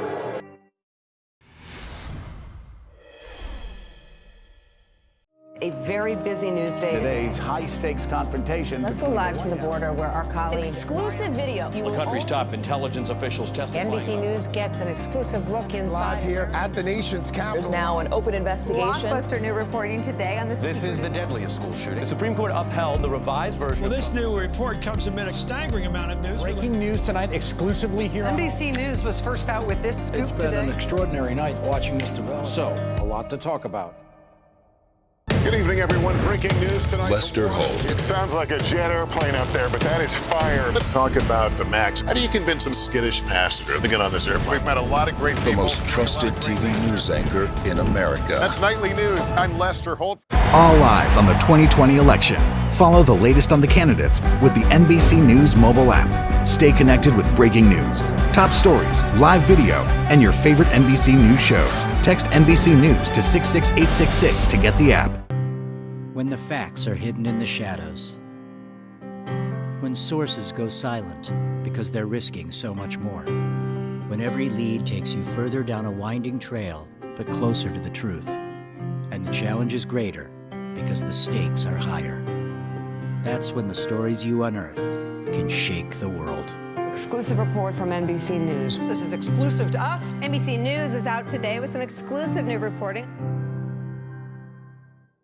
We are going to start with something different tonight. This is one of those things that you have not been otherwise hearing about in the news, but stick with me. Feed your mind with fresh perspective.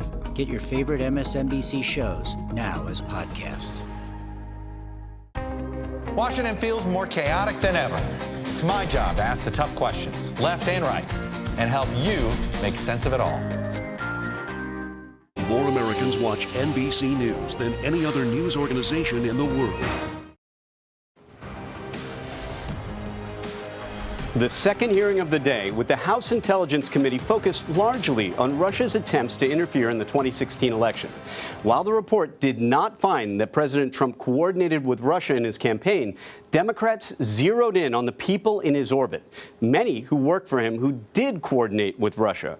Republicans, they got into the specifics of exactly who did what and the terminology Mueller used to describe them. Here are some clips from both hearings. Over the course of my career, I have seen a number of challenges to our democracy. The Russian government's effort to interfere in our election is among the most serious. And as I said on May 29th, this deserves the attention of every American. Russia meddled in the 2016 election. The president did not conspire with the Russian, and nothing we hear today will change those facts. In the colloquial context, known public context, collusion and conspiracy are essentially synonymous terms, correct? No. You stated that you would stay within the report. I just stated your report back to you.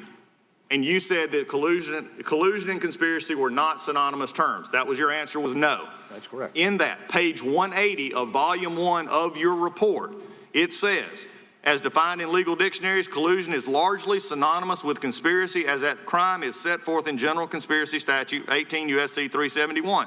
Now, you said you chose your words carefully. Are you contradicting your report right now? Not when I read it. So you would change your answer to yes then? No.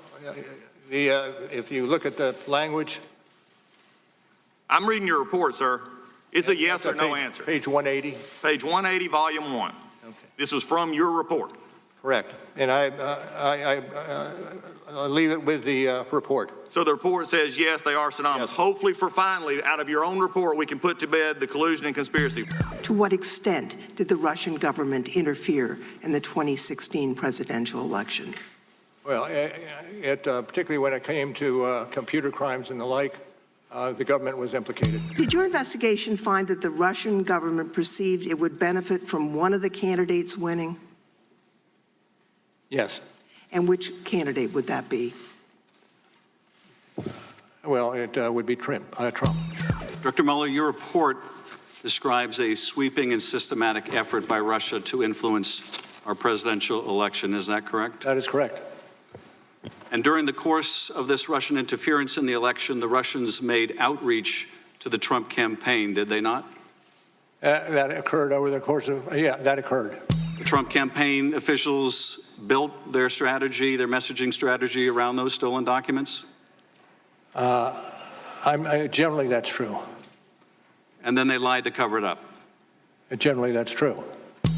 When your investigation looked into these matters, numerous Trump associates lied to your team, the grand jury, and to Congress? A number of persons that we interviewed in our investigation, it turns out, did lie.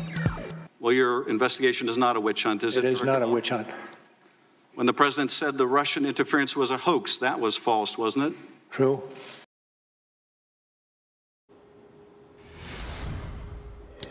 So Russia was a major topic today. The Democrats tried to emphasize the connection between Russia and members of Trump's orbit, and Republicans tried to steer that away from the president himself and pin it on some of his former staffers. But the partisan divide aside, and taking a step back from the specific candidates, there's the bigger issue of Russia interference in the 2016 election. I'm back with the Washington Post's Jackie Alemany and former Congressman David Jolly. David, we heard some of the testimony today, and I have to take issue with Representative Collins' line of questioning about conspiracy and collusion. He first asked Mueller a question in a vacuum. Is conspiracy the same as collusion? And Mueller said no, which I think is correct. But then he tried to confront him with his own report. And I think the context in which Mueller explained conspiracy and collusion being the same, and I'm paraphrasing in the report, is not really what he was saying today when he was asked if they are the same thing. Am I right?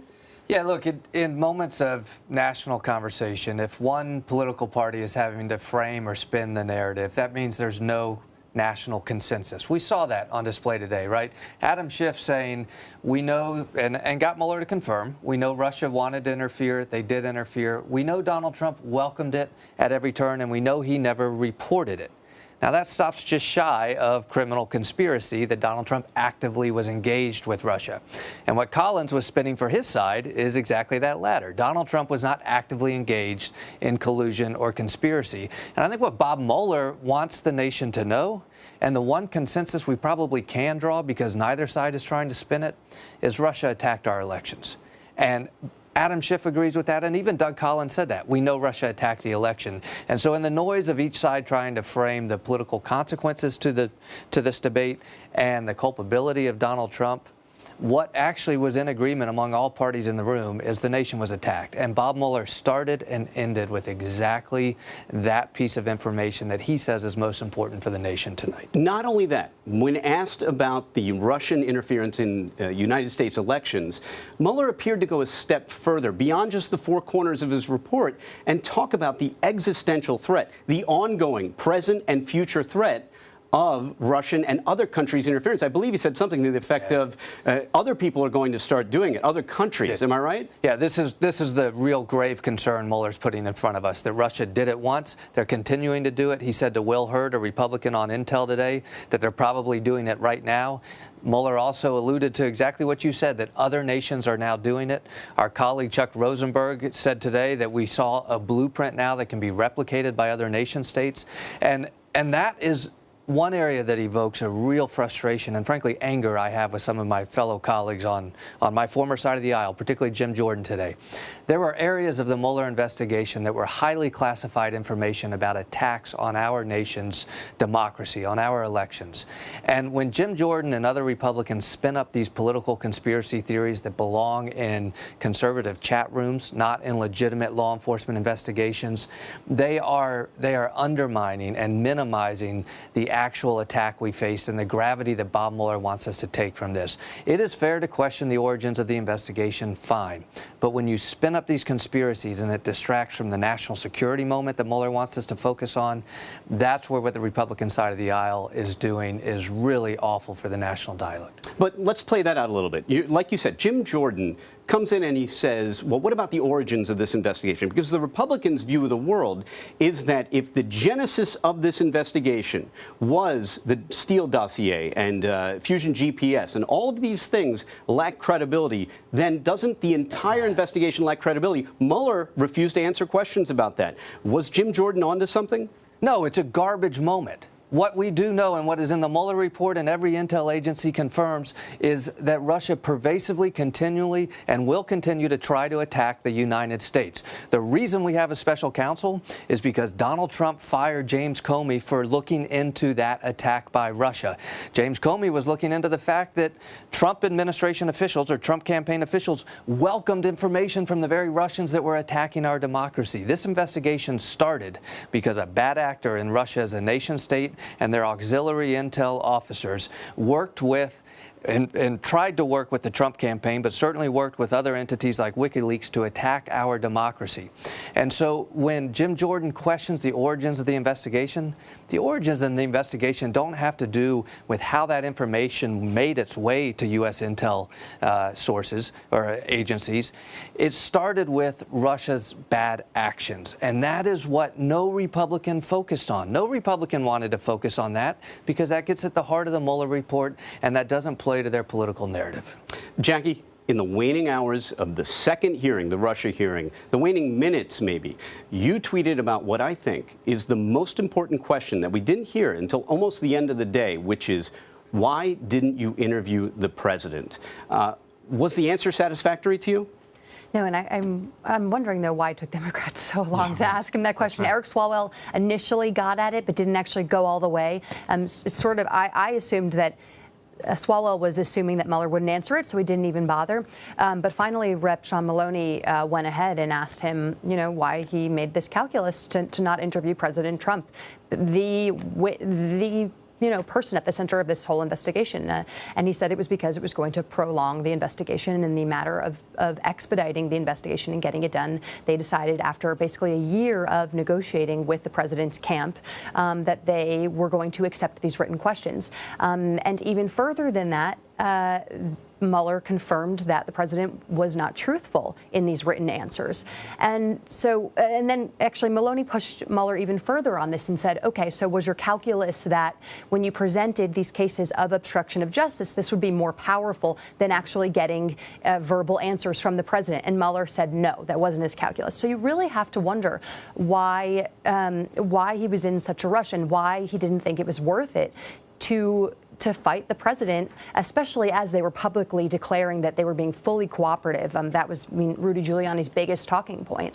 Why he didn't push harder to get the president on the record, and even Mueller himself concluded that testimony from witnesses is at the heart of any case that investigators are pursuing.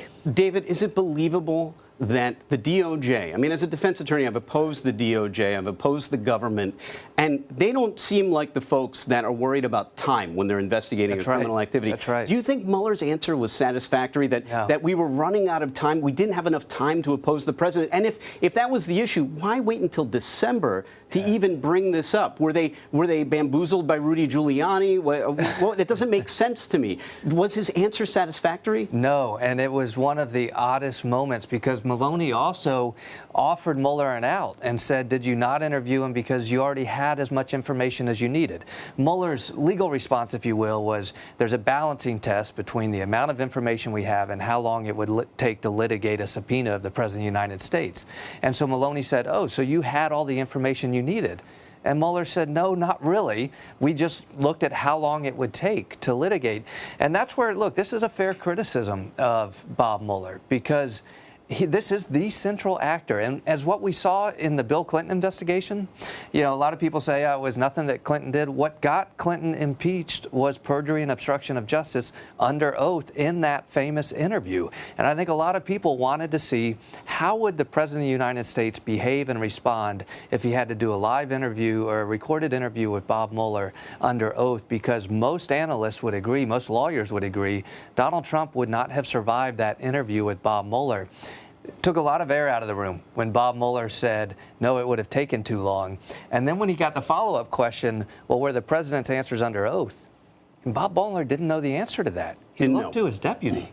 He looked to his deputy. Now, but wait, to in fairness to Mueller, is it possible we can say, well, Robert Mueller, it may be the Mueller report, but he didn't write the whole thing. He had help. He had aides. He had deputies. Yeah. Is that excusable for that reason? Not when you're talking about the President of the United States answers to the special counsel. If you're talking about a litigation matter related to Papadopoulos, perhaps Bob Mueller could look at his counsel. But if you're talking about the decision to not interview Donald Trump, to not subpoena him, to accept the answers from Donald Trump's, frankly, written by his lawyers, not under sworn oath of the president, that is exactly the moment the principal in the special counsel's office, Bob Mueller, needs to be able to have command of that topic and be able to have a well-versed conversation with the Congress of the United States. Bob Mueller did not rise to that moment. A lot of people, we talk about Bob Mueller's credentials. He is a hero, as many people say. He is well seasoned. He is an accomplished counsel, if you will, FBI director. It is also fair to ask hard questions and perhaps criticize his handling of exactly this piece of the investigation. I think this is a tough moment of scrutiny for Bob Mueller. Jackie, you were keyed in on Maloney's exchange. One of the things he appeared to float was, is one of the reasons you didn't talk to the president, does it have to do with the Fifth Amendment and his refusal to incriminate himself? And then the answer was sort of, well, I'm not going to answer that question, which leaves all of us wondering, well, is that the reason? Is that your takeaway? Well, that was always the concern that the White House was privately discussing, that the president was going to perjure himself, and that's why, you know, he was a liability. But that still doesn't provide an answer. And you really have to wonder, especially after Mueller confirmed that Trump's written answers were inadequate and untruthful, why he didn't push harder for a verbal interview. David, Jackie, and thank you to all our guests, Cynthia, Glenn Kirshner, Cynthia Oxney. President Trump commented on Mueller's testimony throughout the day. He's now taking questions from reporters on the White House South Lawn. Let's listen in. Well, we don't have it quite yet, so while we are waiting for that to come on, let me ask you what. Oh, now I'm hearing we have it. Okay, so to the South Lawn, let's listen in. So we had a very good day today. The Republican Party, our country. There was no defense of what Robert Mueller was trying to defend. In all fairness to Robert Mueller. Whether his performance was a bad one or a good one, I think everybody understands that. I think everybody understands what's going on. There was no defense to this ridiculous hoax, this witch hunt that's been going on for a long time, pretty much from the time I came down on the escalator with our First Lady. And it's a disgrace what happened. But I think today proved a lot to everybody. In fact, some of my biggest opponents wrote things today that I wouldn't have believed they would have written, and I appreciate that they did that. This has been a very bad thing for our country. And despite everything we've been through, it's been an incredible 2.5 years for our country. The administration, our president, me, we've done a great job. We've got the strongest stock market, the best unemployment numbers, the most number of people ever working in the history of our country right now, almost 160 million. Our military has been rebuilt and getting even stronger. We've done a great job, and we've done it under this terrible, phony cloud, a phony cloud, that's all it was. And they should be ashamed of themselves, absolutely ashamed. And you know who knew it was a phony cloud more than anyone else? It was Schiff and Nadler and Schumer and Pelosi, every one of them. They all knew it was phony stuff. And you look at the polls are showing it maybe more than anybody else or anything else. And I've had my best polls, and I don't say why, but people see what's gone on in our country with this whole thing. I've been going through it for 3 years. For 3 years, all nonsense. So this was a very big day for our country. This was a very big day for the Republican Party. And you could say it was a great day for me, but I don't even like to say that. It's great. I'll tell you what, I very much appreciate those incredible warriors that you watched today on television, Republicans, that defended something and defended something very powerful, very important, because they were really defending our country. More than anything else, they were defending our country. But they were warriors, and they've been warriors for a long time. And everybody knew it was a hoax, especially the Democrats. I wish we could be a fly in the wall in those rooms where the Democrats would go in and talk before and after meetings, and they'd be laughing and smiling and say, can you believe that we're getting away with this? But in the end, they didn't get away with it. Yeah.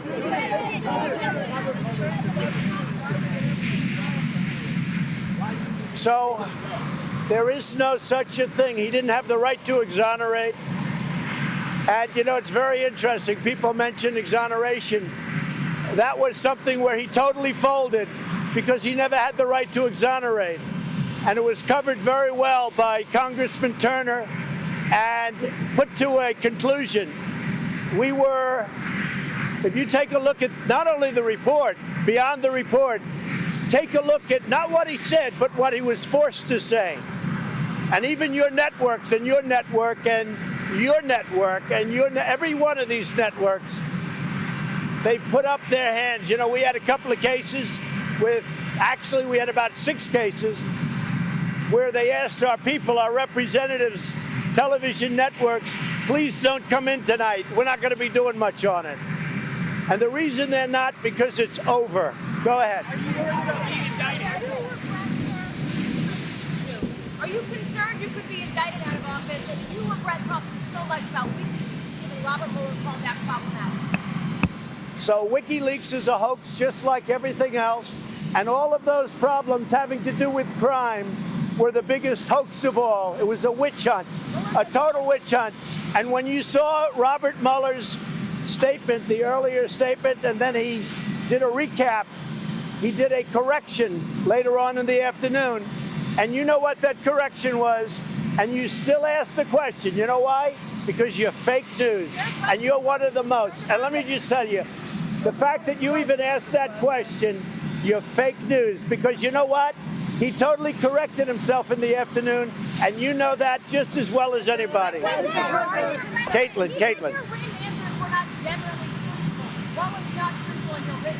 I don't know whose answers weren't. I guess his answers weren't, because if you look, the whole report, you take a look at what they did. Some of the things that he didn't even know about, some of the things he didn't even know what was going on.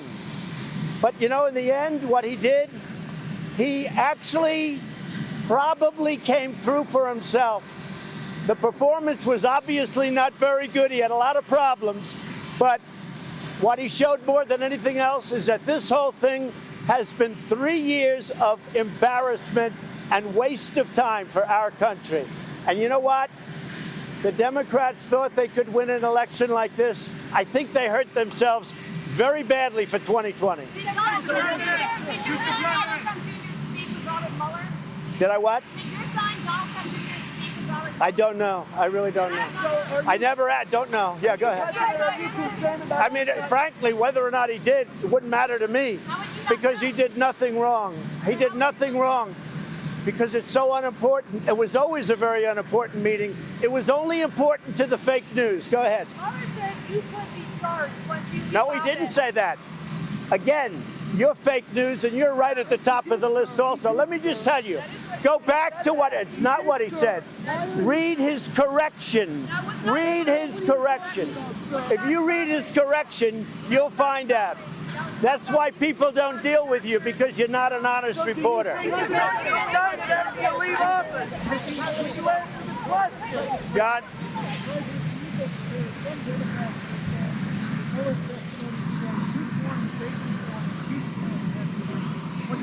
John, they are devastated. The Democrats lost so big today. Their party is in shambles right now. They've got the squad leading their party. They are a mess. Where even you take a look at Scribe and you take a look at so many of the people that were the most outspoken, and they say this was a devastating day for the Democrats.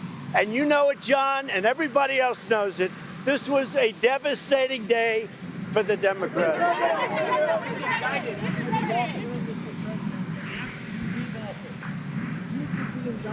No, a very dumb and very unfair question. Because if you look at his correction, he took that totally out of play. He made his decision based on the facts, not based on some rule. So you shouldn't even ask that question because you know it's a phony. Go ahead.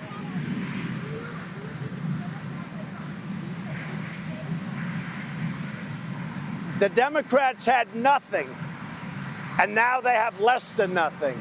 And I think they're going to lose the 2020 election very big, including congressional seats, because of the path that they chose. Now, who knows where it goes? From what I hear, they're giving up. But I just say, I know them too well. They'll never give up. They'll go back into the room and they'll try and figure something out.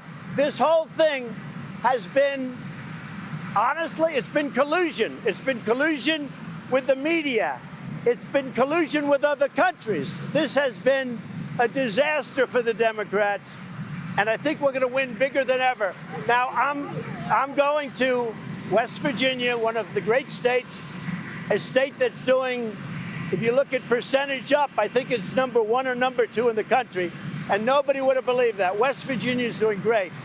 So I'm going to West Virginia. We did have a big case today. You know, we won the asylum case in Washington, which, frankly, you should be asking about that because that's the real deal. I can't believe how nice you are today. Go ahead, give me a question. My question, Mr. President, is that even though he's back away from it, you have to leave off good faith indictments. No, because we did nothing wrong. The answer is very simple. Nothing was done wrong. This was all a big hoax. And if you look at it today, nothing was done wrong. Now, I believe what you're going to find. You're going to find a lot of things that were done very wrong, but that's going on now. That's something you haven't been writing about, and that has to do with the other side. That has to do with a thing called investigate the investigators. Let's see what happens. That's going to be very interesting. Robert Mueller did a good job. Where are you at on that? Look, I think Robert Mueller did a horrible job, both today and with respect to the investigation. But in all fairness to Robert Mueller, he had nothing to work with. You know, you can be a builder, but if they don't give you the right materials, you're not going to build a very good building.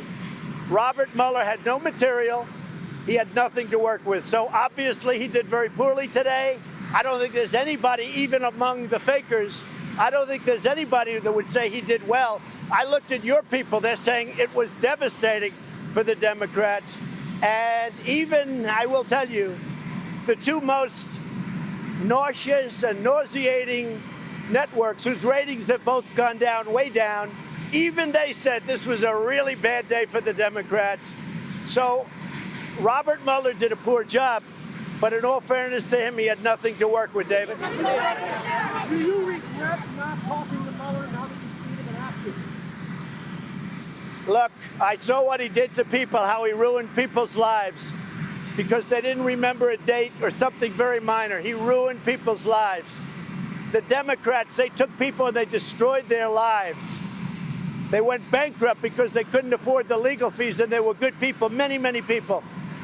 So when you ask me that question, all they have to do is see how nice this weather is. If I made a mistake and said I was talking to the media and it was a little bit rainy, a little bit overcast, they'd say, well, we have to do, he lied. Let me tell you, I've seen what they've done to people. I've seen how they've destroyed people like General Flynn and so many others, what they've done to people, no, I did the right thing.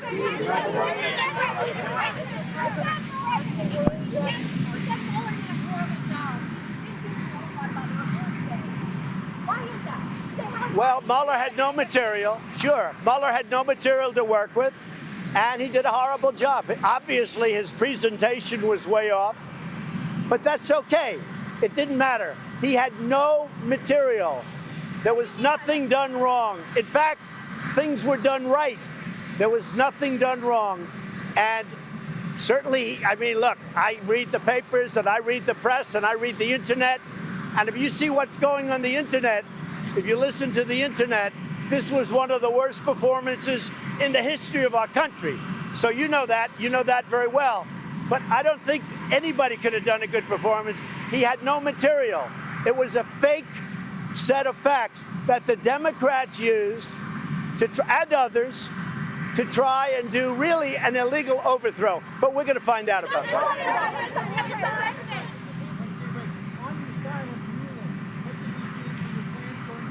Well, the asylum is a big, say it?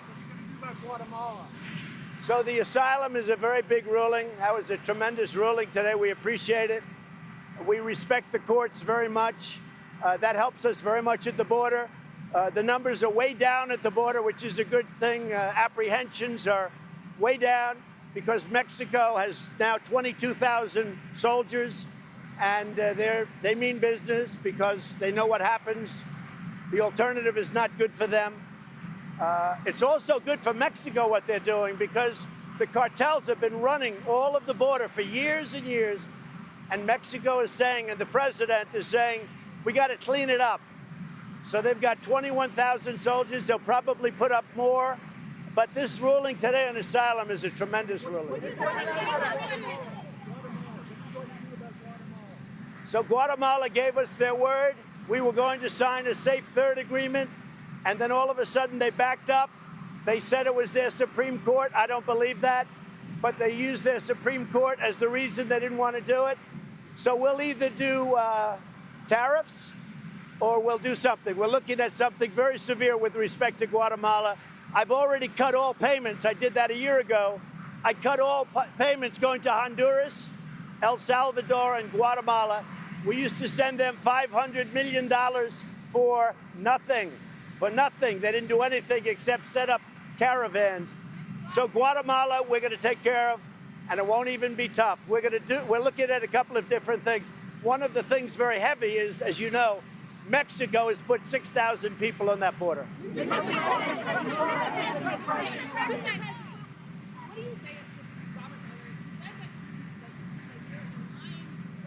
Let me just tell you something. I know you always have a question. You mean my White House aides lied? What about his aides? What about Mueller's aides? He didn't say that at all. You're untruthful when you ask. You are untruthful. When you ask that question, you're untruthful. And you know who else is untruthful? You know who else is untruthful? His aides. And Weissman was untruthful. And Weissman got caught just like he did with Arthur Anderson, where he lost in the Supreme Court 9-0. His aides were very untruthful. And they put Mueller, not at all. They put Mueller in a very bad position. His aides put him in a very bad position. And if you were ever truthful, you'd be able to write the truth. Have you called Boris Johnson? Just a quick recap here. President Trump just finished talking on the White House South Lawn en route to West Virginia.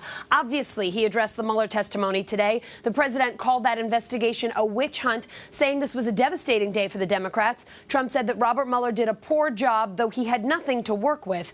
The president says he thinks he did the right thing not talking to Mueller, seeing what Mueller and the Democrats have done to other people, calling the investigation collusion with the media and other countries. We will have much more on this, including some behind-the-scenes exclusives coming up soon. But first, we're going to take a quick look at some non-Mueller news. Today is Boris Johnson's first official day as Prime Minister of the United Kingdom. Earlier, Johnson met with the Queen at Buckingham Palace, where she formally invited him to form a new government. But he didn't exactly get a warm welcome outside the palace. Protesters formed a human chain trying to block Johnson's motorcade from entering the palace gates. The protest was reportedly organized by climate change fighting group Greenpeace. Police broke it up pretty quickly. After meeting the Queen, Johnson made his way to his official residence at 10 Downing Street, delivering his first remarks as Britain's 77th Prime Minister. People who bet against Britain are going to lose their shirts because we're going to restore trust in our democracy. And we're going to fulfill the repeated promises of Parliament to the people and come out of the EU on October the 31st. No ifs or buts. Brexit is at the top of the agenda, but Boris's first order of business filling his cabinet. A number of big names from Theresa May's cabinet are out, like Foreign Secretary Jeremy Hunt, but a few people are sticking around, like Stephen Barclay, who is keeping his job as Brexit Secretary. A 9-year-old girl visiting Yellowstone Park was hurt when a buffalo charged at her and threw her into the air. The whole thing was caught on camera, and we're going to warn you, the video is pretty intense.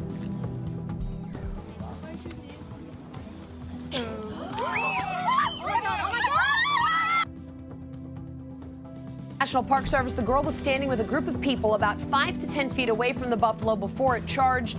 She was treated and released later that day. If you are going to visit a national park anytime soon, the National Park Service says please stay at least 20 yards away from any bison, elk, deer, or moose.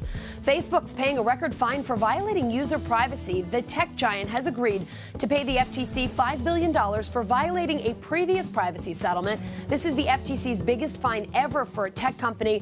But some Democrats on the commission don't think it's big enough. As part of the settlement, execs, including Mark Zuckerberg himself, will now have to verify that Facebook's new features actually meet privacy standards, documenting any risks associated with those features and plans to neutralize them. Facebook also has to create a privacy committee. It was a pretty expensive day for Facebook. The SEC also hit the company with a record $100 million fine over claims that Facebook misled investors about the misuse of customer data. Allergan is recalling textured breast implants. The FDA ordered the recall after finding a higher risk of a rare cancer linked to those implants. The cancer is called anaplastic large cell lymphoma, or BIA-ALCL. The FDA says there's been a sharp increase in the number of cases.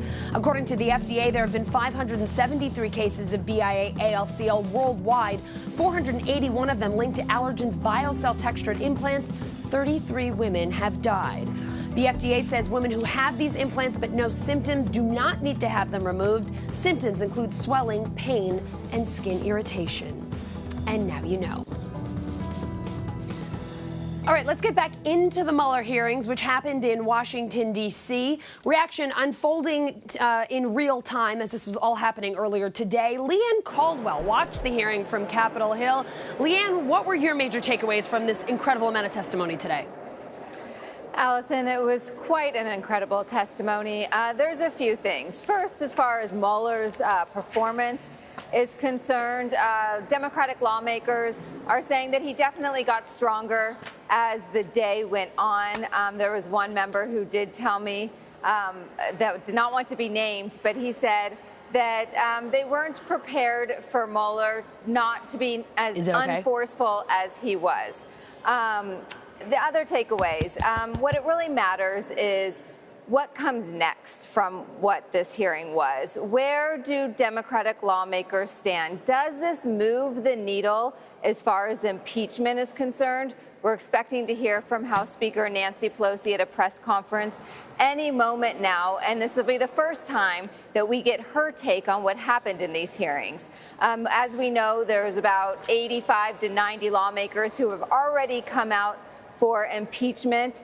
And does this day-long testimony before two committees, the Judiciary Committee and the Intelligence Committee, by Robert Mueller convince a handful or many more lawmakers on the Democratic side to come out and say that impeachment is the way to go?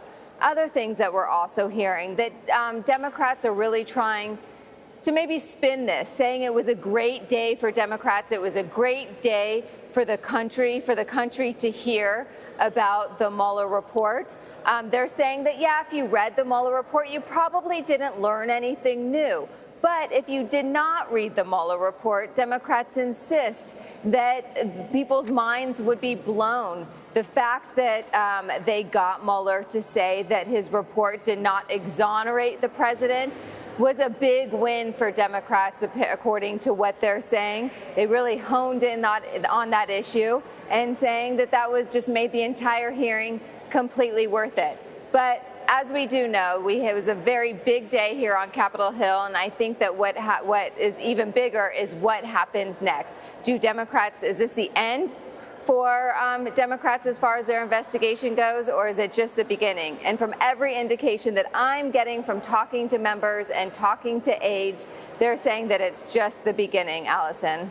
Leanne, we just heard from President Trump a short time ago, and I realize he only spoke a little while ago, so you may not have had an opportunity to hear what he said, but he basically called today a disaster for the Democrats. He had said earlier this week that he was not going to be paying close attention to the testimony, but he obviously was tweeting throughout, watching along with cable news. Any sense of or any reaction sort of today to how the president took all of this?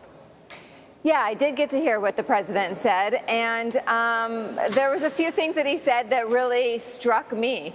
The fact that he kept repeating the line fake news over and over again.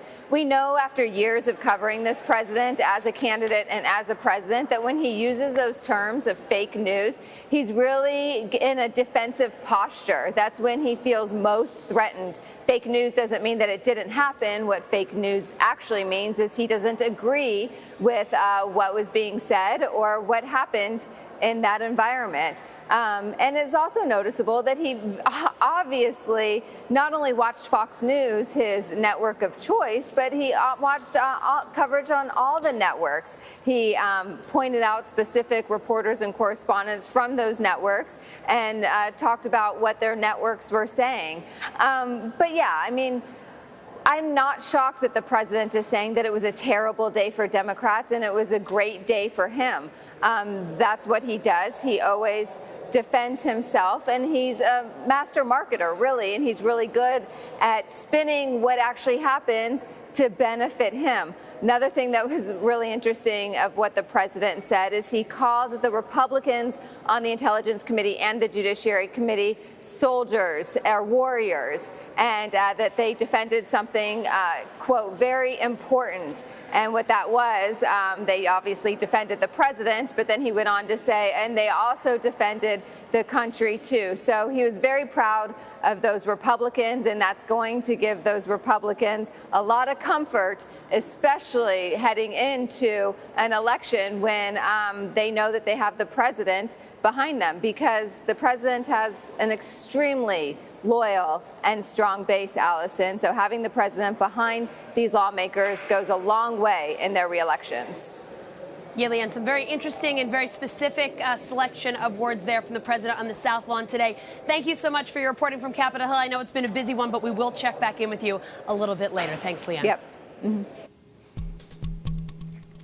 Like many people across America, I tuned in earlier today to watch the testimony with legal analyst Danny Cevallos and former Republican Representative David Jolly. After watching for about 3 hours, we had a bunch of things to say. Here were some of our first reactions.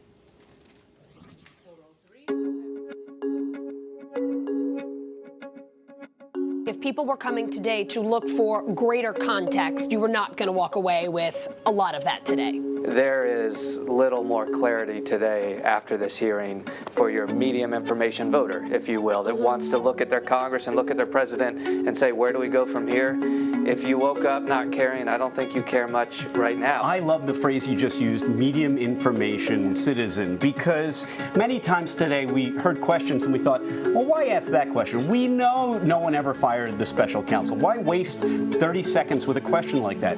Forgetting that for many people, This is an education. They haven't read the report. So possibly the most effective questioners today were the ones who asked stuff that we thought is just basic knowledge and essentially had Mueller reading or citing to his own report. Maybe the questioners who simply educated the public on what was in the report, maybe at the end of the day, they were the most effective today.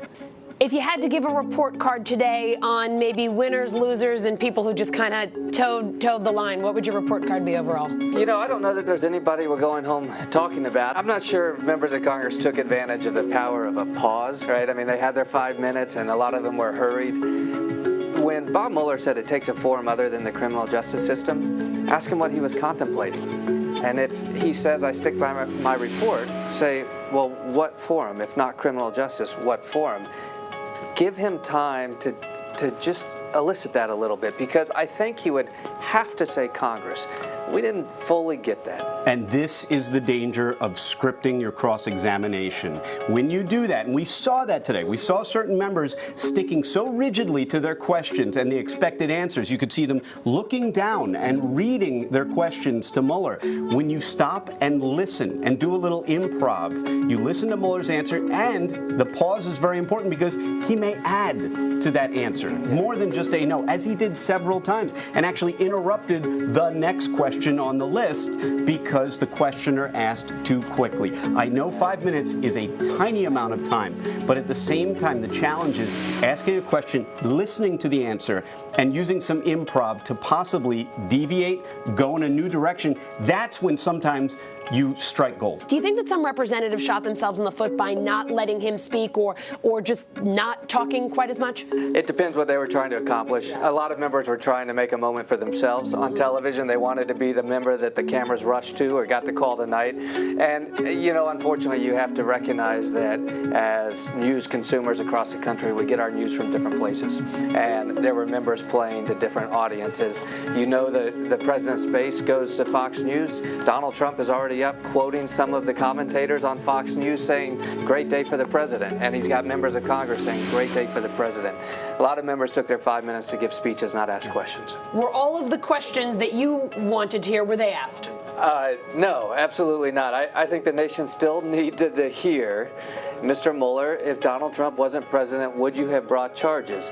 Neither side actually wanted to ask that question. It was fascinating. Democrats often stated it with a period at the end of the sentence, not a question, that he would have been. I think they were fearful that maybe either Mueller wouldn't have answered it or would have answered it imperfectly.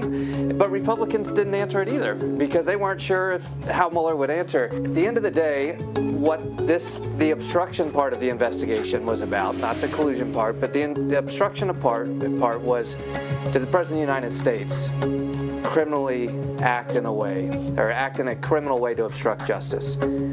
Because if so, then it's an impeachable offense. We didn't get an answer to that today. The mood at the White House is very good right now. This was a good day for the White House. In his testimony today, Robert Mueller hit topics like obstruction of justice, the Steele dossier, and the Trump campaign's ties to Russia. During the hearing, NBC News fact-checked various claims from members of Congress, the president, and Mueller himself. Jane Tim did that incredible fact-checking job live during the testimony. She joins us now. Jane, thank you so much. Thanks for having me. All right, let's go through some of the things that you actually fact-checked. So let's start with Republican Rep. Mike Johnson said Trump cooperated fully with Mueller's investigation. According to your fact check, did he? False. This is the whopper of the day for me. The president spent years trying to oppose this investigation. He publicly condemned it. He encouraged witnesses not to cooperate. But mostly, he also refused to talk to the investigation. He agreed to answer questions on certain topics. And when you read those answers, he says, I don't know, 30 times. And he also refused to talk about obstruction of justice, which was sort of the meaty thing that Democrats really wanted to hear him respond to. But he did not sit for an interview. And you heard the special counsel say that he wanted that interview today. And you also heard the special counsel who was asked by a Democrat if the president's answers were helpful and if they were truthful. And he said generally they were not. We even just heard the president moments ago on the South Lawn saying very specifically that he's glad he didn't talk to Mueller, that he saw what he didn't and he didn't. So the president himself acknowledging it after the fact. All right, let's move on to the next one. Republican Rep Louis Gohmert asked Mueller about FBI cell phones. Why did that come up and what did Mueller have to say? This surprised me to hear this one coming up. This is a conspiracy theory that the president has sort of pushed in the past, that Robert Mueller deleted evidence between these two FBI agents that were having an affair, and they were caught speaking negatively about the president in their text messages. And 5 months of those text messages, about 19,000 texts, were missing when the FBI started going through and the Inspector General was reviewing this. They eventually realized it was a technical problem, and they found those text messages later. Robert Mueller did not format their phones. He didn't delete their text messages. There's absolutely no evidence of this. And Mueller just sort of was like, no. We were sitting watching that with former Congressman David Jolly, and he said, oh, here we go, the conspiracy theories. He loves them. He kind of knew what was coming as it was happening. All right, let's move on to our third one. President Trump has called Mueller, quote, highly conflicted. Does Robert Mueller have any conflicts of interest here? So this is the kind of thing the Department of Justice looks at before they appoint a special counsel, and they did review potential conflicts of interest. The conflict of interest they were most interested in was the fact that Robert Mueller's private practice law firm would actually represented some Trump allies. So they were actually worried he might be biased in the opposite direction that the president has alleged. Special counsel's office said, or the Department of Justice said, this doesn't preclude him from being special counsel. The president, of course, says he's biased against him and that he didn't give him the FBI director job. Robert Mueller, as he said today, did not intend to get an FBI director job. He is 74. He was already FBI director for 10 years, actually, I think even more. And he said he went to talk to the president about what you would look for in an FBI director, that was the informational interview he had before he was appointed special counsel. He was not looking for the job himself. Jane, thank you so much for your fact-checking today. It is so interesting to be watching everything live, trying to figure out, what's real, what isn't. Thanks for clearing all that up for us today. Thanks. Appreciate it. We'll be right back.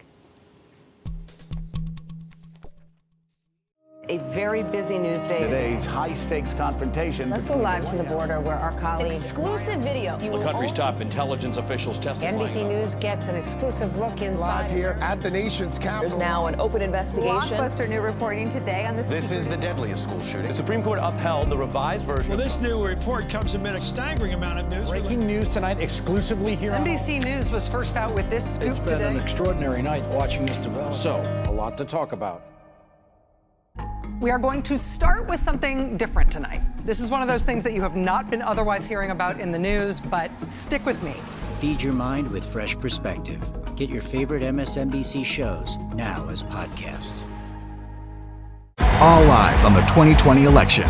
Follow the latest on the candidates with the NBC News mobile app. Stay connected with breaking news, top stories, live video, and your favorite NBC News shows. Text NBC News to 66866 to get the app. A very busy news day. Today's high-stakes confrontation. Let's go live to the border where our colleague... Exclusive video. The country's top intelligence officials testifying. NBC News gets an exclusive look inside. Live here at the nation's capital. There's now an open investigation. Blockbuster new reporting today on this. This is the deadliest school shooting. The Supreme Court upheld the revised version. Well, this new report comes amid a staggering amount of news. Breaking news tonight exclusively here on NBC News was first out with this scoop today. It's been an extraordinary night watching this develop. So, a lot to talk about. Good evening, everyone. Breaking news tonight. Lester Holt. It sounds like a jet airplane up there, but that is fire. Let's talk about the MAX. How do you convince a skittish passenger to get on this airplane? We've met a lot of great people. The most trusted TV news anchor in America. That's Nightly News. I'm Lester Holt. All eyes on the 2020 election. Follow the latest on the candidates with the NBC News mobile app. Stay connected with breaking news, top stories, live video, and your favorite NBC News shows. Text NBC News to 66866 to get the app. When the facts are hidden in the shadows. When sources go silent because they're risking so much more. When every lead takes you further down a winding trail, but closer to the truth. And the challenge is greater because the stakes are higher. That's when the stories you unearth can shake the world. Exclusive report from NBC News. This is exclusive to us. NBC News is out today with some exclusive new reporting. We are going to start with something different tonight. This is one of those things that you have not been otherwise hearing about in the news, but stick with me. Feed your mind with fresh perspective. Get your favorite MSNBC shows now as podcasts. Washington feels more chaotic than ever. It's my job to ask the tough questions, left and right, and help you make sense of it all. More Americans watch NBC News than any other news organization in the world. Yesterday, we had exclusive access to Congressman David Cicilline's preparations for Mueller's testimony as he and his team came up with the questions they wanted to ask in his 5 minutes. It's a little taste of what it's like to be a lawmaker getting ready for a big day like this. Take a look. 5 minutes, right? Yes. Okay. Good morning, Director Mueller. I want to begin by thank you for your service to our country.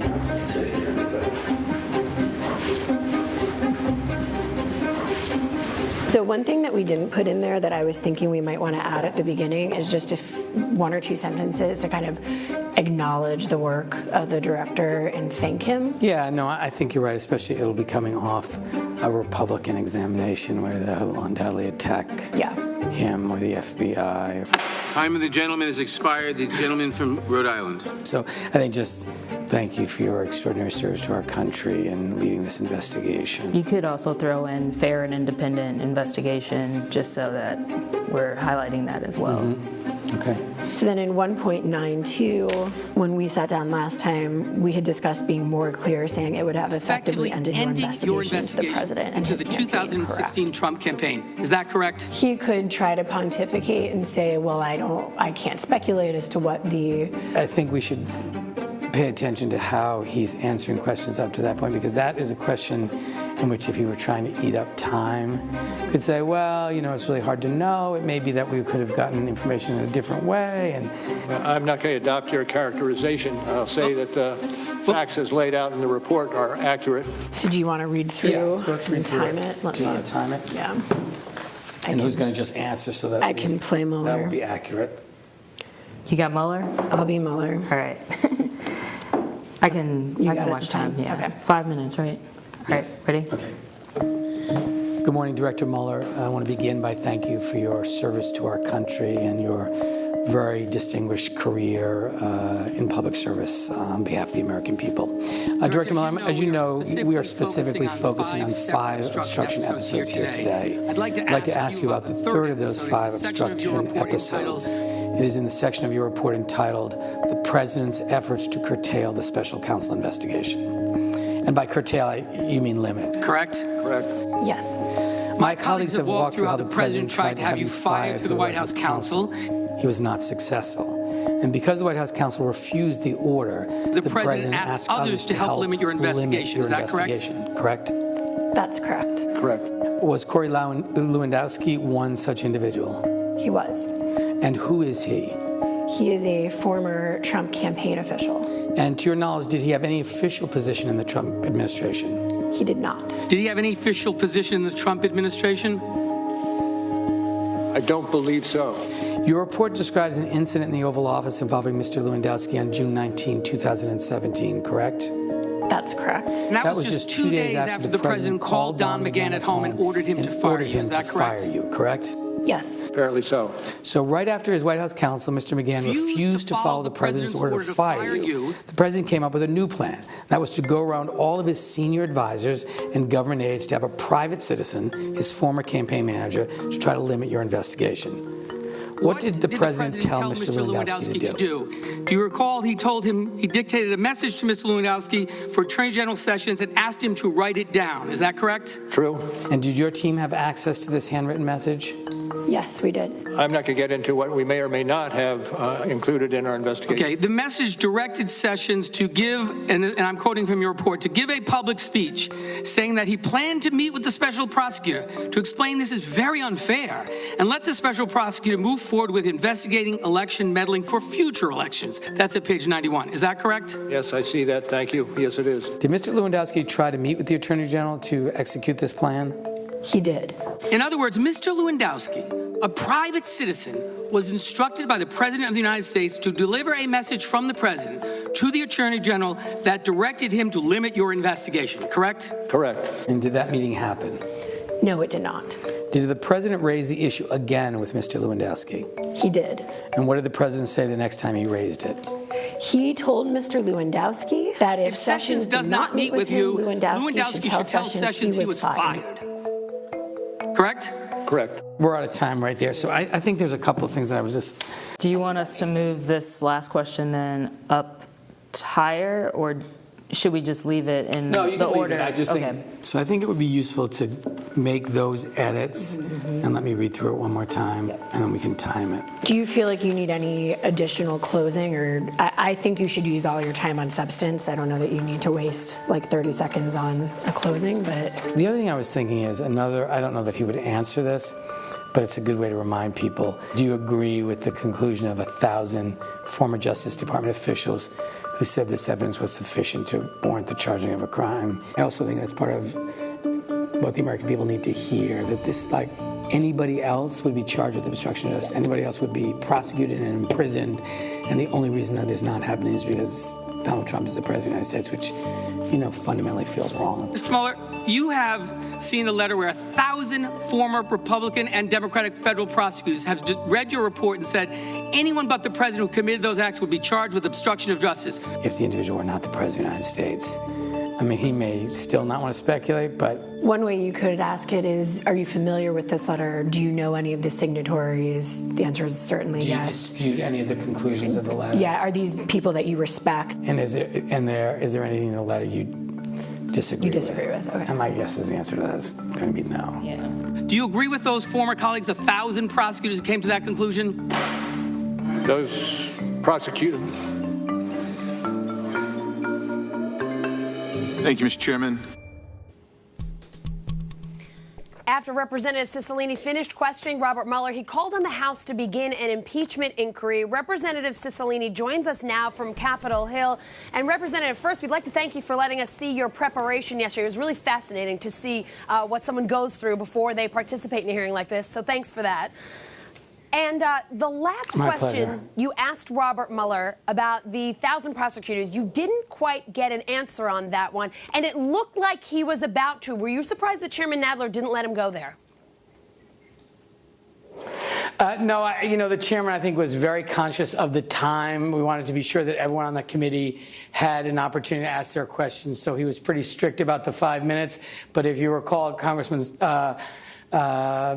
the congressman who followed me asked that same question and attempted to get an answer, Congressman Swalwell, about the letter that was signed by over 1,000 federal prosecutors. Were you surprised that Robert Mueller actually started answering the question? Because for a moment we were all on the edges of our seats because we thought he would just, immediately say, I'm not going to address that. And it looked like he was about to say something. Yeah, I think the way he answered it when Congressman Swalwell asked that was those prosecutors had a different function, or that. So I'm not sure he would have answered it, but I was just trying to make the point that other people who have reviewed your evidence said that it was sufficient to warrant an indictment on multiple counts of obstruction of justice. After the hearing, you sent out a tweet calling for impeachment. Do you think your fellow Democrats are going to follow that lead after the vote on impeachment just failed in the House a few days ago? Well, I think there's a growing number of my colleagues who have called for the beginning of an impeachment inquiry. And again, this is the beginning of the formal process before the Judiciary Committee to consider whether or not articles of impeachment should be filed. I've said for quite a while now there's more than enough evidence in the Mueller report to warrant that inquiry. I think particularly after the testimony of the special counsel today, where he really brought that report to life and walked through the very specific instances of criminal wrongdoing on the part of the president, that the urgency to begin this formal impeachment process is even more clear. We saw how you prepared for today, and then just how much what you actually said matched with your rehearsals. We saw a lot of representatives doing that, where they didn't really improv or stray from what they wanted to say. How important was it for you to stick to that message, even when you may not have been getting the answers you were looking for? Is the point just to get out what you're trying to say, even if Robert Mueller is not going to answer your question? Well, I think we were very strategic. We wanted to be sure that we covered all of the major actions, the episodes of obstruction in the Mueller report. And so we really planned to go through them sequentially. And I was assigned the responsibility of the Lewandowski obstruction of justice. So we wanted to be sure that we used Mr. Mueller's own words from the report to make sure the American people understood what he found, what evidence he uncovered, and using leading questions where you're reading back the special counsel's own words facilitated that. It did make for a little bit of a dry hearing sometimes, but it was really important to get the facts before the American people and have Mr. Mueller acknowledge what he found. I know that prior to today, Robert Mueller said he really was going to stick to the contents of his 448-page report and let that be his testimony. Did anything he said today or anything that happened today or anything he didn't say today surprise you? No, I think he was very consistent with the contents of his report. He reminded the American people that obstruction of justice is a serious offense, that it strikes at the heart of our justice system. And then he recounted for the American people the evidence he collected of the president committing 10 specific acts of obstruction of justice. So he really, I think, very soberly, in a kind of very prosecutor's way, walked through the report without a lot of emotion, in a very kind of yes and no way. But I think the hearing was important because it laid before the American people, many people for the first time, hearing what was actually in the report, what he actually discovered in his 22-month investigation. We're waiting in just a few moments for House Speaker Nancy Pelosi to talk about today's testimony. I don't know if you had an opportunity to hear, but just a little while ago, the president addressed it from the South Lawn. He called this a devastating day for Democrats. He said that Robert Mueller did not do well and that he had nothing to go on. How would you respond to that? Well, the president obviously didn't watch the hearing. The special counsel made it clear that this investigation was not a hoax, it was not a witch hunt, and he did not exonerate the president. And then in addition to that, he walked the American people through the damning evidence he collected of the president's criminality, of the president's effort to stop this investigation. He started with a discussion of the widespread and systematic attack on our democracy by the Russians, the fact that the Trump campaign benefited from that and welcomed it, and then the president engaged in an ongoing cover-up as well as an effort to stop the investigation and prevent Mr. Mueller from doing his work. So I think it was a very bad day for the president, very clear evidence of criminality, and again, made it very clear that the investigation was not a hoax, not a witch hunt, and emphatically did not exonerate the president of the United States. Representative Cicilline, thank you so much for your time both today and yesterday. My pleasure. Thanks for having me.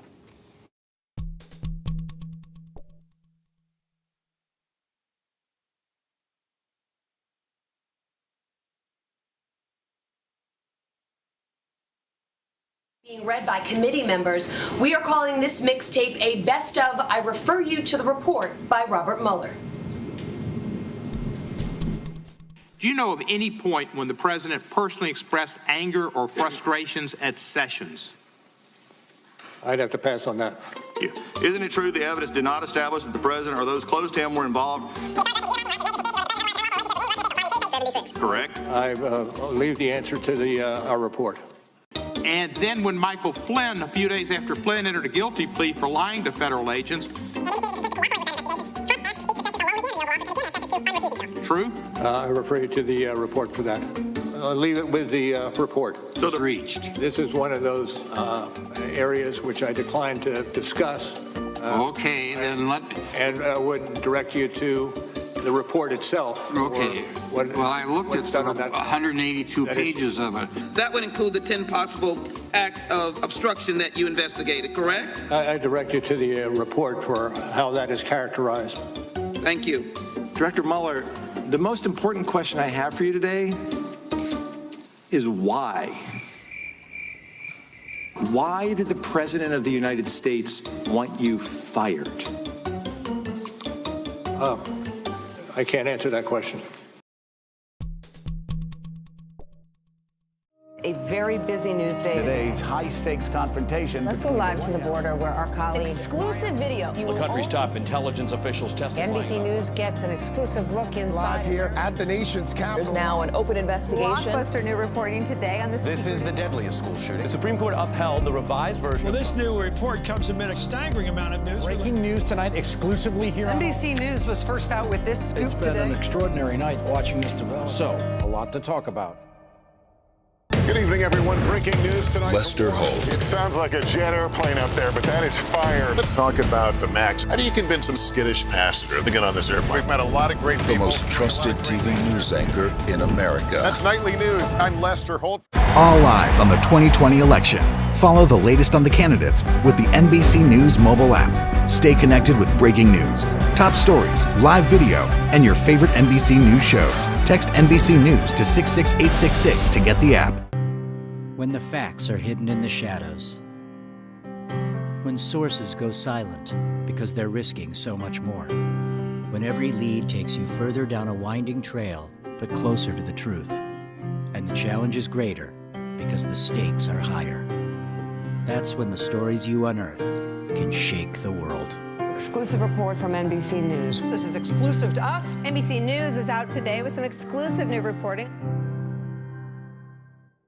We are going to start with something different tonight. This is one of those things that you have not been otherwise hearing about in the news, but stick with me. Feed your mind with fresh perspective. Get your favorite MSNBC shows now as podcasts. Washington feels more chaotic than ever. It's my job to ask the tough questions, left and right, and help you make sense of it all. More Americans watch NBC News than any other news organization in the world. Boris Johnson took over as Prime Minister of the UK today. He was chosen to lead the ruling Conservative Party yesterday and has promised to carry out Brexit. Bill Neely joins us from London with the latest on the Prime Minister's first day and his future promises. Whether on Capitol Hill or Downing Street, it is democracy's finest day.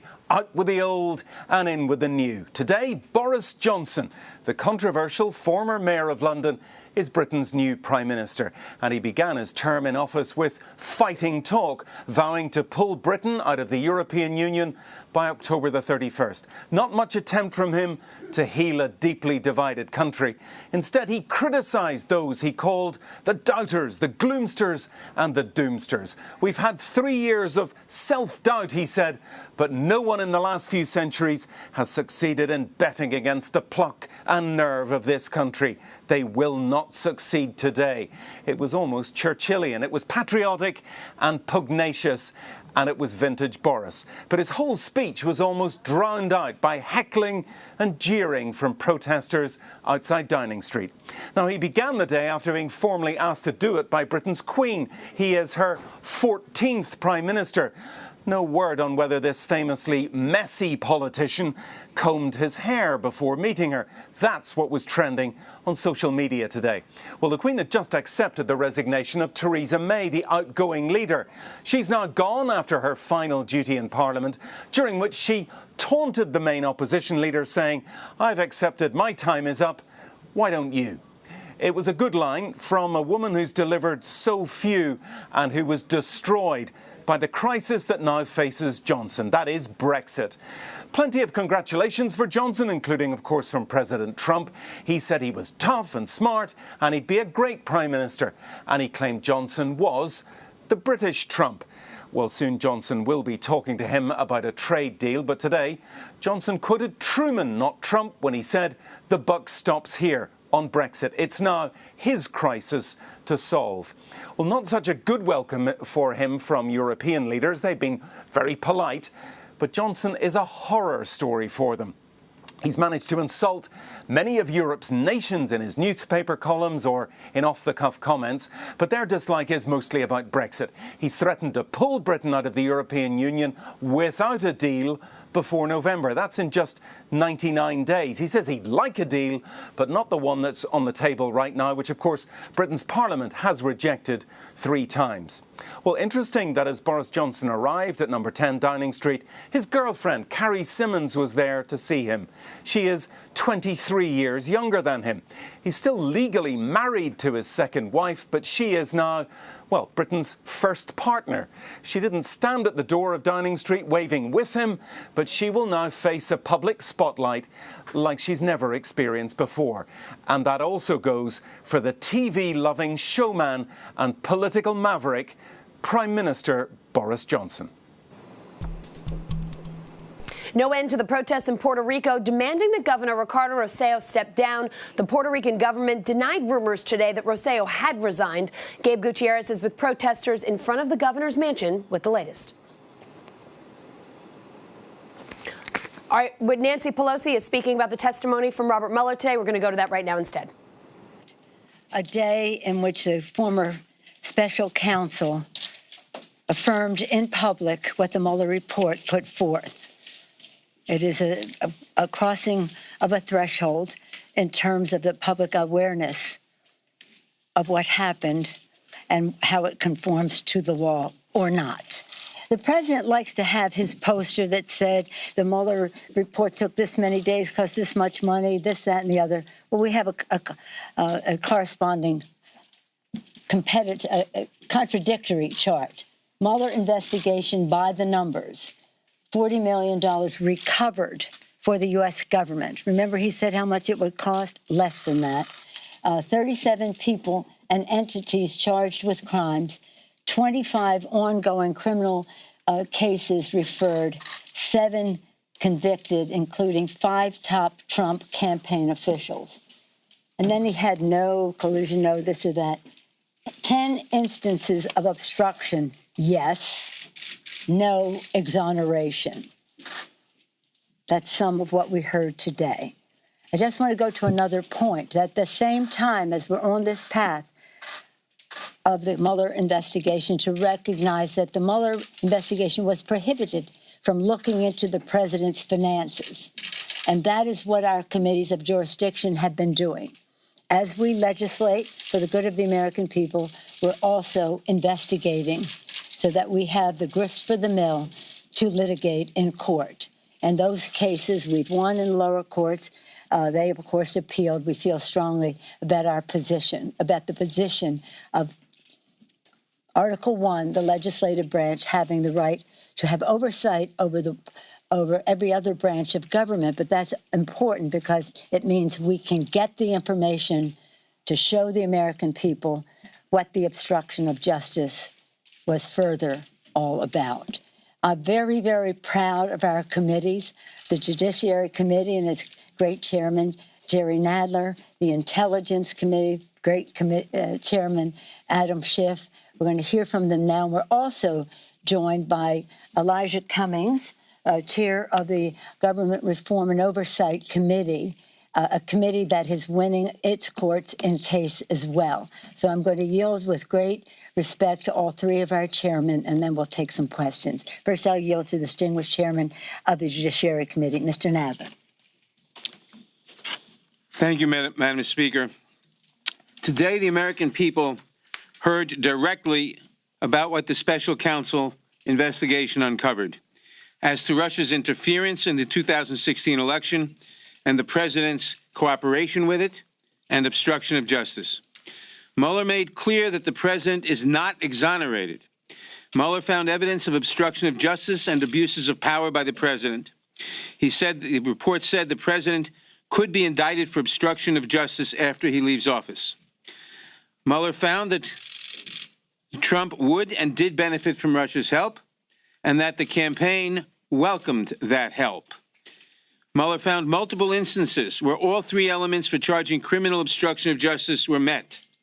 Trying to fire the special counsel in order to stop the investigation, trying to have people lie and cover up for him for the same purpose, trying to limit or impede or constrict the special counsel's investigation, trying to tamper with witnesses, cooperating with investigators. All of these were found with great evidence. President Trump went to great lengths to obstruct this special counsel's investigation. Anyone else who acted in this way, if they were not the sitting president, would face criminal prosecution, would face indictments. Only the Office of Legal Counsel's opinion that you cannot indict a sitting president has saved or is saving the president from indictment, because all the elements of these crimes were found with substantial evidence. And the people have now heard this. The president's chant of no obstruction is nonsense. His chant that he's been totally exonerated is a simple lie. First of all, I want to thank Director Mueller for a lifetime of service to the country, from his days as a young Marine in Vietnam through his decades of service as a prosecutor, as the director of the FBI, and through his service as special counsel. This nation owes him an enormous debt of gratitude.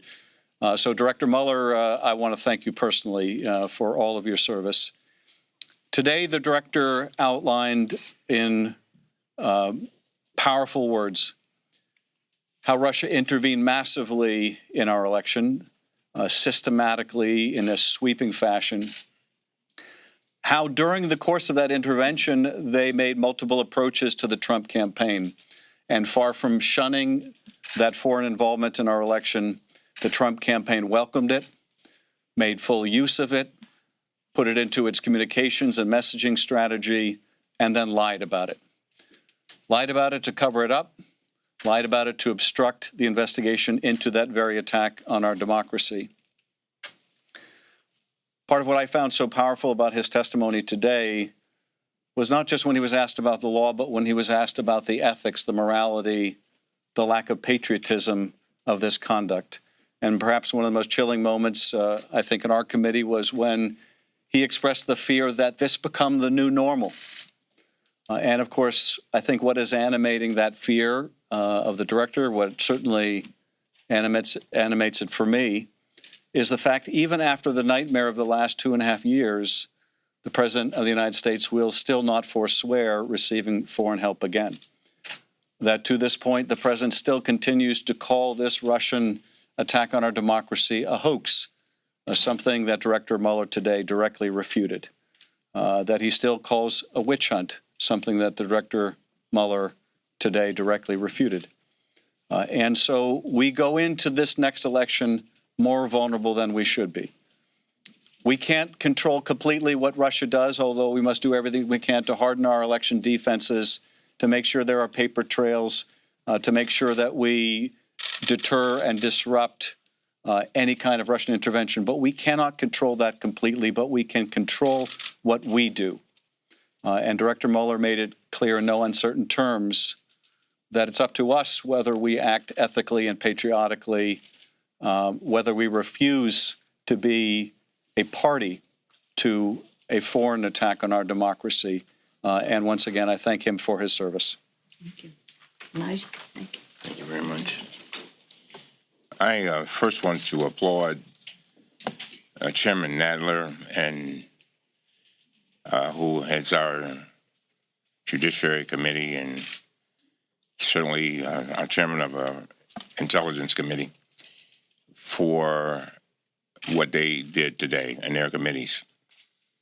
What they did was paint a picture for America.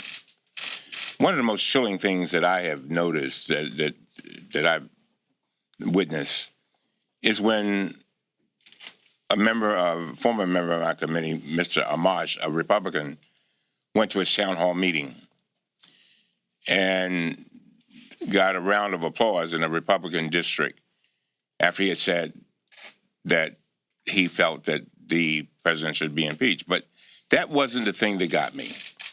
What really got me was when a lady at the end of the town hall meeting said, "I didn't know that there was anything negative in the Mueller report about President Trump." That says a lot. And to her credit, our speaker made it clear that we needed to paint a picture for America, so that they could fully understand what is going on. This is a critical moment in our country's history. Don't be fooled. And it is a moment which people will be talking about and reading about 300, 400, 500 years from now. And they're going to ask the question, what did you do when we had a president who knew the rules and knew that our founding fathers had done a great job of creating a constitution and had put in all the guardrails, but never anticipate that we would have a president that would just throw away the guardrails. And that's why what happened today is so critical.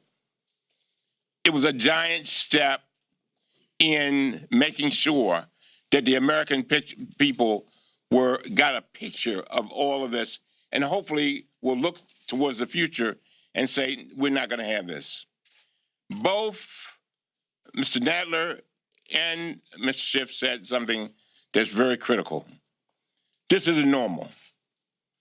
And we're now getting so used to normal, to this kind of conduct by our president, and by the way, of our attorney general and our Republican colleagues, that it looks like people are just going to accept it. Well, we refuse to accept it.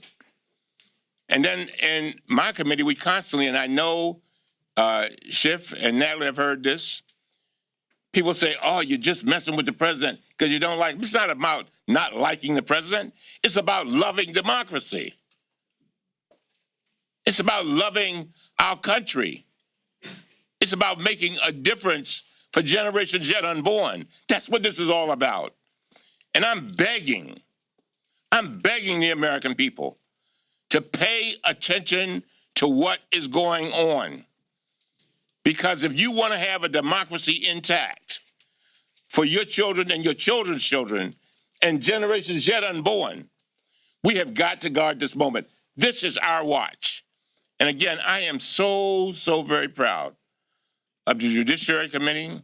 I am so very, very proud of the Intelligence Committee, because they went in and tried to pull out the facts so that they could paint the picture so that America could see it. And hopefully they will not be ladies like the lady at Amash's town hall meeting, who says they didn't know that there was something wrong that Trump did with regard in this Mueller report. And so, again, the speaker is absolutely right. She told us a little bit earlier that she wants to gather all the information and make sure that we have everything we need to paint that picture. Now, what the American people do with that's another thing. But we will not stand by and fail to let them see the total picture. And I want to I too thank Mr. Mueller for coming forward for this service to our country. But last but not least, it is so interesting that when Mueller would make a decision that they liked, they said, oh, we love you, you're the greatest thing since ice cream. But then as soon as he says something they don't like, oh, you're a bum. Come on now. We have to see through that. Thank you. Thank you very much. As we acknowledge the greatness of our chair, Jerry Nadler and Adam Schiff, I also want to acknowledge the greatness of Elijah Cummings, the chair of the Government Reform and Oversight Committee. He has really won the first case, the Mazur decision, which his research enabled us to take to court. We won the case. The decision was a complete, beautiful statement on the ability of Congress to have oversight. That's right. Just a remarkable decision. And now, of course, the administration is appealing it. But I thank you, too, Mr. Cummings, for your great leadership and where we're going next. Because, as you know, the Mueller investigation could not do the president's personal or business connections. And one of those connections could be to the Russians, and that's what we want to find out. So as we go to questions, I just want to say that I do believe that what we saw today was a very strong manifestation, in fact, some would even say indictment, of this administration's cone of silence in their cover-up. This is about the oath we take to protect and defend the Constitution. But some of the actions that the administration may have taken, and we'll see through our investigation, may have jeopardized our national security by strengthening Russia's hand and interfering in our elections, undermining democracy, not only in our country, but in other countries as well, upsetting our preeminence as a democracy in the world. This is very serious. Today was very important. Again, salute our chairman, all of our 6 chairmen who have been involved in this, and now we can take some questions. Okay, so who do you want to hear from first? You guys decide. Wait a minute, how about a new person? And Katie, okay, she's having a baby. We have to go there first. As a mother of 5, I feel. Thank you. Madam Speaker, what you saw today, did it change? Representatives should launch impeachment proceedings?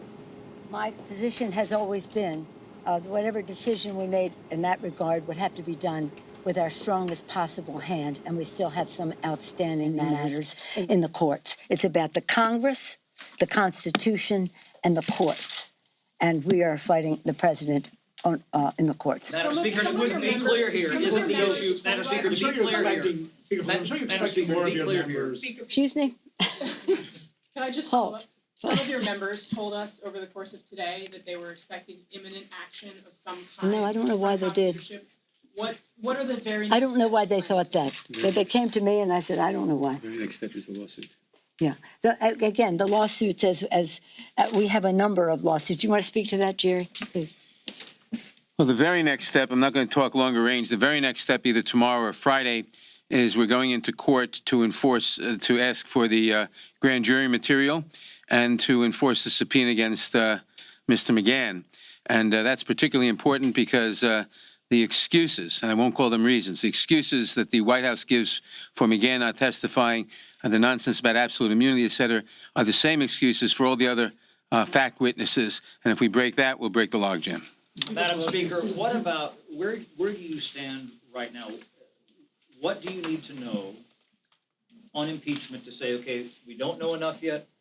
Did I just not say we're waiting to hear from the courts? So we have our subpoenas in the court and the subpoenas are for information. And when we get that information, we can make a judgment. So that will be the telltale sign about whether or not you... Yeah, we have several considerations. It's about what information is there. And this isn't endless. This isn't endless. I understand that. But we have live cases in the courts. We have some that are going forward that Mr. Chairman Nadler just mentioned. It isn't endless, but would strengthen our hand to get that information. Remembering that in the Watergate was when they got the information in the tapes that broke the case. So it wasn't just about changing public opinion. That helped change public opinion. But it's not about me. It's about our caucus. It's about our country. As I say, there's a cone of silence in the White House that is engaged in a massive cover-up in the obstruction of justice. Those obstruction of justice charges, as has been demonstrated today in the hearings, could be indictable offenses by anybody else, not the President of the United States and the President when he's no longer President. But the American people, I think that if we go down that path, we should go in the strongest possible way. And that's all I'm going to say about the subject. We have our distinguished chairs here. Let me say something. And I know Chairman Schiff and Chairman Nadler would repeat what I'm saying. You know, the American people in the last election, even from Trump districts, said we want to make the president accountable. A lot of people loved him. They like him, but they want to make him accountable. And we have been stonewalled with regard to getting information, access to witnesses, and getting documents. All of us have. Remember, the president said, "I'm not, I'm not I'm not going to give you anything, really. And so, again, the speaker is absolutely right. We're gathering information, and we are met with significant force, but we're plowing our way through. But all of that information, piece by piece, is like a mosaic, paints the picture. Speaker Pelosi, but you have long said that there's no point in moving forward with an impeachment inquiry because Republicans control the Senate. It's going to die in the Senate. Is that no longer your I have never long said that. I have never long said that. If we have a case for impeachment, that's the place we will have to go. The fact that why I'd like it to be a strong case is because it's based on the facts and the law. That's what matters, not politics, not partisanship, just patriotism. I don't care. I mean, I'd like the Senate to be responsible and honor their oath of office to protect and defend the Constitution, to see the challenge this is to our national security, what the Russians trying to do to our country. But the stronger our case is, the worse the Senate will look for just letting the president off the hook. Speaker Pelosi, even after we have these great chairmen here who know so much. Please, I'm going to start asking them questions if you. Even after these hearings, the president said he's completely exonerated. Please, come on. Let me just say this. You give me the opportunity to say this, and then I invite my chairman to close. We want to have the strongest possible case to make a decision as to what path we will go down, and that is not endless in terms of time or endless in terms of the information that we want. But if it comes to a point where the cone of silence and the obstruction of justice and the cover-up in the White House prevents us from getting that information, that will not prevent us from going forward. In fact, it's even more grounds to go forward. My colleagues? I just want to echo that. You know, Martin Luther King said something that is in the DNA of every cell in my brain, particularly right now. He said, there comes a point when silence becomes betrayal. And we refuse to betray generations yet unborn and the American people. We're not going to betray them. And the more we're accumulating information and doing the best we can. Again, with a force as great, I don't know how many lawyers the president has, but he's got a lot of them. And they go against every single thing we do. And so, again, we're not going to betray America. We're going to do our part to make sure that we have a democracy that's intact. Jerry?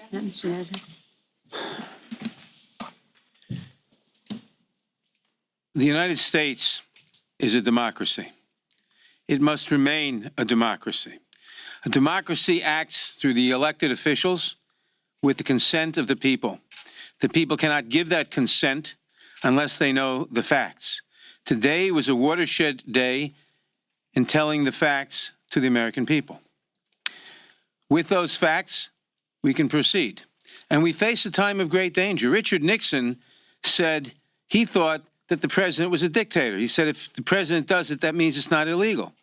President Trump echoed that yesterday. He said under Article 2, I, that is he, can do anything I want. That is a totalitarian picture, not a democratic picture. The United States must be saved from this.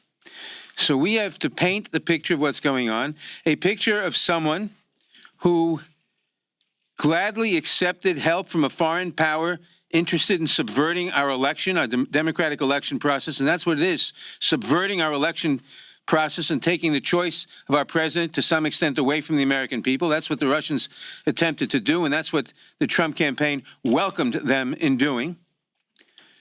A president who engages in crimes, repeated crimes, to cover up these unpatriotic and dictatorial actions. And this cannot go on, and it's up to Congress to safeguard the Constitution, and we will do it.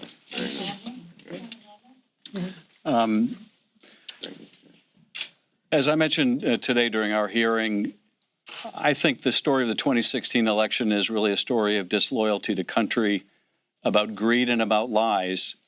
And if there's anything that I think symbolizes those three strands of the 2016 election, it was Moscow Trump Tower. It was this massive real estate project that the president was trying to consummate while he was running for president and concealing it from the country. This, I think, demonstrated disloyalty to the country by deceiving the American people about this massive business opportunity he was seeking while he was running for president. It's certainly a vivid example of the greed of people involved with that campaign and an ample demonstration of all the lies that permeated the campaign and its aftermath. That, to me, is the story of the 2016 election. We need to make sure that is not the story of the 2020 election. And I'll say this on the issue of impeachment, which I view in very much the same way as the Speaker. Maybe I'm just an old prosecutor, but before I brought a case to indictment, I wanted to make sure that I had the strongest evidence possible. I wanted to understand my case.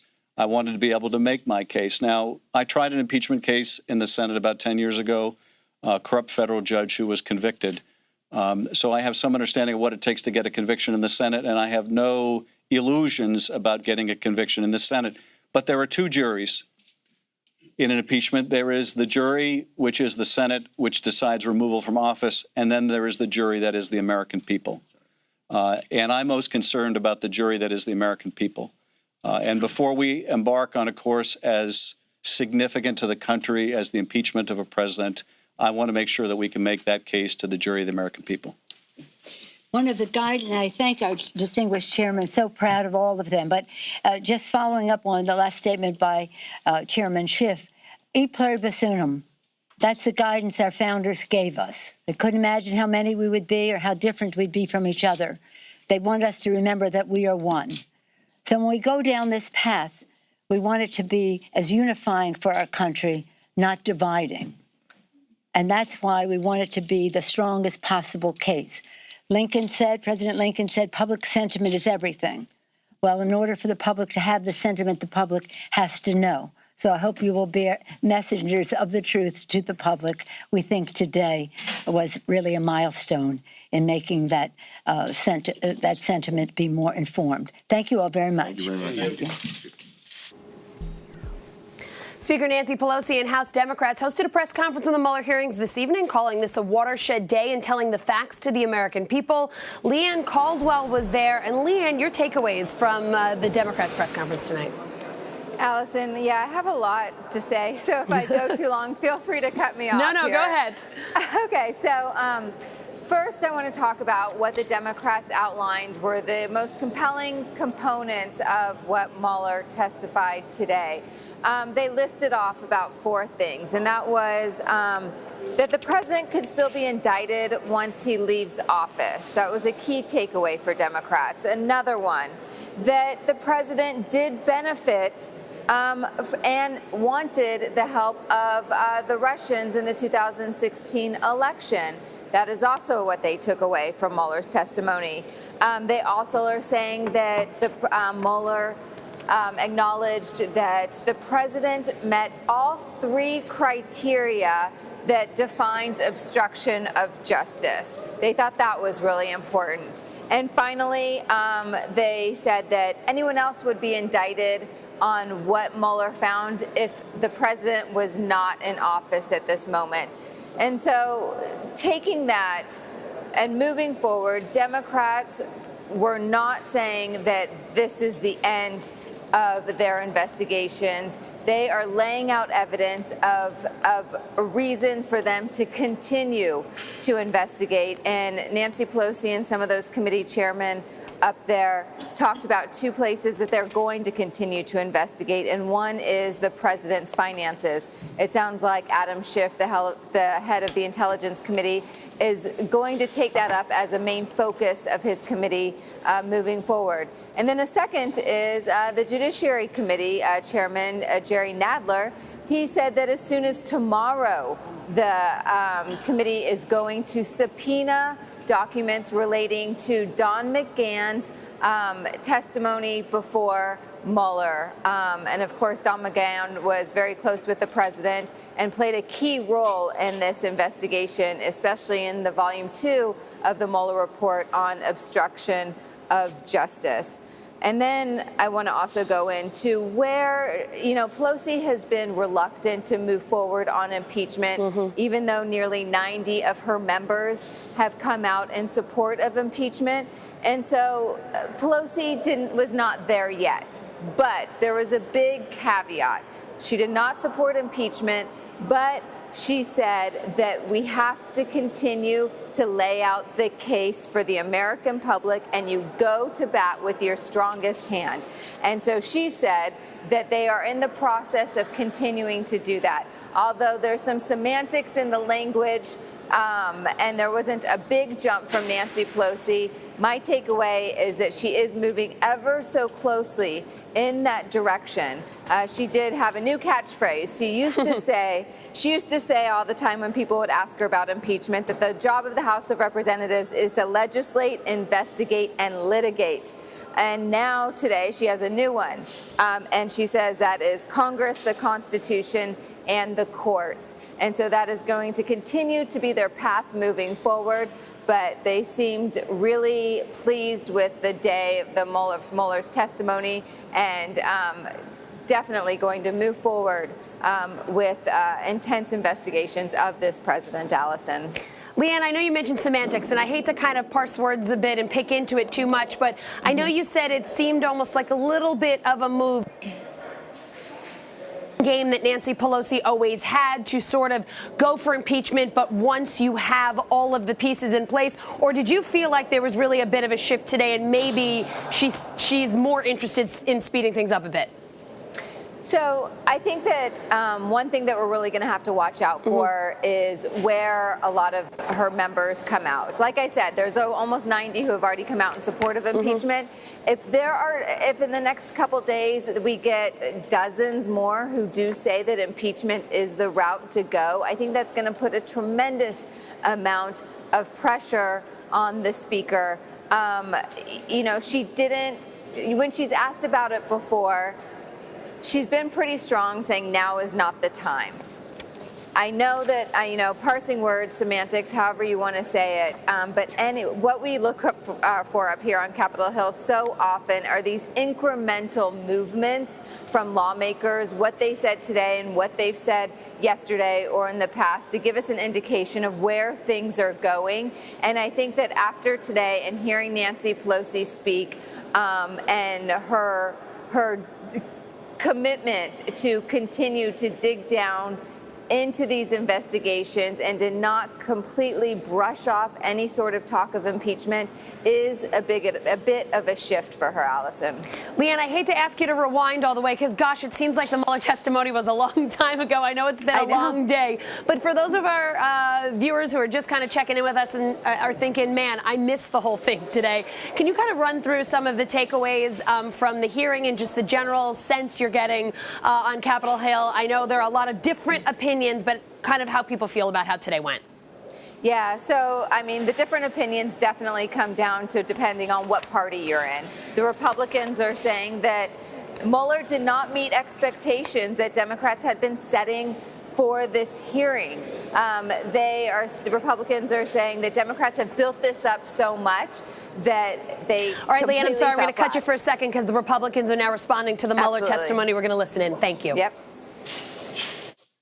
It is time that America turns the page. It is time for America to move forward. The Democrats have to stop wasting time in trying to have a do-over of the 2016 presidential election. For more than 2 years, Democrats have obsessed about the Mueller investigation, going as far as falsely accusing that they had evidence of collusion, which we found that to be true today. We heard today only help to reinforce the facts that there is no collusion and there is no obstruction. It is well past the time to put this country first. The Democrats are more focused on bringing down the president than they are of building up America. We've gone to roughly 200 days of this new Democrat socialist majority. Name me one thing that they have solved. We have a challenge on our border. We have a trade agreement that could build more jobs, make America stronger and more prosperous, but they will not bring it up. We have a challenge in our health care when it comes to surprise billing to thousands of Americans. Again, they've only focused on the Mueller investigation. Today is the end of that chapter. Today is to put politics aside and put people first, put this country first. Now I'd like to call up our Republican leader of the Judiciary Committee, Doug Collins. Thank you, everyone. I think what was interesting today, and it was just said a few minutes ago, is there was a painting a picture. That the Democrats said they want to paint a picture. Well, why don't we start with today? Let's paint the picture of today. What did we find out? Mr. Mueller came here today, and actually, for anybody who wants to separate collusion and conspiracy, we put that to rest today. That's a synonymous term, and even in his report, he said so. So for all the accusations out there that said there's collusion in plain sight, there's all this out there, we put that to rest today. We're painting a picture. When they tried to paint a picture today by putting up slides today and talking about obstruction and going through these different acts and even putting green check marks beside it, and then at the end, when asked about it, Mr. Mueller says, I disagree with your theory or your interpretation. When we go through this, what we are seeing is, and in my committee, it's really interesting today because it was agreement on the one thing that there was Russian and foreign interference in our 2016 election. But what has been the answer from my committee, my majority, and my chairman? To bring no bills forward, to bring no solutions forward. In fact, all we want to do is paint a picture of a president that they despise. They've done so since 2016, and for 7.5 months, that's 7 months, that's all we've done in our committee. Someone asked me yesterday, how did you prepare for the Mueller hearing? Didn't have to worry about it because that's all my committee talks about. For 7 months, all we talk about. And everything we've come up with is show hearings, dog and pony shows, running out old people from Watergate era. And what have we found? That the American people are footing the bill for a continuation of 2016 election that they don't like. So the question I have is, if we're going to paint a picture, then let's paint the picture of what's actually happening. You have a Democratic majority who has no agenda, who has a Democratic majority who has trouble bringing bills to the floor, who has a Democratic majority in our own committee where the very things that they talk about, immigration, election interference, and others, could be dealt with, but they don't bring any bills forward. In fact, even tomorrow, we're going to have another hearing to talk about the problem on the border instead of fixing the problem on the border.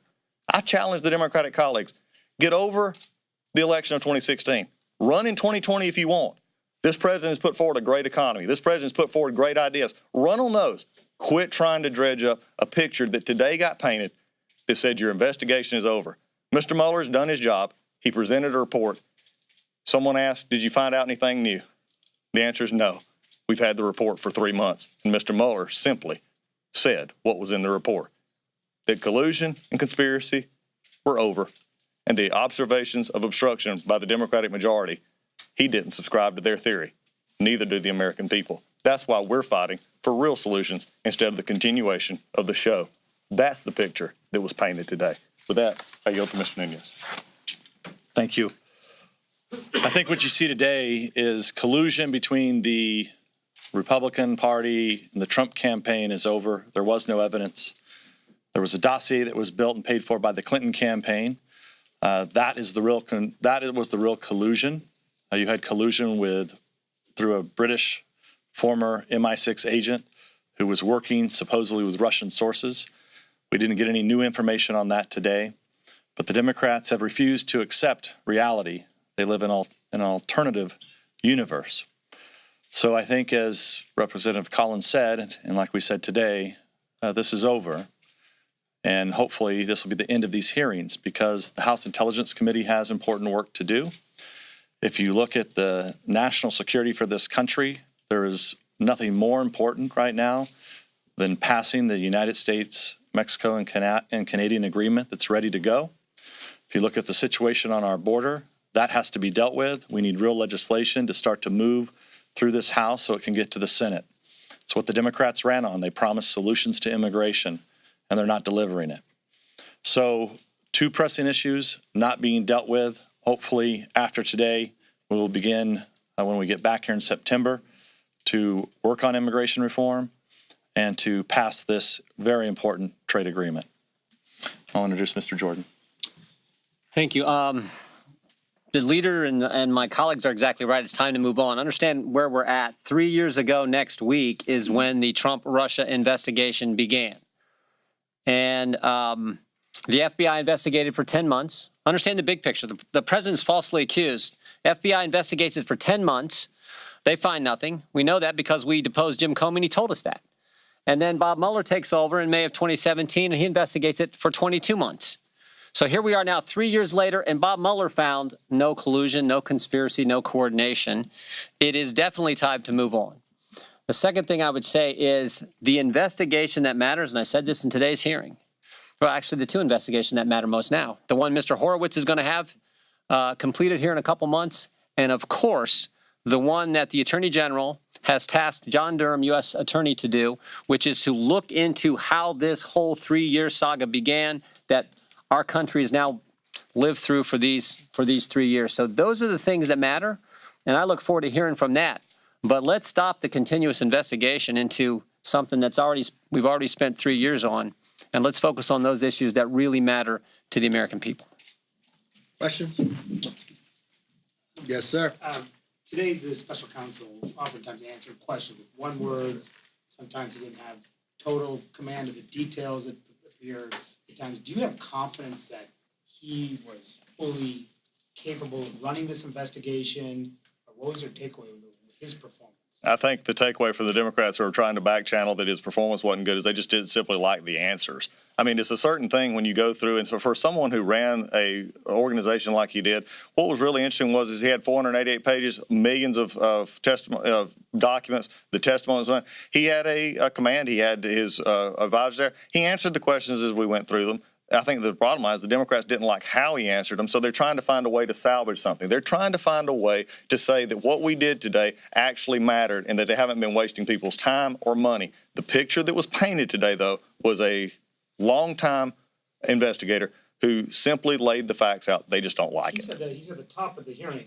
The president was not totally exonerated. Do you accept that? He was not totally exonerated according to what Mueller said? Well, I think if you watch the hearings today and you watch both the Intel and Judiciary Committee, we discussed this issue of exoneration and where that legal theory that he would even come out was a very novel theory because it's never been used before. It was not something for him to exonerate, which is also a flip side to say there was not enough there to find guilt. So instead of going from the opposite side, instead of exoneration, which he was not there to do, he's never done before and none have ever done before, there was also saying that he didn't have enough to go forward on. So as we move forward again, if I was the Democrats and just as they just got through talking about it in their own press conference, I would be frustrated too because they had promised and promised and promised that Mueller investigation was the gold standard. It would solve all their problems.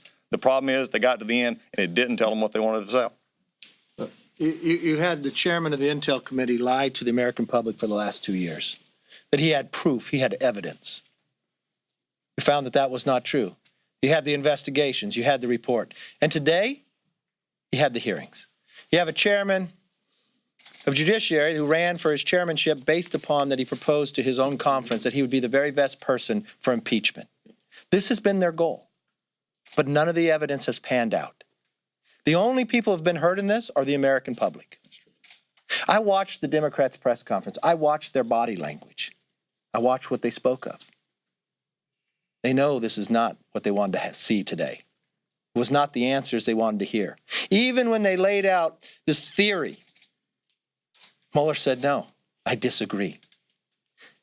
This should be the end of the chapter of this book that we put America through. It is time to solve the problems. I understand this majority has no agenda. I understand that they can't pass something outside of a resolution. But the American public expects more from this Congress. It would be the best advice for these Democrats to put the American public first and move forward to the issues that we can solve. Yes, sir. Leader McCarthy, you were with the president today at the White House during, I think, the hearings. What was his mood? And, was he watching the hearings? And what was his take on that? The president was working on issues. We were working on issues today. I think he had caught some of it. He was very upbeat. I've watched this president be upbeat almost every single day. You know, with President Trump, his cup is always half full. To think what this poor president had to go through. If you sat for 3 years and hear somebody say a lie about you, and with each turn of the corner, it gets proven correct. I watched a question before Mueller. Did anybody in the White House not come and testify to you? No. The number of papers before him. While you had people on the other side actually lie to the American public ahead of the Intel Committee. That's the question that I have for the Speaker of the House. Knowing what she knows now, how can Adam Schiff still be chairman of a committee that we have to have trust in on the intel around the world when he lied to the American public? Which issues were you Yes. working The special counsel raised concerns that this could be the new normal as far as interference goes. He raised concerns about the president openly asking for help from WikiLeaks. I'm curious, if you want to talk about legislation, would you guys support legislation that would tighten rules to make it clear have some that hearings first. it's inappropriate Have some and illegal hearings for first. candidates to do that? Well, really what's interesting is this new majority came in and said, oh, we're going to have hearings before we put bills on the floor. My committee is so paralyzed with their just obsession with this president and the fact that they believe he should be impeached that we don't have hearings anymore. We don't have discussions anymore. And we have bills. We've put forward a bill. Some of our other members have put forward bills. They can put forward bills, but we're not getting hearings in our committee. The very committee in which Mr. Mueller talked about today, about the very threat to our existence and our election, we're not putting bills together. That tells me either they're bankrupt of ideas or they don't want to have the hearings because they would rather run the narrative of running down this president in light of the 2020 election. All I say to the Democrats, if you truly believe, it talked about love for America. Well, that love for America would actually be doing legislation. So I think those are things that we could do that would actually do, and we would support if we could get them actually to have some discussion about You it. would support making it crystal clear that the president should not have asked WikiLeaks for help. I would just that wasn't your question to me. revert back to the House Republican report from last year. A year ago, we put out 45 recommendations. I would refer you to that report if you want to see things that could be done to guard our election system against fraud. Anything you want to say, Jim? Well, let me go ahead, Jim. I was just going to say, maybe tomorrow we should have a hearing on the very issue you're talking about, making sure our election system is safe as possible. But instead, in oversight, we're going to subpoena White House employees for all their emails. So the Democrats continue this, as the leader said. When you're so focused on stopping the president, it's actually tough to do what's best for the country. And in your specific example, tough to do what's best for our election system.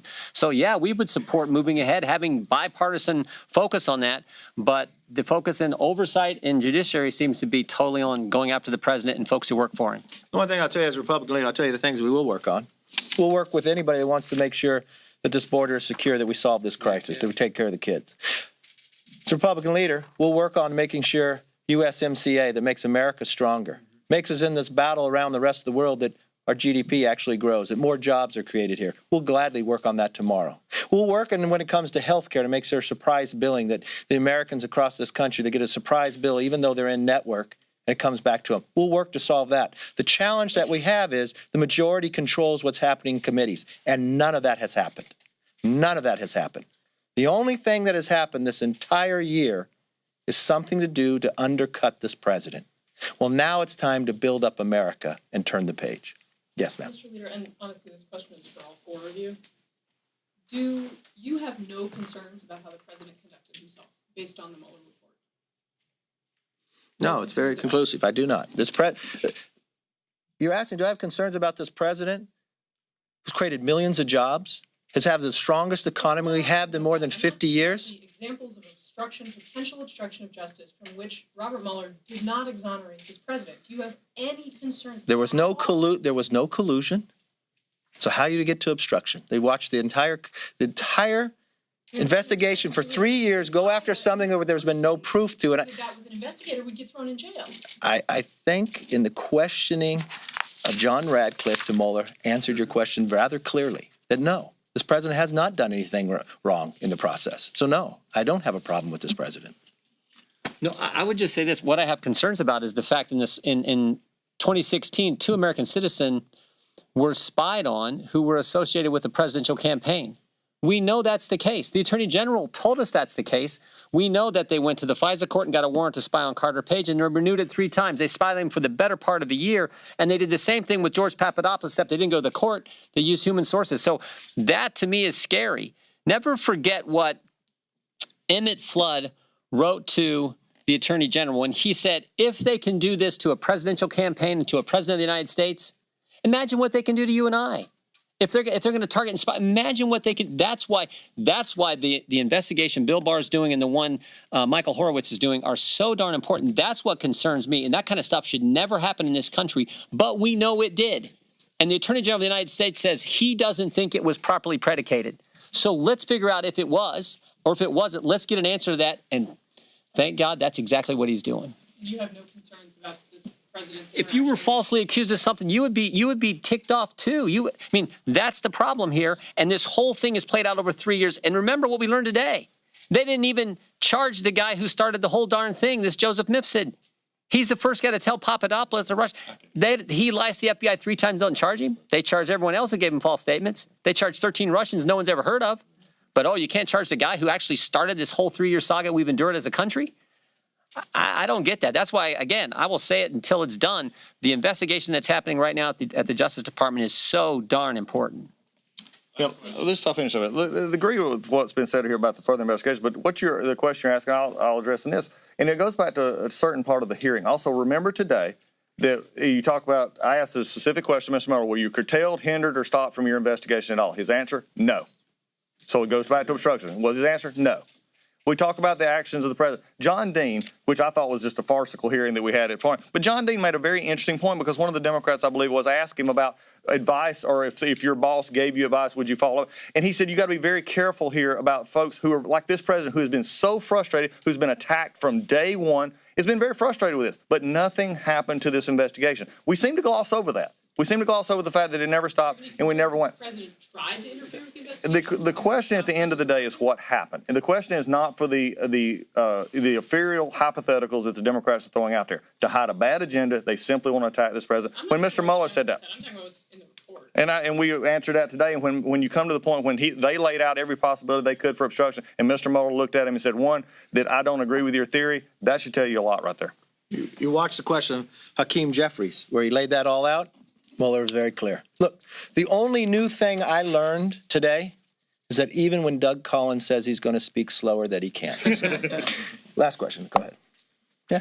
Mr. Nunes, you brought up Boris Johnson, who became the prime minister today and indicated that he might be in some way compromised. Can you explain what you mean by that and why you think that the prime minister is Well, it goes back to the origins of this investigation. So one of the frustrating things that's not in the Mueller report is who Mifsud actually is. He's mentioned in the report, I think, 24 times. So the point that I was making is that Mifsud, we know, has close ties not only to our own FBI and State Department, Western intelligence agencies. He worked at campuses that appear to have some type of relationship with multiple Western governments. He taught NATO courses. He was actually right here, just about 100 feet away in the Capitol Visitor Center in 2017, participating in a program here in the U.S. Capitol. So, and then that picture that I showed with Boris Johnson was it was a recent photo, I think less than a year old. So the point that I'm trying to make, if we really need to know more about Mifsud, either Comey said he's a Russian agent, but in the report, they don't say that. And all I was expressing is we really need to know the answer. But today, Mr. Mueller stood by what's in his report, but that really doesn't bring finality or closure to who Mifsud is. We still have that outstanding question. Thank you. with regard to Mr. Johnson? Because he met with Mifsud. Just a picture. No, I was making the point that if this guy is continuing to hang out with NATO leaders, Boris Johnson, many others, we need to know who this guy really is, because if he's a Russian agent, we need to make sure our Western allies know about it. Yes. Yeah. This wasn't about Boris. This was about the individual. Look, very clear. It's time to put America first. It's time for the Democrats to close the chapter on this book that they have tried for 3 years. It's time to get over the 2016 election and let's solve the problems that the American public expects us to have. Thank you. All right, you were just watching Republican leadership responding to the Robert Mueller hearings today, saying it is time for the Democrats to move on. It is time to stop focusing on the 2016 election and put Americans first.